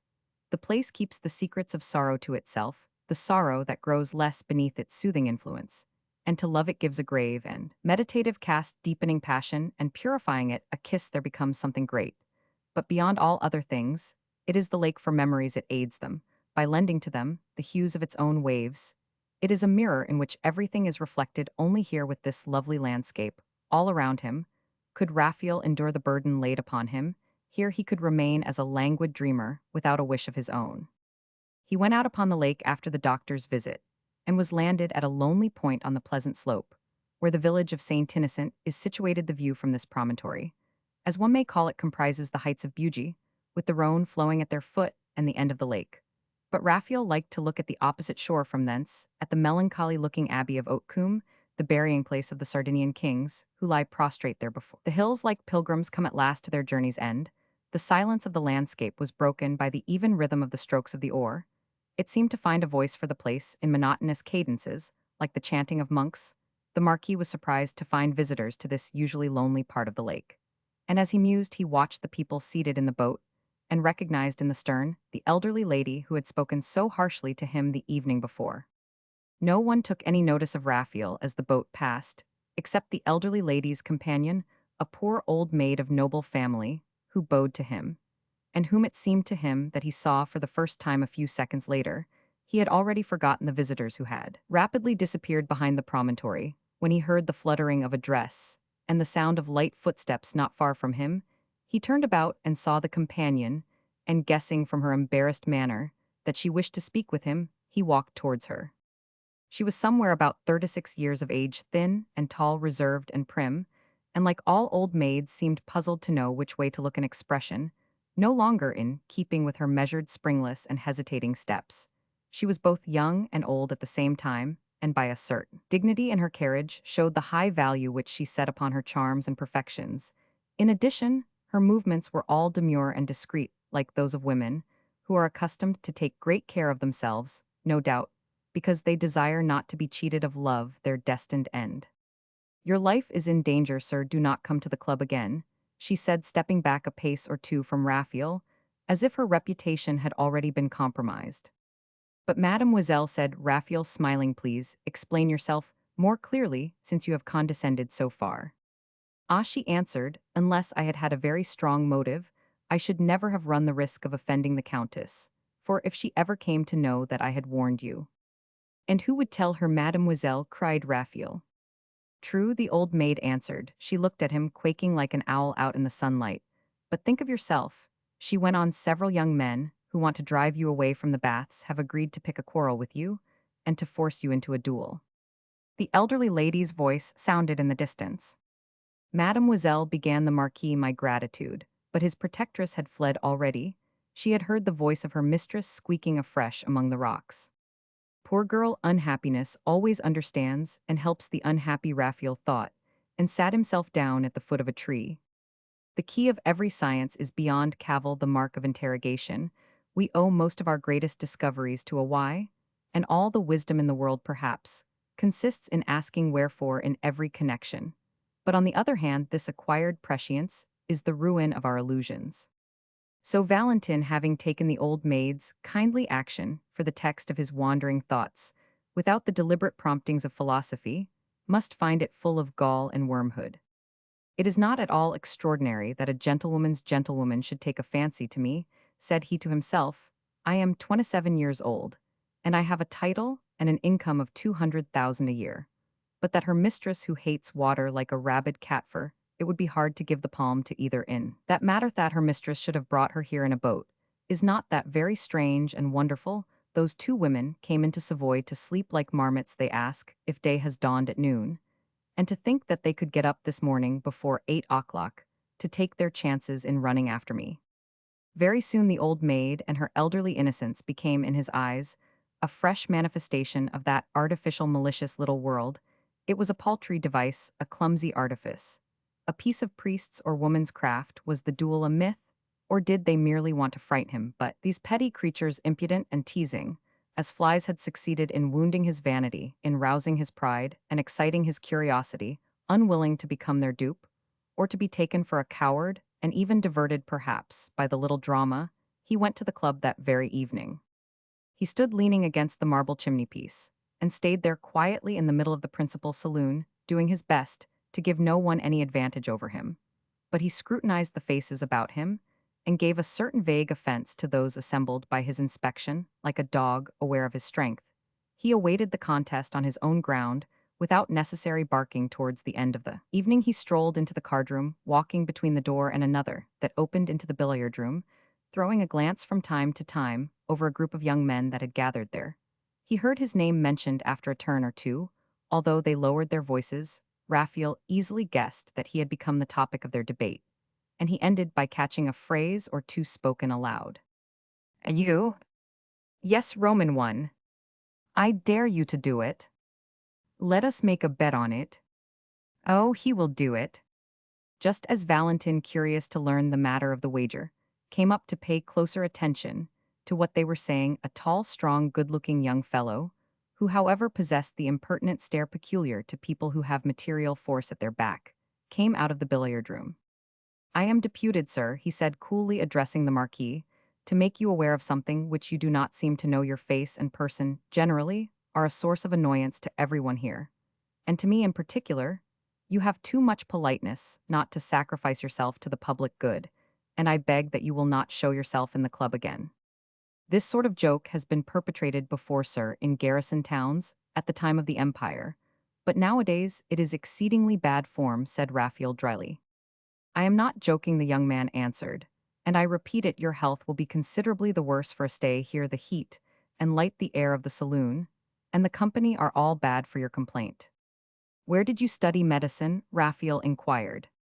I took my bachelor's degree on Lepage's shooting ground in Paris, and was made a doctor at Cereziers, the king of foils.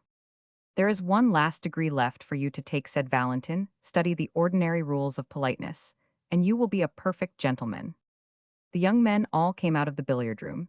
Just then, some disposed to laugh, some silent. The attention of other players was drawn to the matter. They left their cards to watch a quarrel that rejoiced their instincts. Raphael, alone among this hostile crowd, did his best to keep cool, and not to put himself in any way in the wrong, but his adversary, having ventured a sarcasm, containing an insult couched in unusually keen language, he replied gravely, "We cannot box men's ears, sir, in these days, but I am at a loss for any word by which to stigmatize such cowardly behavior as yours." That's enough, you can come to an explanation. Tomorrow several young men exclaimed, interposing between the two champions. Raphael left the room in the character of aggressor, after he had accepted a proposal, to meet near the Chateau de Bordeaux, in a little sloping meadow, not very far from the newly made road by which the man who came off victorious could reach Lyon. Raphael must now either take to his bed, or leave the baths. The visitors had gained their point at 8 o'clock next morning, his antagonist followed by 2 seconds, and a surgeon arrived first on the ground. "We shall do very nicely here, glorious weather for a duel," he cried gaily, looking at the blue vault of sky above, at the waters of the lake, and the rocks, without a single melancholy presentiment or doubt of the issue. "If I wing him," he went on, "I shall send him to bed for a month, a doctor." "At the very least," the surgeon replied, "but let that willow twig alone, or you will weary your wrist, and then you will not fire steadily. You might kill your man instead of wounding him." The noise of a carriage was heard approaching. "Here he is," said the seconds, who soon descried a calèche coming along the road. It was drawn by 4 horses, and there were 2 postilions.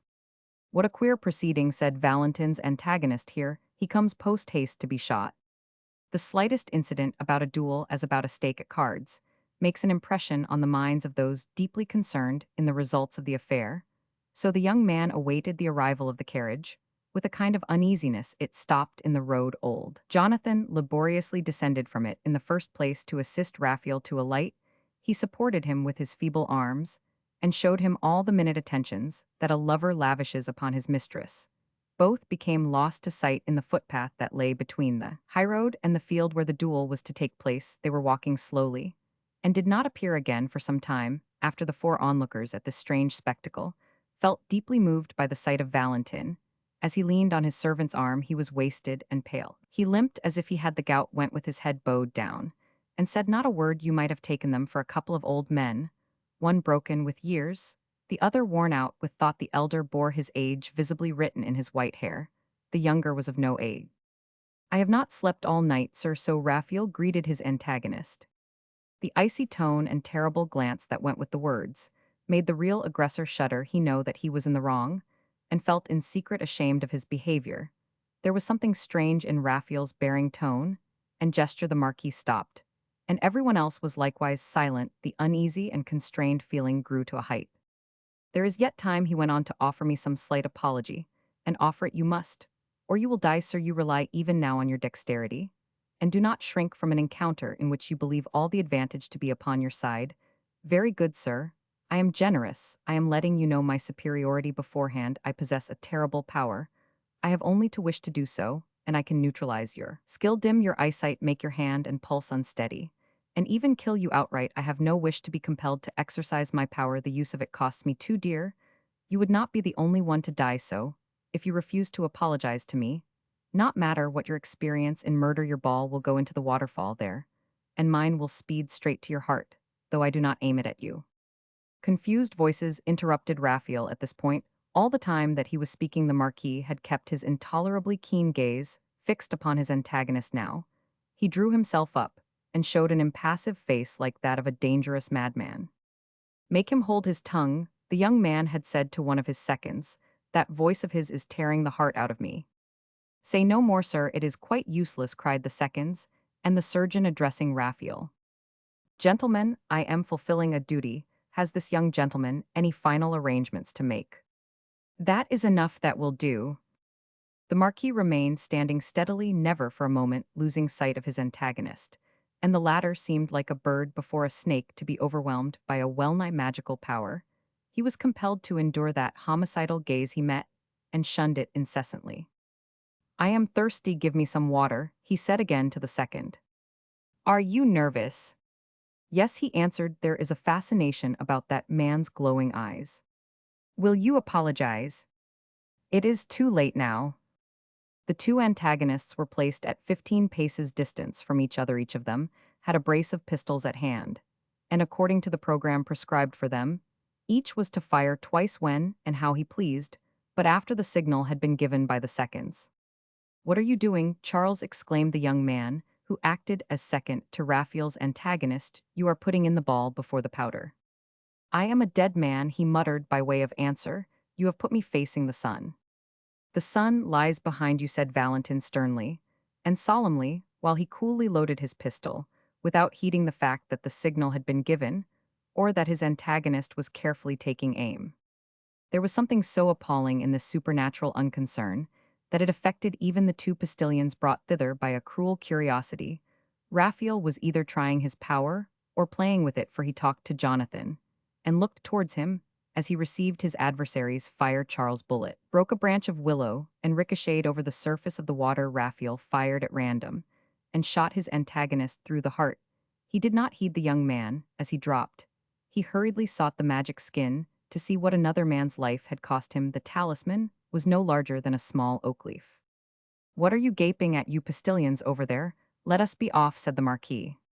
That same evening, he crossed the French border, immediately set out for Auvergne, and reached the springs of Mont d'Or. As he traveled there surged up in his heart, all at once, one of those thoughts that come to us, as a ray of sunlight pierces, through the thick mists in some dark valley, a sad enlightenment, a pitiless sagacity that lights up the accomplished fact for us, that lays our errors bare and leaves us without excuse in our own eyes. It suddenly struck him that the possession of power, no matter how enormous, did not bring with it the knowledge how to use it. The scepter is a plaything for a child, an axe for a Richelieu, and for a Napoleon, a lever by which to move the world. Power leaves us just as it finds us. Only great natures grow greater by its means. Raphael had had everything in his power, and he had done nothing.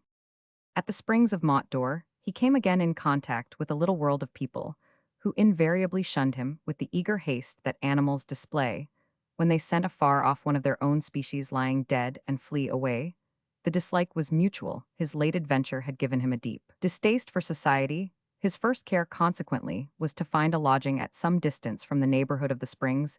Instinctively, he felt within him the need of close contact with nature, of natural emotions, and of the vegetative life into which we sink so gladly among the fields.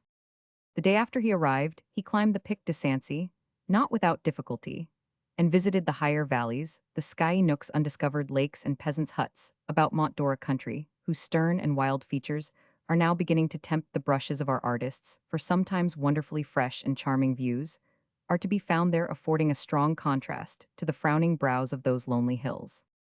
Barely a league from the village, Raphael discovered a nook where nature seemed to have taken a pleasure in hiding away all her treasures like some glad and mischievous child. At the first sight of this unspoiled and picturesque retreat, he determined to take up his abode in it. Their life must needs be peaceful, natural, and fruitful like the life of a plant. Imagine for yourself an inverted cone of granite hollowed out on a large scale, a sort of basin with its sides divided up by queer winding paths. On one side lay level stretches with no growth upon them, a bluish uniform surface, over which the rays of the sun fell, as upon a mirror. On the other lay cliffs split open by fissures and frowning ravines. Great blocks of lava hung suspended from them while the action of rain slowly prepared their impending fall.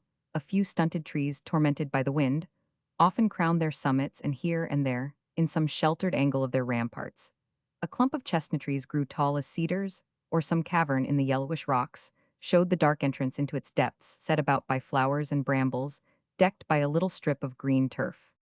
At the bottom of this cup, which perhaps had been the crater of an old-world volcano, lay a pool of water as pure and bright as a diamond granite boulders, lay around the deep basin and willows, mountain ash trees, yellow flag lilies, and numberless aromatic plants bloomed about it, in a realm of meadow as fresh as an English bowling green. The fine soft grass was watered by the streams that trickled through the fissures in the cliffs. The soil was continually enriched by the deposits of loam, which storms washed down from the heights above the pool, might be some 3 acres in extent. Its shape was irregular, and the edges were scalloped like the hem of a dress. The meadow might be an acre or 2 acres. In extent the cliffs and the water approached and receded from each other here and there. There was scarcely width enough for the cows to pass between them. After a certain height, the plant life ceased aloft in air. The granite took upon itself the most fantastic shapes, and assumed those misty tints that give to high mountains a dim resemblance to clouds in the sky.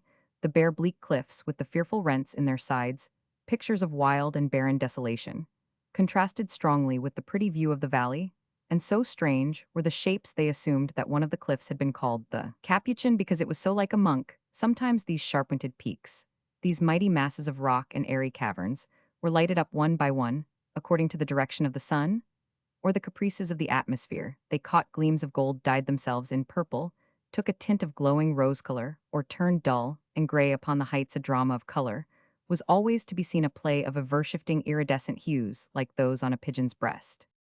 Oftentimes at sunrise or at sunset, a ray of bright sunlight would penetrate between two sheer surfaces of lava that might have been split apart by a hatchet to the very depths of that pleasant little garden, where it would play in the waters of the pool like a beam of golden light, which gleams through the chinks of a shutter into a room in Spain that has been carefully darkened for a siesta, when the sun rose above the old crater that some antediluvian revolution had filled with water.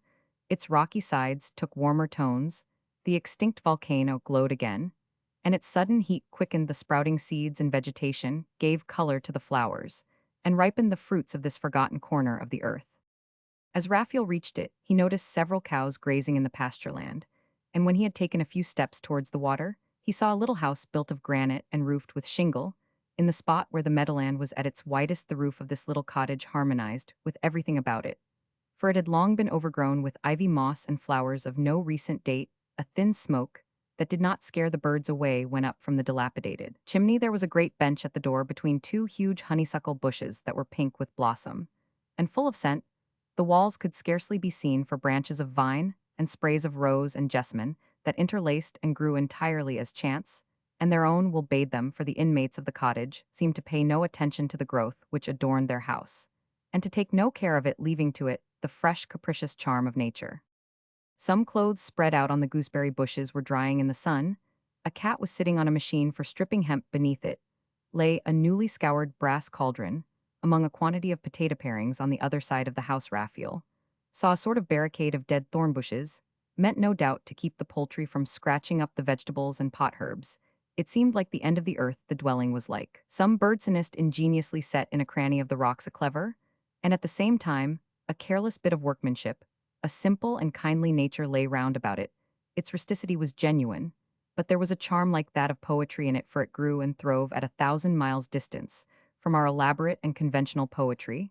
It was like none of our conceptions. It was a spontaneous growth, a masterpiece due to chance.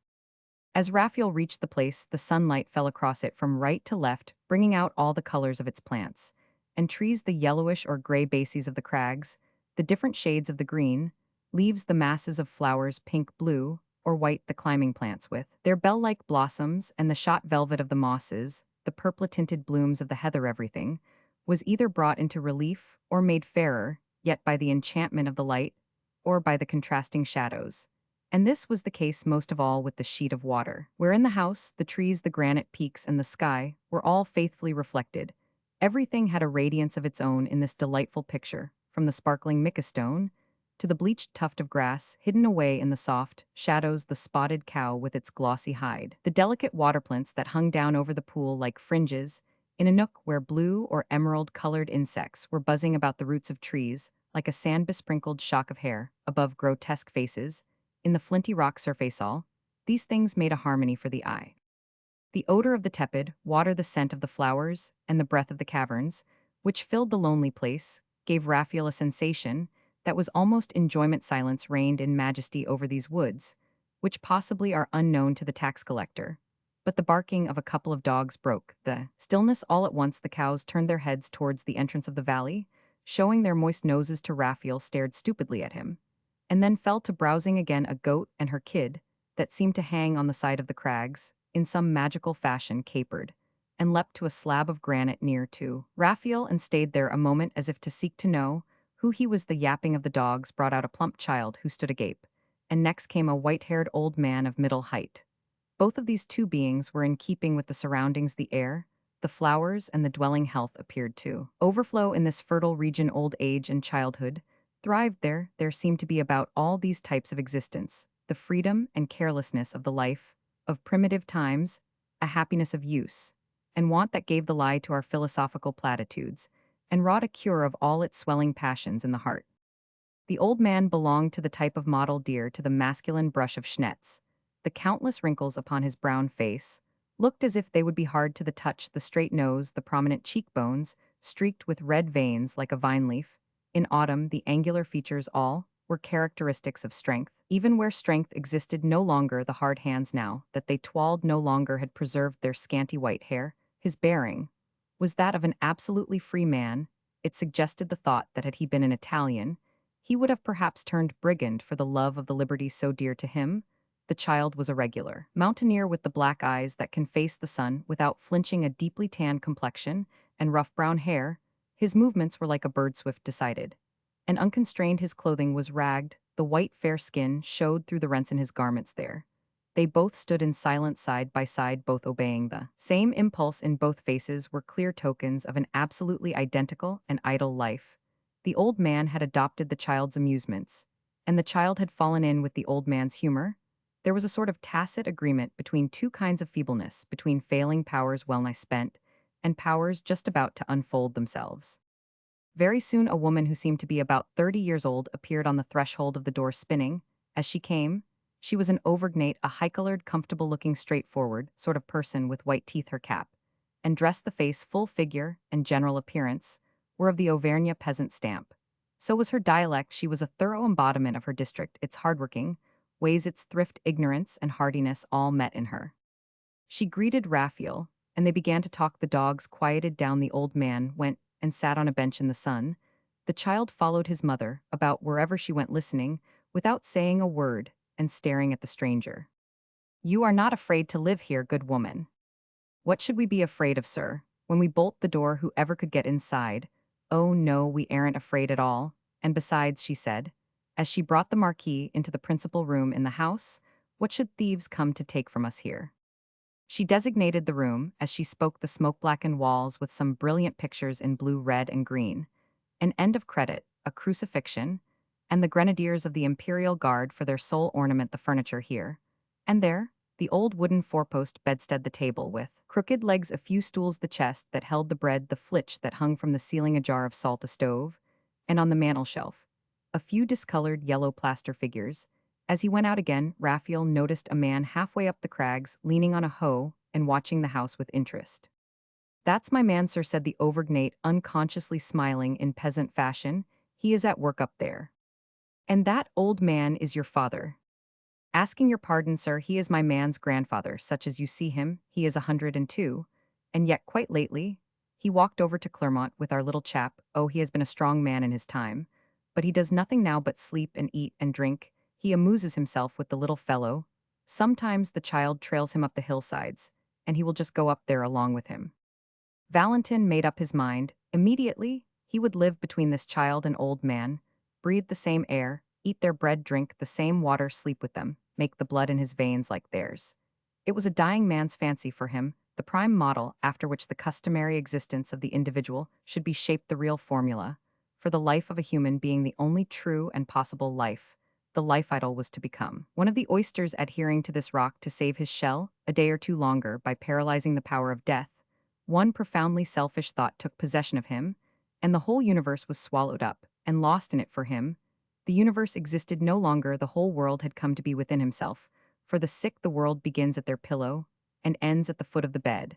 And this countryside was Raphael's sickbed, who has not at some time or other in his life watched the comings and goings of an ant slip straws into a yellow slug's one breathing hole, studied the vagaries of a slender dragonfly, pondered admiringly over the countless veins, in an oak leaf that bring the colors of a rose window in some Gothic cathedral into contrast with the reddish background, who has not looked long in delight at the effects of sun, and rain on a roof of brown tiles at the dewdrops, or at the variously shaped petals of the flower cups, who has not sunk into these idle, absorbing meditations on things without that have no conscious end, yet lead to some definite thought at last, who in short has not led a lazy life, the life of childhood, the life of the savage, without his labor, this life without a care or a wish. Raphael led for some days' space, he felt a distinct improvement in his condition, a wonderful sense of ease that quieted his apprehensions and soothed his sufferings.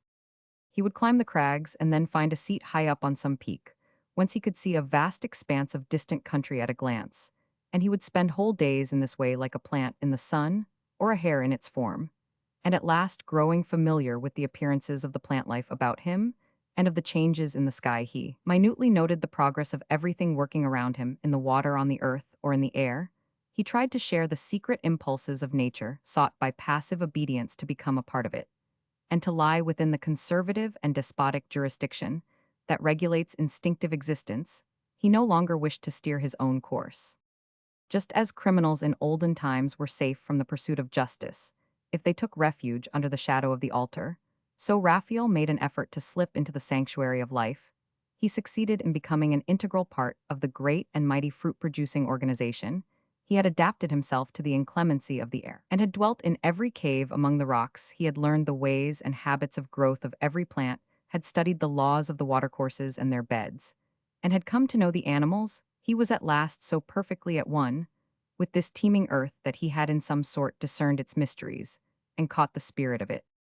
The infinitely varied forms of every natural kingdom were to his thinking only developments of one and the same substance, different combinations, brought about by the same impulse, endless emanations from a measureless being, which was acting, thinking, moving, and growing, and in harmony with which he longed to grow, to move, to think, and act. He had fancifully blended his life with the life of the crags. He had deliberately planted himself there during the earliest days of his sojourn in these pleasant surroundings. Valentin tasted all the pleasures of childhood again, thanks to the strange hallucination of apparent convalescence, which is not unlike the pauses of delirium that nature mercifully provides for those in pain. He went about making trifling discoveries, setting to work on endless things, and finishing none of them. The evening's plans were quite forgotten in the morning. He had no cares, he was happy, he thought himself saved. One morning, he had lain in bed till noon, deep in the dreams between sleep and waking, which give to realities a fantastic appearance, and make the wildest fancies seem solid facts.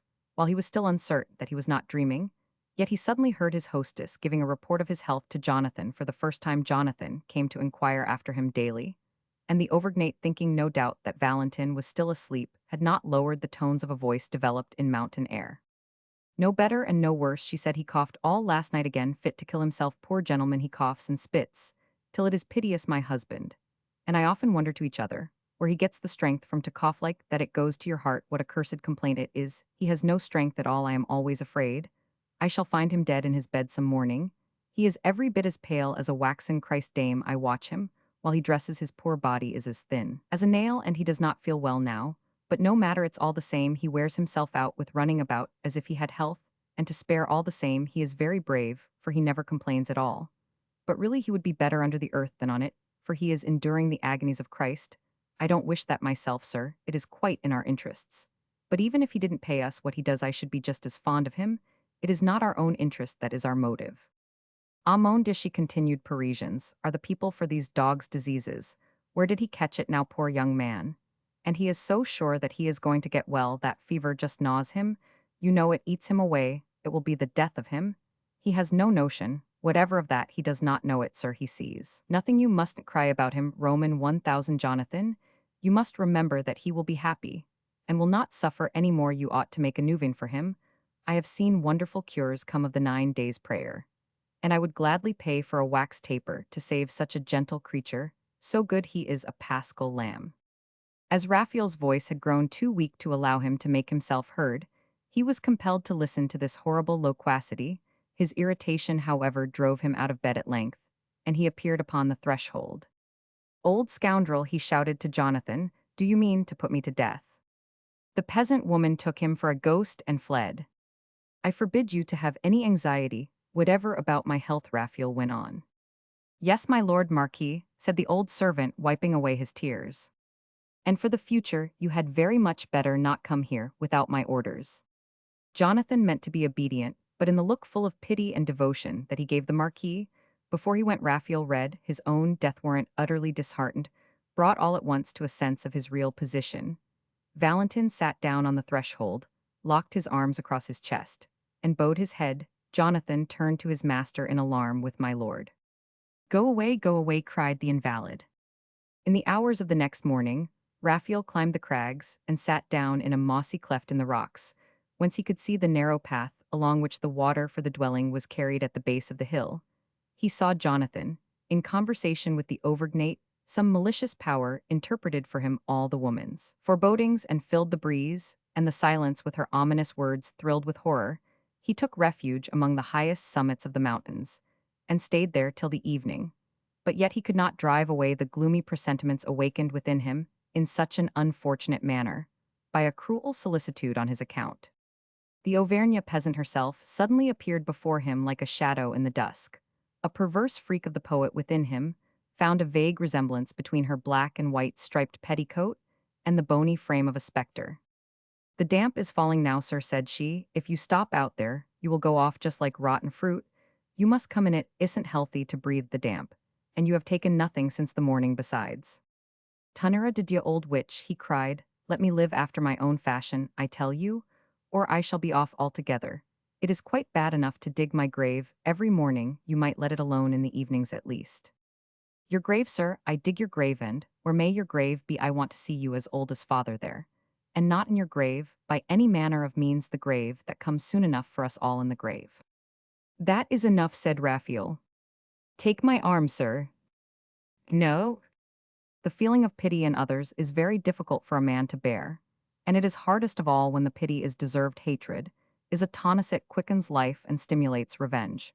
But pity is death. To use it makes our weakness weaker. Still it is as if distress simpered ingratiatingly at us. Contempt lurks in the tenderness, or tenderness in an affront. In the centenarian, Raphael saw triumphant pity, a wondering pity in the child's eyes, an officious pity in the woman, and in her husband a pity that had an interested motive.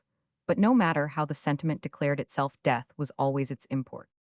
A poet makes a poem of everything it is tragical or joyful, as things happen to strike his imagination. His lofty soul rejects all halftones. He always prefers vivid and decided colors in Raphael's soul. This compassion produced a terrible poem of mourning and melancholy. When he had wished to live in close contact with nature, he had of course forgotten how freely natural emotions are expressed. He would think himself quite alone under a tree, whilst he struggled with an obstinate coughing fit, a terrible combat from which he never issued victorious, without utter exhaustion afterwards. And then he would meet the clear, bright eyes of the little boy, who occupied the post of sentinel like a savage in a bent of grass. The eyes scrutinized him with a childish wonder, in which there was as much amusement as pleasure, and an indescribable mixture of indifference and interest. The awful "brother, you must die" of the Trappists seemed constantly legible in the eyes of the peasants, with whom Raphael was living. He scarcely knew which he dreaded most, their unfettered talk or their silence. Their presence became torture. One morning he saw two men in black prowling about in his neighborhood, who furtively studied him, and took observations they made as though they had come there for a stroll, and asked him a few indifferent questions, to which he returned short answers. He recognized them. Both, one was the cure, and the other the doctor at the springs. Jonathan had no doubt sent them, or the people in the house had called them in, or the scent of an approaching death had drawn them thither. He beheld his own funeral, heard the chanting of the priests, and counted the tall wax candles, and all that lovely fertile nature around him, in whose lap he had thought to find life once more. He saw no longer, save through a veil of crape, everything that but lately had spoken of length of days to him, now prophesied a speedy end. He set out the next day for Paris, not before he had been inundated with cordial wishes, which the people of the house uttered in melancholy and wistful tones for his benefit. He traveled through the night and awoke, as they passed through one of the pleasant valleys of the Bourbonnais. View after view swam before his gaze, and passed rapidly away like the vague pictures of a dream. Cruel nature spread herself out before his eyes with tantalizing grace. Sometimes the allier, a liquid shining ribbon, meandered through the distant fertile landscape, then followed the steeples of hamlets hiding modestly in the depths of a ravine, with its yellow cliffs.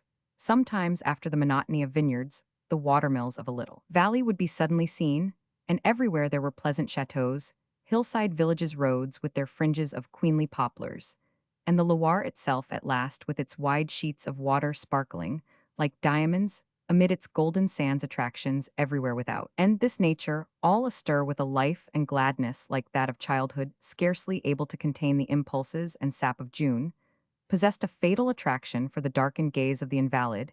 He drew the blinds of his carriage windows, and betook himself again to slumber.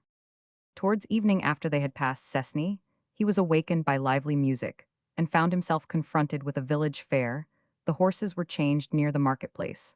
Whilst the postilions were engaged in making the transfer, he saw the people dancing merrily, pretty and attractive girls with flowers about them, excited youths. And finally, the jolly wine-flushed countenances of old peasants, children prattled, old women laughed, and chatted, everything spoke in one voice. And there was a holiday gaiety about everything down to their clothing, and the tables that were set out a cheerful expression pervaded the square, and the church, the roofs and windows, even the very doorways of the village seemed likewise to be in holiday trim. Raphael could not repress an angry exclamation, nor yet a wish to silence the fiddles, annihilate the stir, and bustle, stop the clamor, and disperse the ill-timed festival like a dying man. He felt unable to endure the slightest sound, and he entered his carriage much annoyed. When he looked out upon the square from the window, he saw that all the happiness was scared away. The peasant women were in flight, and the benches were deserted. Only a blind musician on the scaffolding of the orchestra went on playing a shrill tune on his clarionet, that piping of his without dancers to it, and the solitary old man himself in the shadow of the limy tree, with his curmudgeon's face, scanty hair, and ragged clothing, was like a fantastic picture of Raphael's, which the heavy rain was pouring in torrents. It was one of those thunderstorms that June brings about so rapidly to cease as suddenly. The thing was so natural that, when Raphael had looked out and seen some pale clouds driven over by a gust of wind, he did not think of looking at the piece of skin. He lay back again in the corner of his carriage, which was very soon rolling upon its way. The next day found him back in his home again, in his own room, beside his own fireside. He had had a large fire lighted. He felt cold. Jonathan brought him some letters. They were all from Pauline. He opened the first one without any eagerness, and unfolded it as if it had been the grey-paper form of application for taxes made by the revenue collector. He read the first sentence. Gone, this really is a flight, my Raphael. How is it no one can tell me where you are, and who should know if not I? He did not wish to learn any more. He calmly took up the letters, and threw them in the fire, watching with dull and lifeless eyes the perfumed paper, as it was twisted, shriveled, bent, and devoured by the capricious flames. Fragments that fell among the ashes allowed him to see the beginning of a sentence, or a half-burnt thought or word. He took a pleasure in deciphering them, a sort of mechanical amusement. Sitting at your door, expected caprice, I obey, rivals I, never the Pauline Lavino, more of Pauline, if you had wished to leave me for ever, you would not have deserted me, love eternal to die. The words caused him a sort of remorse. He seized the tongs, and rescued a last fragment of the letter from the flames. I have murmured, so Pauline wrote, but I have never complained, my Raphael. If you have left me so far behind you, it was doubtless because you wished to hide some heavy grief from me. Perhaps you will kill me one of these days, but you are too good to torture me, so do not go away from me. Like this, there I can bear the worst of torment. If only I am at your side, any grief that you could cause me would not be grief. There is far more love in my heart for you than I have ever yet shown you. I can endure anything except this weeping far away from you, this ignorance of your. Raphael laid the scorched scrap on the mantelpiece. Then all at once he flung it into the fire. The bit of paper was too clearly a symbol of his own love and luckless existence. Go and find Roman 1,000 Bianchen, he told Jonathan. Horace came and found Raphael in bed. Can you prescribe a draught for mesum, mild opiate, which will always keep me in a somnolent condition, a draught that will not be injurious, although taken constantly? Nothing is easier, the young doctor replied, but you will have to keep on your feet for a few hours daily, at any rate, so as to take your food. A few hours, Raphael broke in. No, no, I only wish to be out of bed for an hour at most. What is your object? Inquired Bianchen. To sleep, for so one keeps alive at any rate. The patient answered, "Let no one come in, not even Emil Pauline de Wistschnau." He added to Jonathan, as the doctor was writing out his prescription. "Well, Roman 1000 Horace, is there any hope?" the old servant asked, going as far as the flight of steps before the door with the young doctor. "He may live for some time yet, or he may die tonight. The chances of life and death are evenly balanced in his case." "I can't understand it at all," said the doctor with a doubtful gesture. "His mind ought to be diverted." "Diverted? Ah, sir, you don't know him. He killed a man the other day. Without a word, nothing can divert him." For some days Raphael lay plunged in the torpor of this artificial sleep. Thanks to the material power that opium exerts over the immaterial part of us, this man, with the powerful and active imagination, reduced himself to the level of those sluggish forms of animal life that lurk in the depths of forests, and take the form of vegetable refuse, never stirring from their place to catch their easy prey. He had darkened the very sun in heaven. The daylight never entered his room. About 8 o'clock the evening he would leave his bed with no very clear consciousness of his own existence. He would satisfy the claims of hunger and return to bed immediately. One dull, blighted hour after another only brought confused pictures and appearances before him, and lights and shadows against a background of darkness. He lay buried in deep silence. Movement and intelligence were completely annihilated for him. He woke later than usual one evening and found that his dinner was not ready. He rang for Jonathan. "You can go," he said. "I have made you rich. You shall be happy in your old age. But I will not let you muddle away my life any longer. Miserable wretch, I am hungry. Where is my dinner? How is it to answer me?" A satisfied smile stole over Jonathan's face.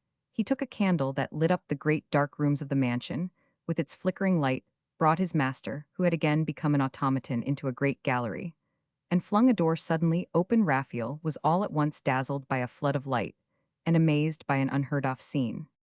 His chandeliers had been filled with wax lights. The rarest flowers from his conservatory were carefully arranged about the room. The table sparkled with silver, gold, crystal, and porcelain. A royal banquet was spread. The odors of the tempting dishes tickled the nervous fibers of the palate. There sat his friends. He saw them among beautiful women in full evening dress, with bare necks and shoulders, with flowers in their hair, fair women of every type with sparkling eyes, attractively and fancifully arrayed. One had adopted an Irish jacket, which displayed the alluring outlines of her form. One wore the basquina of Andalusia with its wanton grace. Here was a half-clad Diane the huntress, there the costume of Emile de la Valliere, amorous and coy, and all of them alike were given up to the intoxication of the moment. As Raphael's deathbell face showed itself in the doorway, a sudden outcry broke out as vehement as the blaze of this improvised banquet. The voices, perfumes, and lights, the exquisite beauty of the women produced their effect upon his senses, and awakened his desires. Delightful music from unseen players in the next room drowned the excited tumult in a torrent of harmonized. Whole strange vision was complete. Raphael felt a caressing pressure on his own hand. A woman's white, youthful arms were stretched out to grasp him, and the hand was Aquilina's. He knew now that this scene was not a fantastic illusion, like the fleeting pictures of his disordered dreams. He uttered a dreadful cry, slammed the door, and dealt his heartbroken old servant a blow in the face. "Monster," he cried, "so you have sworn to kill me?" And trembling at the risks he had just now run, he summoned all his energies, reached his room, took a powerful sleeping draught, and went to bed.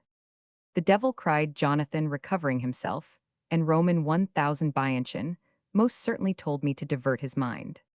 It was close upon midnight by that time, owing to one of those physical caprices that are the marvel and the despair of science. Raphael, in his slumber, became radiant with beauty. A bright color glowed on his pale cheeks. There was an almost girlish grace about the forehead, in which his genius was revealed. Life seemed to bloom on the quiet face that lay there at rest. His sleep was sound. A light, even breath was drawn in between red lips. He was smiling, had passed, no doubt, through the gate of dreams into a noble life. Was he a centenarian now? Did his grandchildren come to wish him length of days? Or, on a rustic bench set in the sun, and under the trees, was he scanning like the prophet on the mountain heights, a promised land, a far-off time of blessing? "Here you are." The words, uttered in silver tones, dispelled the shadowy faces of his dreams. He saw Pauline in the lamplight, sitting upon the bed. Pauline, grown fairer, yet through sorrow and separation. Raphael remained bewildered by the sight of her face, white as the petals of some water flower, and the shadow of her long dark hair about it seemed to make it whiter still. Her tears had left a gleaming trace upon her cheeks, and hung there yet ready to fall at the least movement. She looked like an angel fallen from the skies, or a spirit that a breath might waft away. as she sat there all in white with her head bowed, scarcely creasing the quilt beneath her weight. Ah, I have forgotten everything, she cried as Raphael opened his eyes. I have no voice left, except to tell you I am yours. There is nothing in my heart, but love, angel of my life, you have never been so beautiful before your eyes are blazing. But come, I can guess it, all you have been in search of health without me? You were afraid of me well. Go, go, leave me, Raphael muttered at last. Why do you not go? If you stay, I shall die. Do you want to see me die? Die, she echoed. Can you die without me? Die? But you are young, and I love you. Die, she asked in a deep, hollow voice. She seized his hands with a frenzied movement. Cold, she wailed. Is it all an illusion? Raphael drew the little bit of skin from under his pillow. It was as tiny and as fragile as a periwinkle petal. He showed it to her. Pauline, he said, fair image of my fair life, let us say goodbye. Goodbye, she echoed, looking surprised. Yes, this is a talisman that grants me all my wishes, and that represents my span of life. See here? This is all that remains of it. If you look at me any longer, I shall die. The young girl thought that Valentine had grown lightheaded. She took the talisman and went to fetch the lamp. By its tremulous light, which she shed over Raphael, and the talisman, she scanned her lover's face, and the last morsel of the magic skin as Pauline stood there in all the beauty of love and terror. Raphael was no longer able to control his thoughts. Memories of tender scenes and of passionate and fevered joys overwhelmed the soul that had so long lain dormant within him, and kindled a fire not quite extinct. Pauline, Pauline, come to me. A dreadful cry came from the girl's throat. Her eyes, dilated with horror, her eyebrows were distorted and drawn apart by an unspeakable anguish. She read in Raphael's eyes the vehement desire in which she had once exulted. But as it grew, she felt a light movement in her hand, and the skin contracted. She did not stop to think. She fled into the next room and locked the door. Pauline, Pauline, cried the dying man as he rushed after her. I love you, I adore you, I want you, Pauline, I wish to die in your arms. With unnatural strength, the last effort of ebbing life, he broke down the door and saw his mistress writhing upon a sofa. Pauline had vainly tried to pierce her heart, and now thought to find a rapid death by strangling herself with her shawl. If I die, he will live, she said, trying to tighten the knot that she had made.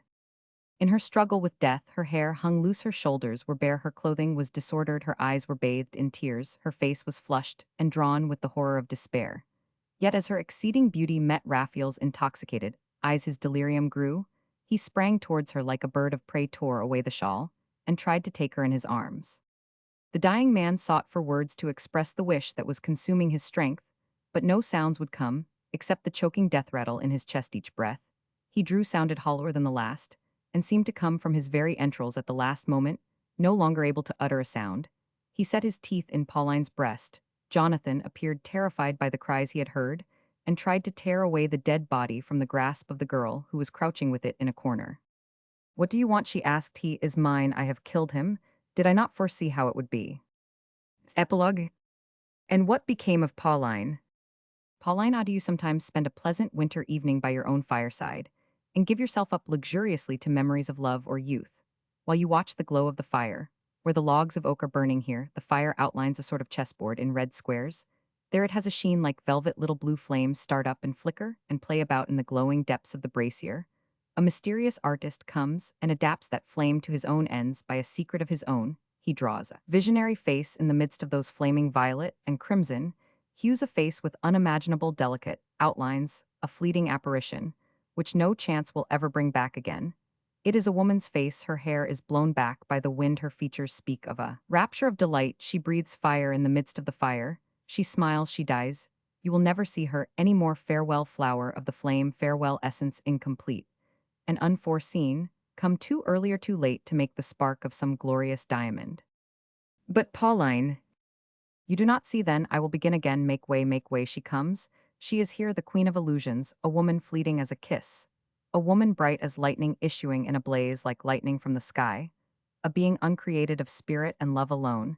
She has wrapped her shadowy form in flame, or perhaps the flame betokens that she exists. But for a moment, the pure outlines of her shape tell you that she comes from heaven.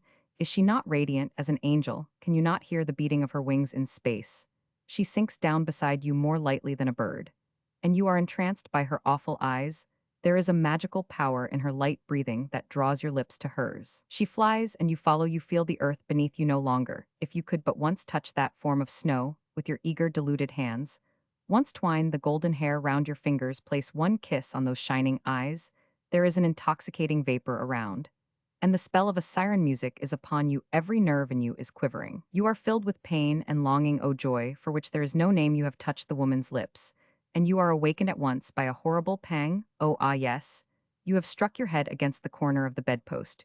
You have been clasping its brown mahogany sides and chilly gilt ornaments, embracing a piece of metal, a brazen Cupid.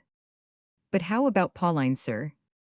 What again? Listen, one lovely morning at Tours, a young man who held the hand of a pretty woman in his, went on board the Ville d'Angers. Thus united they both looked and wondered long at a white form that rose elusively out of the mists above the broad waters of the Loire like some child of the sun, and the river or some freak of air. And cloud this translucent form was a sylph, or a naiad. By turns she hovered in the air like a word that haunts the memory which seeks in vain to grasp it. She glided among the islands, she nodded her head here and there, among the tall poplar trees. Then she grew to a giant's height, she shook out the countless folds of her drapery.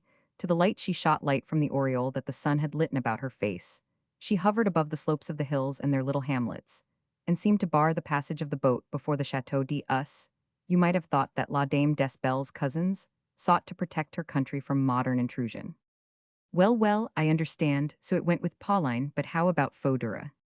Oh, Fodora, you are sure to meet with her. She was at the Bouffons last night, and she will go to the opera this evening. And if you like to take it, so she is society.